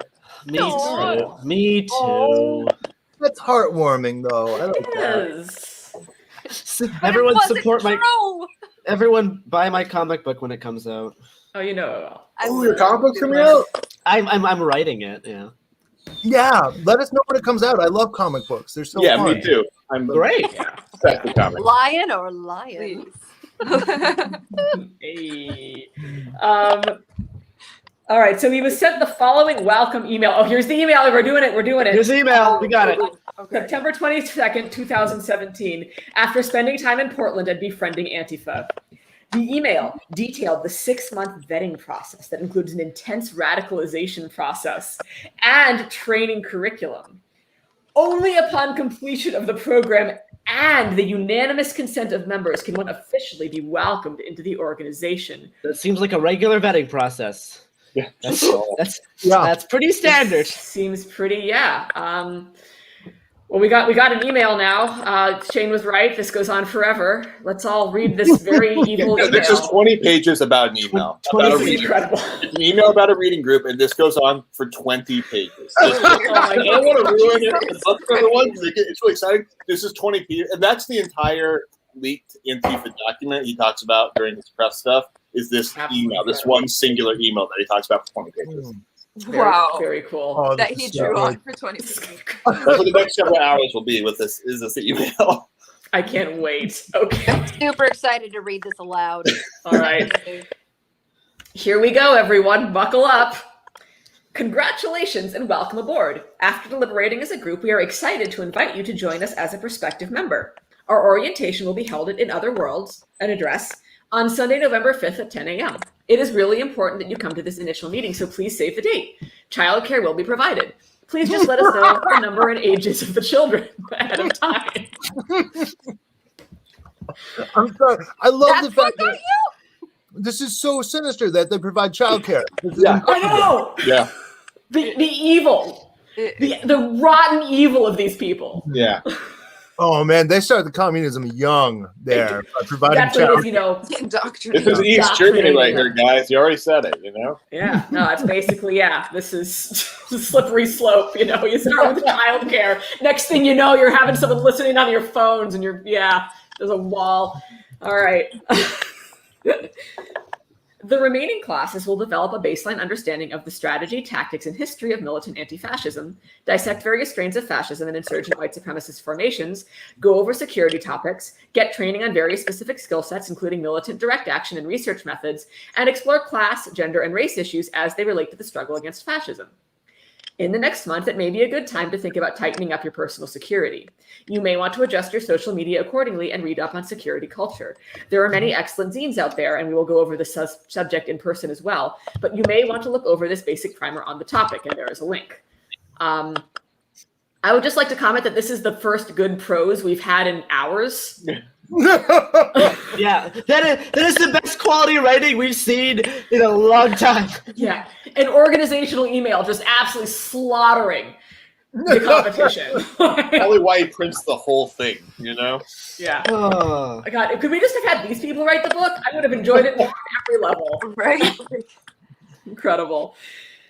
All right. So the link is to CrimeThink, and the email continues. We recommend installing Tor on your computer, a browser, and Signal on your phone, and encrypted Me text too. in the app. I also recommend that. Good, solid advice for anyone. Yeah, We're doing great. Yeah. Yeah. If you're able in the meantime, do those things.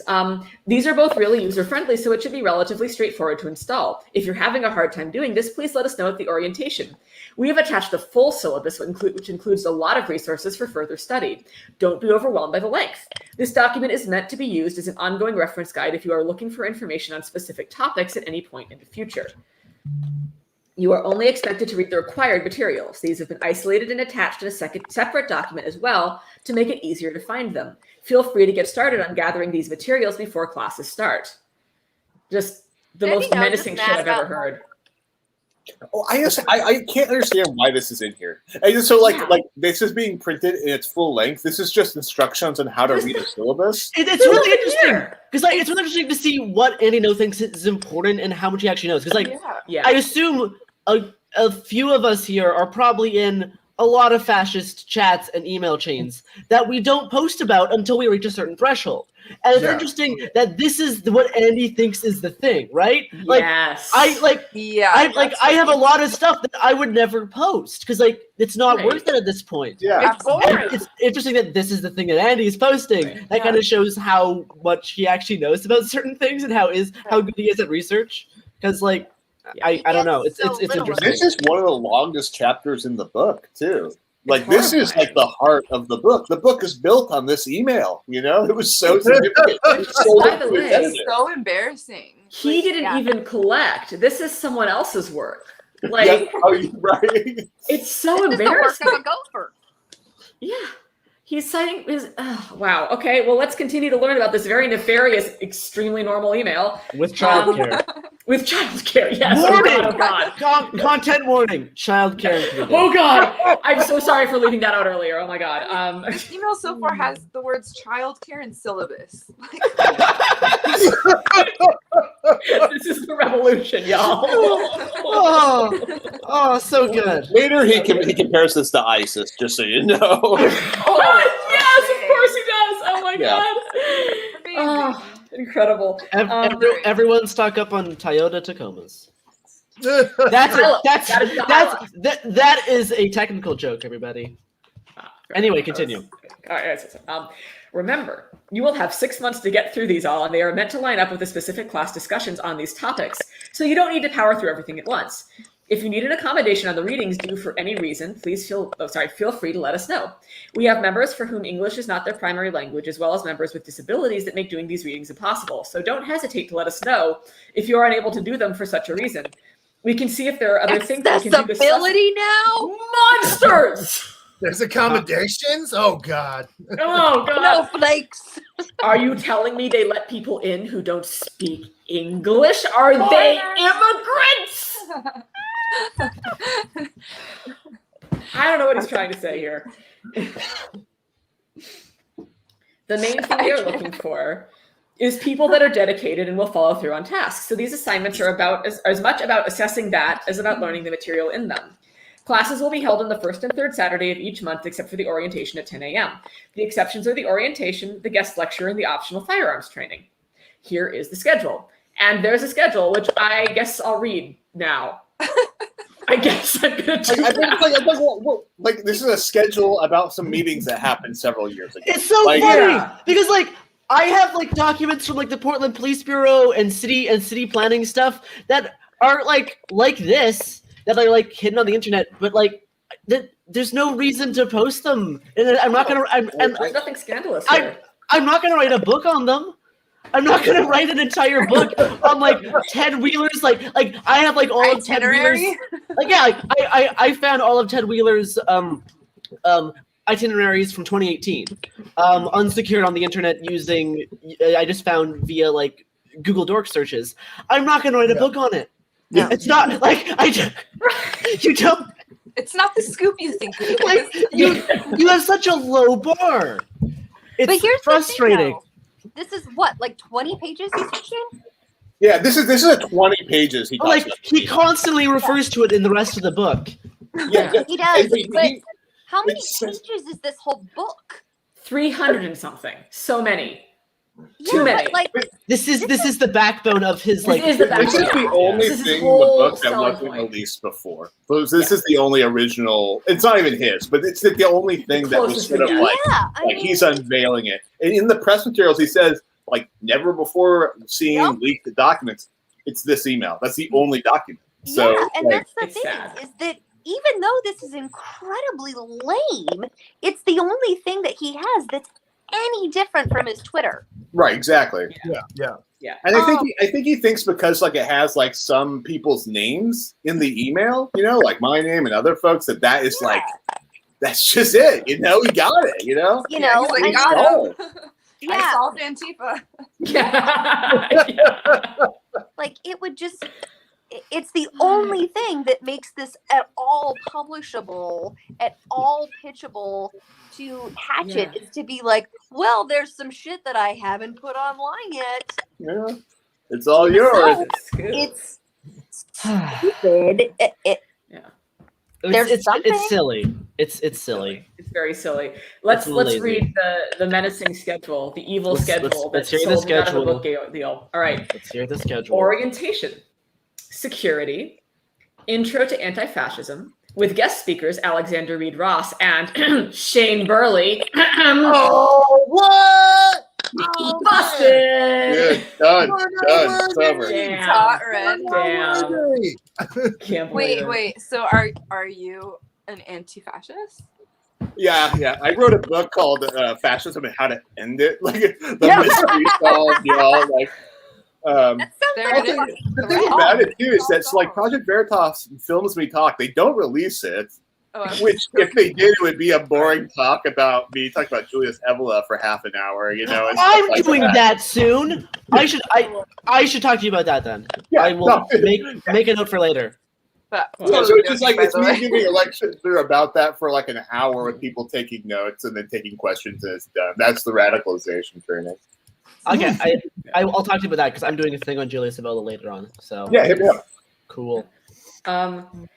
So we've got that, and then after the guest speaker from the CEO of Antifa, we have typologies, we have research, then we have group project presentations and intro to work groups, class issues, gender issues, black bloc, recon and tactical, intro to firearms, second Saturday, optional less DA, facilitation in group, and final individual project presentations. All right. Terrifying. All right. I'm terrified. I'm shaking in my bow tie. This is the worst thing I've ever heard. Quivering. I don't know how to. All right, so here we go. Let's see. August 2nd, Ted Wheeler, Pioneer Square, event fairs. I don't know. It's not important. We're None doing of it. this matters. We're doing it. This is bureaucracy. And there is like secret meetings in here. Like they call them secret meetings. It's funny. I don't know what to do. Oh boy. If Oh you boy. took Okay, this out is about to get really good chapter, though. Does the rest of the book still make sense? I don't think the book makes sense even with this chapter. It's just his. No. Yeah. Fair. It's No, not. Yeah, that's complicated. There's like a chapter in here about how there are Antifa mass shooters. I mean, like this goes really off the rails at certain points. Where it's Antifa like, mass shootings? oh yeah. Oh, No, wow. he talks about Antifa mass Fascinating. shootings. Oh, it seems like that should be a very short chapter.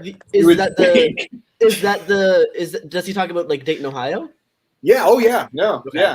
Yeah. Stuff that has absolutely no connection to Antifa. Yeah, in no. any way, shape, or form. Yeah. No, Basically, anything that's in a far right. anyone who's familiar with extremism and the escalating apolitical violence, just weird acts, knows that the Dayton thing is not Antifa, and is not really politically motivated. But anyway. Neat. Okay, so it's about to get real good here. So we're gonna finish up this email, which is almost done, and then we get to the analysis portion, which is really the gold. That's what I'm looking forward to. Yeah, it's going to be great. So we are excited to work with y'all during this prospecting period and are more than happy to answer any questions that may arise before then. Feel free to reach out to us at any time. We will pass along updates, important news, and potential event opportunities as they arise. In solidarity, Rose City Antifa. Aww. Good quality writing. Best writing we've seen. Best writing so far. Absolutely. Good writing. All right, and now. Since 2016, we have been told over and over by biased media and Antifa apologists that Antifa is not an organization. We've been lied to. While there is no single capital A Antifa organization with one leader, there are indeed localized cells and groups with formalized structures and memberships. Whoa! Vertical hierarchies. Oh my god. I can't believe it. Though officially leaderless, these are organizations by every definition. Name a definition. What do you mean? Help! What definition? Are you gonna give us any? Come on. Yeah, definitely that. Very citation needed vibes. Nobody said they've been lied to. Everyone has always said there are Antifa groups. You can Google it. There's that was like on it. It's not a secret. There's individual collections of people who do anti-fascist work together. There's no one overarching hierarchical organization called Antifa. This has people have been clear about this for like basically decades. Yeah. Yes. It's like this isn't new. I'm a child and I understand this. It's not complicated. Well, I beg to differ. Apparently, it's very complicated because we're not even beginning to be through this chapter. So let's continue. The RCA curriculum is modeled on a university course, yet it includes training on how to use guns and do reconnaissance against enemies. Unsurprisingly, one of the guest speakers is an academic, Portland State geography instructor and writer Alexander Reed Ross. I contacted Ross for comment. He posted my contact information on his social media and did not respond to my inquiries. We have a citation. Does he cite his own tweet? Oh, you know what? He actually cites Alexander Reed Ross's tweet. Oh, good for him. Honestly, good for him. Yeah, good job. Good job, Andy. Almost did a journalism there. Solid move. Good job. RCA was founded in 2007 and is the first known formalized Antifa group in the United States using Antifa in its name. Those involved in the founding have been kept secret, but through Lyon's time in RCA, he learned that it was started by a Portland woman, Caroline Victorin, née Gould. I've never seen anyone use née. Hi, Shane. Shane looks like he wants to say something. Oh, yes. Oh, I was going to say, like, they try and dox people in this. We should hop over their names. Oh, you're right. Good call. I do apologize for that. We will do that from here on out. She has a long-term relationship with a Swedish national, which is cited as though it matters for some reason. Together, they worked to bring a tried and true European Antifa model to the United States. It worked.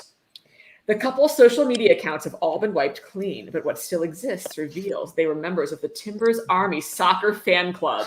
I'm sorry. This is monsters. So yeah, if you're unfamiliar in Portland, there's a big anti-fascist kind of I don't know, like scene collective. I don't know. Like we have like our soccer team, the Portland Timbers, and for a while there would be people doing like Iron Front banner drops and like a whole bunch of like anti-fascist stuff at these soccer games, and it became like a kind of a thing in Portland. I mean, like at a certain point, like people like when they see the Iron Front here in Portland, lots of people like just like think of the Timbers now. Essentially. Yeah. There's a huge anti-fascist community like within the soccer community.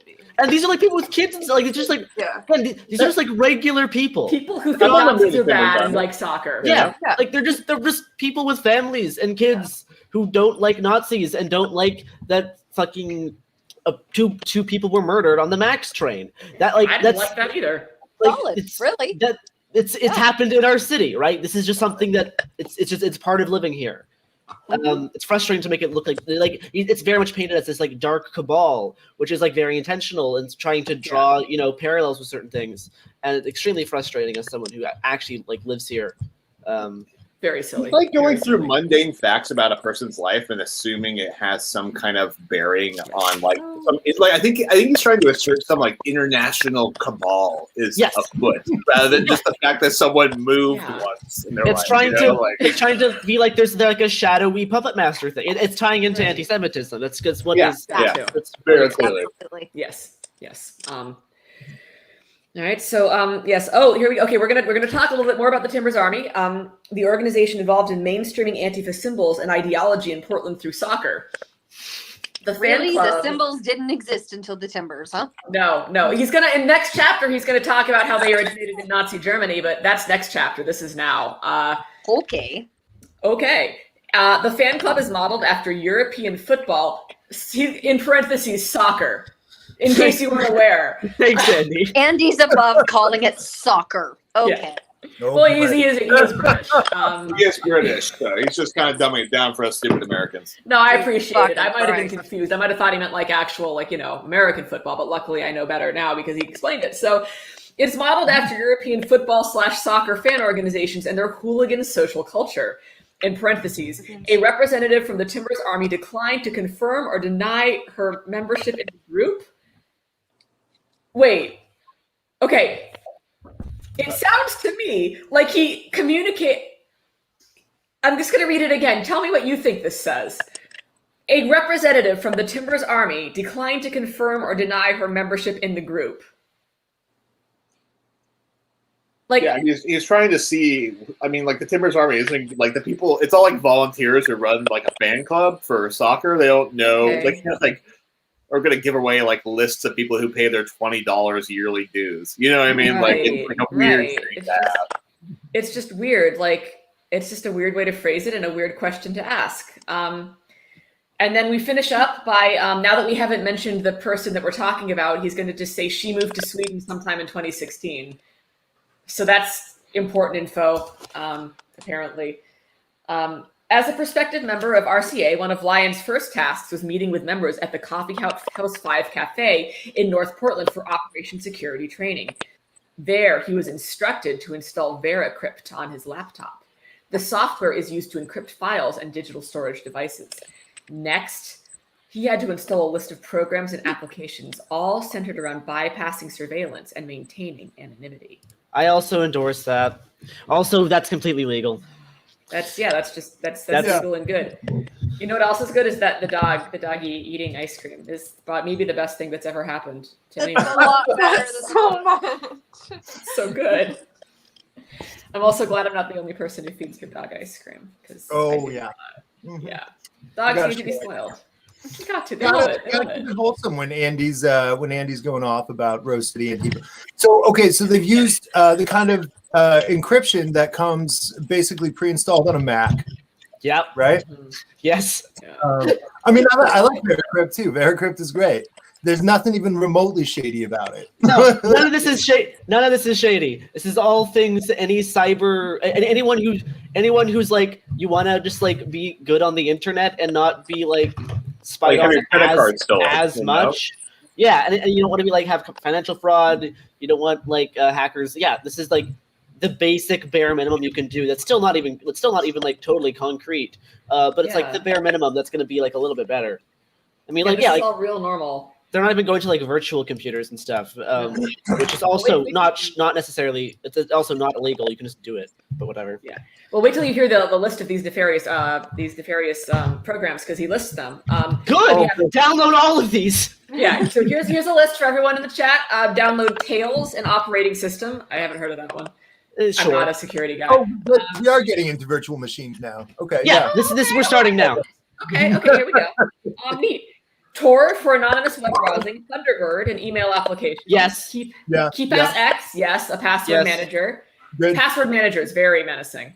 And EXIF to strip all metadata from files. Yes. Yeah. Neat. Also, rip Buscador. F's in the chat. F's in the chat for Buscador. F's in the chat. F's in the chat. Michael Bazell started out his last podcast episode by cursing me out. Did he really? That's funny. It's always good to know you've made a difference. Devastating. Absolutely devastating. Michael, if you're watching, I'm sorry. My fault. My bad, man. That sucks. Well, that's too bad. Well, damn. I'm going to pause briefly. To remind everyone that we are doing this for Myanmar. Let's see where we're at. We're at 6,300. Oh yeah. Oh shit. Hold on. That's amazing. Yeah. Damn. We are close to 6,000. You guys are. God damn, y'all are good. That is Oh my amazing. God, incredible. Yeah, please share the, there's a link in the description of the GoFundMe. Share it if you want to. Thank you to everyone who's donated. If you haven't donated yet, consider doing it. This is incredible. Let's continue to learn about the syllabus, which is the next, the header for the next section is the syllabus. Oh boy. Shane, you told me this was boring and I was still not prepared. Y'all, we're like 2 pages into what's going to go on for hours. Oh my Like, God. I'm excited.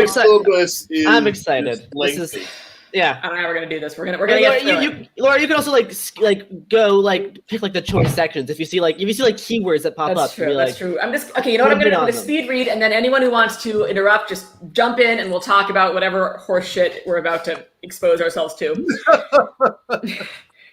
The 15-page RCA syllabus is broken into 9 sections called units. Oh, Jesus. Okay, here we go. Each unit addresses a different aspect of militant Antifa training and has a set of required readings and optional text for further study.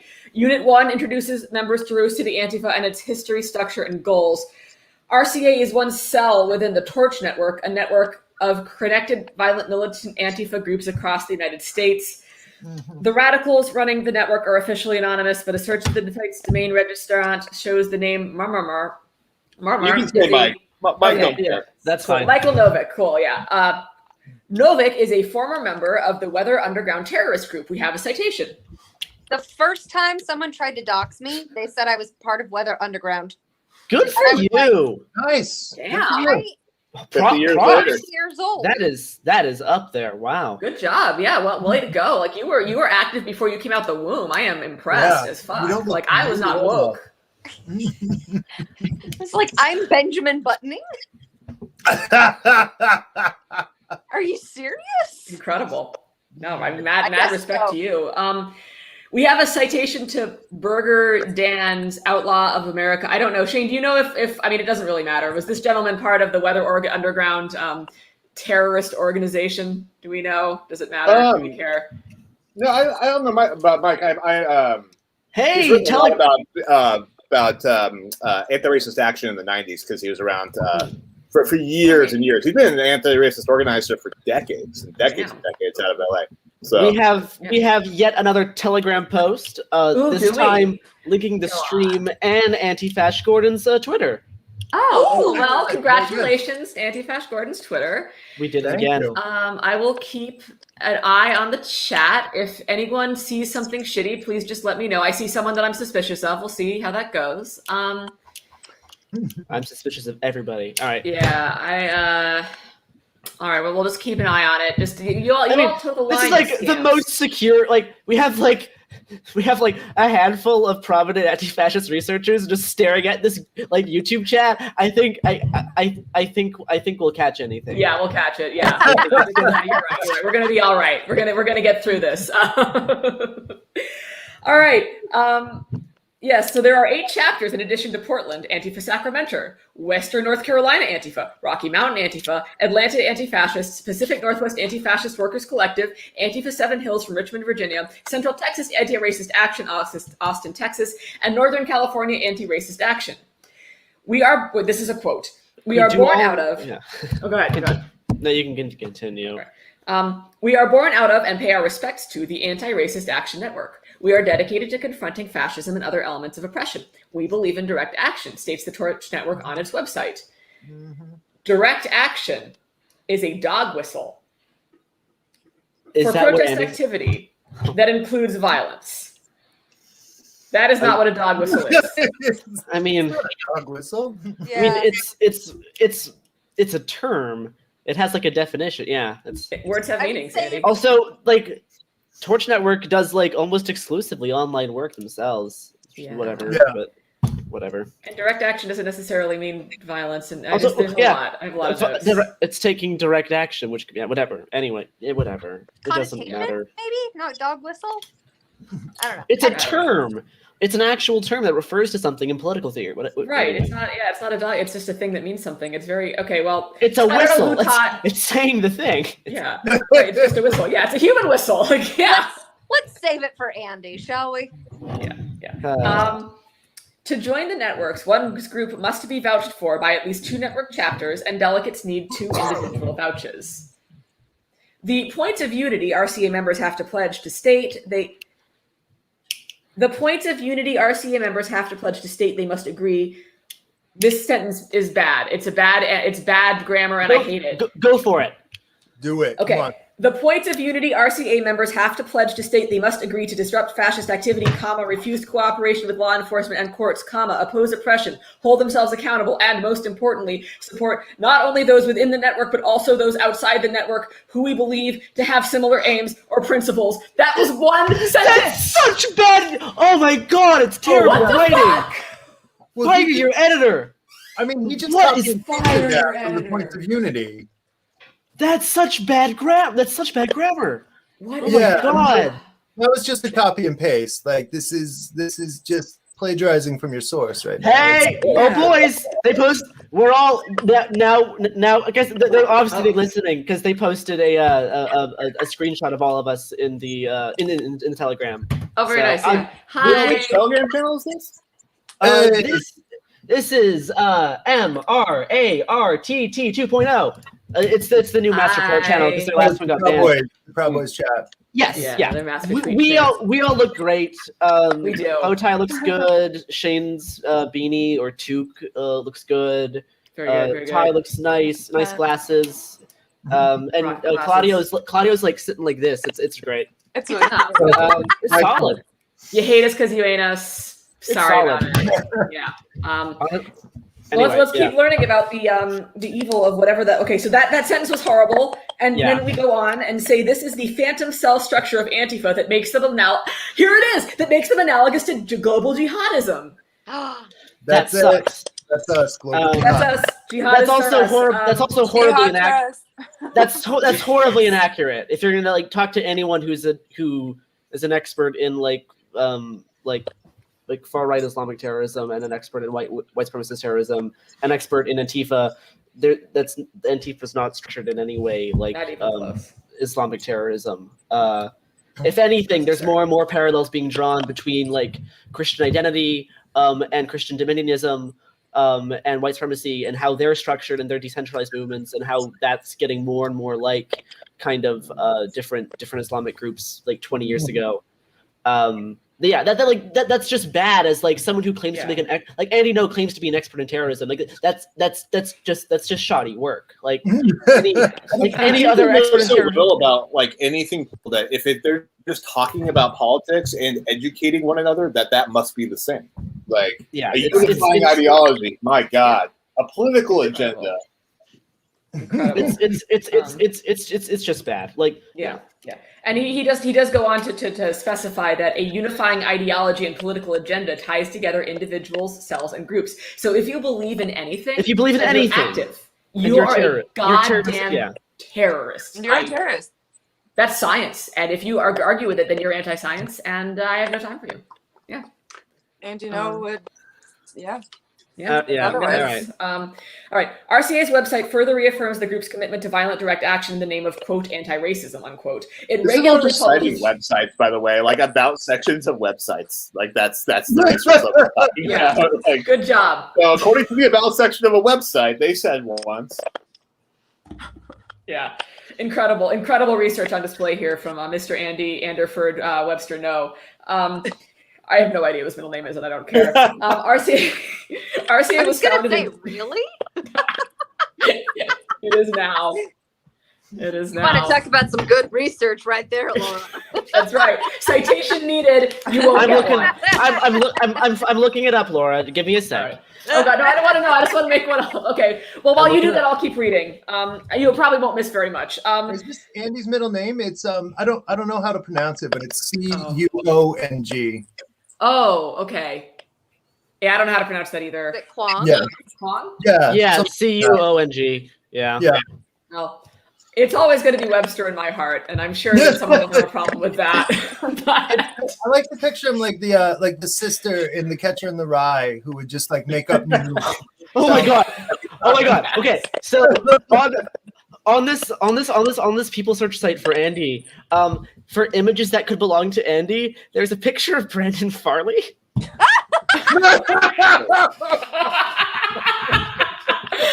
Oh, Farley, you poor bastard. You're always just going to be eclipsed. I'm so sorry. God. I'm sorry. I don't know who she is. That's pretty funny. Oh, this is hilarious. Also, there is, yeah. All right, yeah. Anyway, that's it. That's amazing. God, that's. Also, there is more than one Andy Ngo in Portland. I didn't know that. Oh, that that's sucks. the other one. That must suck. Other Andy Ngo. Okay, well, so there Support is a Andy Ngo very- on Twitter. So there is a very nice gentleman that if you at Andy Ngo instead of at With something else, yeah. He's a nice dude. he is a Yeah. very Nice nice, person. very nice Oh, man. He's a software developer, right? Yes. Yeah, Yeah, stuff right now. Yeah, no, I heard he's He had to really, tweet. really nice He's like, I everybody. am not that Andy Ngo. Please stop being mean to me. Yeah. I'm sorry. Guys, It's Yeah. in my heart. I know. His bio says the good Andy Ngo. Yeah. Please stop. Please stop no-jacking Asian people. It's really bad. Also that. I'm That would following be the neat good if you Andy Ngo. We're gonna be friends on Twitter now. You know, I should do Good. that too. Because like that. Yeah. Anyway, He takes it on the chin every time. It's I like- very nearly Nice tweeted and him the other day on accident. I got it before it happened, but I was like, oh yeah, that probably happens a lot. So we are. Sweetheart. Yeah. Let's see here. Yeah. Where So were we? RCA's website further reaffirms the group's commitment to violent direct action in the name of quote anti-racism unquote. Gasp. They're talking about self-defense. Yeah. All right. Yeah, okay. Neat. And regularly publishes report and doxes on individuals and groups for their members to target in real life and online. I myself was targeted in an article shortly before being beaten in 2019. Uh-huh. You know what I've been hit with that's worse than a milkshake? What's that? Literally everything. Yeah, mostly Everything. Steel core baton rounds. Flashbang I love how he canisters. says he was targeted, as if he doesn't target people, as if his As if he didn't walk around a targeted. park. As if he didn't walk around a park and get in people's like physical space and harass them for hours Yeah. before someone threw a milkshake and like shoved him around a bit. Yeah. Yeah, he I- hit I'm the not phone even jack Film like sign-in that. sheets and stuff. I'm not even talking about with what police have hit me with. Like Alyssa and I have been hit with so much worse by the far right. You've been next to so much gunfire. Also that. Also that. But have you ever been milkshaked? Have you ever experienced the trauma of being hit in the face with a vegan dairy substitute mixed with ice? No, if I did, No, there's you no have way not. I would still be on the ground. Absolutely. No, none of us can really understand the trauma that he went through that day. And I think I would start a GoFundMe. That's an open call. Obviously. Ah. And we use every penny. I've never asked for financial help with any of my injuries. It's never happened. It's never happened. And Alyssa, I mean, I'm going to now, absolutely. Oh yeah. I don't know how many times Alyssa and I have nearly been shot this year because many. we literally forget about it. We've had this conversation so many times this year. It sucks. It sucks. Super great. Good times to be alive. Love this for everyone. I would prefer anyway, milkshakes yeah. to some of the things I've been hit with. Anyway, let's what other horrors continue. are on the yes, RCA's website? Oh boy, we're about to get more email. God help us. Okay, RCA's second unit in the curriculum centers around in-depth training on Operation Security, known as OPSEC. Ooh, okay. Security is drilled into the heads of all Antifa members and their allies. They're trained to not trust those around them, including friends and family. They know they are participating in criminal conspiracies and are hyper-vigilant about hiding their tracks from law enforcement and anyone who might report them. Everything except the criminal conspiracy part is true. Because again, most of the members of RCA do online work. Right. And they get harassed and doxxed for it. They get harassed and they haven't been doxxed for it because RCA is good at security and they've never actually been infiltrated. Because they actually take OPSEC incredibly seriously, and that's why they're one of the most secure anti-fascist groups. And other same thing with other Torch Network ones, because they actually do training to make sure their members don't get, killed and for stopping Nazis. Yeah. That's also why Andy hasn't managed to serve them with a subpoena. Yeah, and why Lion didn't get much farther than revealing this curriculum, which I'm about to read to you. He got to the email. Whatever. I have so many emails. Well, he doesn't talk about that lawsuit in the book at all either. No, because it's been wholly unsuccessful. He literally It's such a can't bizarre serve it. thing. All right, here we go. Are you ready for this very evil curriculum? Unit Always. 2, yeah, security. Yeah. Questions. What are the primary security vulnerabilities online? What are the most important programs for me to use? What are the best available technological safety measures to put in place to do this work? What are some security vulnerabilities in my life and how can I amend them? Who can I talk to? These are all good questions to ask. These are all good questions, yeah, about RCA and what can I share? How is communication about sensitive info best handled? What about in an emergency? What is security culture? Key competencies. Have a grasp on technological weaknesses and the best measures currently available to address them. Grasp of basic, crucial internet security. Get comfortable using Tor, Signal, KeePass, and PGP. Be able to STFU, shut the fuck up. No bragging, no loud talking in bars, no Facebook updates, no discussions of sensitive materials with close friends, partners, etc. Don't brag about things you've done online. Yeah, don't do it. Don't do it. Yeah, I mean, this is something that honestly Portland's current protest scene can learn a lot from, because Portland has terrible OPSEC on Twitter in general. There was people publicly posting about how to get illegal drugs on their main Twitter accounts. Bad. Don't do that. Don't do that. It's bad. Don't do that. Yeah, Stop it. Yeah. No.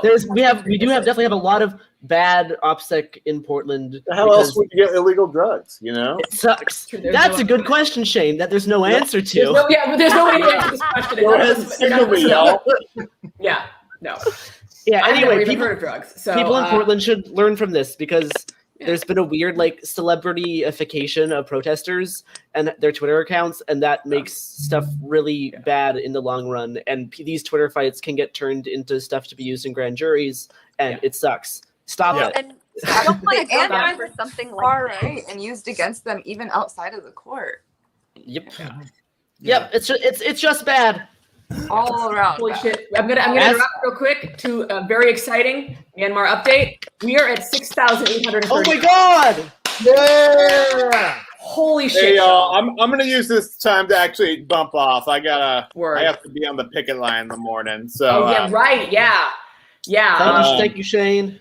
Yeah, I know. Thanks for having me on. I'm really glad. I'm sorry to Talia for bumping you off when I came on. So we're gonna get a little bit less CIA pilled. So that's sad for me. That's probably for the best. Yeah. I'm gonna go work with Bellingcat to protect NATO. So good call. Someone's got to. All right, bye y'all. Good night. Bye. Great to have you. Oh my god, awesome. All right, well, so other than shutting the fuck up, we also need to know our rights when you are dealing with the cops, understand that your actions impact the entire group, and that your comrades are depending on you. Required. And activists. It's good to know your rights. Yeah, seems good. That's not controversial. Nah, not at all. Required. An activist guide to information security by Sprout Distro. What is security culture by CrimeThink? Complete tech security training. And that's it. Okay. The two required readings, An Activist Guide to Information Security by Sprout Distro and What is Security Culture by CrimeThink, are among the most popular instruction manuals on how to anonymize oneself online. They are available for free and are regularly printed and disseminated at anarchist and Antifa events. Yeah. Notes. In Chaz and throughout if you're writing a book on journalism, citation needed, but yes, that is true. But you should cite a claim like that. You should cite a claim like that. But and he doesn't. But yes, I agree. As a journalist who has been to those events, I can concur. It's accurate. It's absolutely accurate. Yeah. So they're there. Yep. They're well written and they're informative. That's absolutely correct. In Chaz and throughout the 2020 Portland riots, these manuals were also given out to riot attendees. The second unit's recommended reading for further study includes a doxing guide by Antifa blog and news site It's Going Down. It's Going Down. Antifa site, all right. Okay. Sure. Has almost 100,000 followers on Twitter. And by the way, those two things are cited. It's Going Down and the follower count are both have citations. That's interesting. Right? Yeah, that's weird. Yeah. It's like a direct link to Go I mean, yeah, I would recommend people at least learn how doxing works. Not if you're going to do it against people necessarily, but to help yourself know what the vulnerabilities are. Like that's a great thing to learn, so you know how it gets, like the thing like I do for cops and facial tracking and facial recognition, and I did this a bit with Raquel Rittenhouse. Like it's good to know these things yourself so that you're safe online. Because it's all if you can leave a little less of a digital footprint, that's generally good. If you're a part of a minority group, if you're going to be targeted by the state for absurd reasons, if you're going to be targeted by Nazis, it's good to know. Like I never am going to post a picture outside where I live because I can find that out. Like whenever people post pictures of like from their deck and stuff, I yell at them on Twitter because I'll find your address in 20 minutes. Take this down. It's a bad idea. Don't do it. You know what's a really good idea though is that the 45th Parallel Absurdists have returned. Yay! Welcome back. We're taking a quick course in anti-fascism from Andy Ngo, who's exhaustively detailing a list of curricula for us for some reason. Yeah, I heard y'all were reading emails that are like boring. Really boring. Really pretty dull. Hillary Clinton pilled talking about emails again. God damn it. God damn, beautiful. This all made it in. This all made it in. Nobody was like, Andy, nobody cares about what books Antifa is recommending. Nobody, not me, not anybody. He's really having kittens about the fact that you can learn how to use a gun if you want. Meanwhile, the FBI just posts the protocol to the Elders of Zion on Maine. So yeah, that's great. Great. Anyway, book recommendation. Yeah, a great segue into the last what sentence else? of this. What else does Antifa think we should read for internet security? Crime Think. Crime Think. It's going down with the security culture. The extreme site, It's Going Down, had its Facebook page deleted in August 2020 following a crackdown on far left and far right extremist accounts. Yep. Which they did. That was unfortunate. Yeah, that shouldn't have happened. Should not have happened. Yeah, that does not mean it was good. It just means that it happened. Unit 3, Antifa Basics. Questions. This is the curriculum again. What is militant anti-fascism? Question mark. What is Antifa? These are questions Andy Ngo should have asked also. Himself, yeah. Yes, and somebody who knows things. Key competencies. Be able to articulate why militant anti-fascism is important and how it differs from liberal anti-racism. Yes. That's great. Everyone should do that, yeah. Start familiarizing yourself with militant anti-racist and anti-fascist history. You can. If you just follow the curriculum. I know. I mean, this isn't like a controversial. Anyway. This shouldn't be a controversial opinion because, you can look at 1930s Germany and talk about how liberal anti-racism was insufficient and how, this is just historical precedent. This shouldn't be like a radical opinion. This should just be history 101. Mm-hmm. Yeah, it's not even like an ideological thing. It's just like these are two different positions. Maybe you think about that. One of them has worked, one of them hasn't. Exactly. Yes. Start familiarizing yourself with militant anti-racist and anti-fascist history here in Portland, in the US, and abroad. Get some responses down to common criticisms. For example, free speech being the real fascist, etc. Okay, so his critique is learn how to debunk the shit that Andy Ngo says. And he's like, oh no, they're conspiracy to debunk the shit I say. And again, I get it. I would be upset too if I was Andy Ngo and people were taught to debunk the shit I say. If everybody followed Antifa's advice, Andy's grift wouldn't work very well, it turns out. That's why it's got to be stopped. That's a thinker. Yeah. Required readings. Confronting Fascism, Discussion Documents for a Militant Movement by Don Hemmerquist, Jay Sakai, ARA Chicago, and Mark Salat. Portland's History and Review by M. Trelauer. Sorry about butchering these names, probably. It's because I'm a bad person. Claim No Easy Victories, Anarchist Analysis of ARA by Common Struggle. The Divorce of Thought from Deed, a compilation of writings on social conflict, white supremacy, and the mythology of free speech at UNC by the North Carolina Peace Corps. core. I'm very tired. My bad. So that's the reading list. And Andy Ngo would like you to know that Confronting Fascism is published by the extreme anarchist publishing house AK Press. Oh boy. Oh, that's rough. Wow. All right, everybody. Yeah. 10 out of 10 would recommend them, by the way. Yeah, that sounds great. I mean, honestly, that's a ringing endorsement for me. It publishes. We were just joined by AK Press author Shane Burley, who just got off the Oh my chat. gosh! Yeah. Wow. An extreme anarchist publishing house author was here infiltrating our blessed YouTube.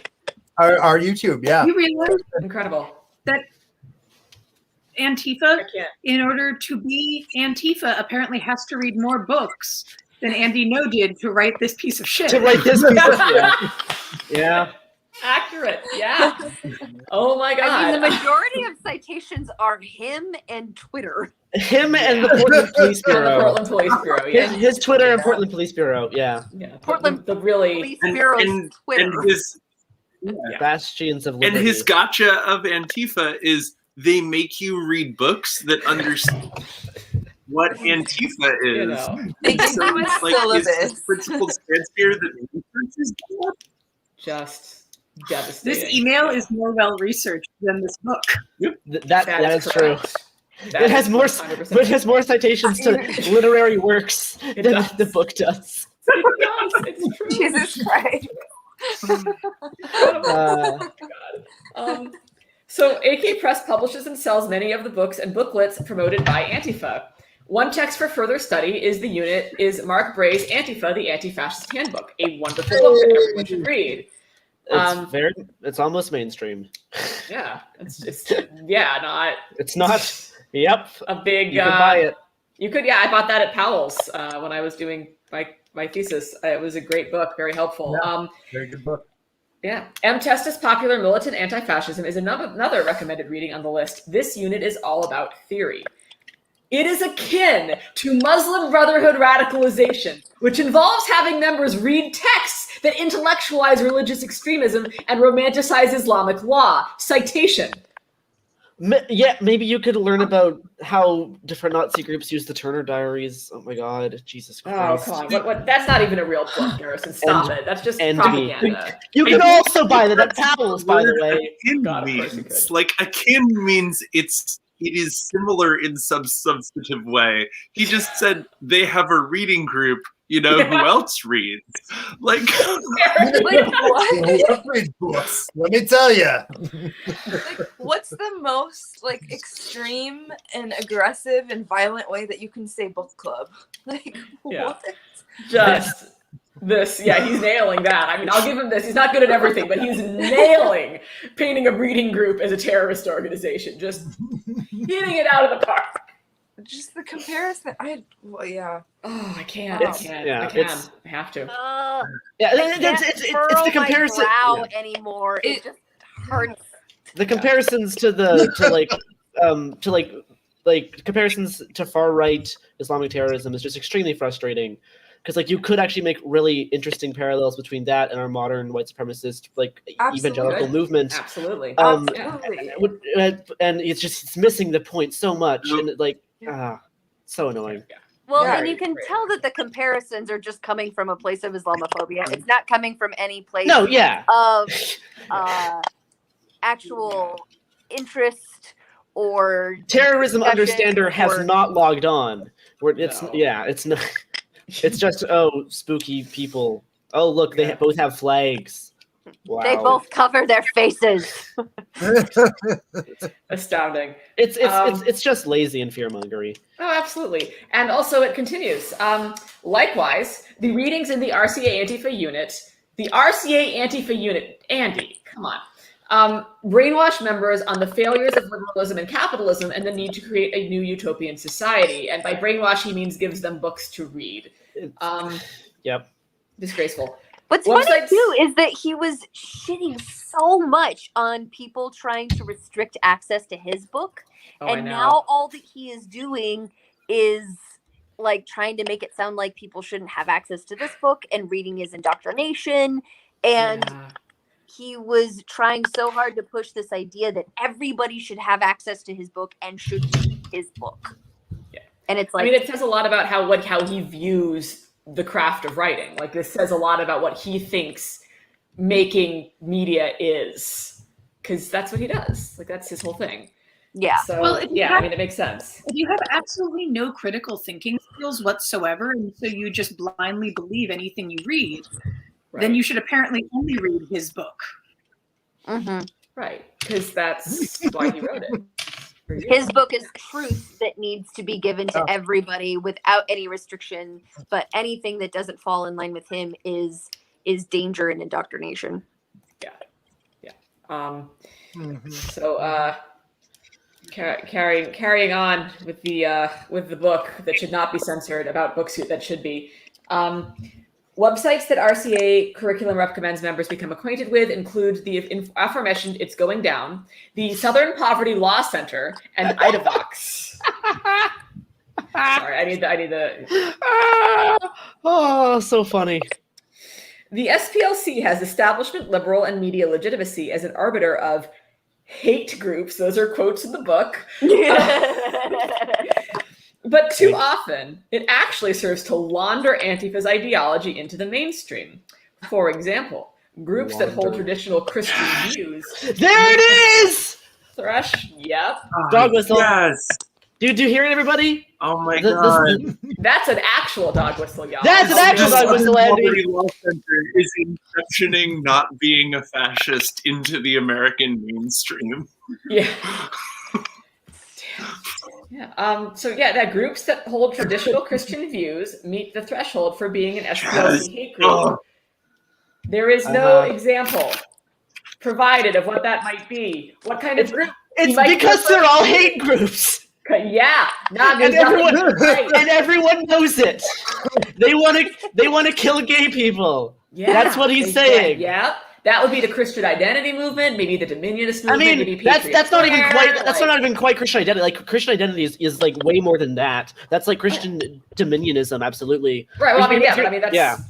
Christian identity is like it's just Nazi theory. But it's traditional Christian. I mean, I see what you're saying. Like, I know there's also evangelical groups that want to pray and or beat the gay away that would also qualify, which is uncool. Yeah.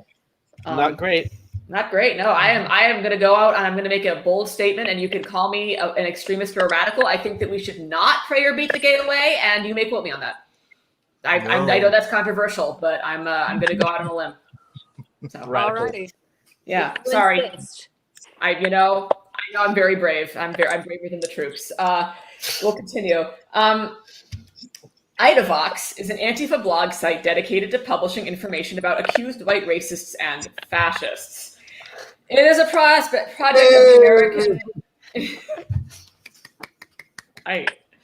So this is actually a really fun fact. Actually, speaking of the Christian identity movement, is that Daryl Lamont Jenkins, who founded IDAVOX and the One People's Project, more or less invented doxing Nazis in the U.S.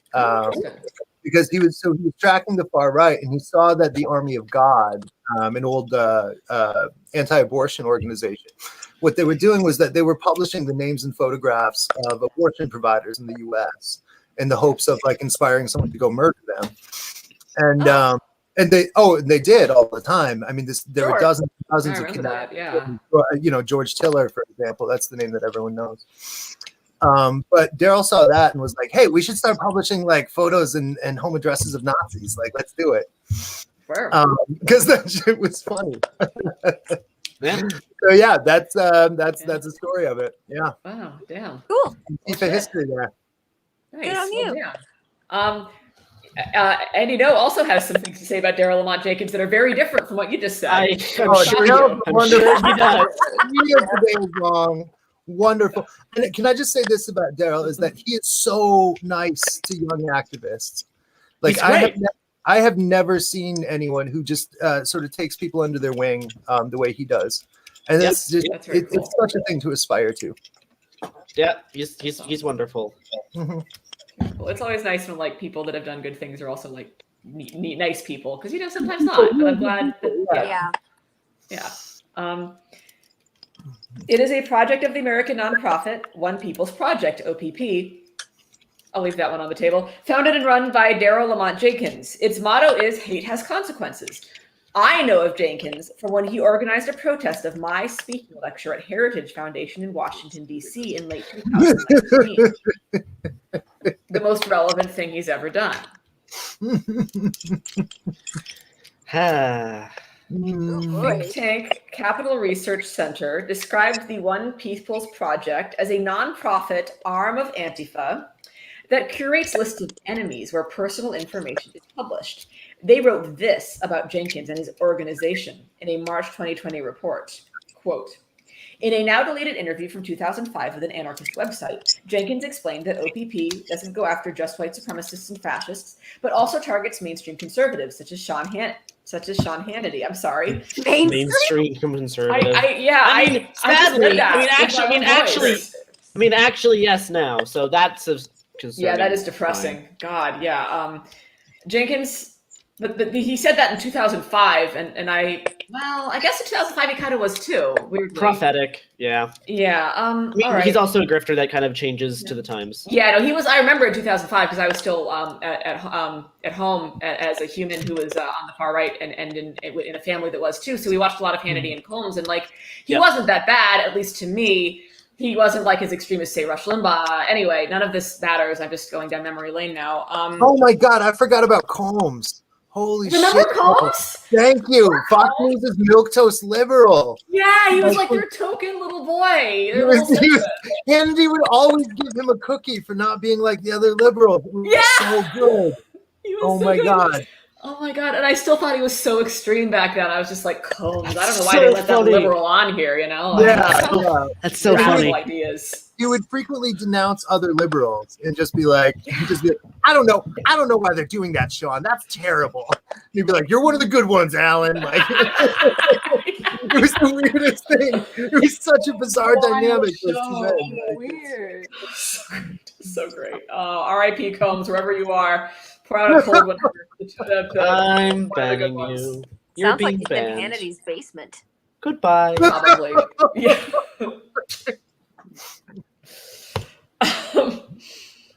Jenkins told the interviewer that the organization is, quote, rather aggressive and controversial in some areas, such as when we publish the home addresses of neo-Nazis and even... Okay, it sounds like I'm reading over again, but I'm not. I'm gonna start a little bit back so that you understand what's happening here. But also targets mainstream conservatives such as Sean Hannity. Jenkins told the interviewer that the organization is, quote, rather aggressive and controversial in some areas, such as when we publish the home addresses of neo-Nazis and even mainstream conservatives, like Sean Hannity, who lives at address redacted. Let's fire your editor. Fire him. Fire your editor. Fire him. That's a fire your editor. That's a firing offense. What the hell? Oh my God. Okay. Unit 4, we're just going to move right on from that, apparently. White supremacy and fascism defined is where readers will see some critical race theory manifest in the curriculum. Oh no, not critical race theory. Anything but critical race theory. Oh God. There are recent additions in the evolution of Antifa ideology, particularly in its English-speaking groups. Unit 4, white supremacy and fascism defined. Here's the curriculum. Questions. What is white skin privilege? What is white nationalism? What are key features of structural white supremacy? How about insurgent white supremacist movements? How do these things relate? Where do they collude? Where do they come into conflict? How is fascism different than just right-wing politics in general? Good question. Good question. Yeah, great question, honestly. Ooh, very nice. Oh, there we go. Yeah, we got the anatomy of fascism there. Is he gonna do a reading list again? Because there's plenty of books about this. I can hope. One can dream. Yeah. One can only hope. Oh boy. Okay. Yeah. Sorry. What are the appropriate uses of these words? Fascist, white supremacist, alt-right, nativist, white nationalist, national socialist, Islamophobia, anti-Semite. All of these are fantastic questions that Andy should ask himself. Really?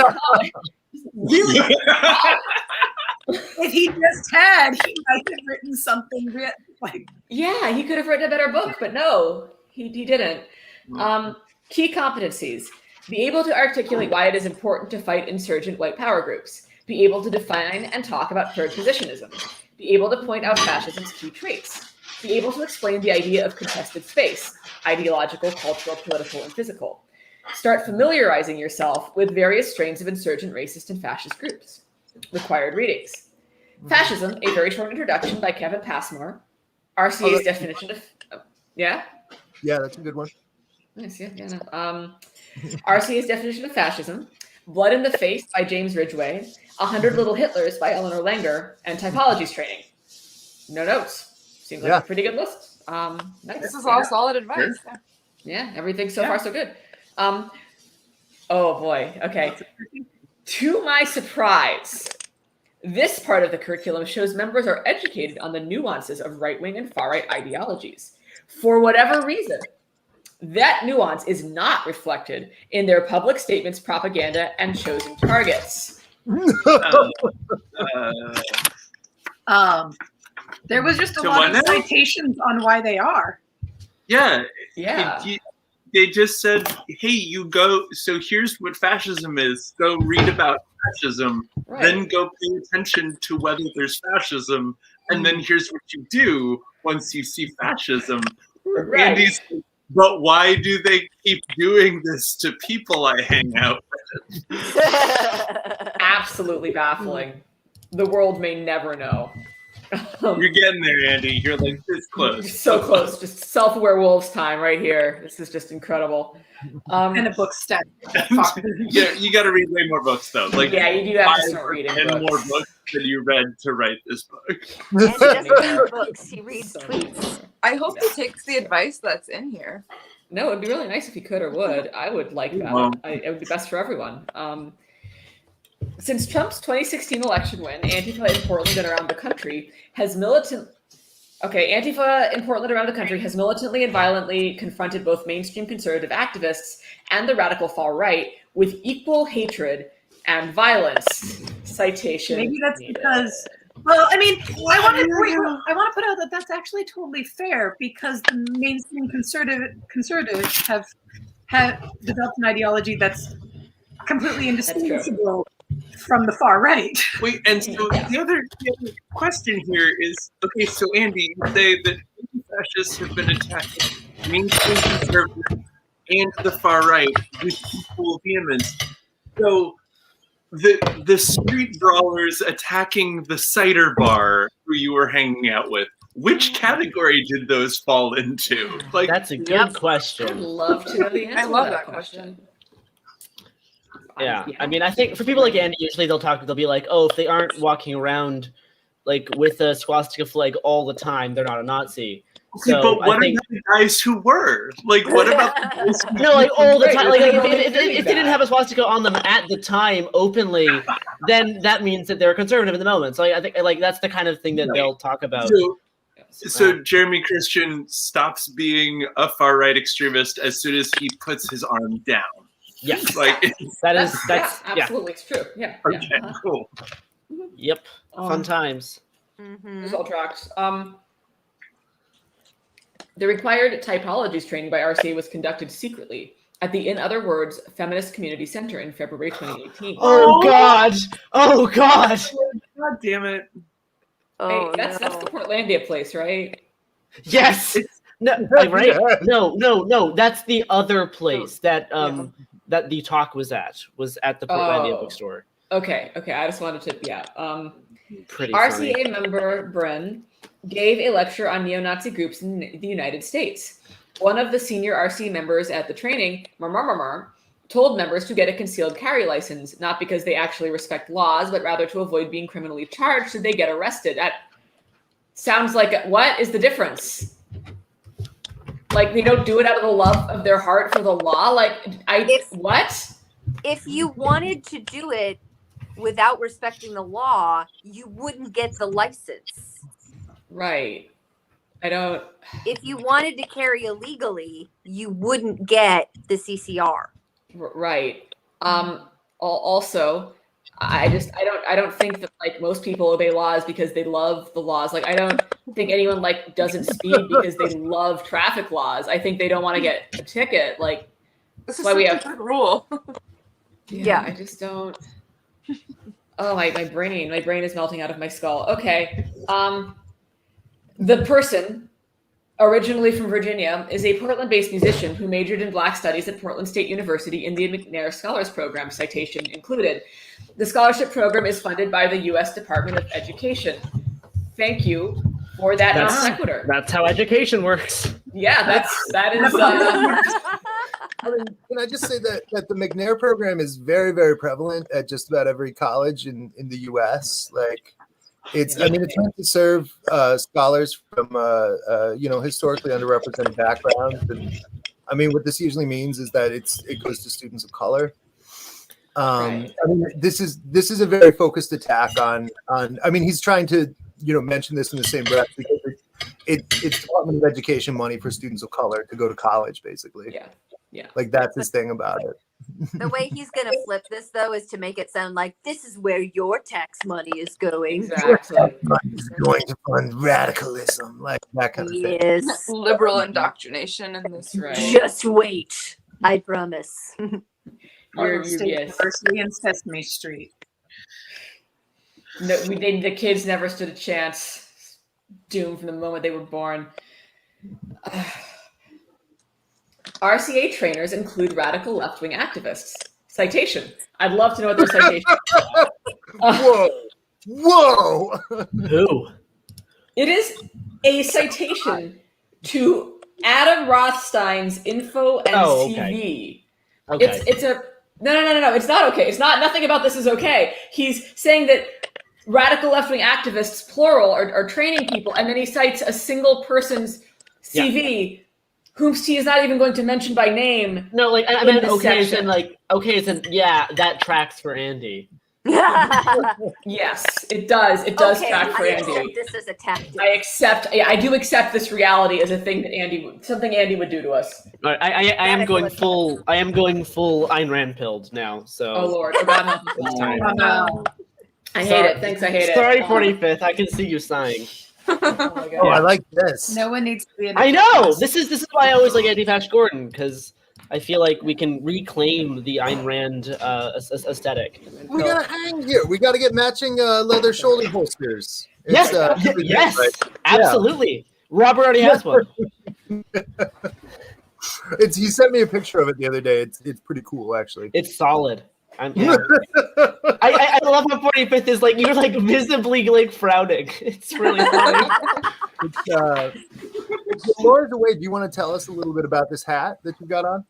Ooh, this is a Pendleton waterproof fedora that I got a few years ago. Perfect. Pretty, it's been one of my favorite hats until I learned more about like internet culture and realized that like fascists have kind of ruined this hat style. And now that I have a platform, I'm going to use my power to reclaim this hat. It goes well with the bow tie. I'm not going to sit here and lie to you about that. And I know. I mean, thank you. No, I mean, it's very good. I'm going to go and solve some very important mystery of like someone's missing shoe or something. I just got a new Brown vibes. I just got a new magnifying glass today that fits in my wallet that I'm really happy about. Oh my God, that's incredible. I'm pretty psyched. Yeah, we should. There were go definitely out. some early 90s television shows that involved teen detectives that are dressed probably just like you. Yeah, and the great thing about this is that I can blend in anywhere in downtown. As long as I have this in my trench coat, whatever happens, I can just stand in an alleyway. People just glaze over me. It's the most perfect. Okay. I don't think that's true. I've never been more depressed to turn from this subject back to Andy Ngo in my life. But tragically, I'm gonna do it, and it brings me to my core to tell you that medical students from the Oregon Health and Sciences University are also alleged to be high-level activists. One of whom is now a medical doctor who started the splinter RCA group Popular Mobilization to provide a moderate facade of militant Antifa to the press and wider left. That's silly. Cool. Hey, Bob. Pop You're Mob! telling me Pop there are Mob! doctors. I love you, Pop Mob. Yay. Moderate facade. The moderate facade. Moderate facade of people dancing in glitter and banana costumes Yes. while drinking coconut milkshakes. Like, you know. Monsters. The absolute fucking somewhere though, because milkshakes. Yeah. I am actually really surprised he didn't shoehorn the milkshakes in here. He didn't. He could have. I know. I mean, I fire your editor, Andy. This would be the time. Yeah, I was just gonna say. How are you so bad at what you do? Like, what you do is hard. You're not even good at it. I can't with you. All right. Unit 5. Oh God. I can't. How many units are too many? Too many units. I can't. I can't be 12, anti-fascist. Yeah. Jesus Christ. Well, we're on Unit 5. I want to die. Unit 5 indoctrinates prospective members with Marxist ideas on economics and class warfare. This is the communist part of Antifa's anarchist communist ideology. Wait, let's keep going. We're just gonna let it go. We're just gonna let it go. Yeah. Oh God. We can't have this argument right now, but oh my God. I don't. Yeah. I'm literally dead. Let's see it. Okay.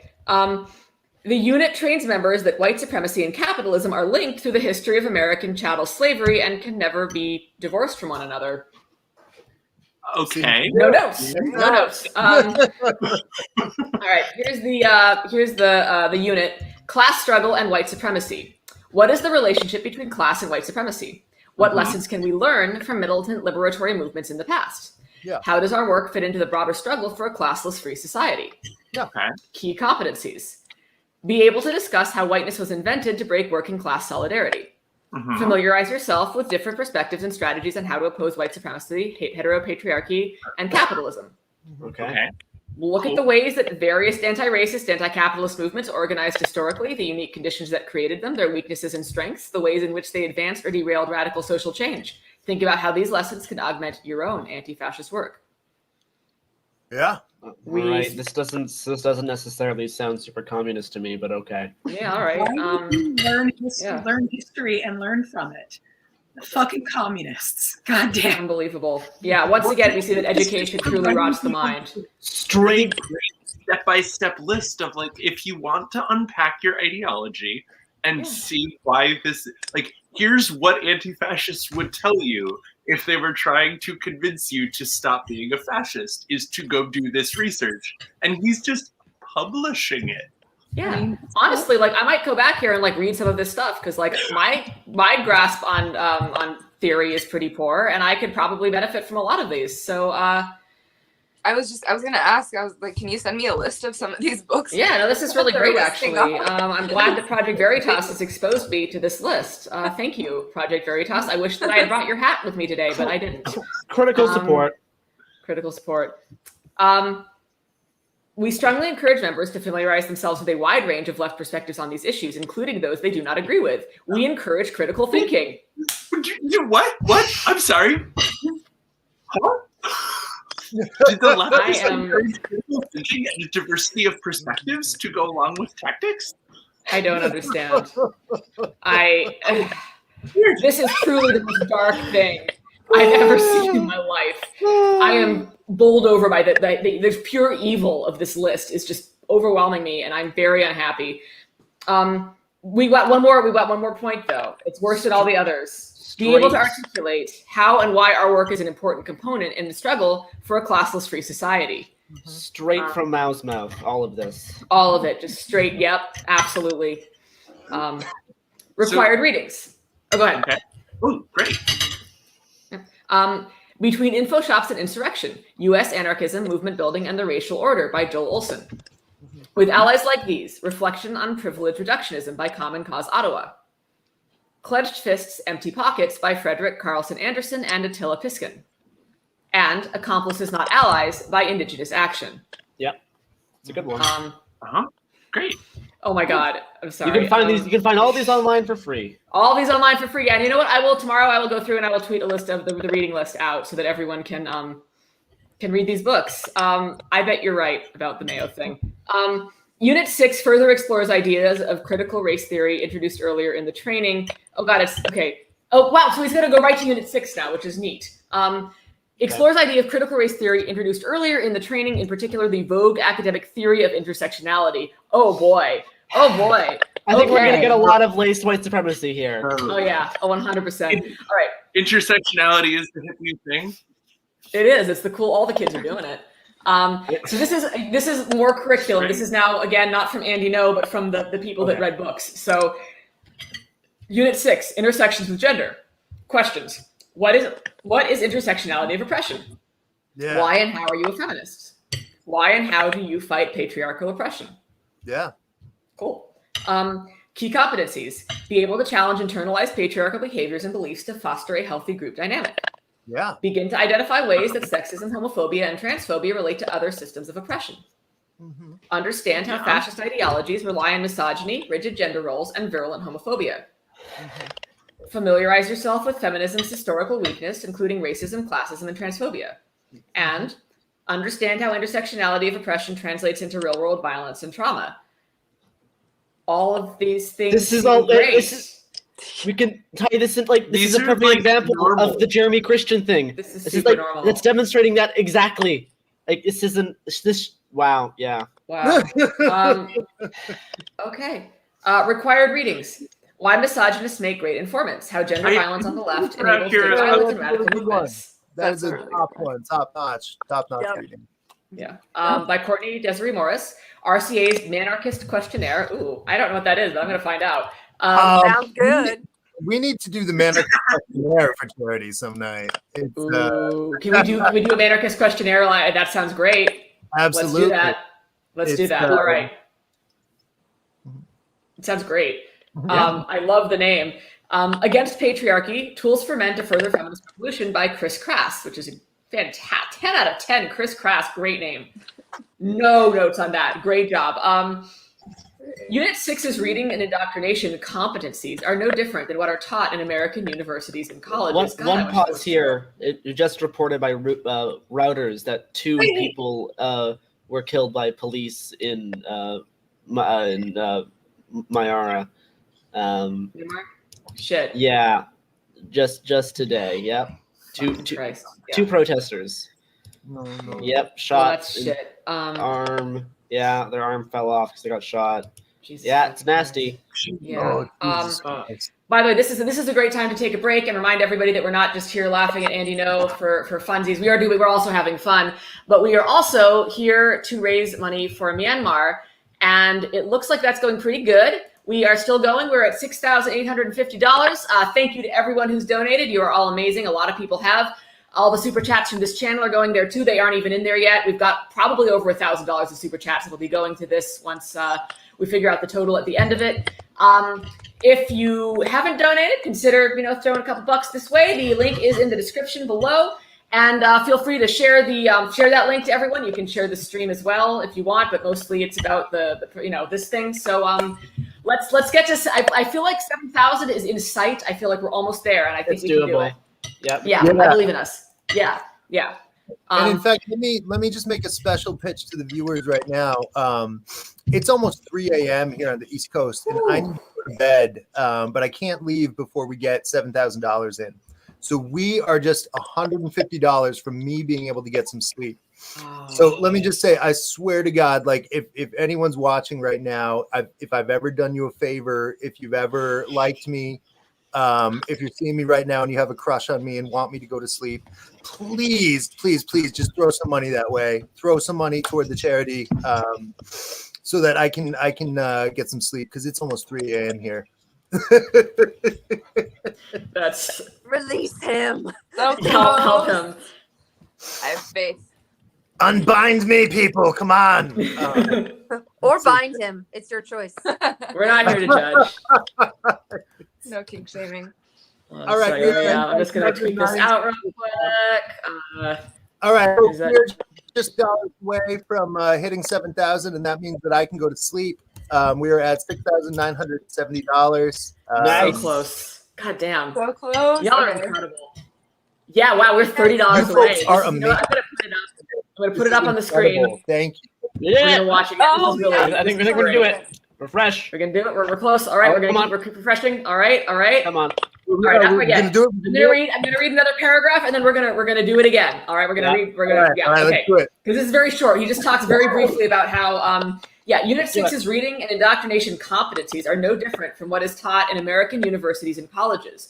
Courses on women's, Black, gender, and queer studies all teach students the heuristics. Is that how you say it? Heuristics? Heuristics. Thank you. Yeah. Heuristics of understanding the world and people through a grievance lens. What? Wait, hang on. I don't think that's true. None of the curriculum he just described is a grievance lens. A grievance lens is like in specific liberal jurisprudence, the idea that you belong to a specific group who can petition the government in like civil case. Like that's not what God damn it. That's not what it. You didn't go to school. Yeah. You skipped all your classes. That's not what he didn't finish college, if you can remember. Yeah, I mean, Jesus, words have meanings, Andy. Jeez. You can't just say things. You can't just say whatever you want. Apparently you can. I mean, he's a New York Times bestseller. I'm not. Fuck. What do I know? Hillary is working for him. Journalism wrong. Oh yeah. Honestly, I've begun to suspect the same. All right, we're gonna do one more refresh, and we're gonna take it down, finish this. Oh man, someone's $30. Someone help poor Andy Fash Gordon. I don't understand why you all hate him so much. There's some good reasons, but I do need to go to sleep. If anyone wants to bail me out here, please. $30. You just need $30. My heart's yours. $30 will help me get to sleep. Help this man. Help him help you. But more importantly, help the people of Myanmar because they are fighting their asses off. Yeah, this is a really good cause. Yeah. It's really hard for them to get the videos out with the type of coverage that you saw. Like for the month that we were fighting feds in Portland, there was so much coverage here because we had the privilege of having continual internet coverage, and they don't have that in Myanmar. They only have a window of time where they have the internet up. So they don't have the privilege of putting things up continually like we do. And they're in a situation similar to like when we had Fed Wars, where it was just like continual fighting. But then every once in a while, they will hear a bang or a pop, and it is gunfire. And I can't imagine the adrenal fatigue of getting to a point where it's like, okay, it's riot control munitions. Okay, I know what's going to happen. And then you fucking don't all of a sudden. No, it's a nightmare. Oh, God. So I'm hearing that someone is showing 7,000. It's not on my screen yet. Not yet. I think we're coming. We're going to keep an eye on it. And meanwhile, let's keep reading. We're almost there. Keep reading. All right, we're really getting through this book at this point, which is fantastic. The chat does want to know what you're eating, Garrison. A few people have asked. We're just eating some leftover chicken. That's it. That's not Nothing exciting. fancy. You should have lied. Why?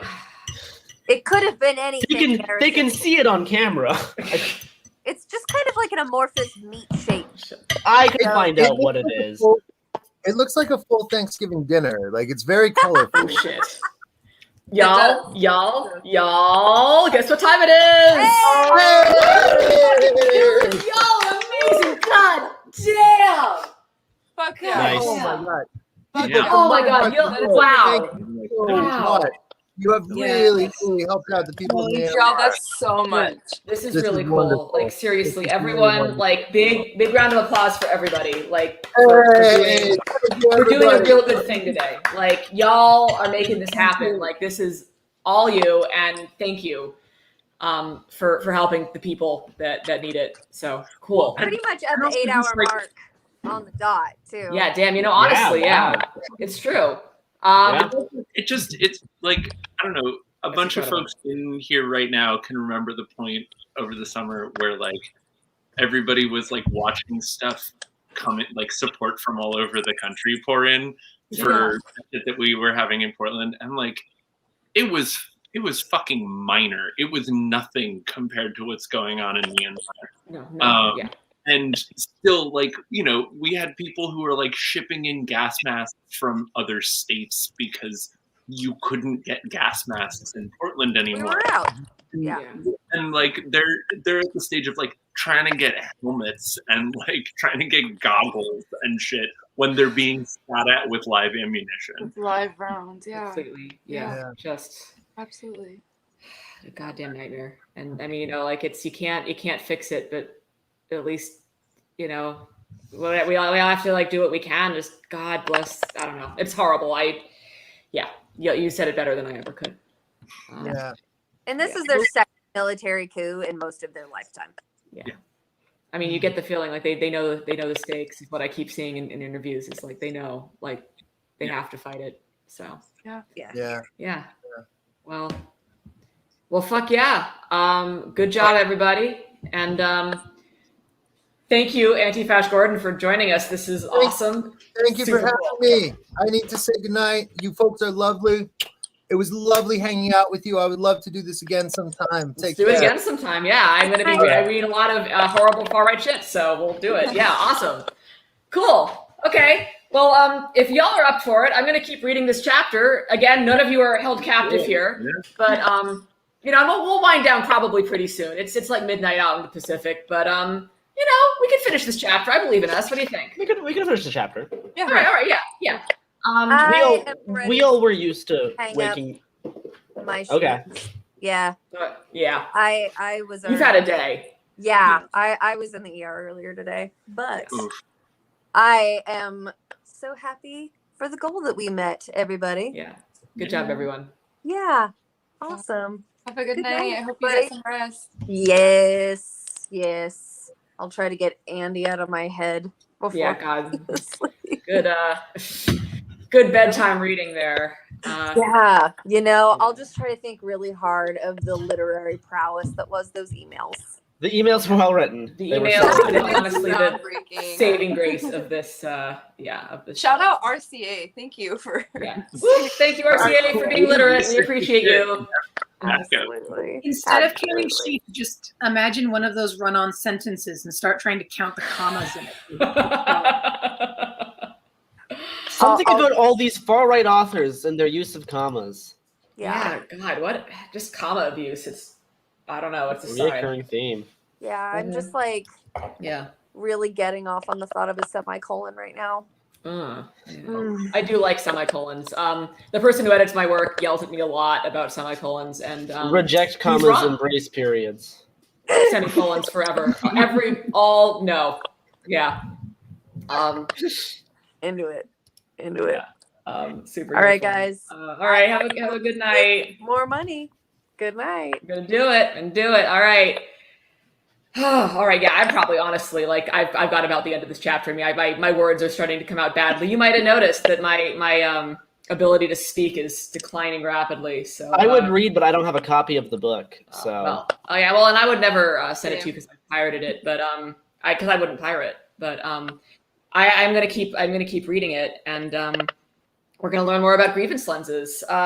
Antifa traditionally did not include critical race theory and intersectionality in its base ideology, but the current manifestation of the movements has been infected, like most institutions in the United States. For example, academe, government, media, big tech, etc. Dog whistly too. Infected with critical race theory. That seems bad. That is not great. Is stabbing all of these institutions in the back with some sort of cultural Bolshevism or something. It kind of feels that way, yeah. Almost that way. What the fuck? Neat. Cool. Well, we're gonna move on to Unit 7 apparently after that little nuclear bomb of a piece of shit sentence. Unit 7, innocently titled Research, actually trains RCA recruits on how to dox their opponents and do reconnaissance and surveillance. That's what research is. If you're an on-the-ground anti-fascist, that's what they do. They research the whole fucking find out thing. who people are and what they're doing. Yeah. Mr. Anarchist asking the real questions here. Really, it is unfair. I think it's Big Book that wants you to keep reading books, and I personally, I will not stand for it. I have never read a book in my life, and I don't plan to start. Coming up with new ideas. Yeah, stop it. Yep. Don't do it. Yeah, very rude, very inconsiderate. The grift on par with Andy Ngo. Yep, it's Big Book. I'm telling you. Unit 7, research. Questions. Where do I go to get information? How do I keep track of my information effectively? Key competencies. Start to navigate and search for information online. Develop familiarity with key online places to get information. Learn how to organize research so it is easy to retrieve. Yes. Begin to discern urgent versus non-urgent information, how to prioritize and look for what you need. Begin to think creatively about how to get information. Start experimenting with fake personas in white power forums. Neat. Yeah. Required. Attend our research training workshop. Intelligence gathering, dissemination, and internet security by ARA. Learn how to strip data from photos. Yep. Create a sock puppet account on Stormfront and or New Saxon. Set up Google Alerts. All of this seems fine. These are all good things for monitoring. No. Okay, so here's the thing, though. He has to be against this because if other people can do it, it proves that actual research is a theoretical possibility. Ooh, you're right. Since he does not do research. Yeah, we talked about this earlier and how like his big scoop is like this one email when like how many emails and lists and other stuff that other like tons of anti-fascists like have that like aren't the backbone of our research. Like we're not gonna write a book on like an email chain like this. Like honestly, I'm just imagining that Andy is like sitting as he's writing this chapter and he's copy pasting the parts that are like, here's how you do research and like establish sources like, and cite your evidence. And he's like, this is the evil that they're trying to Exactly. They're evil hackers. Gotcha right So there. much you could have went with. They use Tor. That makes them bad. They do research and can back up their suppositions. And he didn't even come up with this fucking email. It was Project Veritas. No, it was given to him by It's all like when I don't know Project what's Veritas worse, is the doing fact better that research Project Veritas like only came up with this, or the fact that Andy was like, "This is it." Like, also, seriously. It's not hard to get this email. Yeah, whatever. Yeah, like honestly, again, like if Project Veritas is beating you at research, oh boy, quit your job, burn your house down, move to Antarctica, start over. You're dead. Like you're done. You moved to London. Or move to London. You're right. I wonder how that It's all visa coming situation's working out. Yeah. Huh. Does he have a visa? Is it a work? Like what is he? I don't know. It's a great I wonder question. if he's working illegally in the UK. I wonder if he's actually going to be back in Portland very soon and just not tell anybody. Yeah, that sounds about right. I mean, he can't stay that's away. been my theory. That's what he did when he lied about moving to LA. So the whole it was so weird. Yeah. God. like he could get a work visa to Canada because he works for the Post Millennial. So maybe he'll move from London in the UK to London, Ontario. Perfect. And then he can tell everyone he's from London and speak with that He's accent. still from London, just a different London. Just a different London. Yeah. No, this is all coming together. All right. So Andy Ngo, after reading the really very normal syllabus for research, is going to tell us a story. Is everyone ready? I'm ready. So ready. You're not ready. In September 2020, I received a security alert that someone had approached the front door of my parents' home. In reviewing the security footage, I saw two masked females, one with magenta pink hair, approach the front door and tried to open it. Another stood further back on the street to keep watch. There is a citation. I'm sure it's his own tweet. Let's find out. Interesting. Yes. Oh, I don't seem to be able to do it from my phone. My iPad is dying because I didn't. I wonder if it's like the ring footage, like was that 2019 when there was like allegedly that group of like, it was like 5 or maybe 10 people in block like outside of it, like on just standing on his porch. On Halloween, people went to his house to trick or treat. It looked like a band photo, like wearing Andy Ngo masks. Which is funny. Objectively speaking, it's funny. No, absolutely. Yeah. But he said this was in 2020, so this is just him saying some people came to my door. Also wearing masks, like we're in a pandemic, so yeah, kind of. Everyone's wearing masks. I don't know. There's evidence they tried to enter the house. What's the citation? I don't know. The citation appears to be something from Planned Parenthood. I don't have an explanation for this. What's the correlation with that in his house? I hope we're going to find out in a second. I'm going to keep reading because I am as baffled as all of you. Citation needed for the citation? Yeah, I have door-to-door petitions. Oh my god, that would be amazing if it That's was just. what they could be doing. Andy's just convinced that canvassers are Antifa. That'd be amazing. All right, I do have to look this up. I do have to look I this mean, up. there is a way. Also, Rise PDX, Andy Ngo was not in DC. That is John Sullivan's full of shit as always. Yeah. That's not okay. Andy. We've got. Oh, that's interesting. Okay, it appears to be a citation to a Facebook post. Okay. Oh, neat. The post that he has cited congratulates the person who was at the door, apparently, and explains that they are queer and non-binary. So Andy Ngo has cited a source that explains that he just misgendered this person. So good job, Andy. Good job. This is so full of shit. It's amazing that it got published. Yeah, it also has nothing to do with what he just shared. Well, also, like, what are we talking about right now? Some people came to Andy Ngo's parents' door. Someone knocked on their door, probably. So there's and they had purple hair.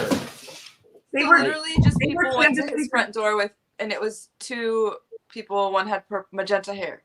Like, and they were wearing masks, but they weren't even wearing block because he says that he says what their hair color was. Yeah, like it's just. I'm just gonna go with they were door knocking for Biden. This is canon now. Oh yeah. We do have an explanation of the incident, and I haven't really. Let's try to parse it. Okay. Let's see. Before walking onto the park property, they circled the front of the home. After trying to open the door, the pink-haired person looked around the property and saw a package. I'm just going to change all the pronouns since we don't know. Around the property and saw a package. They examined it, carefully looking at the name on the label. They then shouted to murmur, confirmed. He has a package at the front door. Both quickly left on foot. The incident, which was immediately reported to police, is an example of Antifa's creative reconnaissance. They were looking to confirm that it was my parents' home. It's you just described two people who what? How did Antifa even get brought into this?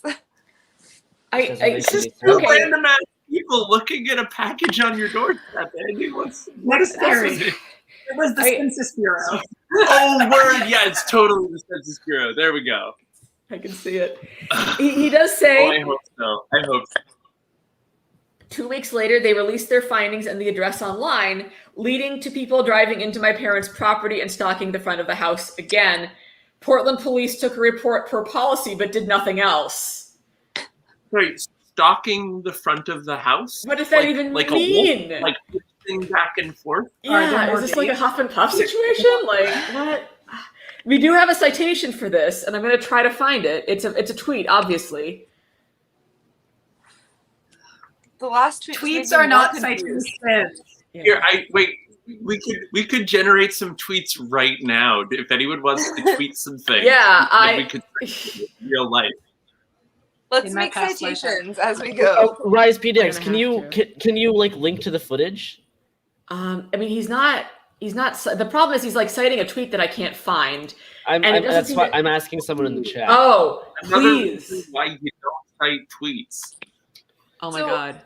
Also, was there footage? Like, did he see it happen? Like, he said that they were walking around, whatever. How did they know this? Like, I guess there's security footage. Well, yeah, we'll find out. We'll find out shortly. This is. I am just. Let's continue on, and we can circle back. Yeah, I'm. We'll circle back. We'll circle back to this baffling moment. We'll stalk back to the topic. We'll stalk backwards. The point of releasing a target's personal information into the ether. Not a good use of that. With claims of the person being a Nazi or fascist is so Antifa vigilantes will do something. Oh, so wait. So Andy, when you publish people's personal information on the internet and identify them as Antifa rioters, what do you think is going to happen? Do you think someone's going to do something, Andy? Are you composing lists and providing them to someone, Andy? Is that what you're doing? Is that this feels like a confession. Does that ring a bell at all? Does that sound familiar? Yeah, it's all. This is pulling people's government names, dead naming them. You know. Yeah. Weird. Private information. Oh wow! Oh wow! Oh wow! Okay, it gets better, and by better I mean so much worse. The next sentence is, "It's already happened. Michael Reinl, the Portland Antifa shooter, killed a man based on a whisper campaign of there being fascists in downtown Portland in August 2020." That was they paraded into the city. There was a fucking caravan. They had flags with Trump flags and shooting Punisher skulls. shooting people. It was advertised for weeks. Weeks it was advertised. Those two people, the guy that got shot and his friend, are on camera talking about trying to go like hurt people like seconds before he gets shot. And then they attacked Reinhold, and then Reinhold did what I would describe as a bad and unjustifiable escalation of violence. But still, he was attacked. He was attacked first, and the guy who got shot had like 70 rounds on him.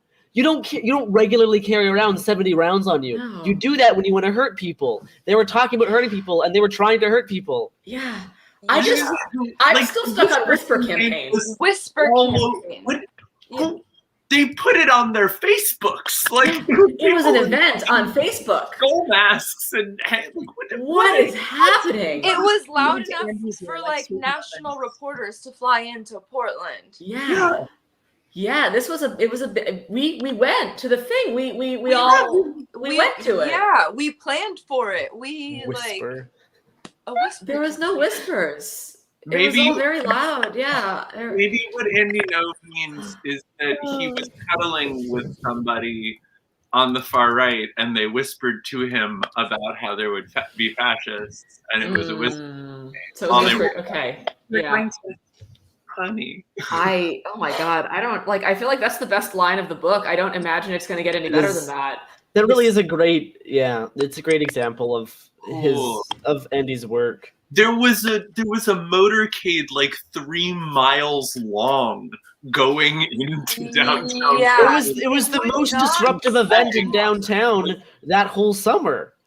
In terms of like stopping downtown from operating. Yeah, all the complaints about blocking traffic. Any of this to actual fucking terrorist organizations? Oh my God, that was like. I mean, we could pull up the pictures we have of all the people from like Clackamas Town Center who were like cosplaying as Kyle Rittenhouse. Oh yeah, that was a whole ass thing. Yeah. What about the people jumping out of their cars and trying to get in fistfights with people on the sidewalk? sidewalk? That was fun. Out of the backs of pickup trucks and getting in fistfights, like the whole day. There was one incident on the bridge where people got out of a truck and anti-fascists were like heckling them, and they consented to street combat, which I think is fine. If everybody's consenting, it's fine. I'm all. But then there's also the dude who like plowed his truck. Yes, there was also like that. They went downtown and they just started attacking everyone. Like no, that. Yeah, thank you. Yeah, the whisper campaign made it on social media all over the fucking country, and it made news outlets. Yeah, it was Trump on the bridge. People were like posting side by side videos of like the never ending fucking convoy of cars with ISIS. Like that shit was going viral. A whisper campaign. Yeah. Well. It's all downhill from here, but I'm going to keep reading, even though for sure nothing better than that is going to happen tonight. Yeah. Oh, we are almost done, though. The final 2 units in the curriculum train RCA recruits on how to put the ideology and skills they acquired throughout the program into, parentheses, violent action. Okay, also, wait, hang on. So, also, I realize that we're loudmouths and we're like interrupting all the time and talking about all the stupid stuff that's happening in this book, but like, what? Is he still talking about the curriculum? Like he just went on this and boxing and like people reading packages on his doorstep, and now we're back. It's not well written. It's poor. It's very badly written. Poorly written. Oh my God! Fire the editor. Fire your editor. Fire everyone. Fire yourself. Fire your mom. Fire your dog. Fire everyone. Set everything on fire. Yeah, so yes, the short answer is that indeed we are still talking about the curriculum. So as he called it. Do it. Yes. Unit 8, Advanced Strategy and Tactics. Questions. How do I create a strategic plan? How do I give and receive critical feedback in a productive and honest way? How do He does not like that one. that is literal violence. Literal goddamn violence. How do I assess risks and plan accordingly? Good question. Great question, Andy. When next you go out, that might be a thing you want to ask yourself. What distinguishes... That's something Michael Reynolds should have learned about first. Like, not to disparage a dead person, because he shouldn't have been assassinated by the state either. No, but that was an unjust escalation of force. It certainly should have gone. We should have had some. It's like we should have had a trial about it, and it's unfortunate that he was instead murdered by federal agents. Yeah, because it was just a political assassination. Yeah, it absolutely was. It's bad. Oh, got an original tweet. Okay. Right. So, what distinguishes oppositional organizing from other types of organizing? How do I leverage the weaknesses of my opponents? Key competencies. No, go away. Stop it. Go away. Stop it. Oh, don't go away. Stay forever. We love you. What's his name? Is this Chairman Meow or the other one? This is Chairman Meow. Hi, Chairman Meow. Not in front of the camera. Go to the side. Oh, no, stay right there. Oh, you're so cute. Look at you. Okay, all right. All right. Oh, yeah, that's fine. That's fine. Come on, buddy. Wow. I'm so happy. Okay, I guess this is my life now. This is your life now. This is all of our lives now, and I'm so thankful. I mean, you accepted it. Yeah. Key competencies. Be able to create strategic plans, how to think through alternative scenarios, anticipate possible outcomes, identify potential threats and vulnerabilities, choose allies wisely, and select tactics that best meet goals and objectives. Be able to give Andy doesn't like the part where you have to choose your allies wisely. No, don't do that. Yeah. No, terrible plan. Be able to give and receive thoughtful critiques on ideas, plans, and actions. Have at minimum basic self-defense abilities. Be prepared to deal with a variety of scenarios.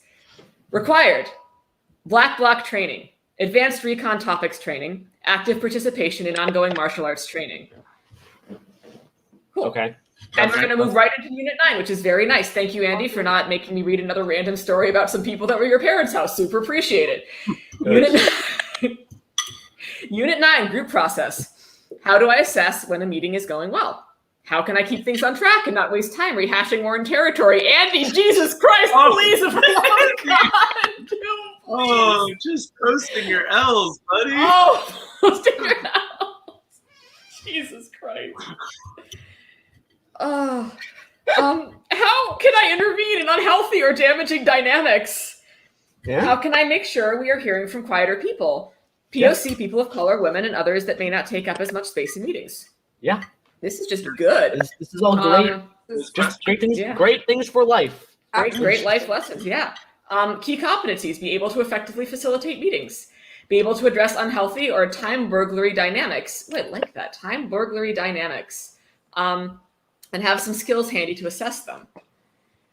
RCA's previously secret curriculum forces transparency on a group and movement that is secretive and designed to deny it even exists.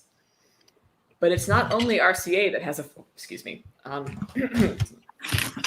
but it's not only RCA that has a formalized structure. The other cells in the Torch network follow a similar plan. Antifa groups outside the network still operate similarly based on the sharing of the same extremist literature and training materials. Unfortunately, a full expose of RCA and all of its members were cut short. Project Veritas's undercover journalists lasted in the group from late 2017 to mid 2018. By lasted in the group, they mean started communication, which takes a month-long process in the first place, and then wasn't able to anymore. Yeah. So that's just like months. That's just months of emailing. Yeah. It's just emails that they send to people who express interest in joining the group. Like, yeah, right. There was a lot of emailing. It does say when it came time for him to proceed further, he was voted out. They didn't suspect he was an infiltrator. He probably just didn't right? read it. They were like, "Did you do these things on the checklist?" And he's like, "No, I worked with Project Veritas. I don't want to do follow through on it." I don't read. What do you think I am? Goddamn leftist. Go to meetings where I have to talk to women. Yeah. Ooh. No, but well, he's got. Okay, everyone, get your signs ready. Everyone, get your signs ready for this next bit. They didn't suspect he was an infiltrator, but instead questioned his commitment to Antifa due to his reluctance to engage in criminal activities during planned direct action events. Or maybe he didn't do the reading. He didn't do the reading. He didn't do it. Yeah, if anyone knows how RCA works, yeah. I'm going to say that this is a big sign of Antifa's terrible, vicious, direct feedback, because it says that you have to be able to have clear and direct channels of feedback to each other, and someone gave him probably some feedback, like, you can't be in our goddamn group. That's feedback. Yep. Also, solid. the violent Antifa tactic of making people go to lots of meetings. Which, to be fair, is a pretty devastating tactic. Mostly for the people involved in the meetings, I would imagine. But oh my God. All right, we have one more paragraph, and then we get to some pictures, and then I think we're going to call it a night. Nowhere else in America has Antifa managed to radicalize and train so many than Portland. Wait, I'm going to read that again. I don't think that was a sentence. All right. Nowhere else in America has Antifa managed to radicalize and train so many than Portland. Yeah, that's wrong. Nope. That's bad. It's a bad Citation name. needed. Yeah. Citation needed. Citation needed. The consequences were felt in real time during 2016 to 2019. Andy, no. During your 2016. period, that's how you would say that. During, right. Like, oh my God. The word you were looking for was from. Fire your editor. How is that's wild? Should we go get the MLA handbook? We probably Can we please? Can we throw it at his head? Would that be violence? Is that okay?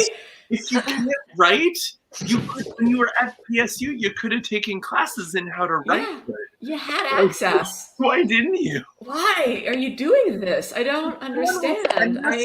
A physical copy of Andy's book that they didn't buy because I don't want one. I would take my red teacher pencil to it and nail it. Fuck out of it. That's so right. Oh yeah, this is the footage of the Halloween thing. It would be like popping reading. Yeah, I've seen the footage of the Halloween thing. Okay, so that's all he's talking about. We're almost, okay, yeah, sorry. So I got really caught up in that bad grammar. Here, the only footage I see here is the Halloween thing of people trick-or-treating at his house in Andy Ngo masks, and then leaving. But it sounds like the thing he was describing was a different thing in September. It is. So I think that's just that could just be different. people at his house. I don't. It's very possible. He just hasn't filed a police report. That would be. Ooh, wait, Andy, did you ever provide any evidence of the thing? You didn't file a false report to law enforcement, did you, Andy? Yeah. Did you? Over here, come on. They don't like that when you do that. No, over here. Stop it. We are. Stop it. So. Stop. You're wrecking the thing. All right, we have half a sentence left, and your Chairman Yao will not stop me from reading. He will not destroy this book at a cultural revolution. I'm finishing it. And here it is. The consequences were felt in real time during 2016 to 2019 through various riots and street brawls, but in 2020 it was taken to an unimaginable level for an American city. That's it? And I mean, it was imagined. I mean, okay, whatever. And so now we're going to look at some pictures. Picture time. We've got unimaginable. Oh, this is for the next chapter, I think. Oh, and is that what they're doing? I actually don't think so, because last chapter they had one that was from like the chapter before. Yep. But this definitely does seem like it pertains to the next chapter. It's just bad. Yeah, so we've just done it out of order then. Okay, well that's because this is for the next chapter. Yeah. Right. No, that doesn't make any goddamn sense. That's just poorly done. That's just poorly done. Fire your editor, please. I mean, the chapter order doesn't seem to make any sense anyway. No, nothing about this makes any sense. I don't know why I would have expected differently. Gang, We are Yep. at $7,310 for Myanmar. Yeah. Fuck yeah. Again, that doesn't even count the super chats. It takes YouTube about 12 hours to figure out what the hell is going on ever. So hit up my Twitter feed tomorrow. I'll put in the final total for that. We'll donate it in. And I'm really happy with how this went. Thank you for coming on. And thank you all for donating and for doing this. I really appreciate everything, all of it. This is wonderful. Yeah, thank you. That's fucking rad. That's a lot of money and that's a lot of hope, and this is a really good community. Y'all are amazing. It's cool. All right. Well, everyone have a wonderful night. Have dreams of not this, not something nice. Imagine a meeting of Rose City anti-fascists talking about Praxis. Just giving people booklets. Imagine your own group of friends giving out booklets and stuff. You don't need to join Rose City Antifa. Just help your friends out and get better cybersecurity. Learn about things on your own time with your own friends. Read at all. Yeah. Yep. Read, love each other. Use Be Tor. an excellent community. If you got Use your Tor. friend who's like kind of getting into some weird shit and is like really excited about Andy's book, you could like sit him down and be like, "Hey, let's talk about this because it's not okay. And this guy's a bad writer and he's a hack and a fraud, and you're better than that." And he has a fake accent. Come on, come on. It's not funny. It's not funny. I mean, it's funny, but not the way that it's not the way that it thinks. Not the way that he wants it to be. All right, everyone say goodbye, good night, and good luck. Well, I love all of you very, very much. Thank you. Thank you for Bye. joining. Thanks, everybody.